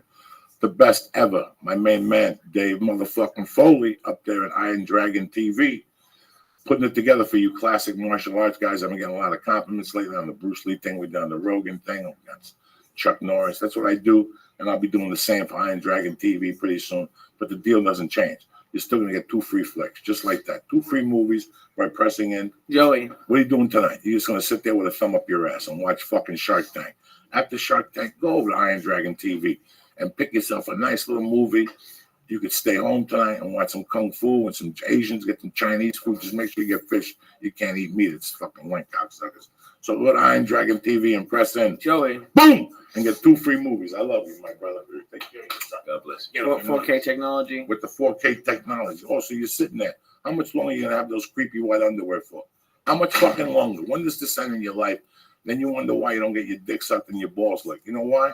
MeUndies.com. MeUndies has the best, most comfortable fucking underwear in the world. Only the Lee boy shorts. What the fuck's he talking about? No, it's for girls. Whatever the fuck. I'm just talking to you about straight up fresh cotton Yeah, hot looking underwear. This material keeps your nutsacks dry. There's no moisture.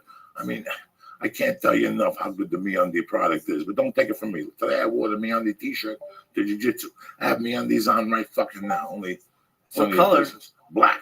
Oh shit. Yesterday I wore the fucking Swahili one. So if you go in the Marine, Swahili one. What are the ones if you're a Marine?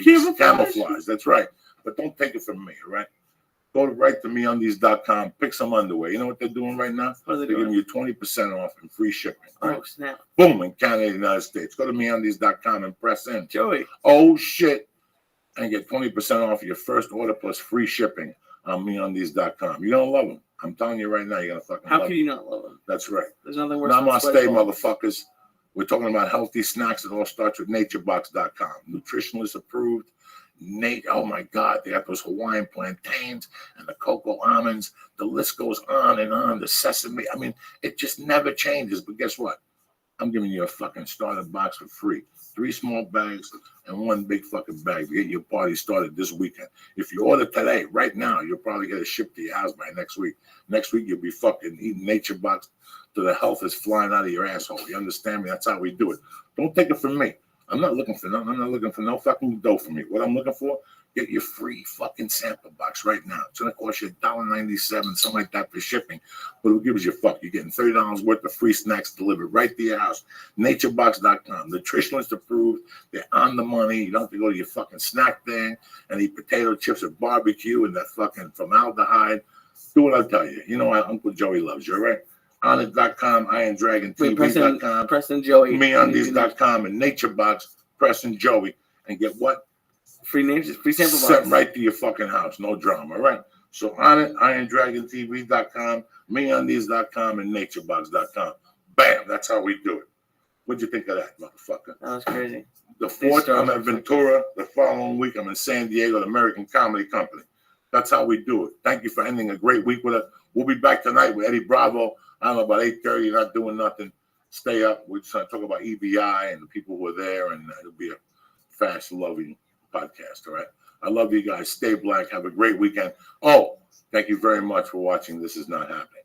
It meant the world to me. I don't know what the numbers are, but I want the show to come back for Ari. Thank you very much from the bottom of my heart. Have a great weekend. Now that the show's over, don't forget to go to naturebox.com and sign up to get your free sampler box of great tasting healthy snacks. Forget the vending machine and start snacking smarter with delicious treats like barbecue kettle kernels. Go to naturebox.com/Joey. That's naturebox.com/Joey. Also, go to MeUndies.com/Joey. And you'll get 20% off of your first order, and they're giving you free shipping in the United States and Canada on all their great underwear, socks, t-shirts, all the great products. Go to MeUndies.com/Joey. Also, go to Onnit.com and use code word CHURCH to get 10% off of all of their great optimization products.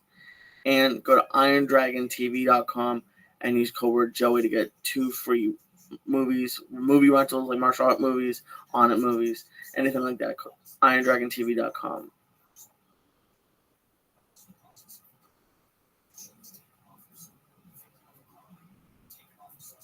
Jewish fucking demon. I'm surprised you were listening to Springsteen. Usually you don't like him that much. I like this fucking jam. I like that album. I like that. What album is that? It's not Darkness on the Edge of Town. It's the other one. I don't know what the fuck the name of it is off the top of my head. It's got that on it. It's not Thunder Road, but the other fucking one. Who knows? Great to be here. It's Monday, March 23rd, the day the devil was fucking raped in the ass and spit on and shit, thrown into the ocean. All that shit. St. Michael fucked them up. I'm here with my main man, Lee Sayat, the boogie down man. What's happening, baby? How was your weekend? I had a great weekend. Tell them what you did. Tell them what you did. I finally introduced Paula to some stars. See what I'm saying?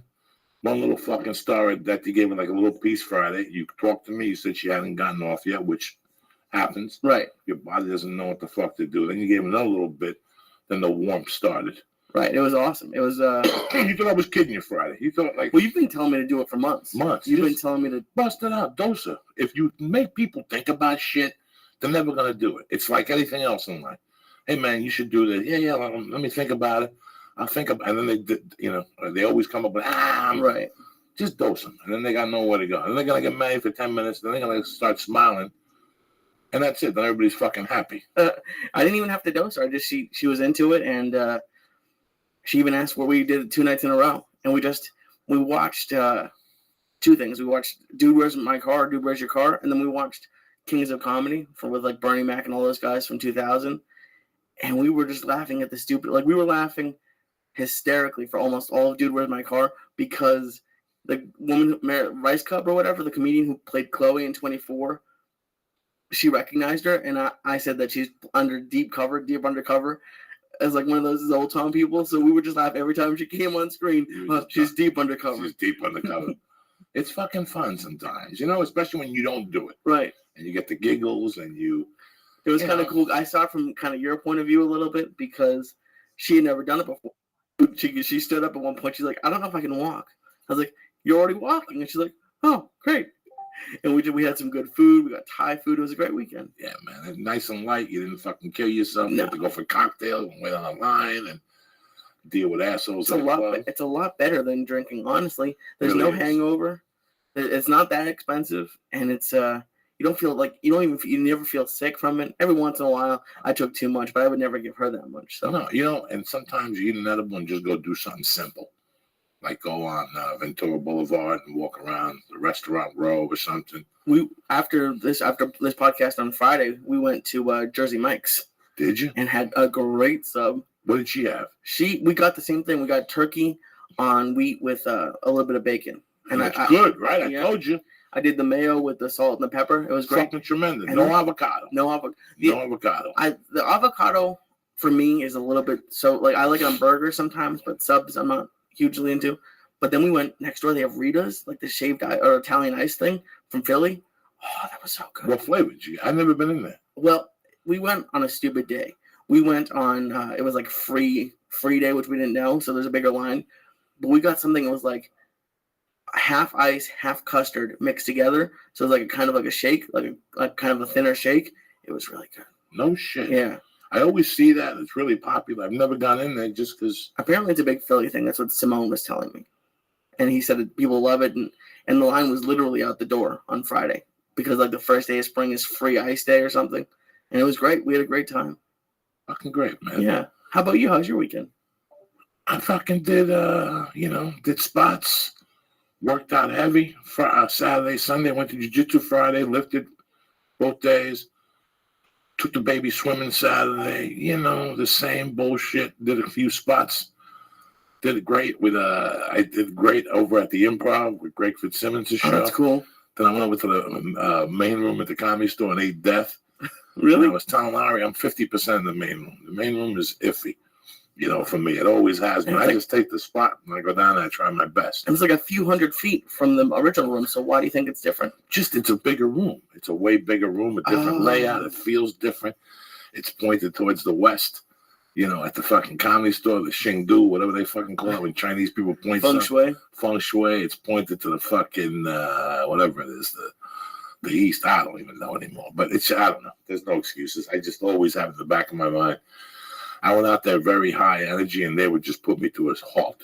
Really? It was just a halt. But hey, listen, man, it's a 50 situation. How long does that weigh on your mind when you have a bad set? Once I get to the car, once I started the car and was making a left onto Laurel Canyon, it was all gone from there. I don't give a fuck anymore. It's a game of percentages. It's a game of, you're going to have good days and you're going to have bad days. Even if you have 10 good days in a row. Right. Eventually you're going to have a bad set, and you can't control it. You control I did okay, but it wasn't what I wanted. So. Right. Sunday day, I did have a great time, though. I went out of my comfort zone. I drove downtown. Oh, wow. Oh, you drove? I hated. Yeah, fuck yeah. I wasn't going to take the train. It was a half a mile where it dropped me off. So I got to take a cab. My wife said and it was easy. I just drove. I went over there. It was $20 to park. And I went to EBI, and it was fucking phenomenal. I stayed to the semifinals. I didn't get to watch Gary Tone. I watched Gary Tone in a row twice. Okay. Nate Orchard. I saw, Javi Mendez lost. I saw some great jiu-jitsu. I didn't know what the fuck it was too high level for me. Really? A lot of leg, which I don't even like feet. Like I'll never. Once you become a blue belt, you're allowed to go for leg locks and heel hooks and all that shit. Okay. But I don't even like people's feet, so I'll never become a blue belt. You'll never touch people's feet? No.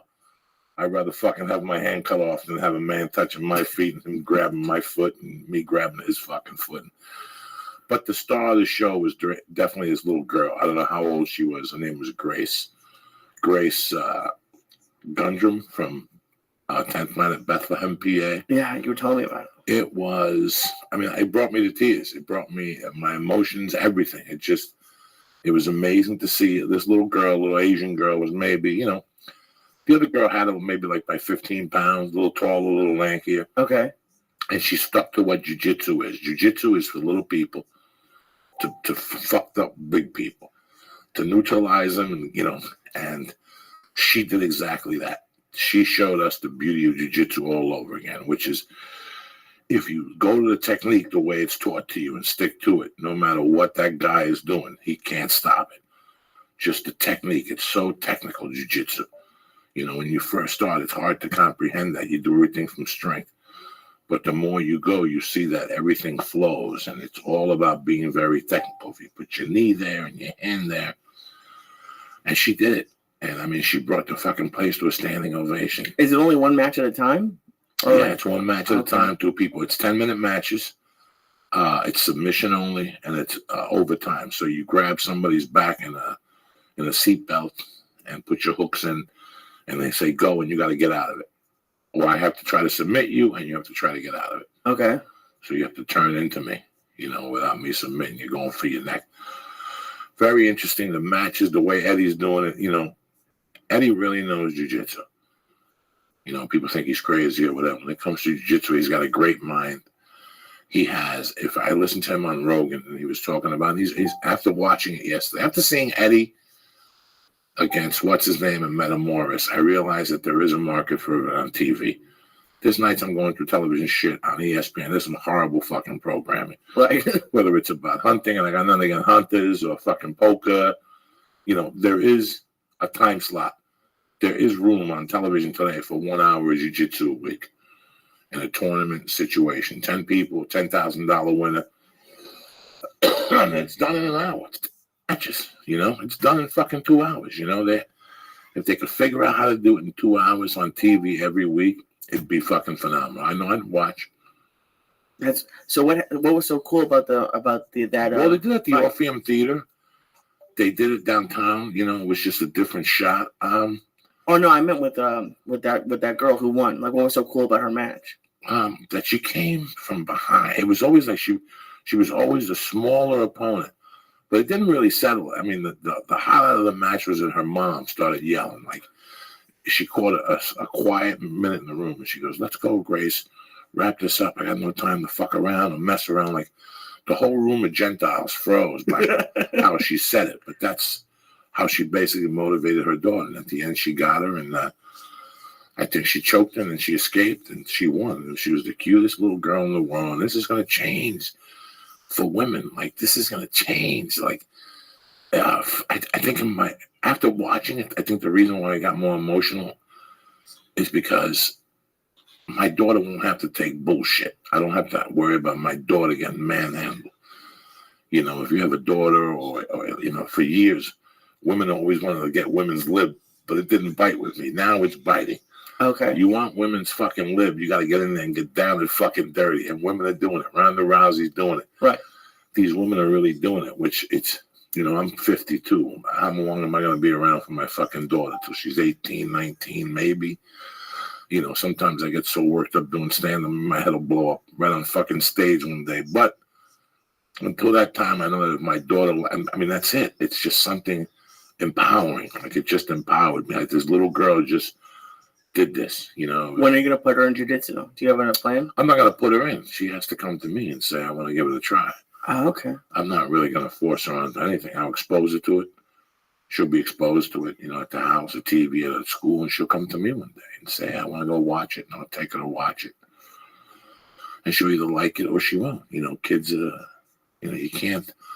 I don't want to Pistol Pete Maravich my child into liking a specific sport.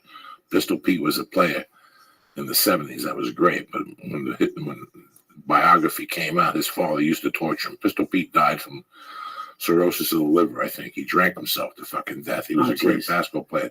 But he had one of those fathers. Right. That which fathers I'm talking about. Get out there. You lost, go sleep in the fucking garage, that type of shit. You lost, go shoot free throws till you fucking win. Those fathers that are living their dream to their child, so they're pushing them. I don't want to do that. I want her to, she wants to learn Tai Chi. What the fuck am I going to do? Let her be a Tai Chi black belt. Let her hypnotize people. But I think it's good for kids. I'm the least athletic person in the world, but my mom always had me doing something. I was going to do soccer or baseball. Have to. No, she's going to do something. Right. No, that's the least of my worries. Listen, my wife doesn't work, so she could take her, and there's an activity every fucking day. There's always something. Today, they went to take school pictures in the zoo. Tomorrow, she just goes to school. Wednesday, she goes to a friend's house, and they all watch the kids, and they jump up and down, and they fucking barbecue. Thursday, she goes to school, and Friday, she goes to kitty corn. There's always an adventure looming. Saturday, she goes swimming. Sunday, she goes to the daycare over at church for 2 hours, and she loses her fucking mind there. There's always something. There always has to be something, because everybody knows idle hands are the devil's motherfucking workshop. I hope she gets into a martial art. People have opinions about martial arts. I know for a fact martial arts works. Why? Because it worked on me. It got my life together 2 times. So martial arts works. It's a discipline. It's something that you get involved in. It's something that you become a part of. And that's better than becoming anything else. I'd rather have a child in, a martial art than anything else.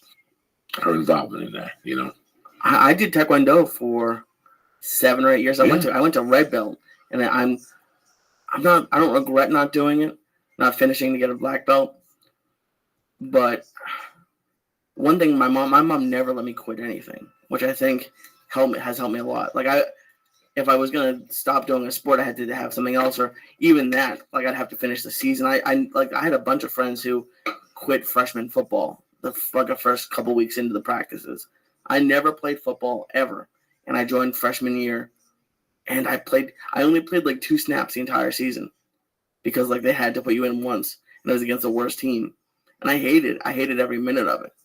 But I remember I finished the season, and it's especially out here, you see people switching jobs a lot, and that's never been me. I always I try to stick things out. You have to. It's funny. Last week, you and I were having a conversation. You did your taxes. Yeah. You thought you were going to go back to jail, and you owed a little bit more than you anticipated. Right. And you didn't panic. I thought that I thought that you're going to be a little worse than what you were because there's nothing you could do. But then you told me you wanted to drive Uber, and I'm like, this fucking guy's crazy. And then when I call you that night, you're like, I'm gonna drive. I gotta call you back, and you were giving some people some rides. And I thought about it that night. And Lee, I've done the same. Whenever I get into a bind, I'm like, oh shit. Well, before I got into comedy, or even when I got into comedy, there was times when I said, you know what? This isn't working. I'm going to go get a job. And bam, you book a fucking commercial. Bam, you book a TV show. Right. And people do that all the time. Like they go for a dream, and then, a couple of years into it, they're like, I'm not making money in this. I'm going to go back to driving a bus. And then, but if they would have put the full effort, I understand. I understand, man. I understand when people do that. I understand the need to have money. I understand the need to want things. I just don't understand the need of people needing to bail on something. Right. So when this happens, I called you 2 days later. We spoke, and I said, listen, I just think you should put more effort into your field. Right. You're going to go put 10 to 20 hours a week into somebody else's fucking career, or driving, or loading, or waitressing, whatever the fuck you're going to do. And if you put 10 more harder hours into your job, shit's going to happen. You're going to see it. Shit's going to happen. Right. And that's what happened. Things happen. I mean, I never understood that, and I hope you, and I'm happy you understood when I said to you what I was saying. No, I understand. I hate it. I've only done it a couple of times, and there's nothing it was so demeaning doing it. And it's just the way the people, and most of the people were cool, but it was the way people treated me. I was just like, I'm not supposed to be doing this. And it's, of course it's about the money. Like I need the money to pay taxes, and I need the money to live. But I've been working with you for almost 4 years, I think. And even though my parents are supportive, and even though Paul is supportive, they don't really get it. Like my mom will call me and say, "Oh, who else are you doing a podcast with?" Or she heard about other people who are producing podcasts. You should go talk to them. And for me, I don't know if I put so much work into what we've been doing, and I'm so invested in it. And yes, I get to come and we hang and we laugh, and I get to have edibles. So I understand why some people might not understand it. But this sounds horrible, but I'm going to say it. Before I left to do my taxes, I actually said a little prayer that I'll be able to owe a little bit of amount that would let me keep doing this. Because yeah, I would love to be a millionaire. It would be great. But it's been so important to me what we're doing, because it has my fingerprint on it. Like I was at the getting my car washed the other day, and I saw these people building a house, and I could never build a house ever. But it was cool to me. I was a little bit high from a podcast, and I was just watching them, and I'm like, that must be really cool to like start building a house, finish, and get to see what you did. And when we started, we were using webcams, and I was propping them up with Lysol wipes. And we moved from my house to another office. We first started at your house. I was working 10 hours a day and then going to it. So I think a lot of it is a little bit, maybe I'm too prideful. Maybe I do care too much about it. And I want to make it, I want to see this turn into, I don't know, a TV show, or someone sponsors us and gives us $100,000 a year each, or I don't know what is going to come from it, but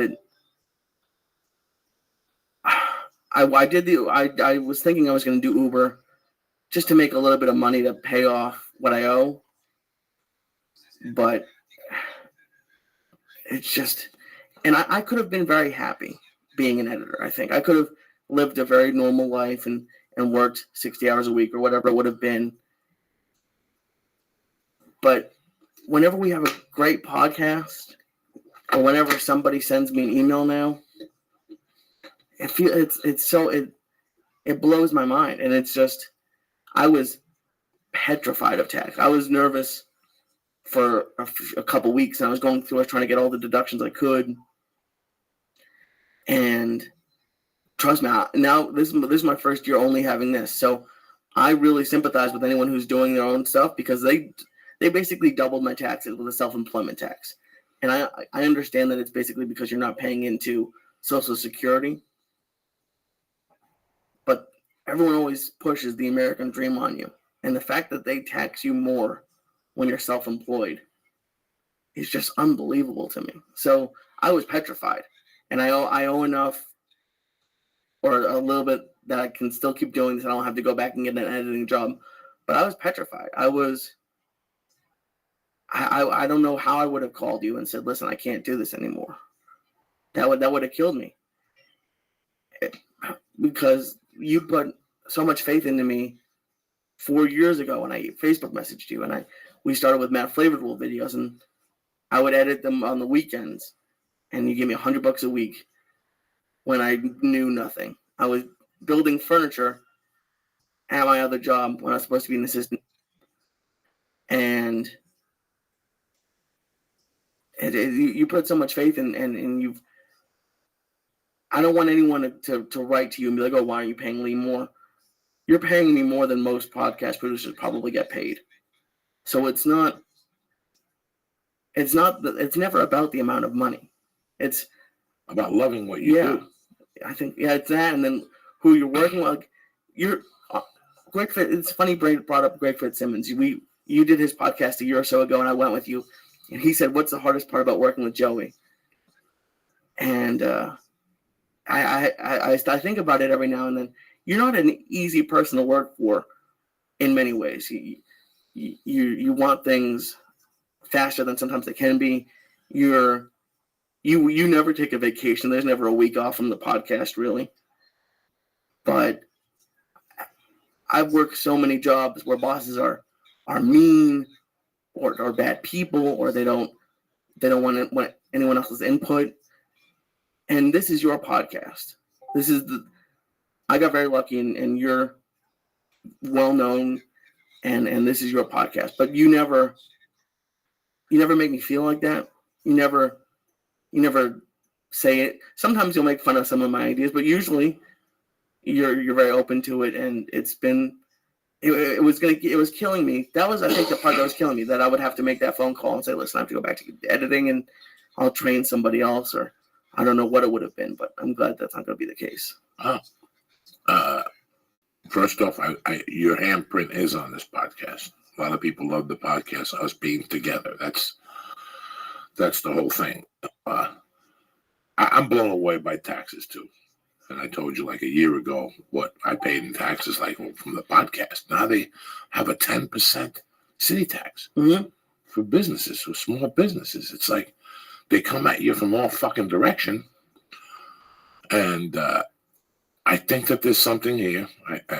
Listen, for years I was chasing not the American dream. I was chasing a dream. I was chasing that I was going to do something and bump into money. Right. We all think when we're young, we're going to bump into money. We agree to the salary that we take in a job. We go to that job every day. And then 6 months into it, no matter what job we have, no matter what we're paying us, you're always going to go, fuck, I need to make more. That's just that's what we're about, you know. And you're working for somebody, they have whatever the fuck they call it, they pay you. And then you want more. Everybody wants more, and then you're like, maybe I'll bump it. It's like when you owe a lot of money in your credit cards. And you're like, I got to do something. I'm never seeing myself going to get away from this. Like, I'm never going to get out of this fucking hole, you know? And you always think you're going to bump into that fucking envelope, you know? I never thought that. I thought that till I was about 31 or 32. And then it got replaced by something called hard work. You know, Lee, we fucking party too much. We live in a society of people that they want to do everything, and then when things don't go their way, they want to cry. Well, that means you can't do everything. Right. And that was my biggest problem when I was in my 20s. I wanted to do everything, but you can't. You know, you pick up 2 tabs, that's $300.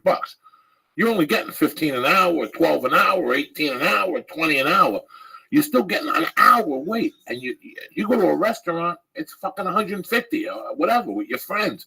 You know, when you go to Vegas, it's fucking costs money. When you go to all these places as a young man, it costs money. And I would always try to catch up with people. I was always catching up. I'll put this. Next week, I'll pay the rent. Now, you're never going to fucking pay the rent because next week something else is going to come up on Friday. Right. You got the wrong fucking friends, you know.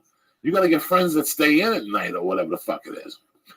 When I got into comedy, it's funny. I always tell people this June is really going to be 20 years of my comedy career. I really started in July of 91.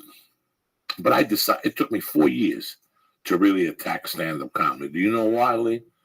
Because in those years, even though I was doing shitty jobs and selling cars, and I had to prepare myself for the journey. This was not going to be an easy journey. And that's what people always misinterpret, that this is going to be an easy journey. And first of all, we live in a place where everybody wants to go on vacation 3 weeks a year. And not just fucking a vacation. Because nobody just wants to take a week off and plant tomatoes. Oh, no. They got to go somewhere exquisite and really fuck themselves up. Because it fucks your head up after like 4 days. Could I live here? Could I do these things? Then you have to go back to fucking reality to pay for that fucking vacation. Right. So I'm not one to take a fucking vacation. I believe that there's work. There's something I could be doing every day. That's my belief. That's how I was raised. That's what I've seen in 30 years of being in the job market, that people work 5 days a week and, oh, well, it's going to be a hard fucking life, brother, unless you're making fucking $90,000 an hour. Right. You know, for me to be at the level of where I want my stand-up to be, where we want the podcast to be, it takes effort. It takes work. I got to get up in the morning and think of notes and think of things and music. So it takes a lot more work. With this podcast, we generate some money from sponsors. I cut it with you, 50%, you know, as close as I can without paying the bills and me losing money. Right. And this for me has been also a learning experience. I mean, I don't want to fucking quit doing a podcast. But in my world, you know, I don't know. I just like sacrificing. I've always liked sacrificing. People always tell you, oh, we partied, we went here, and then 2 weeks later they're telling you how they're behind on their credit card. Well, you also went there for fucking 2 weeks, guy. You know? So there's so many fucking variables of living. It's just what we want to do. I've always believed, and I said to you, I said, listen, there's so much more we could be doing with this podcast. Right. It's not that we've gotten lazy, it's that we've gotten busy. You know, we're trying to put the podcast up on Roku now. I'm trying to put together a spec. I mean, there's so many fucking things that, you know, it's like I was telling you, for years I was my own agent. I knew it was movies we're making, and when a movie got, I attacked that fucking movie. I don't have the time to be my own agent no more. Right. I just don't, you know. I appreciate you sticking this out, and I know that things are going to change here, you know. I know that you have some thoughts in your mind. I mean, you've got your T-shirts, you got your own blog, you got your own little things going on, and they're only going to get better the way this podcast got better. Right. But you got to stick to it. You can't have 2 bad weeks and go, I don't want to do it no more. Everybody has 2 bad weeks. We went through a dry spell with the podcast a year and a half ago, or our number, you know, and because I was putting attention to the road. I wasn't putting attention to this. I was having too much fucking road work and not enough of this. This is our bread and butter. I love doing this. Right. I really enjoy doing fucking this. You know, I love coming in here and talking to you. But I'm happy that you had that belief, that you believed in yourself to stay here and come back. Let me tell you something, Lee. I don't know who the fuck you're kidding. And I'm going to tell you something right now. When you were editing, you were not a happy person. No. You were not a happy person. There were some jobs that I was not a happy person. Those jobs suck. Right. That overnight shit as an editing assistant, you know, and even John Budd, who's the brown belt over at VMAC, we've had thousands of conversations about you, and he's told me 1,000 times. That job your friend has, an assistant editor, those jobs suck. He's told me 1,000 times to tell you to get a higher job, like how to do it. He was telling me for you to go to the studio over here. You have to talk to him yourself. Right. I don't know the editing business, so I can't. I would love for you to get a day job. If you get a day job, we can still do this at night. You know, if you want to, I'm with you, whatever the fuck you want to do, you know. But I don't want you to go get a job that you're not going to enjoy either. It's the law of diminishing returns. The problem is with editing is I was about 3 years into assistant editing. Okay. So on a average scale, I was probably 2 to 3, maybe 4 years away from being an editor. And the problem is yes, on paper, if I worked 9 to 5, we could do this every night at 8, and that'd be cool. One of the reasons I decided to leave editing was, and you know this from working in TV and movies, there's no set schedule. And I understand why the producers think that their thing is the most important thing in the world, because it's their name and they're the EPs, and I understand that. But if I wanted to get an editing job right now, or an assistant editing job, which I'd be doing, it'd probably be from 10 to 7, and then there'd be nights where I have to be there until 8:30 or 9, and there's no job in editing that I could do really and still do this the way we're doing it. And the dry spell we went through about a year and a half ago, I was still working nights or another job, and I see myself doing better since then. So if I tell everyone who asks, if it got to the point where I'd be homeless, yeah, I would get an editing job. I'm not going to be stupid about it, but I'm okay not having the nicest apartment, or not giving up some things, hoping that this will work out and working hard. Now, what does Paula want you to do for a job? What does she expect from you as a job? I mean, obviously, you guys are getting more serious. You guys want to get married. She's been very cool. She would never want me to be unemployed, not making any money. And I think if I were to propose, she would want something a little bit more stable. But she understands what I'm doing, and she's been pretty cool about it. I think when we first started dating, I was making more money because I was still doing TV. So she's seen like not a decline, but I haven't been able to do as many things as before, which is fine. I think it's mostly my parents who, and they're always very supportive. They always ask about it, and they're very supportive of it. But they saw how much money I was making before, and they don't want me to have to. I don't think they want me to worry about money, and they know that editing is, even though it's not super secure because you go from show to show, there's a guaranteed paycheck, and they take taxes out, and it's more of a regular life. So I see where they're coming from. So what does, for you to propose to Paula, what would Paula say to you? You have to go back and get a day job now, or editing job. I don't know if she'd say that. So what would you do? You go back and work 10 to fucking 7, so then when would she see you? Right, and that's what I do tell her sometimes when, if we had a podcast on Friday, and I couldn't see her until later. If I was working a regular job, I wouldn't have, so sometimes we go away on a Thursday night. Like if you're gone, sometimes we'll go away to San Diego or something. So that wouldn't be possible. I don't think she would say I have to go get another job. I think if in 2 or 3 years, when that'll be what's happening, because I'm not going to do it until after she graduates. I think she might ask me about it, which I understand. I mean, you have a college degree. What other things can you do? What other things would you like to do? What are you interested in doing? This. I love this. And I always liked editing, and I was pretty good at it, and I was lucky enough to work on some pretty good shows. But you're right. When I said I would have been happy, that's not exactly true. I think maybe it's just. I mean, you're gonna work 10 to 7, and you're not gonna make much more money than what I'm paying at 10 to 7. And you got to drive to fucking Santa Monica, and you got to stay up all life and look like the fucking wolf man. Right.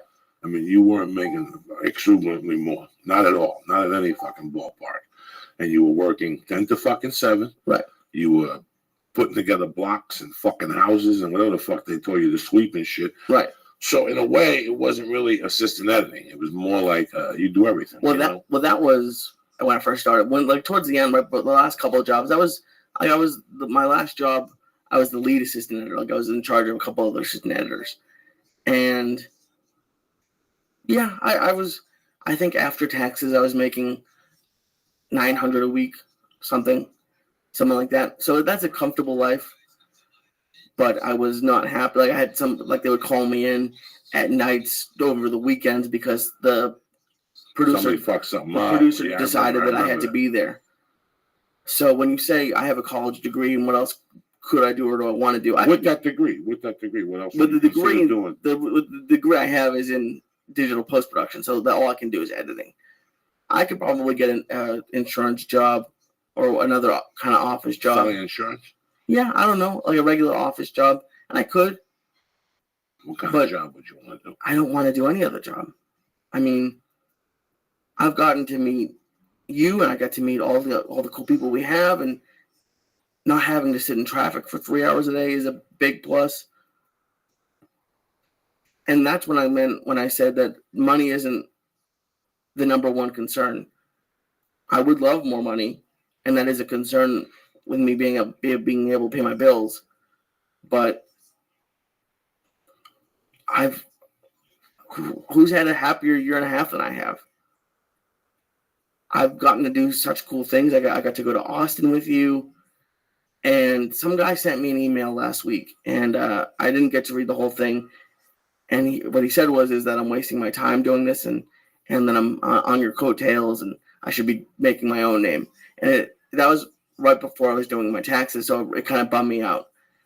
But I thought about it last night, and part of it's true. Part of it is, obviously, if I was doing this podcast with your clone, but who didn't have your name, obviously the numbers wouldn't be there. But start. But you got to start somewhere. It's like with your podcast.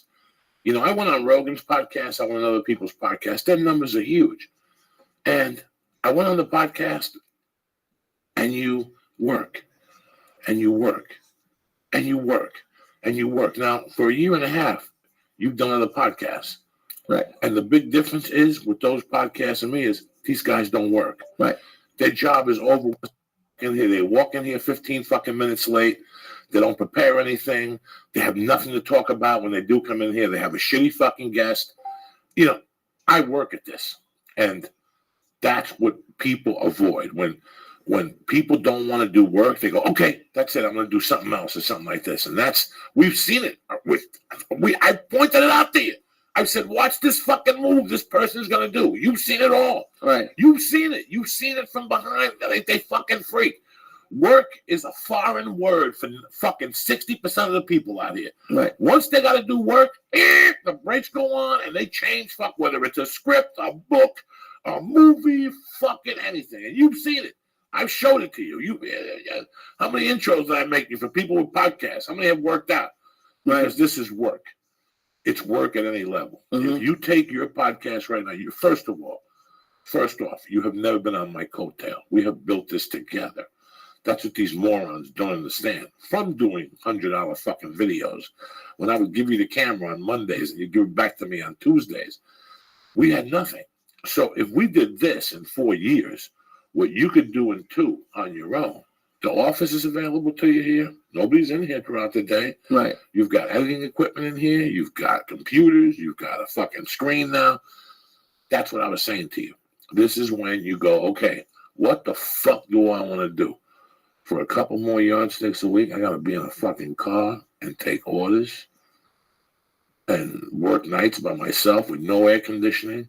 They fucking leave you in the fucking garage at night. That one night, you have to fucking take a cab back and go back. Oh, yeah. Here, you go from point A to point B, which is 2 miles. Right. We eat fucking edibles. The worst thing that happens to you is you go home and you eat 22 fucking rice cakes. But you're making your own mark. And you're starting somewhere. You know, this all started for me. We're doing what? Opening for Joe Rogan on the road. Okay? But at the same time, what was I doing? I was building my own little niche.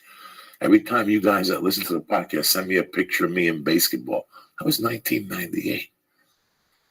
You send me a thing of The Sopranos, Mad TV, that was 2003.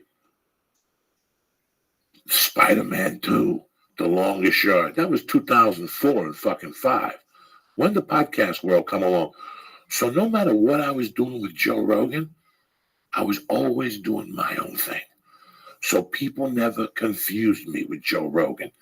That was very big to me, that Joe had been so kind and had such a huge heart to take me on the road with me and pay me. And then he would take me in Ari with him and pay us and take us for steaks and, first class plane tickets. Joe doesn't fuck around.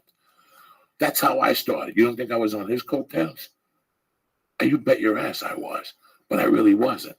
Because I was doing something for myself on my own, which is the most important fucking thing in this life. I don't give a fuck if you're fucking, what is 60% of the kids you grew up with?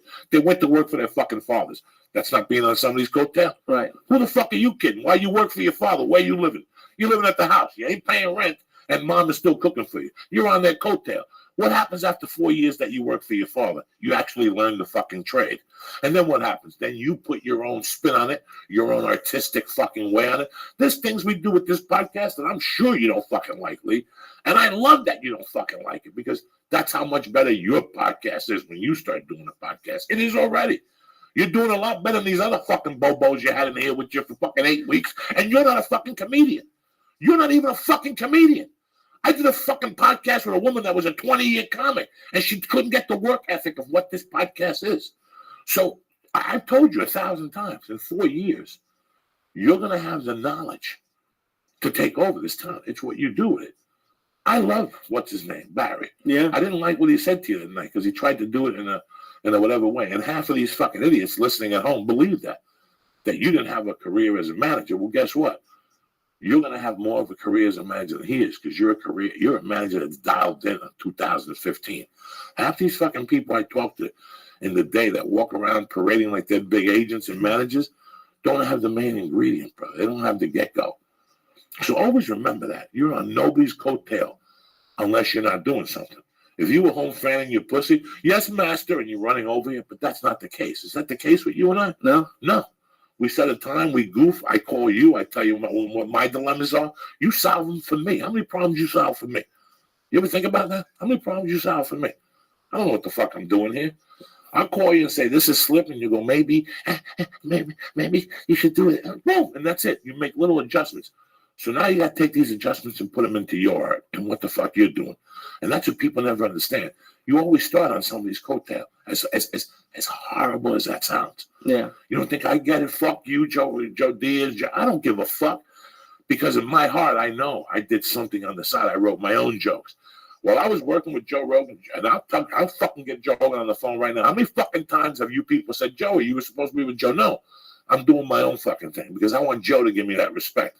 I always wanted Joe to call me and sometimes for me to go, hey, Joe, no, I can't do that weekend. Come on, Joey. No, because I always wanted Joe to know that I was doing my own work. Right. I'm doing my own work, brother. I know what you're doing, and I'm with you. You know I got your back. But I got to take care of this. And he would get off the phone, and he'd be mad for a week. But then in a week, he'd call me and go, Doug, I'm really proud of you. You got that movie, or you got that sick time, or you got that. Because you and I both know I got no help. I complain to you all the fucking time. My agents, they're in another fucking planet. If I don't do it, nobody fucking does it. Right. So a lot of these people misconstrue what we're doing here. They think that I'm here throwing bottles at you and shit. When we're on the road and you say to me, bro, you want a water? What do I always say? I'll get it myself. You're my equal. I never wanted you to think that you had to fucking get anything or that's not the way it is.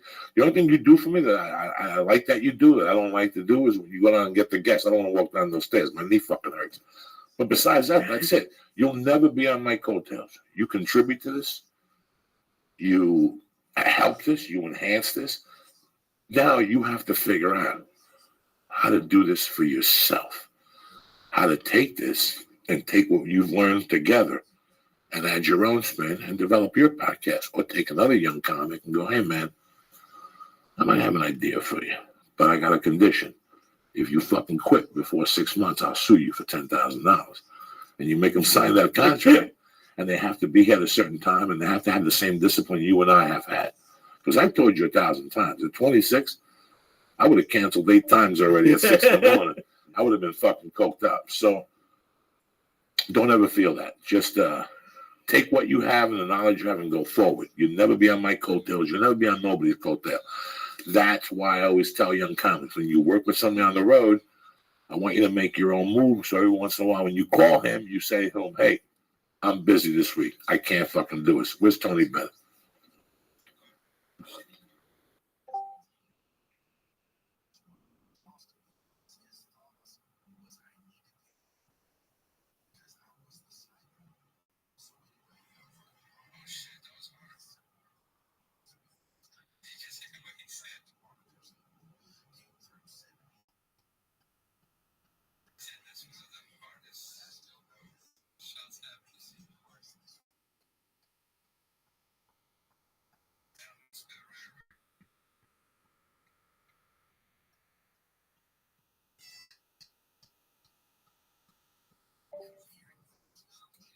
Somebody.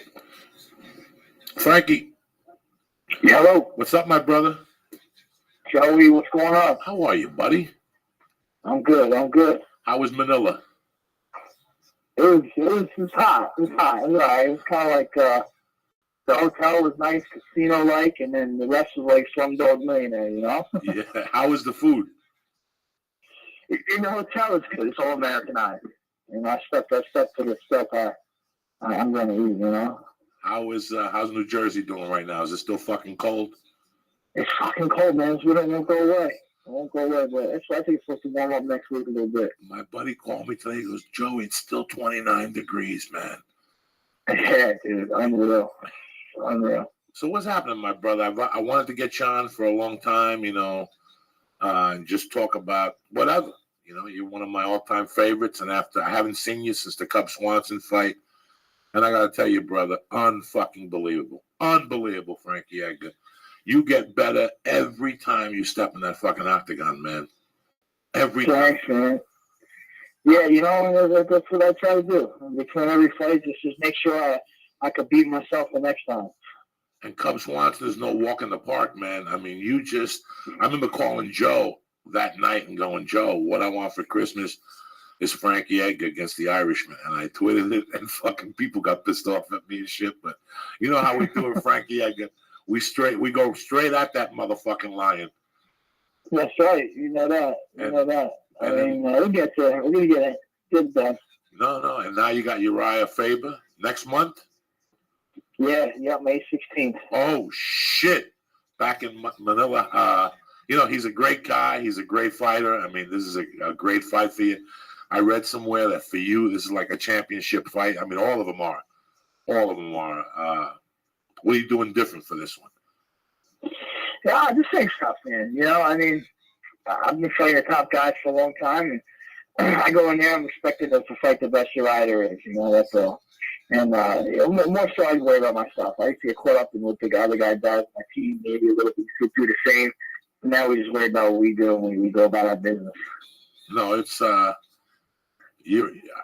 I said, I've been watching your fights lately. I watched the other night Jose Aldo was on the main event at about 1 o'clock. Yeah, I heard that. That's Twitter about that one. And I tell you, I talk a lot of shit, Frankie, and the truth of the matter is there's only one fight I've ever placed money on, and that's you.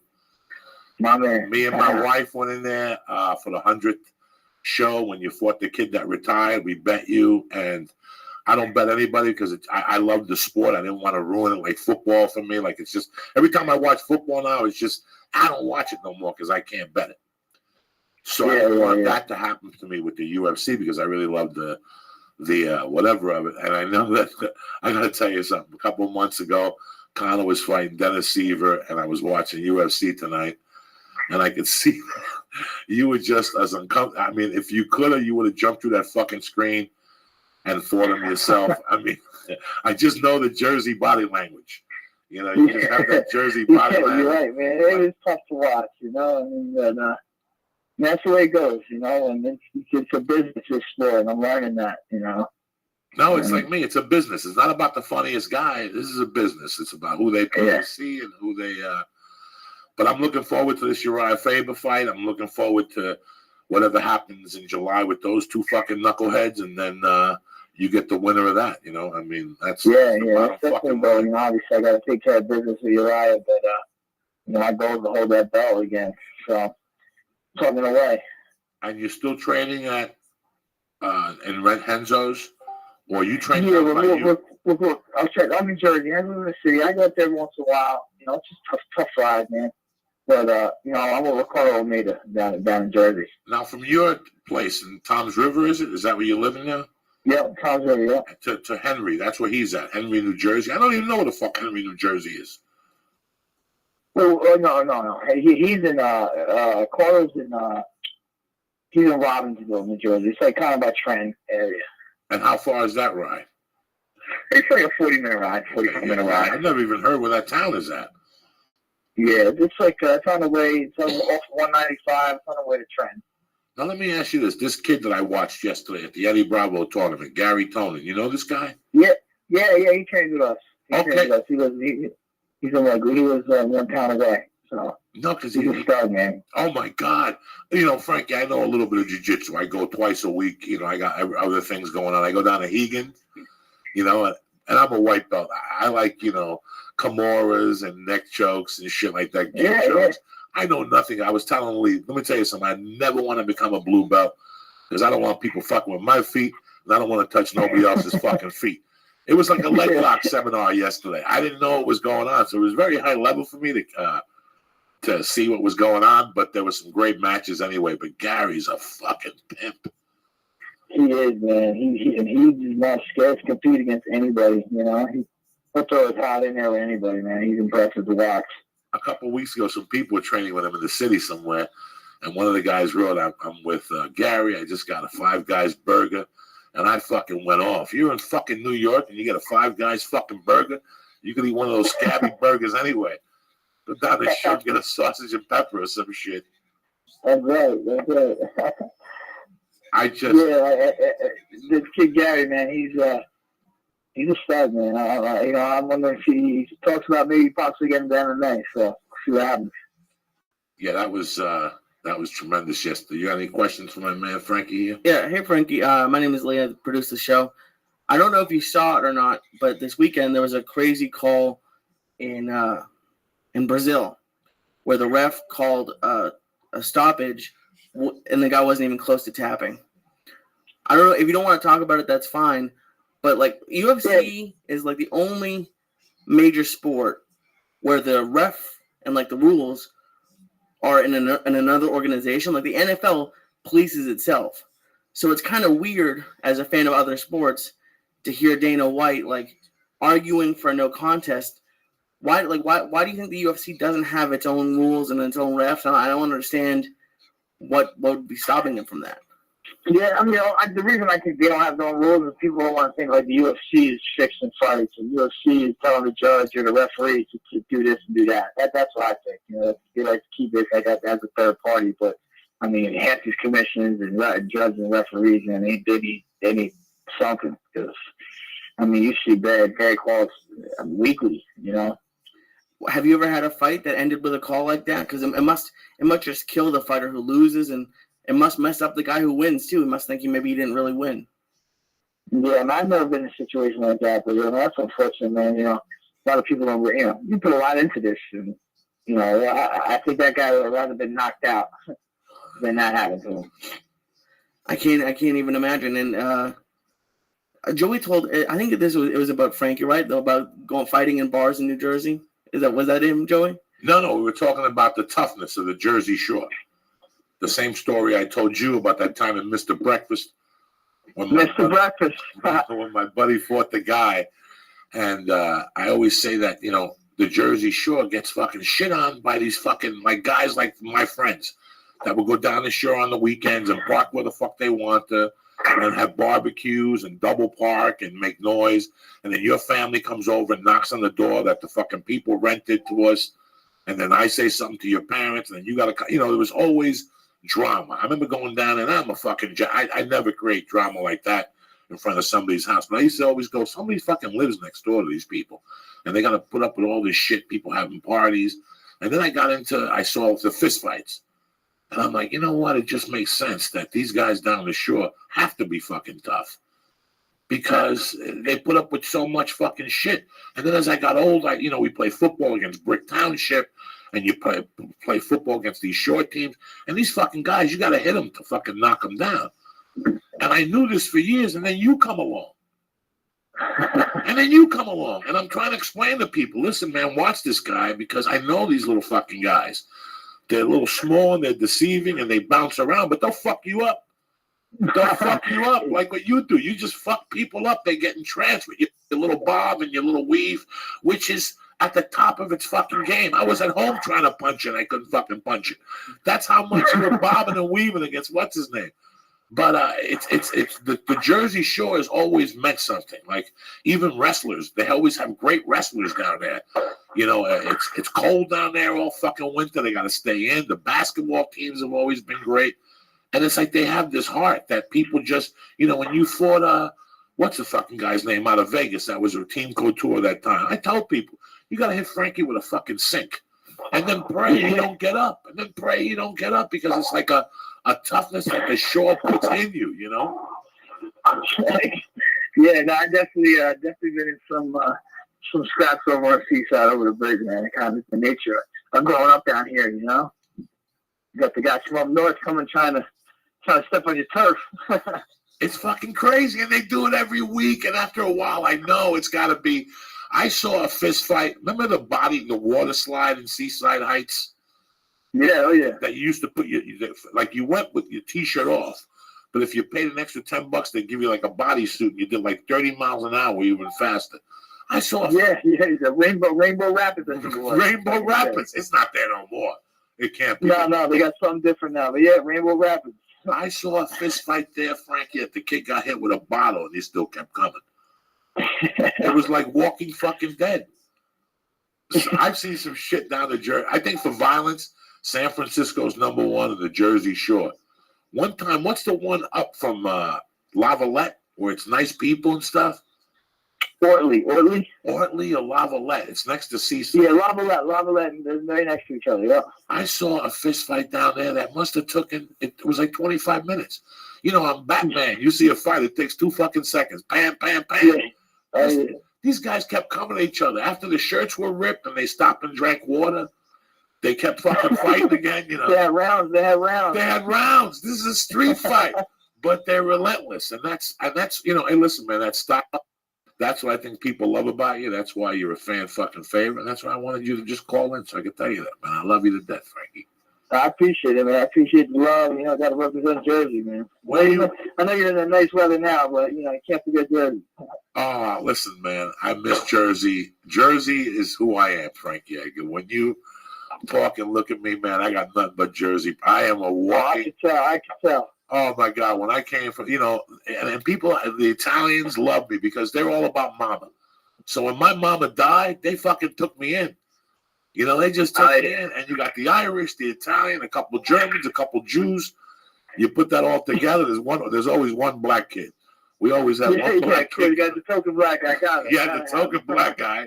And, and they all mix up. Hey, when are you coming back out here to do UFC tonight? I don't know. Probably after my fight. You know, I'm gonna stay at it until May 16th, and I'll definitely I'll be out there at the UFC tonight, something like that. When you come out, man, I'd like you to see you. Maybe you come on and talk to us. I know it's late over there in Jersey. I don't want to take. Yeah, that'd be great, man. Yeah, I just wanted for you to call and let you know I love you. We're cheering for you here at the church. We got you, and that's it, man. You're one of us. I appreciate it, man. You guys are the best, man. You're funny as shit, man. So it's a pleasure being on the show. Hey, you too, and I'll watch you. I'll see you somewhere. I'll be in Vegas Memorial Day weekend. Hopefully, you'll be out there fucking around. Yeah, we'll be there. A little celebration. All right, man. I love you, Frankie. Thank you very much for taking the time. All right, brother. Be good, man. I'll see you May 16th. Knock 'em dead, brother. Got it. What's up, Lisa? Yeah. Not much, buddy. How you feeling? You still a little high? I'm very high. Let me give some shout outs and shit. My main man Quinn from Ottawa. Alex Henriquez. Happy birthday. Lewis Robertson. Benito Haddad. Mike Wilson. Sean Barrett. Philip Craig. And Chung Kennedy. I love you motherfuckers. You know what I'm saying? Did you see the video of Bruce Lee Caceres doing a bare knuckle fight in like a park? No, I didn't see that. Oh my God, let me pull it up. Is he still in the UFC? It said he was. I didn't say another fight, but this was a few years before the UFC. Let me pull it up. It's hysterical. I want to thank some of the people that, or most of the people that watched the Ari Shafir show on Comedy Central the other night. I got a bunch of great remarks from you people and great feedback. You know, this is not happening show. Yeah, I don't know what the numbers were or whatever, but I got to tell you something, man. It was fucking great getting that story off my chest. I hate watching myself. I've always been, don't worry about it, Lee. Don't worry about it. I've always been a big against watching myself. I fucking hate it, Lee. I hate, you know, Lee always stays on me and D'Agostino, but you don't tape your sets. Joey, you should have taped what you said. I fucking hate listening to myself. I hate that whole thing. So I'm at the Comedy Store Thursday. I'm at Somewhere first, and then I go to the Comedy Store. I think you went to the Laugh Factory? I think I was at the Laugh Factory. Yes, I was at the Laugh Factory, and I go up to the Comedy Store, I do my set, and I get in my car, and I go home, and as I fucking walk in the door, my wife was taping Comedy Central at 9:30, and she went to bed. So Comedy Central had been left on. So basically, I walk in, go in the bathroom, take a pee. I always got to pee when I walk in. I wash my hands. I go get some coffee. When I walk out, Ari's bringing me up. So I watched it, and I forgot what I had said, as I usually fucking do. You know, Zoraida was this lady who just was a dear friend of my mother's, man, and she, her and my mother were just super tightly. They would talk for fucking hours. And I used to, you know, when you're 30, you know, when I was a kid, there was only one phone in the house. Right. You know, so there was times I wanted, or sometimes I'm lying to you guys. I had a phone in my room, but my own phone number. But there was times I wanted to make another call. There was the call waiting. So I would go in the kitchen and my mom would be on the other phone. I'm like, fuck, because me and Whitey would try to put a bet in. So I would have to call my bookie from the other thing and then tell Whitey on the phone the line is 6.5, whatever the fuck it is. That's hysterical. Yeah, we were kids, we didn't fucking know. So she would always be on the phone with Zoraida. I used to get pissed off. Mom, get off the fucking phone. How long can you talk to somebody for? It was always that attitude, This lady fucking came through, man. She just was my mother's dear friend, and they used to laugh at night. And the last 6 months of my mom's life, it was really sad. She was really sad about losing my stepfather and the bar and all this shit. She was worried about her future and how she's going to make a living. And Zoraida made it all better. Like Zoraida would just come to the hospital, come to the house, and just make it all better. My mom had a surgery about a month and a half before she died on her stomach. Something was bothering her, like Felicia Crohn's or whatever that is. Okay. So something was bothering her, so she got surgery.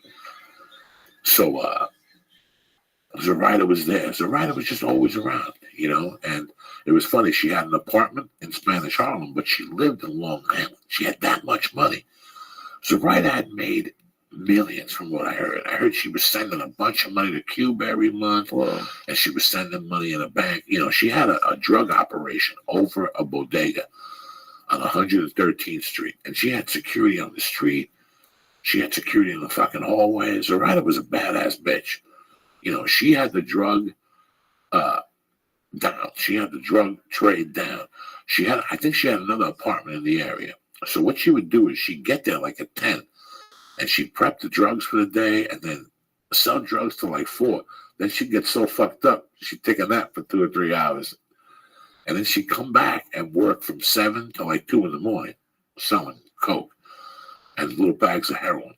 And I would go over there as a kid, and I'd make believe I didn't know what she was doing, but I knew what the fuck she was doing. Fuck. I think the greatest thing about the story, and I watched it on TV and then I watched it on YouTube. Tell me if I'm wrong, but I don't think you really worked this out. Did you? Did you? I know you planned it, but you never did it on stage. No, I can't do it on stage. Who the fuck would tolerate that? I think a lot of people, when they were watching it, me included, that moment when you get sort of caught up, and yes, it was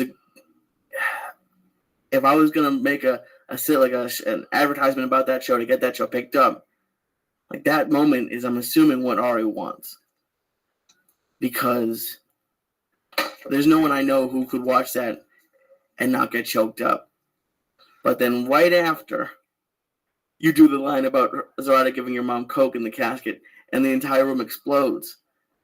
Because like the camera, it's like you can see yourself about to cry, and like the whole audience is just silent. The reason I could tell it was a good story, the bartenders were watching. If you look in the back of the video, the bartenders at the strip club were leaning on the bar just watching, and it was amazing to see. I was in the moment. I had to be in the moment because I never told that story publicly. Never mind, I never told my wife this. This is something I lived with for 20 fucking years, that I didn't do right by this woman. I had not done right by her after everything she did for me. You have no idea how many nights, like I said, I would just make up a fucking story. Like at 11 o'clock at night, I'd be with you fucked up with no money, and I'd call her up. You got a phone, bro? Let me call in New York. No, my mother's going to know. Don't worry about it. Let me call in New York. I would call up. She'd be there, and she'd go, what are you doing? Nothing, man. Listen, I just got a call. I got to go to the University of Michigan, to the school. There was no fucking University of Michigan. There was no school. She would go, what do you need? 300-400? Can you get over here right now? I'm going to be here for another hour. I'll be there in fucking 20 minutes. I get over there. I get 300-400 from her. I said, listen, let me get a gram of coke so I can sell my friend in the car. There was no fucking friend in the car. It was for me. She'd give me the gram and go, keep the $100. And I'd fucking snort the coke. You have no idea. You have no idea how bad I feel about this. And towards the end, it was horrible. I was just a kid. I didn't know. I was just a kid. What do you think? Because you've told stories where you beat other drug dealers, and you've said you don't feel bad about it because they're drug dealers. What do you think it is about her that? I didn't beat her for money. I beat her because she loved me. She really loved me. You have no idea. She loved me, but she loved my mother. She didn't call me Coco, and she didn't call me Joey. She called me Cosita. What's that mean? That means little thing. The only other thing that was little in her life was her Chihuahua, and that was Cosita. Cosita means like this little thing, like La Cosita, this little thing. So that's what she used to call me. I mean, she used to babysit me when I came from Cuba. My mom used to go, I used to leave you with her, and it was horrible because she would get tanked and let you do whatever you wanted to do. She would let you, like if you wanted a piece of chicken, she'd go buy you 20 pieces of chicken. If you wanted candy, she took you and bought you candy. It just wasn't healthy, so I couldn't leave it with you anymore. She loved me, man. She loved me. She watched me grow in front of her eyes. She watched me become a man. Then she helped me become a man, But then it's like anything else, the drugs. Somebody wrote me today, and I told them what addiction is. Addiction means fucking your friends and your loved ones. Mentally, physically, spiritually. That's what you do. You weigh on your friends. Every time you see me, Lee, as much as you love me, I'm going to hit you up for $50 or a ride, or and you like doing coke too. But eventually, you're like Joey. That's it. I don't mind taking a ride with you and fucking around with you, doing a bump with you. But that's fucking it. And as I was watching me tell the story, because it sucked me in too. It sucked me in. I was very proud. I was very proud that I kept her alive. I kept Zoraida alive in my heart. Every time I make a move, I always think, Jesus Christ, I wish she was alive to see me doing this. To see me not doing coke and not being deceivious and not being a bad person. I wish she would have got to see me. And I know that she's somewhere watching me with my mother right now. She passed. I got the news when I went to Miami. My godmother is friends with her niece. Mm-hmm. But she didn't really know what had happened. She just thought I disappeared the same way she disappeared. She lived 3 years after that. I just had no contact with her, And I can't lie to you. When I went back to New York in 91, I went over into the city and I walked around and I asked questions. Even 6 years later, it bothered me not making it right with her. That's what it was. I feel by telling the story and letting everybody know what I did and how I acted, I made it right. She was a funny lady, man. She was a ballsy fucking lady, man. Her and my mother were two women that I have the utmost respect for because of the valor, the balls they showed. They really did. She was a woman selling drugs in the 70s in Harlem with no husband. She didn't want a husband. She didn't want a man around her. She didn't want nobody around her. She had nothing. It was just her and that fucking chihuahua and a gun in her purse. She had like 2 or 3 guns on her at all times. She always had 3 fucking pieces on her at all times. She always had one in her underwear, one in her purse, and one in her bra, like a 22, like a little one.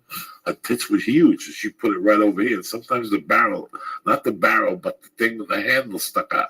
So she would put it right over here, so she would pull it at you when you went to buy drugs. She was just, it was a different time. It was and she loved me, Lee. She really fucking loved me, which is something that is rare when like a friend of your parents really loves you. They weren't sisters. They had no blood between them. They were dear friends. And it taught me how to be a friend. It taught me what you do to be a friend. People always, I don't have enough, the show Friends ruined America. And I would have gone into that more that night on stage, but I only have 15 minutes because when I wrote it out, that was part of the write-up. The show Friends ruined America because it lets everybody think that they have to go out with 8 people. Well, life is too complicated to have 8 fucking friends and to appease all of them, to be nice to all of them, and to get along. Right. That's why I said, when you have a grammar school friend, you have 2 or 3 fucking friends. You could take over everything. Because whatever you need, I can call you, Lee. Go, hey, Lee, I got this problem. It's not money. It's whatever. I'm getting a job as an editor, and I want to do another podcast, but I can't. You know what I'm saying? That's what friends do.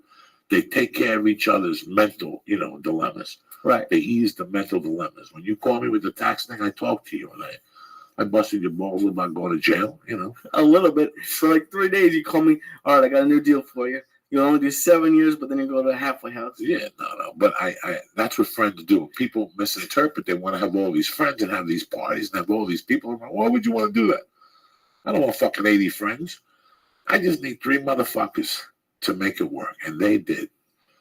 And the fact that she came every weekend, Lee, I can't do shit every fucking Sunday. I would meet her at 1. I would have to get a ride to Otto's Bar and Grill on 30th and New York Avenue. I'd walk in, it would be her, another lady, 2 other ladies, and 2 guys, and she'd take a cab from New York with everybody. And the bar would be hopping. People would go there to meet her, like my mom's friends. And she'd be buying drinks, giving out bumps. There was a hot dog place in front of it, a Sabret hot dog stand. We'd be out there eating hot dogs. Then we'd call a cab, or she'd keep the cab from New York and get him in. Come on, get out of the car, come inside and drink with us. The fucking cab driver would be at the bar drinking. Then we'd take a ride down to the cemetery, hang out, do our thing. That was a half hour. She'd give me cash. She'd talk to me about my week, what I was going to do, whatever. And then she'd leave me there because I lived right around the corner from Weehawken Cemetery. And then she'd go right back to Long Island. Or sometimes she'd go back to Harlem, close out the night, and then go back to Long Island. She did that every weekend for somebody who was no blood to her. That's loyalty. That's friendship. That's something that's unheard of today. You know, I saw, and I talked about Maryland, and I spoke about the Jeff Valdez fucking thing, how I fucking almost killed him. But I finally got that guy spit in his fucking face 2 years later.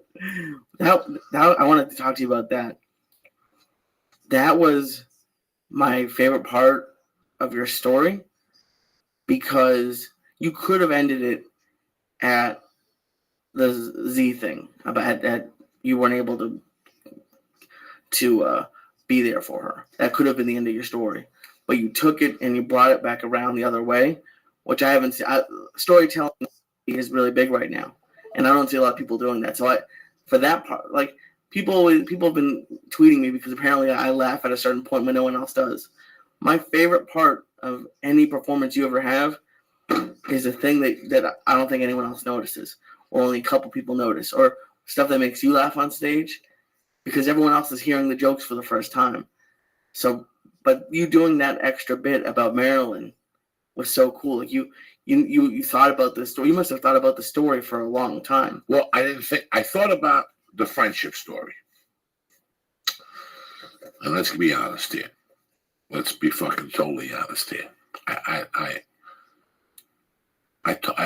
liked the Maryland, the whatever story. Yeah. And then I heard for a few months, I've been hearing through friends that a couple of people said that they couldn't work with me because of what I had done at the comedy store that night to Jeff.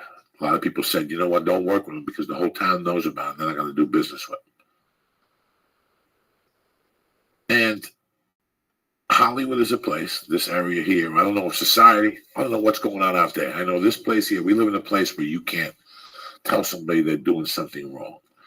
These Hollywood people, these directors and these writers and whatever, you can't say to them, hey man, don't talk to me that way. You know, you work for fucked up bosses and send them money, they talk to you a certain way. You're like, do me a favor, don't talk to me that way. Most people would go home mad and then come back the next day and say, Lee, I'm very sorry for talking to you that way. You're absolutely right. You don't deserve that. Here in Hollywood, people get pissed off at you if you call them out. Right. Jeff had been running people amok for years. He had been a scumbag to people for years. Primarily his own people. His own Mexican Latin friends, he was being a scumbag to. He had his favorites, but to everybody else, he was a fucking shithead to. And I had noticed it. He was a shithead to me. He did something to me that hurt me fucking tragically, but it made me a better stand-up. What did he do? He wanted me to showcase for something. He made me showcase for a festival like 4 or 5 times clean. And then he told me I didn't get the festival. And then he added a dirty show to really rub salt in my fucking wounds. I had just gotten to Hollywood. I wasn't prepared for that. I still live life how men live life. When I tell you I'm going to do something, I do it. I got here and these aren't men. These are all a bunch of fucking nomads that have no soul. So they're not accountable for their words. They're not accountable for their actions. Right. They always blame it on somebody else. It wasn't me. It was the producer. It was you, you motherfucker. It was you, you cocksucker. So when he did that to me, after that, I got numb towards him. I didn't really, because I knew I wanted to always smack him. Marilyn kept fucking around with him and kept getting burnt by him. Marilyn kept fucking around with him, and Marilyn needed the money. So Marilyn would dick around with him for dollars and cents. I wouldn't. I just said, I'm going to avoid that fucking guy. But I'm never going to forget what he did. The weekend Marilyn died, it's the truth. I hadn't snorted coke. When I got the news that Marilyn died, I hadn't been clean for 4 days. By the time they did the wake, I was clean a week. I was clean 7 days by the time I went down there. I was furious. When I seen him down there, I went off. I threatened him from the stage. You know, I told him, hey, get the fuck out of here. I'm going to fucking stab you. And then I left. And I was furious. I never thought about it that way. When I found out that people were mad at me for sticking up for a friend of mine, whether it was a wake or whatever the fuck it was, it hurt my feelings because I wanted them to know the story, where it came from. That's why that story wouldn't have been a whole story if I wouldn't have told the wake story. Right. If I would have just went up there and told the story about Maryland, it wouldn't have sold. It had to compare. It had to compare it to what made me, like me beating the coke for a week was huge. Yeah. But me sticking up for fucking Maryland that night was even bigger in my world. You know why? Because it taught me that over the years, the addiction had hidden my manhood. And it did. Don't get me wrong, I was still an asshole and I still stuck up for myself. But I didn't stick up for my it was a personal stick up for myself. I wouldn't stick up for myself against the industry. And when I did that, it set me fucking freely. It made me a better fucking man. I remember on the drive home going, holy shit, I haven't been this person in 30 fucking years. What happened to this person? What happened to this person that fought what he believed for? That Lee, if you called me when I was a kid and said, you had a problem with 8 motherfuckers, I said, get in the car. We're going to go down there and deal with 8 motherfuckers. Even though I knew I was going to lose, I still won because we went there and stuck up for ourselves. And sometimes, bro, there could be 8 people on the corner. They see you when 8 guys are standing on a corner, or 6 guys, or 5 guys, and 2 guys pull up in the car, and 1 guy's been abused, and the other guy shows up. These 5 guys are thinking, what's this fucking guy thinking that he's stepping up to us by himself? He's got something we don't know about. So sometimes doing that levels off the playing field in people's minds. He's got something. He may have a fucking gun. For a long time when I was in LA, I stuck up for myself as a human, but I didn't stick up for myself as a comedian. And after that night with Jeff, I stuck up for Marilyn and myself, and I got in that car on the drive home. No matter how bad I wanted to, I might cry on the drive home because I hadn't had those feelings that come out. Oh my God, now it's Coco again. This is Coco Diaz. This is not Joey Diaz no more, some ha-ha-ha guys. You guys, for years, saw Joey Diaz. Now the people you see is Coco Diaz. This is how I was raised. These are my thoughts. This is what my beliefs were at a young age. So by me sticking up for him, bro, it meant the world to me. Wow. Let's say it's true that some people won't work with you because of what you did. Does any part of you regret it? Not at all. I don't give a fuck because that eliminates the middleman. I don't have to do business with them. We don't have the same beliefs. They look at it and they could say, hey, man, it wasn't classy. There was a write-up 2 days later in the LA Times that I still have at the house, hidden somewhere. Terry's got it in the book. About what you said? About everything that happened at this wake. There was a writer there from the LA Times that covered the wake. And he put Jeff's name in it, and Jeff tried to fight the LA Times. They told him to fuck off, that they were going to check the allegations. And they checked him, and they said, yeah, the kid's right. Fuck off. And he got super pissed. So that's what really, I hit him where it fucking hurt. Like, I really got him. They came out in the news and everything. It came out in the LA Times, man. Front fucking page. Me on a stage pointing at a fucking wake. Oh, they got a picture of it? Oh, yeah, they got a picture of it. Oh, I'm going to have to look for it now. Yeah, I have it. Crazy. Oh, you should bring it in. So that's what it was. It was more about me becoming me. But after I did it, then I remember was a writer at the wake, choking Mr. whatever his name was. He was a good dude, bro. That dude that ran the funeral parlor in Jersey, Abado, whatever his name was, he was a good Cuban dude. And Zoraida fucking choked him because they put the wrong dress on him. That's what got me choked up once I started saying that story because I hadn't thought about it. It was a thought, not a reality coming out of your mind. Put the wrong dress on my mother. You should have seen this woman. That's what set you off, really? That's not what set me off. That's what sets her right off. Well, no. But I'm saying that's what made you get emotional? Yeah, just saying it that night. Saying that whole reliving it. Like I was there. I was at that wake again. I still remember going outside and coming back in. It was a Sunday night, maybe 12:30. I still remember that, Lee. And smelling the formaldehyde. Like that scent never got out of my nose. And just sitting in the back. And walking in while Zoraida was petting her. I'll never forget that memory. That memory is etched. I still remember Zoraida had the brown dress on. It was just the most time. She was kneeling down, and she was just touching her hair, and she was touching her cheek. And she was just telling her that, And I said it wrong in the thing. When she was saying that her world wouldn't be the same. Like my world's going to be completely different when I'm never going to get to talk to you again in the daytime. We're never going to giggle about this or giggle about the Mets or talk about this guy's fucking ugly cock. You know, when she was saying all these things to her, and I was remembering my mom laughing, and I just broke down. And then she just said, I'm going to take care of your son. And I came over and we all hugged. You know, I hugged Zoraida and kissed her, and she was crying and I was crying. But I could see how much it hurt her that night. And then I went away for a corner and I did my thing. And maybe an hour later, I was sitting there by myself, just by myself. It had to be maybe 12. They were going to bury her. I was going to go home about 6, take a shower and put a suit on and come back. And about an hour later, I don't know where the fuck Zoraida was. I just lost it. I fucking lost it. I couldn't believe she was gone. That night was, you know, you go through all the motions all week and you think you're going to do okay. Right there, I lost it. And that was it. I never lost it again. The next day, when they threw dirt on her, I lost her a little bit. The next day, Zoraida went to the city when they buried my mom. She went to the city after we went and we all ate something. Right, yeah. And then she went to the city. She got half her stuff. She trusted her drug business with some minions. And she came and stayed with me until Thanksgiving. So I would be okay. Thanksgiving was when I moved it to Bender's. Thanksgiving Day. And then she went back to New York to resume. So for 3 weeks, she stayed with me after the wake, after the funeral.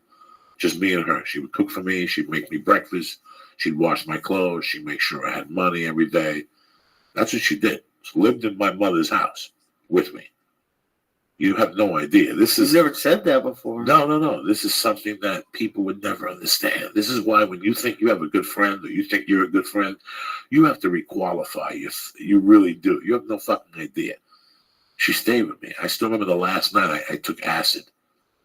One of the last nights she was staying with me, I took acid, and I came home and the blob was on. Okay. And I was giggling by myself, and she came out of the room. She's like, well, what are you doing? And she goes, are you okay? Are you on something? And I was like, no. And then I remember walking over and getting this girl and walking her back to my house. And we were swapping spit. And I pulled the pants off and she had her period. A fucking pad popped up. And on the way back, Zoraida came out of the room. And she's like, what happened? That was quick. And, you know, Zoraida was a fucking trip, man. But a lot of people don't know this. She stayed with me till Thanksgiving. And then I moved in with the Benders, and that was that. That's crazy. Like I've never heard of your story, essentially. Like maybe in my time now, if somebody, like, you just go with a family member, like the next, I'm shocked you didn't go with your stepdad. Like it's just going from friend's house to friend's house. I had too loose of a life, Lee. I had an open door at my house. I came when I went. I went when I wanted to. You know, I had a phone. I had an air conditioner. I had cable TV in my room. My mom had spoiled me. I was an only child. How the fuck was I going to go live in Union City, make new friends, transfer high schools, to live on the 4th floor with no fucking elevator, with mice in the apartment, because Juan was a cheap fuck and he left food out at night and shit like that. I couldn't do it. I couldn't fucking do it. If I went and lived with Carmine made you be in the house by 9 o'clock. You had to have fucking A's on your report card. He would check your eyes when you came home at night. He'd breathalyze you. You know, at that age, Lee, I was too fucking loose. It was too late. I wasn't gonna. I gotta be home at 9. Are you fucking kidding me? I wouldn't go out till 9. But in hindsight, I don't know. I did the right thing. I moved with the Benders. I did what I want. They threw me out a year and a half later. That was it. That's my story. You never thought about moving in with Zoraida? She lived in fucking Long Island, Lee. That's even farther. Oh, okay. So your friends were very important then. Yeah, okay. My friend. I was just starting to, you know, I just was.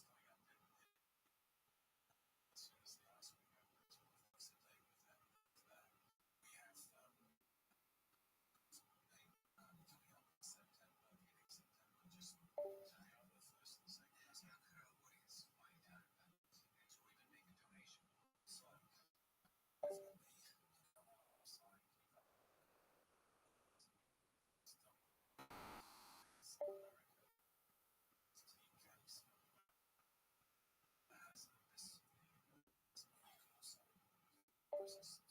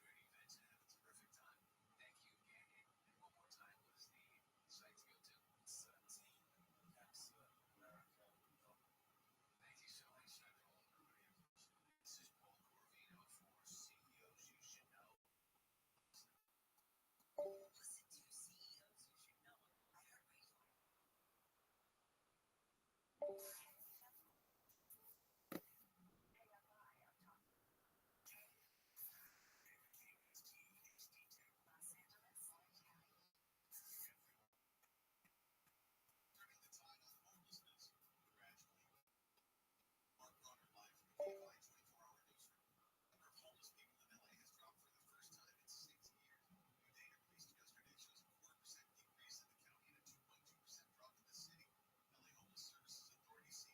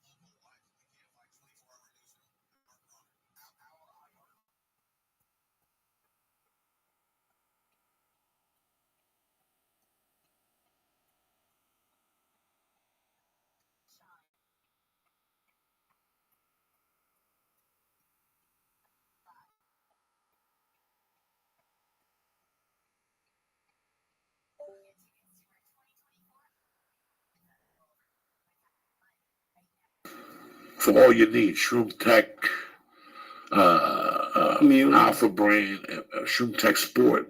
I am so impressed with Shroom Tech Sport. I can't tell you, because half the time I'm dying when I'm fucking working out. I've been doing some workouts lately, weight-wise, that has been barbells and shit lately. Right. That has been phenomenal. And it's been because of fucking Shroom Tech Sport. I'm telling you right now, guys. I'm a fat fuck. I'm 52 years old. I don't like energy drinks. It's not an energy drink. You just feel like you can live. You know, it's just a feeling. Trust me when I'm telling you. Start with Alpha Brain. They got a money-back guarantee. It's like going to a Chinese restaurant and getting the pork fried rice. And that sucks why we're moving forward. Same thing with Alpha Brain. Start with Alpha Brain. From there, go to Shroom Tech Sport or anything else that you might need. The T fucking enhancer, the testosterone enhancer. They have things across the board that can help you mentally, physically. Don't believe me. Go to honor.com right now. See what they got. If you find something you like, do me a favor. Go to the box and press in church and get 10% off your order. Also, they have the Stay On It program, which gets delivered right to your fucking house. You can't beat that with a stick. You understand me? Go to Honor and see what they like. Number 2, my main motherfucker, Dave Foley and shit. IronDragonTV.com, making it happen. Classic martial art films. Classic, old school shit. Man of the fucking one arm. All that type of shit. Go right now to IronDragonTV.com. Press in Joey and get 2 free movies. You understand me? Every week they're adding stuff. It's the 4K technology. This guy's got some shit crack-a-lacking over at Iron Dragon TV. Everybody loves a great martial art film. Don't believe me. Go to Iron Dragon TV and get your 2 free fucking movies. See how the website works. You're going to love it. NailedItLife.com. You're smoking vapor. You're doing the fucking things with the blowtorch. They got all your answers. You understand me? If you want to go to Mars, Nailed It Life for the people that fucking take you there. They're the navigators of death. Go to NailedItLife.com. Look at the vapor pen they got. I think it's $50. If you press in Joey Diaz, boom, in the box, you get 20% off, which makes it 16 fucking gazines. You understand me, cocksuckers? $40. I'm sorry. I'm all fucked up in this. I must ate 750 milligrams. You did. I don't give a fuck, dog. I've been into that savage. Oh, my goodness. Go to NailedItLife.com right now and press in Joey Diaz. Boom, and get 20% off. Also, my main motherfuckers I've been smoking throughout the whole show tonight. Hit E6, the cigar. I'm telling you, there was times I was smoking like it smells like a fucking cigar. Don't believe me. Again, go to hit6.com right now. They got e-cigarettes, 0 to 24 milligrams. You can quit with them. Or you could just smoke 8 milligrams of fucking nicotine and just control your nicotine, or get this beautiful cigar. The guarantee they have is you get 1,200 puffs from each fucking product they got. This thing lasts 3-4 fucking weeks. And what does it cost? 20 with 20% off? That's $16 fucking dollars. That's what it is. Go to hitty6.com right now and press in Joey's Church. Oh shit. And get 20% off your first order just to get the fucking party started, all right? Besides that, I also want to give a shout out to my main girl, Jenica Jones. She made a beautiful Joey Coco Diaz for me made out of weed. She put out "You Are What You Eat." I love this girl. She had the best smile in the fucking world. That's so cool. Yeah, she's a great fucking girl. Anyway, thank you very much. See you Wednesday night at 8 o'clock, you bad motherfuckers. Till then, stay black. This show is brought to you by Onnit.com. Go to Onnit.com and use code word church to get 10% off of all their great optimization products, like Alpha Brain, Shroom Tech Immune, Shroom Tech Sport. Also, go to IronDragonTV.com. Iron Dragon TV is a Roku channel with all of your favorite martial arts movies. They're adding new stuff every day. Please go check it out with new 4K technology. Use code word Joey to get 2 free rentals. Go to HitE6.com. That's hit the letter E6.com. They're tasting, longer lasting. The proof is in the vape. They have e-cigarettes and e-cigars for you. It's code word Joey's Church to get 20% off of your order. And for all the oil and wax smokers out there, to get 20% off the premier vapor pen on the market, go to naileditlife.com and use code word Joey Diaz.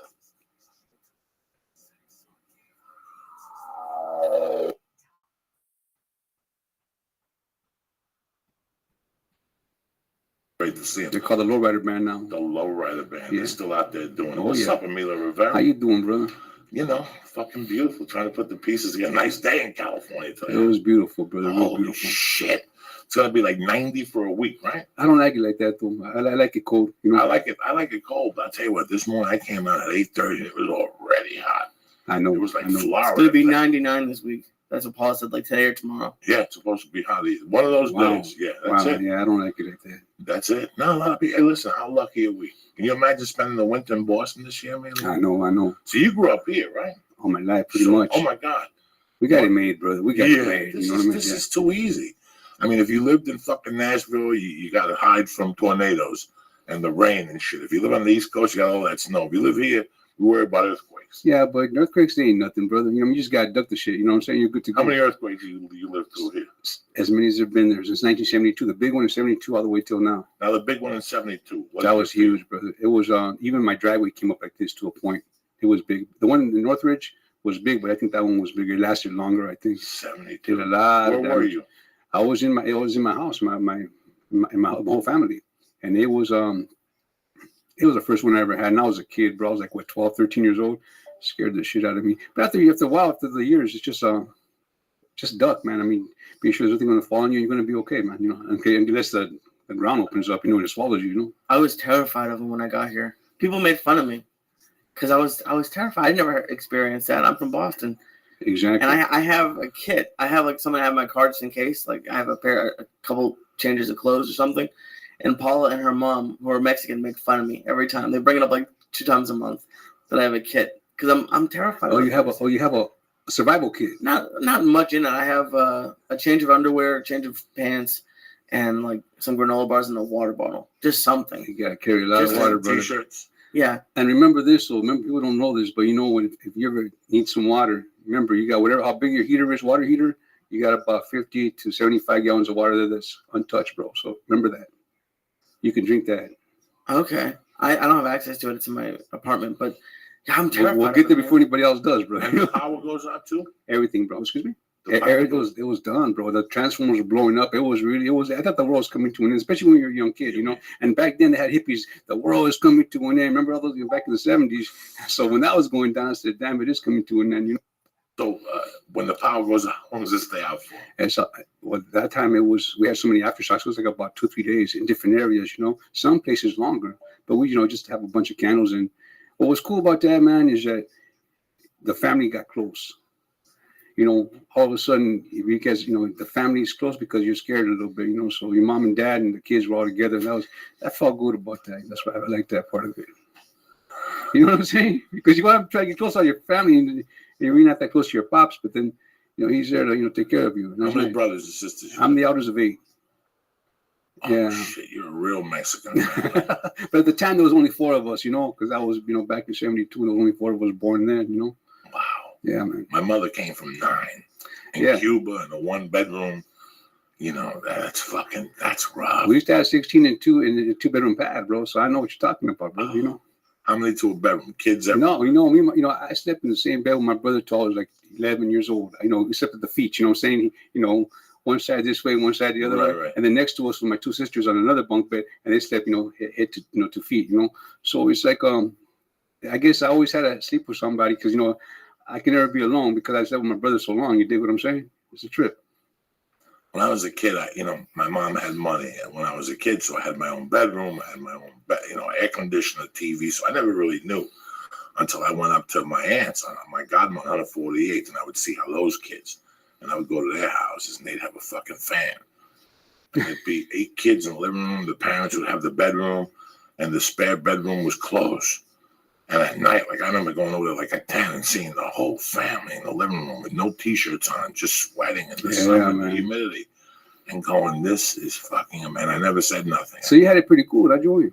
Growing up, I did. That's all right. Till then, my mother died, and that was the reality when I was 16. But until then, my mother. I was the only child. When my dad died, he left money, so that carried my mother. Plus, my mother worked. She had the bar. So my mother, we have a sister in Cuba. Were you a spoiled kid though, bro? Absolutely. Really? So the best thing that happened to me was my mother dying. Because then I would have never made it. Wow. I would have never made it. I mean, I hustled a little bit, Yeah. But I was spoiled. There was little things I wouldn't do at that age. I'm never going to do that. All of a sudden, 3 years later, I'm sleeping on a mattress in the basement with dog shit next to me, you know, and that's the cold reality of it. Wow. But I never wanted to have money. I was always ashamed because the friends I had on 148th Street didn't have money. I understand that. So it was made me very shameful. So I would never really talk about it. When I was up there, I would wear bummy sneakers and I would wear regular shorts. And if I had money one day, I would buy them all sodas, and they'd say where I get it from. And I told them I worked at my mother's bar or something, you know. Yeah, man. Yeah. But I was always very ashamed after seeing how I was fortunate as fuck. You know? Wow. I would get home from school, and there'd be a babysitter, and she'd make me a ham and So you had it made, brother. Fuck, man. Yeah, and I would sit in my own room with a television. I had a record player, you know, and I had my own bed, and it was. And then I would go see how these other kids lived. But that education in Harlem those motherfuckers taught me how to hustle because their parents didn't give them any money for lunch. There was no, because they had no money. They sent them out and they had to go do their own thing. So these guys had different scams every day. They swept for this guy, they carried ice for this guy, they cleaned this guy's windows, then they played. You know, they really had the science down. So it really taught me a lot, you know. They were Puerto Rican, all these kids, couple Irish dudes, couple Jews, you know, and it was just very interesting to see how the other side lived, you know. And my mother always reminded me because she was Cuban, you know, she was poor. She grew up poor. So she, you know, I remember saying, like, I'm not going to eat that. And she'd go, could you imagine if you were in Cuba, what you'd fucking eat? Do you have any fucking idea what they eat in Cuba? Nothing like this. Like, I don't want any steak. She would lose her fucking mind. Like, are you fucking kidding me? Is that right? What do you mean you don't want a fucking steak? You know what they would do for a piece of steak in Cuba? An old piece of steak? Meat that's even bad already? You know what they would fucking do? So it's a cold dose of reality, you know? You see other kids and how people live. It's crazy. Paula's parents, whole family lived like that up until earlier this year. They had someone sleeping on their floor. And her and her cousin share a room. And they have no AC down there. And it's so close to where we live. And I never experienced anything like that. Yeah, it's just a trip, you know, kind of like, I mean, we didn't have anything, you know, until basically I got out of the house and I went to the army and stuff, you know, and started getting a little bit more comfortable. But I appreciate everything now. You know, I'm glad I grew up the way I grew up because everything I have now, I take nothing for granted, brother. You dig what I'm saying? And but now, I guess I'm a little bit spoiled because I like to be comfortable. You dig what I'm saying? I don't really like being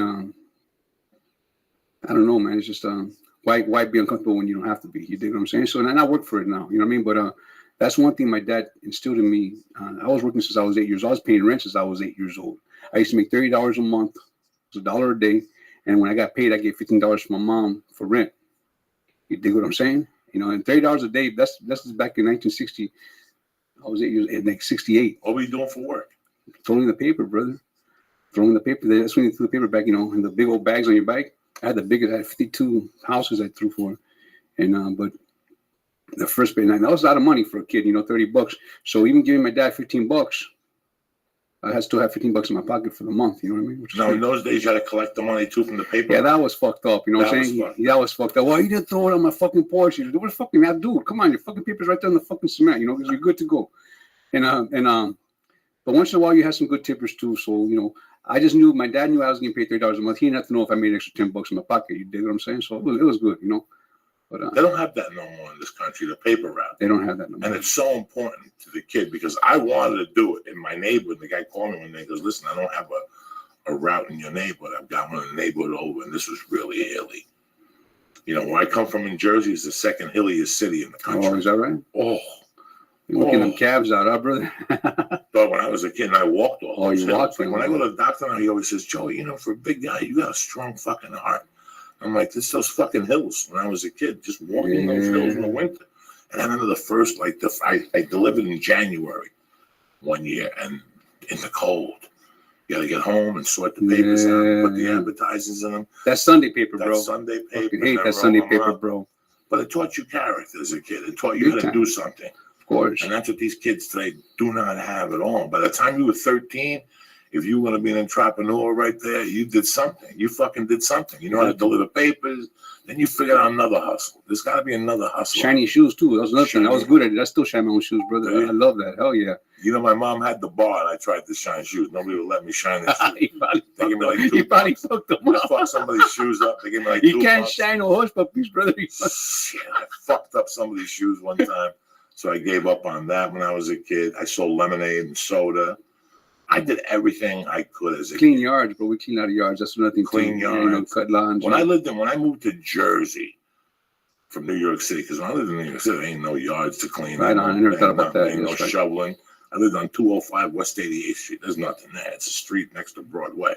When I moved to New Jersey, that's where those kids taught me how to hustle. Those Right on. fucking kids were, what do you call that? Middle class, blue collar. Yeah. And those motherfuckers were doing something every day. And some of it was legal, and some of it was But a lot illegal. of the time was just to help out the familia too, bro. You had to go out there and work, bro. You know. It was like peer pressure. You want to have good sneakers, your parents aren't going to give them to you. One day you just realize, if my parents aren't going to give me the fucking, would you talk about Michael Jordans? I'm going to have to go out and make at the $80 fucking dollars. Yeah. And you go out and make the $80. Some kids sell drugs. Some kid delivers a newspaper. You know, when I was a kid like that young, there was really no drugs to sell like that till you got to a certain age. Once I got to a certain age, then I had to sling some fucking drugs. Why not, you know? What was the first drug you sold?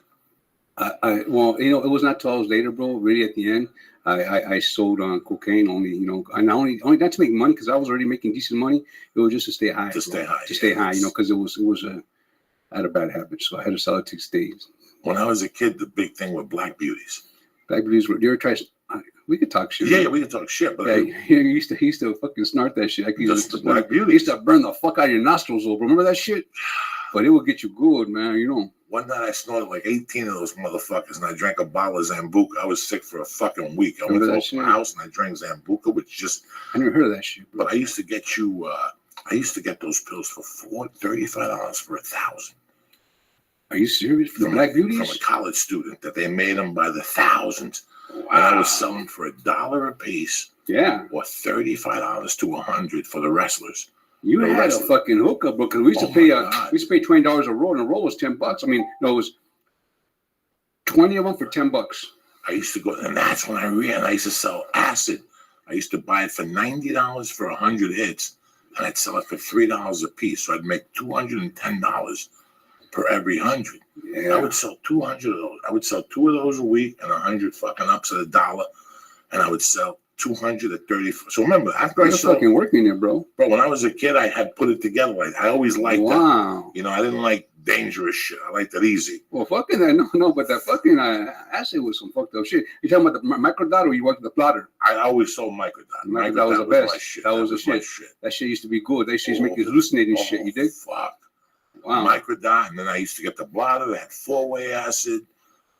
Every time I went to these dudes, they always had a different acid. That's what they did on the week. During the week, they were college. It was the same acid, just changed the paper. Yeah, they just changed the paper. That's how it was. Give you a different look, you know. I had a buddy who used to buy 100 hits at a time, a sheet, and him and his 2 brothers would eat them all on a weekend camping trip. That was crazy. That was crazy. But there was a 4-way hit, right? It was about a 4-way. I took 3 hits. So that's the equivalent of 16 hits. No. 4 times 3, 12 hits. I took 8 hours off for 3 fucking days, bro. On the 3rd fucking day, I'm fucking seeing shit. I'm hallucinating, bro. I'm on my own now because, you know, it's just I'm all fucked up. You know what I'm saying? But, you know, when you turn, you just go. Oh, my God. I loved all that shit. I loved going home and listening to music and being all fucked up. It was you in your own world. Then you cry for an hour. Then you come back. And then you would laugh for about 3 hours and your fucking cheeks would be hurting and shit. And you look in the mirror. When you watch yourself disintegrate. Oh, my God. You watch yourself disintegrate. Remember that shit? Oh, my God. I remember one time I answered the phone.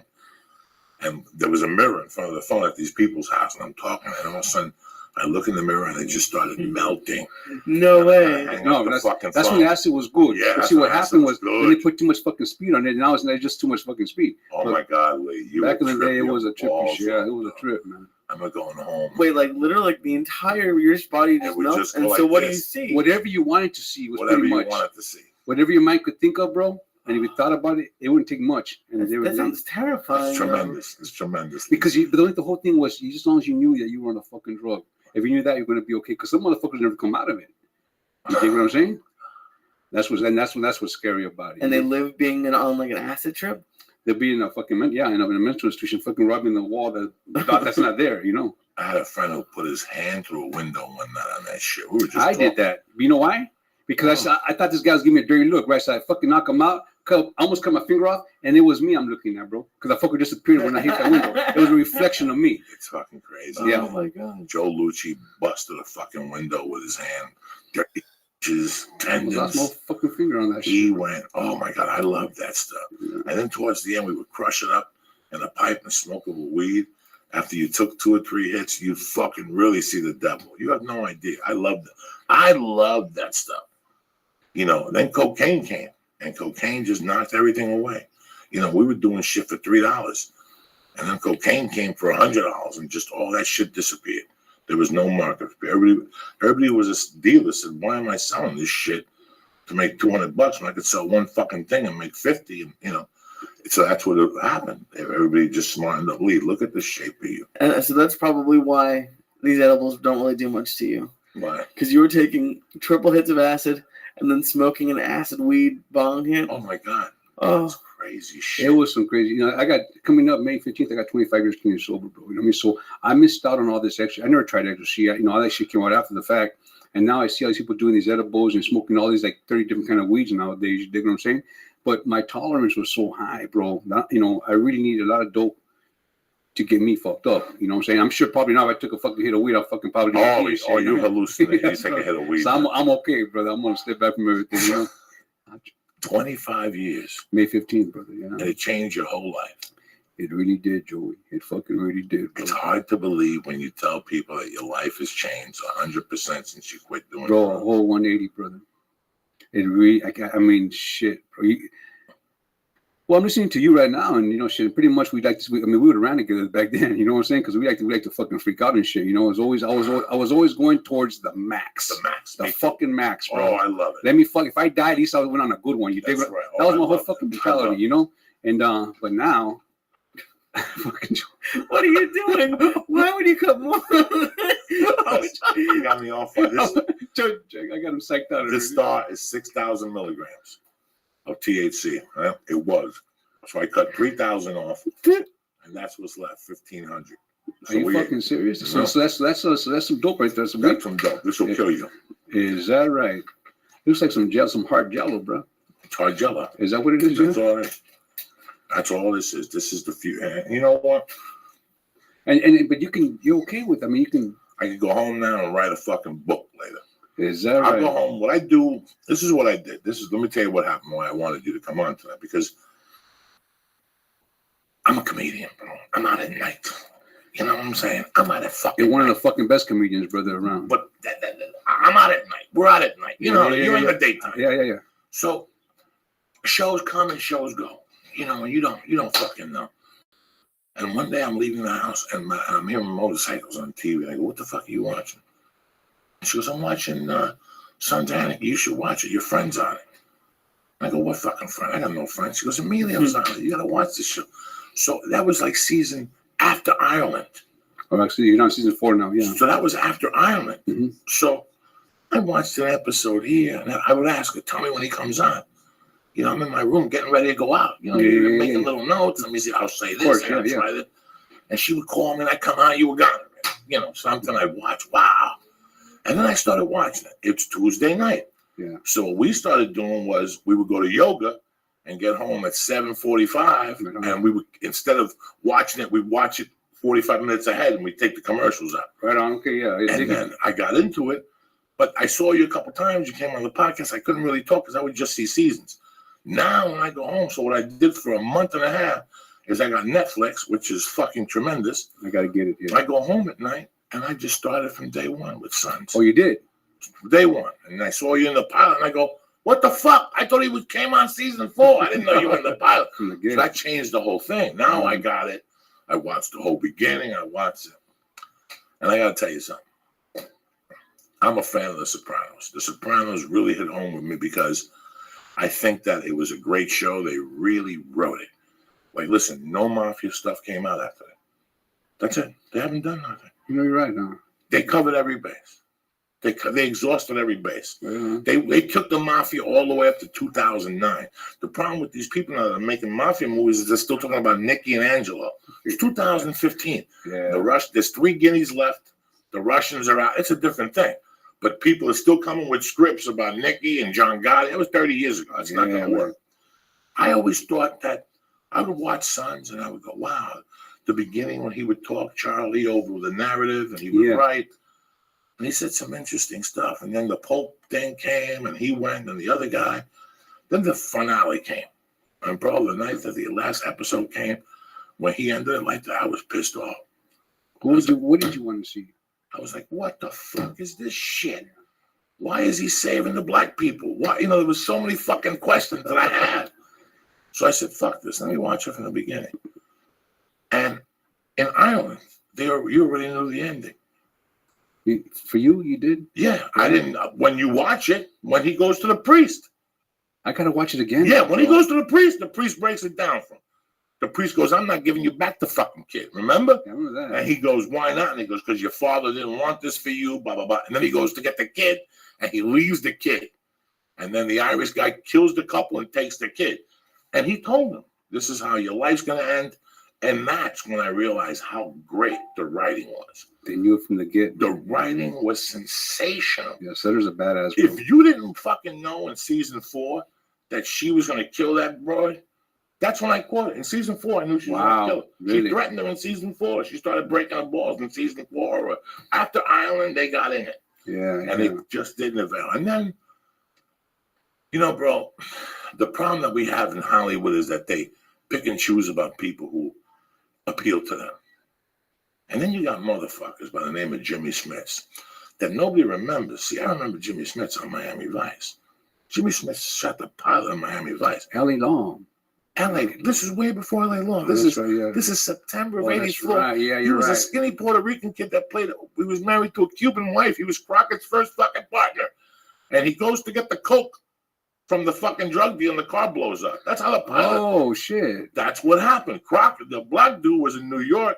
The guy shot his brother. Tremendous dude. Tremendous writer. The only thing that we have in our career is that we never got to work with that savage. The dude who wrote Miami Vice. It was Michael Mann. The dude who really wrote it was the Puerto Rican dude from New York. That whatever his name wrote. Martin Ferrero, whatever. Miguel Pinero. Miguel Pinero was Calderon. Yeah. So he went to Miami. That's why he came down to Miami. They were both hunting. They became partners. So what that tells me, my point is, Jimmy Smits has been on fucking national television for 31 fucking years. 31 years. What's the pilot of fucking Miami Vice? September 24th, 1984. Something like that. It was the night that the Green Bay Packers played in the snow. I'll never forget that shit. So it was there. So that means... That's right. I remember that game too, bro. They were just dropping the ball like crazy. Miami Vice pilot aired on a Sunday. September 16th. Who the fuck you think you're dealing with? 1984. And it aired on a Sunday night. It aired on a Sunday fucking night, guys. What pilot airs? And then it came to Fridays. Yeah. But the bottom line, great show, man. Jimmy Smits has been on television for 31 years. Nobody mentioned him. And there's scenes with you and him that are fucking phenomenal. I love Jimmy. Jimmy's a good guy, bro. You know, me and Jimmy worked together back in 92 doing a movie called Mi Familia. Mi Familia, yeah. You know what I'm saying? So it was good to revisit him again. And you know what, man? That's a humble cat. And you know what? He's a badass, bro. I love working with Jimmy. You know, he's ready to go all the time. You know what I'm saying? And if you don't like something, he'll ask you, hey, bro, you okay with that? Like, you anything different on? And right back at you, anything different on? And we're good to go, bro. You know, he's a badass. He knows his shit. He's been around, brother. He knows his shit. Nobody mentioned this shit. Me and my wife were sitting there going, look at this fucking guy. Every week he creeps on this show. He was nothing when that show started. He kept creeping and creeping and creeping. And he had some beautiful scenes, all right? Yes, he did. Yes, he did. He had some great fucking scenes. When he kills the kid, Ronaldo and those guys. Oh, no, how about when he finds out Gemma did the killing, bro? He cried, like he started jumping up and down like a little baby boy, man. You know, it was at the end, bro. I started feeling bad for his character, bro. Me too. I mean, it was really because he was trying to get out of it, but she kept on bringing him in, and that pussy will do that to you sometimes. You know what I'm saying? Yes, you know what I mean? Oh my God. I can say that, right, bro? I can say, you can say whatever you want. Okay. That scene when he answers the phone and Jax is telling him what he did, and he hangs up the phone and he tells him he's got to go and the whole thing.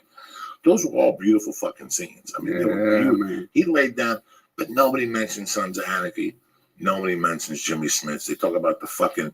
Everybody likes the Puerto Rican chick on Modern Family. God forbid she don't do something. God forbid the two fucking chicks from Saturday Night Live don't do something. Amy Poehler and the other one. I heard the one broad put a pilot out. It didn't work. So NBC let her bring the same pilot back again. And they're like that is fucking crazy. Nobody does that type of shit. That's how much they want to be in business with her. No matter what she does, nothing is fucking wrong. And then Fortune 5 Stars TV shows with her, whatever her name is. Right. No, it's amazing. And then you got a guy like Jimmy Smits that just went from show to show. The last 3 or 4. What's he been? Before that, he was on the one with the killer. He did Dexter. Damien Dexter, whatever his fucking name was. Dexter. And he's been staying busy, bro. He's been staying. And one show that he had was called Kane. And it lasted 1 season, I think, which I think was a great show, and that got canceled as well. What was Kane? It was about it was like a mafia kind of thing, bro. You know what I mean? It was really good, bro. I only saw a few episodes, but what I saw, he was killing it, bro. And my friend of mine, Oscar Torre, was also on there with him. I think he was like his right hand man, and he was doing a great job too. But I don't understand. They just they give him a shot, they do great, and they pull the plug. I don't understand sometimes, you know. Listen, man, you and I both know. We've been around for a while. It's changing. TV's changing. Yeah. Castings are changing. Things are fucking changing.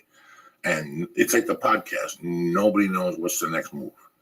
But I know that this shit's creeping more and more every day.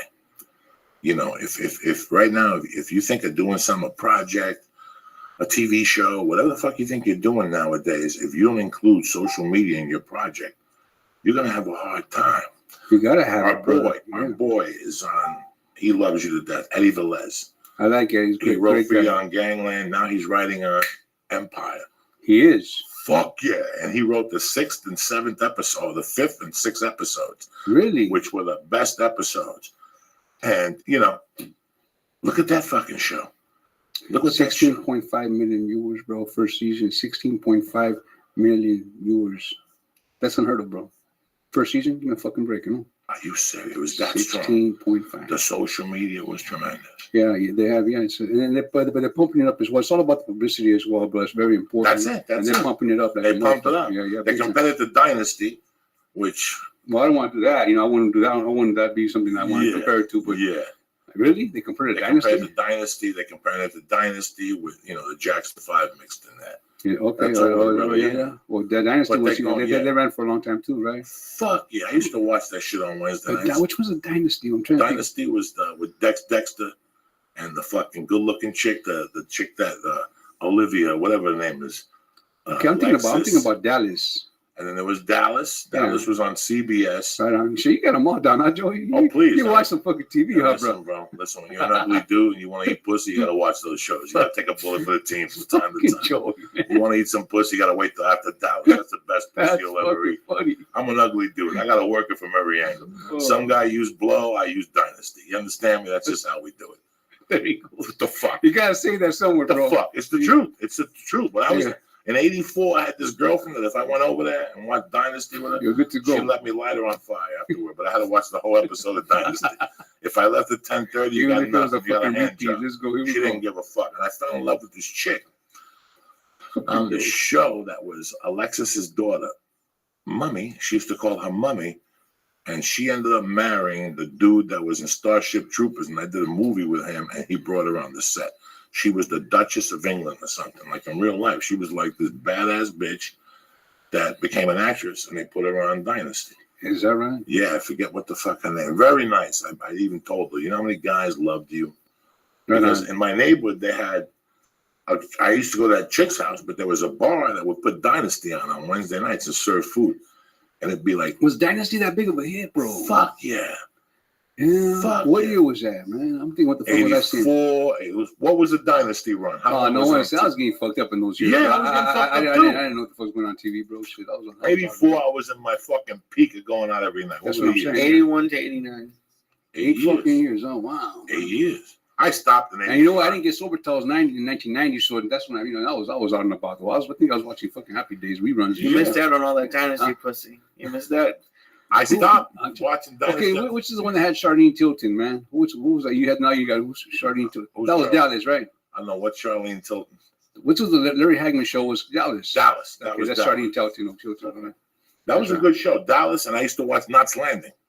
That's another one. Knots yeah. Landing See, I know came the, on after Dallas. I know the names. You know, I used to watch Beauty and the Beast with Ron Perlman. That was a good show, bro. Beauty and the Beast. Remember that? I never watched it, but I remember that. That's a good show, bro. You know, it's like I had a gap. I watched TV till 1979 till my mother died. And then after she died, I had no reason to stay home. Right on. I didn't watch TV. I remember people telling me about Cheers. You ever see a show called Cheers? What fucking Cheers? The only bar I know is Joe and Mary's. Yeah. Fucking bar. What the fuck are you talking about? I never watched Cheers. I didn't watch TV till like maybe 90. When I went to prison, I started watching TV in 88. You got nothing to do. I started watching TV. I started watching, that was Lust and Marriage and fucking America's Most Wanted. Yeah. And criminals love America's Most Wanted. When you're in jail on a Saturday night, people watch it. You change that channel and put on Dynasty, they'll break your fucking finger. And then Convicts love America's Most Wanted. Yeah, really? Yeah. Convicts, shit. When it's on fresh on Saturday nights, they'll shoot you if you turn that fucking TV off. What do they do? They like yell? Do they like root for Oh, yeah, they have a TV. As soon as you walk into the rec area where they're watching TV, they already have the lineup for the night. You vote.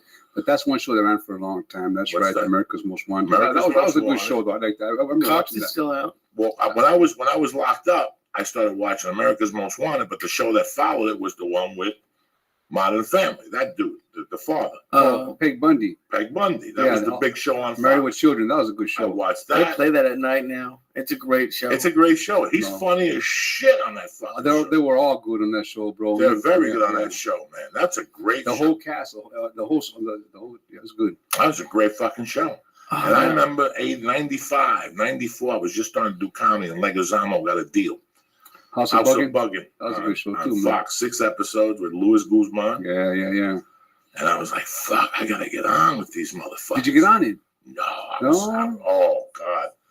I was so bad at comedy at that time. And I remember in 94, I went to New York, and they were doing auditions at, where they going, Goodfellas? Where's he taking? What bar is he taking to in Goodfellas? A Spanish bar.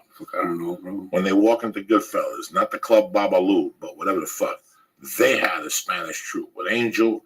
It was called Angel Salazar? Yeah, it was called something. And I went down there, and they like, you have to do 3 impersonations. I paid $22 to park. I had $30 in my pocket. You know, in New York, I want you to set it for 15 minutes. All right, give me $22. Fuck. I ran in. You had to do 3 impressions. And I only had one, a junkie nut. Really? That's it. I have no imperson. I'm no impersonator. You want to do it? What? You want to do the impression? No, just me falling asleep. That's it, with a cigarette in my mouth. Funny. And they were like, that's great. Thank you for coming in. We'll call you. I knew they weren't going to. Yeah. It was terrible. What was your first audition? It was for Renegade. My first audition I booked, bro. Renegade? With Lorenzo Lamas. No, the TV show. The TV show, yeah. But I had done that theater already, you know. So I was ready to fucking, I was like this country bully, you know, like back, you know, like and I was working with Jesse Body Ventura, you know what I'm saying? So we're the town bullies trying to fucking kill Lorenzo Lamas, you know. When did you start in theater? 1990, when I got clean and sober, bro. So as soon as you got clean and sober, you said, to keep me clean, I'm going to jump to the theater. I had to, first I started just acting, you know, coach. I went to a commercial class, and my coach, Bernard Hilder, said, you know what, man? You actually got something. He goes, I got to tell everybody this because this is, it's a business. So they got to keep you coming back. He goes, but you actually got good stuff. And I want to work with you privately. So I worked with him like about another 5 months. He told me, you got to start doing theater, man. You know, get a great foundation. And I did. And I started doing comedy as well. And so I was doing a skit comedy with a skit comedy group because the Living Color was really popular back then. So the Mexicans were trying to do, Latinos. And so I jumped in one of those, and it was good for me because I was such a hard ass dude. You know, it made me break out of who I was. You know, go crazy and shit. You want to look at me? You know, like crazy shit, right? And so then they said that Laugh Factory had the Latino Nights coming out. I think it was 92. You know, so I wrote a 10-minute bit, and I went and I auditioned, and they had me every Monday night. It worked out pretty good. Same fucking bit I do now. You know what I'm saying? Except of course I've added more to it. But the first thing I wrote it, I wrote my bit in about 2 hours. I went and did it, and then I killed it, bro. And it was I got so much confidence from that night. And then a year later, I did Renegade, And who was around doing comedy in '92 at that club? Fuck, it was me. Paul. Gilbert Esquivel, because Gilbert's one that told me to go over here. You know what I'm saying? And then my agent called me, said, "Hey, they're looking for Latino comics on a Monday night." That's how long ago that was, bro. Who else? Carlos Mencia. There was a few. Was Rudy Moreno was already out? Rudy, to me, I thought Rudy was already big because he was already opening for War and opening for Ice Cube. He had some like names already, you know. And then I saw everybody come in. I saw when everybody came in, bro, because I got in early. And when we used to do the Brave Bull, we used to do the fucking Black Angus. Remember Black Angus in Alhambra? I used to love the Black Angus, homie. Good times, right? Good times. Rudy Carlos Mencia was there, you know, with us. Willie Barcena, Carlos Oscar, Larry Omaha, Raul Martinez. Remember Raul Martinez? Raul Martinez. Remember him? What happened to him? He was from Texas. Raul Martinez at the end. You don't want me to tell you what really happened? Yeah, because I like that guy. Tall Mexican guy. He fell in love with a Mexican transsexual. No. They had like a dick and a pussy. No. I swear to God. Raul? Raul. He was in love. He wasn't telling nobody. Next time you see Rudy, say, pull Rudy aside and tell him to take Well, sure, right on radio. He was crazy. It was crazy. Are you serious about that? And he went back to Texas with this Mexican transvestite. They were doing drugs together. But the best was me. I got a call from, you know, a lot of people, you know, you thank so many people. Rudy was very good to me in the beginning. Rudy Moreno, you know, he's like one of my brothers. I feel bad about the Ice House. But Rudy did so much for me in the beginning. Like, for me too, bro. There was a point where I was living on a couch and Rudy would say, listen, come down and pick up $40. Yeah. $40 on a Friday That's night. the kind of guy he was, bro. Always. You know, to you people home going, $40 ain't going to save you. Listen, you're living on a couch, $40 is cold cuts at Ralph's, some bread, some sodas, and some cigarettes. That I was happy. Rudy, Gilbert, those guys. Gilbert had the VFW in Long Beach. Best fucking tacos ever in that truck. This is 15 fucking years ago, not this food truck invasion now. It was a Mexican in a van with an extension, with a stove he built in there. This guy made fucking Lee. You would pitch a tent if you had these tacos. I'm sure you've talked about them like 10 times. Oh my God. Every time I see Gilbert, I go, Gilbert, when are we doing the VFW? I go for $50 just to get the fucking tacos. Luke Torres, remember Luke Torres? I seen him, we were all together, but we were all together, bro, all the time. And it was tight. Did you get to do, not K-Locos? Yes. I did get Locos. In fact, I just put it up the other day on you. I think I did it with you. I know, because I just showed my scene with George Lopez and brought me up, you know what I'm saying? And that was back in 95. No.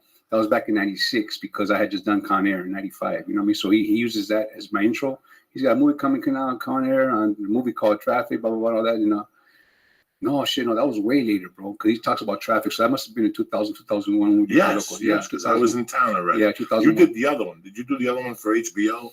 They didn't let me on, bro. What was the name of that? I forgot. I know what you're talking about. I forgot what it was, but they said I was too dirty, bro. So I used to be dirty in the beginning. I was dirty like a motherfucker, bro. I was dirty, and I would fuck everybody. They were like, "Hey, bro, you know, like you'll never be on Jay Leno." I go, "I don't give a fuck to be on Jay Leno." People are laughing, right? I'm fucking. They're going because I used to watch Carlos say he didn't give a fuck, right? He didn't give. So I said, and I would just talk about my, you know, sexual experiences and different kind of experiences. You know what I'm saying? And I would get busy with it. So I knew they told me, "Listen, bro, you're blue." But then there's clubs for this. So I used to go to different clubs and where they ate it up, you know. But now over the years, I try once in a while. I let that blue shit come out, you know what I mean?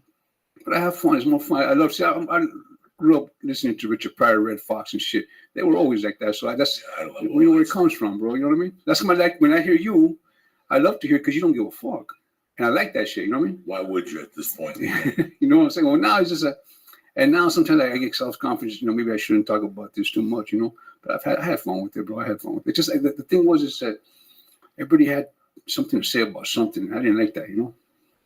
It's a rough thing sometimes. Yeah. It's tough to deal with. Last night I had a hard time at the store.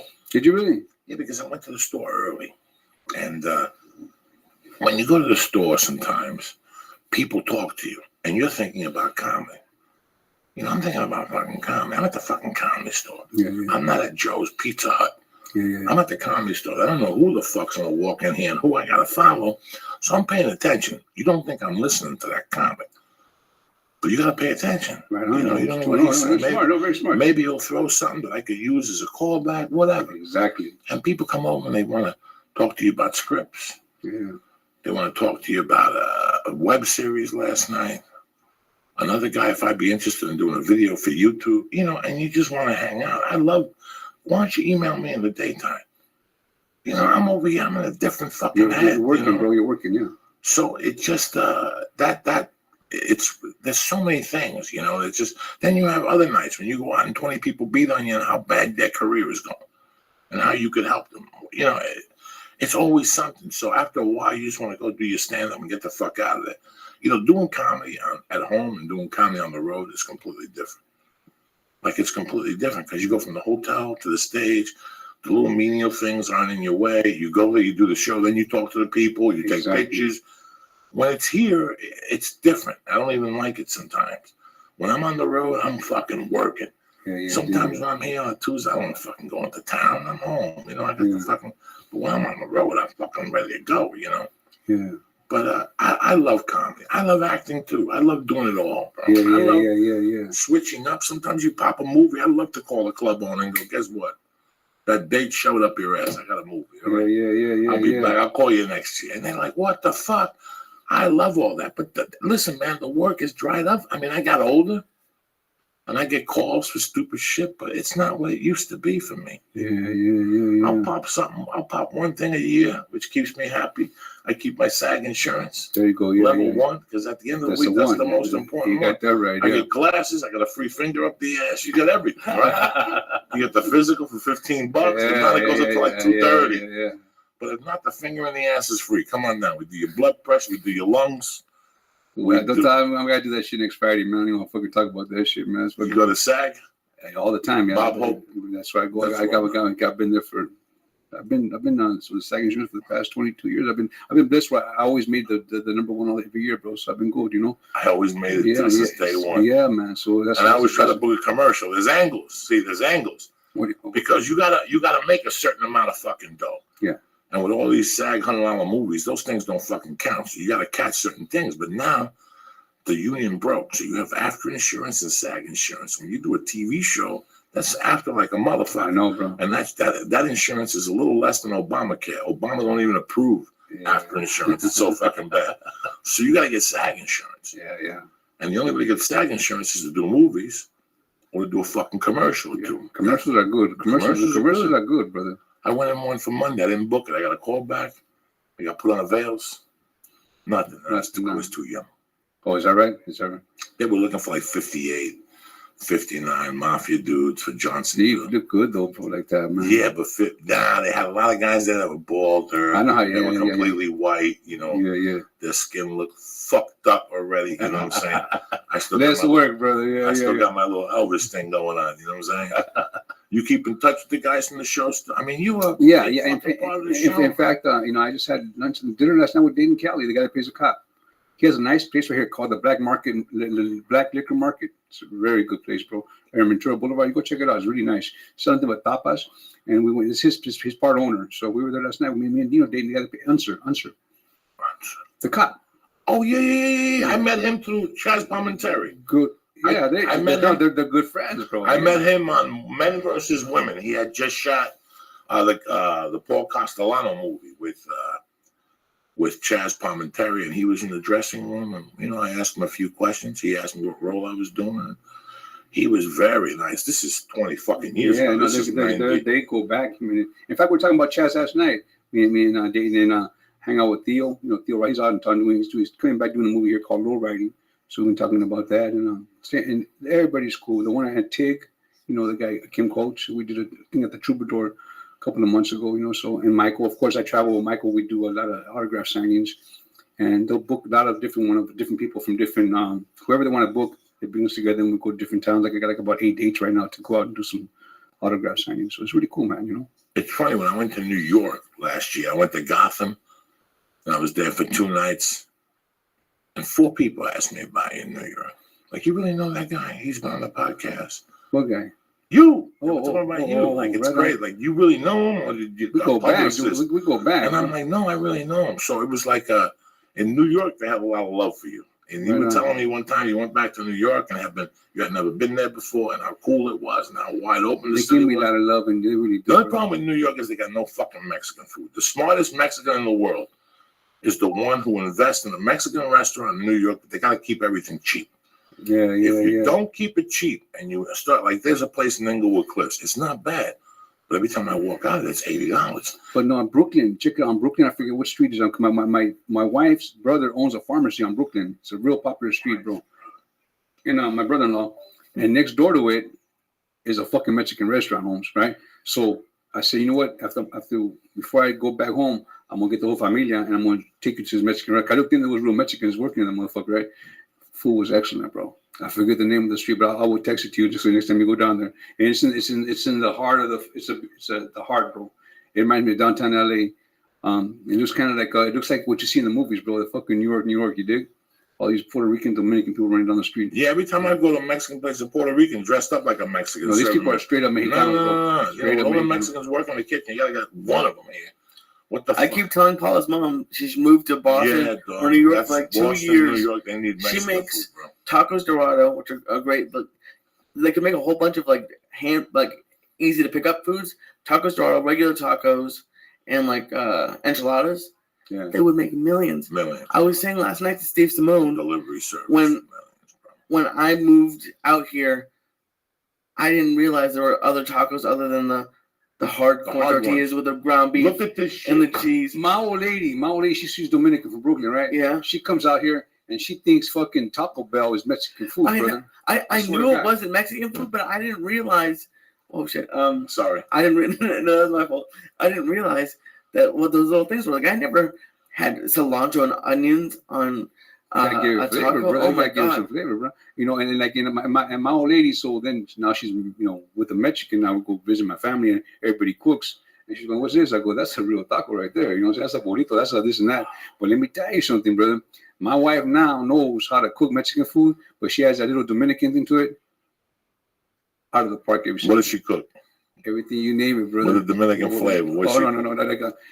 This is a deal. She makes her own little sauces on Monday, and she puts that sauce in all the food throughout the week. You dig? But she won't tell me what it is. She will not tell me. She goes, "Well, she can cook for some motherfucking bitch." No, that's not going to happen. She won't even tell me her recipe, bro. And my wife kills it, bro. She got the Mexican dishes, and she has a little flavor to it. So good, bro. So good. I love Mexican food, bro. Yeah. And you know what my favorite region is? Colorado, New Mexico. I like green chili on my food. Same here, bro. Yeah. I like that green chili. You ever get that New Mexico chili, bro, where they stuff them up? Oh, I love all with the potato. Anything that has potato and green chili. Right. Chicharrón in that motherfucker. One time I was in what's above, it's Albuquerque. Albuquerque, yeah. It's what's above where I shot the longest yard. That's New Mexico. What's the name of that? New Mexico. Yeah, but where I shot the longest yard is in Albuquerque. It's the town up that's really nice. They have 3 big places in New Mexico. How long were you up there for? Santa Fe. Santa Fe, there you go. Santa Fe is badass, and they got good food in there. They treat you good up there? Yeah, man. The food was good, huh? Yeah, Santa Fe got good food. Yeah. You know me, dogs. As long as you got green chili sauce, that juice, and I could dip my fucking thing in there and eat the chunks like Denver. I go to Denver, I go fucking bananas. You gotta travel all over the place. I join. What's your favorite place, bro? As a fat fuck, just all the way around. All the way around, I can't give you a favorite place because I like so many places that I go to, different things. I'm excited about Houston. Really? Is that right? Houston rocks. Yeah, I like Utah, man. I love Utah. I like the scenery. I love Utah. Okay. Can't beat that. No. Listen, scenery. I went to college. I went to prison in Colorado. That's as good as the scenery gets in this fucking country. Okay, there's no better scenery. Right on. Okay, yeah. I like Denver. I would live in Boulder right now with my family and my daughter. There's only one problem. I can't get out of it. I can't count on that airport. Oh, dig it. Colorado, bro, it rocks and rolls. From like October until probably March. September. September? September, you get one shot to let you know we're coming. We're not coming right now. It's going to be 90 tomorrow. Everything's going to melt. But we're going to drop 8 or 9 inches on you just to show you we're coming. And then they drop more in October. Then once November comes, until fucking April. April 5th. You got to be crazy going through Colorado till about April. You don't want to live in Colorado. Yeah, so I would live in Colorado right now. But That airport is too fucking jacked. So I gotta cut that out. I like going to Denver. I like performing there. Cool motherfuckers. I'll be there in June. I like going to Texas. You know, at the end of the week, I gotta be honest with you. The people who liked me the most as a whole were Texans. Texas, right? Yeah. You know, they give you a lot of love, bro. I'm Tejano, bro. Yeah. They gave me Houston and Dallas and San Antonio and El Paso. Bro, I cut my teeth in El Paso. I got VD in El Paso. I did the best blow in the world. I got a gun put to me in El Paso. El Paso's just that type of place. And the owner, Bart Reed, would put me there every 6 weeks for 3 or 4 years as a feature act. Yeah, is that right? He would tell me this headline is asking me for more money. Bury him. Bury him. So he'd call me, give me an extra deuce, and go work like this motherfucker up. So we make him work. So when he comes to get a raise, I go, how can I give you a raise? Joey Diaz is letting you up all week. So he would give me every 6 weeks, this guy. Yeah, is that right? And I would go down at 2 weeks a shot. You know, and at that time I was a junkie. I would go down there, and all I would do for 2 weeks is do comedy, get high, and eat. Yeah. That's it. On Fridays, they used to make a Yucatan fish soup. Listen, you could be shot bleeding with a Coke rock in your head. You walk in there, that Yucatan soup will bring you right back to life. Yeah. At least to let you drive home. Then you can call 911, okay? That's how strong the Yucatan. No, this is real. You know, listen, man, I hate to say this statement. I fucking hate to say this statement. When I go to fucking Jerry's Deli and they give me chicken soup, it's some water some guy put together, whatever. Tomorrow, if you guys aren't doing nothing, I don't know the Mexican place, but I know the Cuban place where you go. Go to Cochinito tomorrow. It's Thursday in Silver Lake, by where Marilyn Martinez used to live, right there on Sunset Boulevard. It's a Cuban place. It's the best Cuban place for what I like. I like pork chunks with the white rice and the beans. They're real Cubans. There's a Cuban in the back. But the thing, as for the chicken soup in there, you know, when you ask a Spanish person for chicken soup, there's no little corn. They give you a whole fucking thing of corn, okay? Yeah. Then there's like a chicken eye and a head in that motherfucker somewhere, because that's what kills all the diseases. That's what kills the diseases. That's Brujeria shit, dog. No, I'm telling you, when you eat that chicken, when you eat a Mexican chicken soup, there's bones in there. Right or wrong? What the fuck you think those bones got in them? What do you think they release into your system? I don't want no fucking chicken head though, homie. No, but you know what I'm saying? I heard you say. They cut the chicken head off. They cut the feet off. Depends. Some Mexicans eat the fucking. They boil the feet too because that adds the dirt. That adds the whole flavor. That's what makes you run quick. You know what I'm saying? Those little chicken legs make you fucking run quick. How many times you eat Spanish soup and they just throw everything in there, but it's the bones. It's that soup that absorbs the bones. It's that DNA in the bones. Yeah. That's what they give you when you're sick, right? When you make with the Jewish people, they got the matzo ball soup. Matzo ball soup. They kill it. But no, I love the food my mom used to make and stuff. It doesn't compare. It just does too. Mexican food, and then like I'm not a huge fan of it, but pho. If you like soup and like spicy soup, that shit's good. You like pho? And it has like everyone always says, "Oh, matzah's so great." Every non-Jewish person, matzah is the driest, most disgusting cracker in the world. What is that now? What's it called? Matzah. Jerry's Deli. I never heard that. It's gross. Is it really? It's not bad. I like it. It's not my favorite soup in the world. It's like tofu. No, but if I go up to Jerry's Deli, if I'm in, let's say I'm in the village and I get a pastrami sandwich and I got a little matzo ball soup on a Friday, what the fuck give me a cup? Next time I come down, bro, I do this. I'm gonna have my old lady make you a soup. You ain't gonna have no more soup nowhere, bro. What kind of soup? Whatever you fucking want. Her chicken soup is off the motherfucking hook, bro. I'll tell you right now. Anything pretty much that she makes, Joey, you're gonna fucking love. I'm telling you right now, bro. You know what I'm saying? But you guys are talking about soup. Next time I come down here, I'm gonna bring you some of her soup. You cook, dog? I make a good omelet. I'm fucking terrible. I can do an omelet. I'm terrible. I'm so terrible, and this is not a joke. About 3 weeks ago, I got up really early. I just couldn't take it no more. I got up like at 4, and by 7, I couldn't take it no more. And I tried to make a cheese omelet. And the little baby walked into the kitchen. She see me cooking. She looked at me and she goes, "Uh-oh." And she's like, "I know, honey. It was a cheese omelet, but it was brown." I had never seen nothing like that, man. Put a little bit of milk on it, bro. I put a little milk. Okay, right? Listen, my egg omelet, for years, I made a cheese omelet. I like, listen, there's one thing Uncle Joey likes, all right? I like cheese omelets. Yeah, that's right. Okay, well, a slice of thin American cheese on that motherfucker, just like that. You get 1, 2 eggs, break it, yolk that motherfucker up, shake it. That's right, yeah. A little bit of milk, just a little tap. Just a tap. Little fluff. Little pepper, heavy pepper. Yeah. A little salt in that motherfucker. Put some butter in that bitch. Yeah. And that's all you need because it's grease the pan. Pretty much. Grease the pan. Yeah. You drop it in, you put the lid on it, and then when it's cooking, you put that slice of American cheese, and maybe two. I put two. You put them catty corn, like the square over square. Yeah. Then you fold that motherfucker up with some wheat toast. But you know what you do, now? You got to do this, homie. You got to get some, weenies, some fucking, some wiener dogs, right? I like pepperoni. And then chop them up real thin, right, homie? Okay, then what you do, you fry them before you put them in the fucking omelet. You can't do it together because otherwise they'll be uncooked. So you fry them up till they get a little dark in the corners. You see them like that. And you got your omelets ready to go. You put them inside there, bro, with that cheese, and then close it over. I'm telling you, try it. Teach her from the can, those little army No. Oscar Mayer wieners, bro. Hot dogs. Hot dogs. You slice them up thin, though, bro. No, you got this. It's good. Don't be fucking up my cheese on. No. You put get serious. It gives you some really? Oh man. You should try pepperoni. It's really good. You do the same thing. You crisp it up. Pepperoni? Yeah. In an omelet? Oh yeah, cheese omelet. It's really good. How about some spam? You like some spam? No. Oh, spam is good. Cut thin with some spinach. You got to burn the edges too, bro. That's county jail type shit. Oh, that's disgusting. Let's go. This dad brought it with us on a trip once. Oh, I love spam. And he's like, here, I got us a can. Let's try it. It was terrible. No, dog. You get a little spam.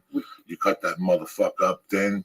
You fry that motherfucker. I still eat spam, bro. I love spam. No, you do not. Yes, I do. I had about 6 months ago. I asked my wife, but I like spam with spinach.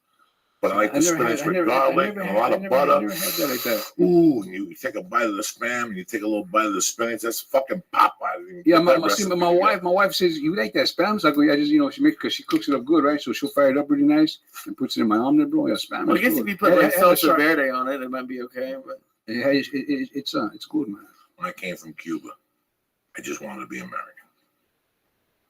So I ate hot dogs. I used to eat cold fucking hot dogs. I can't do that, though. See, who goes in the refrigerator and takes a hot dog and eats it? My dad would do that. My dad would do that, man. Yeah. I used to do all that shit huh? Because I thought it would make me more of an American.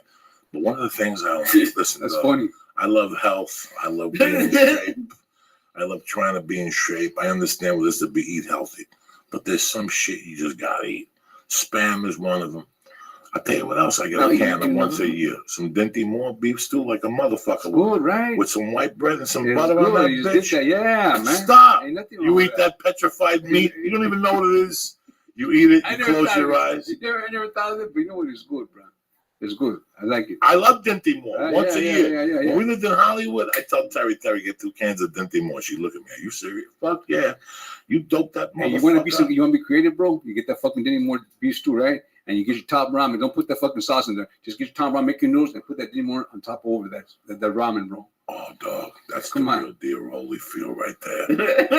That's the real deal. Now you got some texture, bro. You dig what I'm saying? You got the noodles going on. You got come on, bro. When I was poor in Seattle, I used to buy 10 packages of ramen. Yeah, we all did, bro. Dog, but I would dope it up. I make a good ramen. Some garlic, some onions in that motherfucker. Yeah. You dope some ramen up with 2 packages. And then what you do when you get the shrimp ramen, bro, you gotta buy some real shrimp, bro, and dump it up in there. You know what I'm saying? Yeah, they give you those little communist shrimp from the fucking New Orleans. I don't think there's paper, bro, shaped like shrimp. You know what I'm saying? Yeah, no, those things are disgusting. I remember a friend of mine told me, go to that place on Sunset and Vine. Sunset and Vine. Yeah, there's a little mall there. There's an Italian restaurant. It's tremendous. Me and my wife went. I said, all right. I took Terry in there one night. We got some shrimp. They actually gave us those shrimp out of a can, dog. Is that I was right? embarrassed for them. I got up. I'm like, how fucking white are you? Shrimp out of a fucking can. For reals, man. What does shrimp out of a can look like? It's just, you could tell. It's just this fucking thing that's, you could just tell. They're small. Oh, that's gross. Disgusting. I almost had a heart attack. I can never eat frozen shrimp. Like if you go to like a party and the shrimp cocktail is frozen, it's gross. So they got thawed out, bro. It's hard to eat them when they're frozen. You know what I'm saying? Well, not when it's actually frozen, but like I'm from Boston. I can tell when shrimp is. Oh, right on. You guys are into that. Yeah, you guys got time shouted down, right? It's like trying to have grocery store sushi. It's gross. Well, the other night we went to eat and there was a shrimp cocktail. You took one of those frozen shrimp. No, that wasn't frozen. Okay. That was delicious. Okay, I see what you're saying. Okay. No, that was fresh. I thought you don't want your shrimp cold. No. You want it cold, but they come when it comes from the freezer and they defrost it. That's what I'm saying. The stuff we had at Morton's was probably a day or two old. It was on like whatever that is, dry ice. That was delicious. That was, Okay, because that ice is as cold Well, as it is in gets. mornings. It better be fucking good. oh bro. my god, it was Yeah. delicious. Yeah, it was good shrimp. Yeah. They have a good shrimp cocktail. Do they really? Yeah, yeah, yeah. It's Don't a fuck around. it's a hard. meal. Yeah, Right It's on. but it ain't a Mexican shrimp cocktail. I've never had See, that's that why I still. told homie over here, even El Compadre, who doesn't do a good job with a lot of dishes, they got a fucking tremendous. I like the taquitos. They do good with they're talking about Sunset, right? Yeah. They have a good taquitos over there. They got a good cocaine business in there. That's their best business. They got the best. Even the waiters are sweating. You ever go in there, Doug? The waiter's like, please don't order food, Doug. Please, I don't want to go to bed. I used to go in there. The tamales are great. Late night. The whole when you get the combination plate is The combination Really place. good, I was bro. gonna take Levy on that, but that place is a little too crazy. Yeah. Yeah, I used to cop in there. That was my spot, though. They know that they cleaned it up now. That was my spot, though. Is that right? Yeah. That was everybody's spot. I didn't know. Yeah. I saw Quentin Tarantino on that motherfucking night. The waiters had to carry him out, and his legs were dragging. That's how drunk that boy was. Is that right? He would go in every night. And then Lindsay Lohan would go in at 7. She'd catch the Mexicans fresh off the press. She wouldn't even let that shit melt in their pockets while they were cooking. And it's cool in there because it's always dark in there, bro. dark. Yeah, you gotta see we don't see That's nobody. You can't tell. Yeah, they have a phenomenal Mexican shrimp cocktail. They give you 5 shrimp outside. And then the inside has 20 little ones with avocado and They do it sauce. up, huh? And they give you a bag of crackers and you fucking eat the crackers and you get a beer. Stop it, Lee. Don't even fucking get me going. When I went to San Diego with Paul, we went to this place that didn't even have English menus. It was called like Karina's. And I got these shrimp tacos. And I normally don't like shrimp tacos. These things were amazing. The pico de gallo was great. Nice soft tortillas. And it's amazing. Yeah, it's so good. Let me give some shout outs here so we get my boy out of here. Newly won. Congratulations on the baby. Ryan Knowles, Chad Bolden, Don Cedarstrom, Joseph Rendell, Mr. Didholes, Alex Bones Jones, Dirty Cake, and Joe Kenyon. Thinking about you, cocksucker. Making sure everything is beautiful down there in New Jersey, Joe Kenyon. And my man is newly loved. Today he found out he's having his second child, so you gotta give him some love. You know what I'm saying? I want to do a shout out to bro, my friend over there in Long Island, Helicopter Mike, bro. I know you're a little bit down right now. Hope you get better, brother. I look forward to going back up there and flying up in your helicopter, bro. You get better, man. Okay. You go up in helicopters too? He owns a couple of helicopters. Damn. Yeah, he does it up, man. Helicopter Mike and color. That's $3 million a piece. Those fucking helicopters. And they're bad. One of them was painted all red, white, and blue, bro. It's badass. He took us up to the Hamptons. Over the Hamptons, flew over that, and then he goes, "You ready to have some fun?" He was a gunner in the wartime, you know. And I go, "Let's do this," you know. It's me, my wife, my boy, and her nephew. And he flies this thing like a toy, bro, like a fucking toy. And then he went this way, sideways, bro, fucking sideways, like this, bro, like this. And he flipped the other way, and then my nephew just threw up all over the place. He fucked up that right. Hey, check it out. I want to say something, Joey. I'm gonna be in that NASCAR race, brother. Tomorrow I get my first test run. April 11th at fucking Irwindale, bro. I'm gonna be racing some cars for the autism, man. So hopefully you can check it out if you're in town. You know what I'm saying? What's the date? It's April 11th. April 11th. And I'm doing 3 test runs. I don't know how in the fuck they're gonna give me a car, bro. I mean, how do they afford to give a crazy, you know? I never drove. You're gonna drive like a real race car? I'm racing. And I'm not just driving. I'm racing, homie. I'm racing 10 other guys. Have you practiced a lot? Tomorrow's my first day practicing. Good you know, for you, first day, and I'm gonna do as many. I get 4 practice runs before I do the actual race. You know. But I don't understand is that how. You know, because I'm thinking fucking shake and bake, bro. Tell a nigga nice shit. You know what I'm saying? Shake and bake. That's my whole thing. You know, that's my whole thing right now. It's going to be fun, right? But then I was thinking maybe I just be the fucking cruiser and just, you know, come in last and just cruise the whole fucking track. You know? Who else is doing the race? Me, Rusty Coons, you know, Big Rusty from Sons of Anarchy. Danny Trejo is going to be on there. Mark Krisky from Channel 5 and 4 other people. I haven't got the whole this shit, but at the end there's 10 of us, bro. It's gonna be fucking crazy, you know. If you do it again next year, you have to have Joey in it. Lee, you put the air on. I'm sweating bullets. Okay.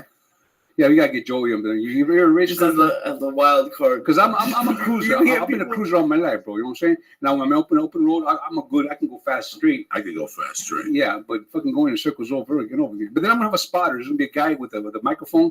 He's watching me from on top of the tower, and he's telling me, "Come up, come down, come down." You know, so. It's going to be interesting. You know what I'm saying? I'm on the road every weekend. You know, you are, huh? Pretty much. When I go on a road run, I go on a road run. But it's Saturdays I'm in my hotel room. You know, Thursdays I do radio. Friday I do radio. I sleep. I work out. I write a little bit. But Saturday's my day off. I turn the TV on. And I sit there and I got a notebook and I got my iPod and I'm mind fucking myself at the computer. But while all this is going on, I'm watching TV. And I'm always watching TNT. And Collateral comes on. Yeah. And there you are in a scene with Jamie Foxx, Javier Bardem, yeah. and the bodyguard, you know. And I'm thinking, I'm watching you. This is about 2 months ago. I think I called you afterward to tell you I was thinking about it. I didn't tell you what really happened. I'm watching you. And I put myself where you were. I was that fucking high. It was 11 in the morning. I had already smoked a joint. I went for breakfast. I'm in my room. I'm higher than fuck. And I'm watching you. And I go, I put myself where you were. And I go, right now, what is this guy thinking? This guy, you know, came from a family of fucking 8. God knows what you saw. Later on, you went to the army, whatever happened. You did drugs for a while. You did all this shit. You might have been close to death. You might have been close to going to prison. And here you are in a scene with 2 of the top actors working.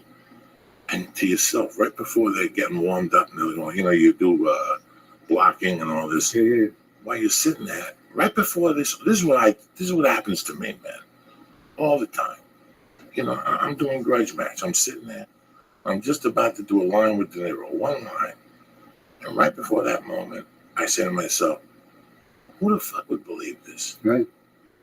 When you were doing coke or drinking or sleeping in a car, you know, for me, it was being in a jail cell and, you know, looking at fucking 48 years. I think of all that in this capitalized moment, this little capsule. The life flashed before your eyes. 30 seconds. And you feel like telling your life, can you fucking believe this? Like if these motherfuckers knew what I really did, what I looked like at 5 in the morning after 3 days, would I be on this fucking set?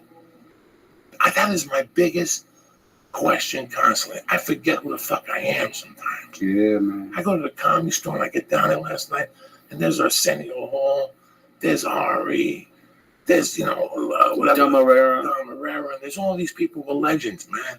Yeah. And if they knew that 20 years ago, I remember I walked into it. In fact, today, George called me.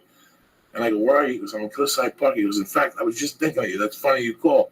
I go, what were you thinking of? He goes, I just drove by the Carvel where you stole the can of change from that time. Who's George? My brother in Jersey. He's 20 years. He's my best friend, 35 years. And we're sitting there, you know, if they only knew. I remember doing a movie with Dick Van Dyke. And wow. With time movies. Yeah. But dog, that's how I learned to speak English. When I came from Cuba, I put the TV on. It was Dick Van Dyke. Right.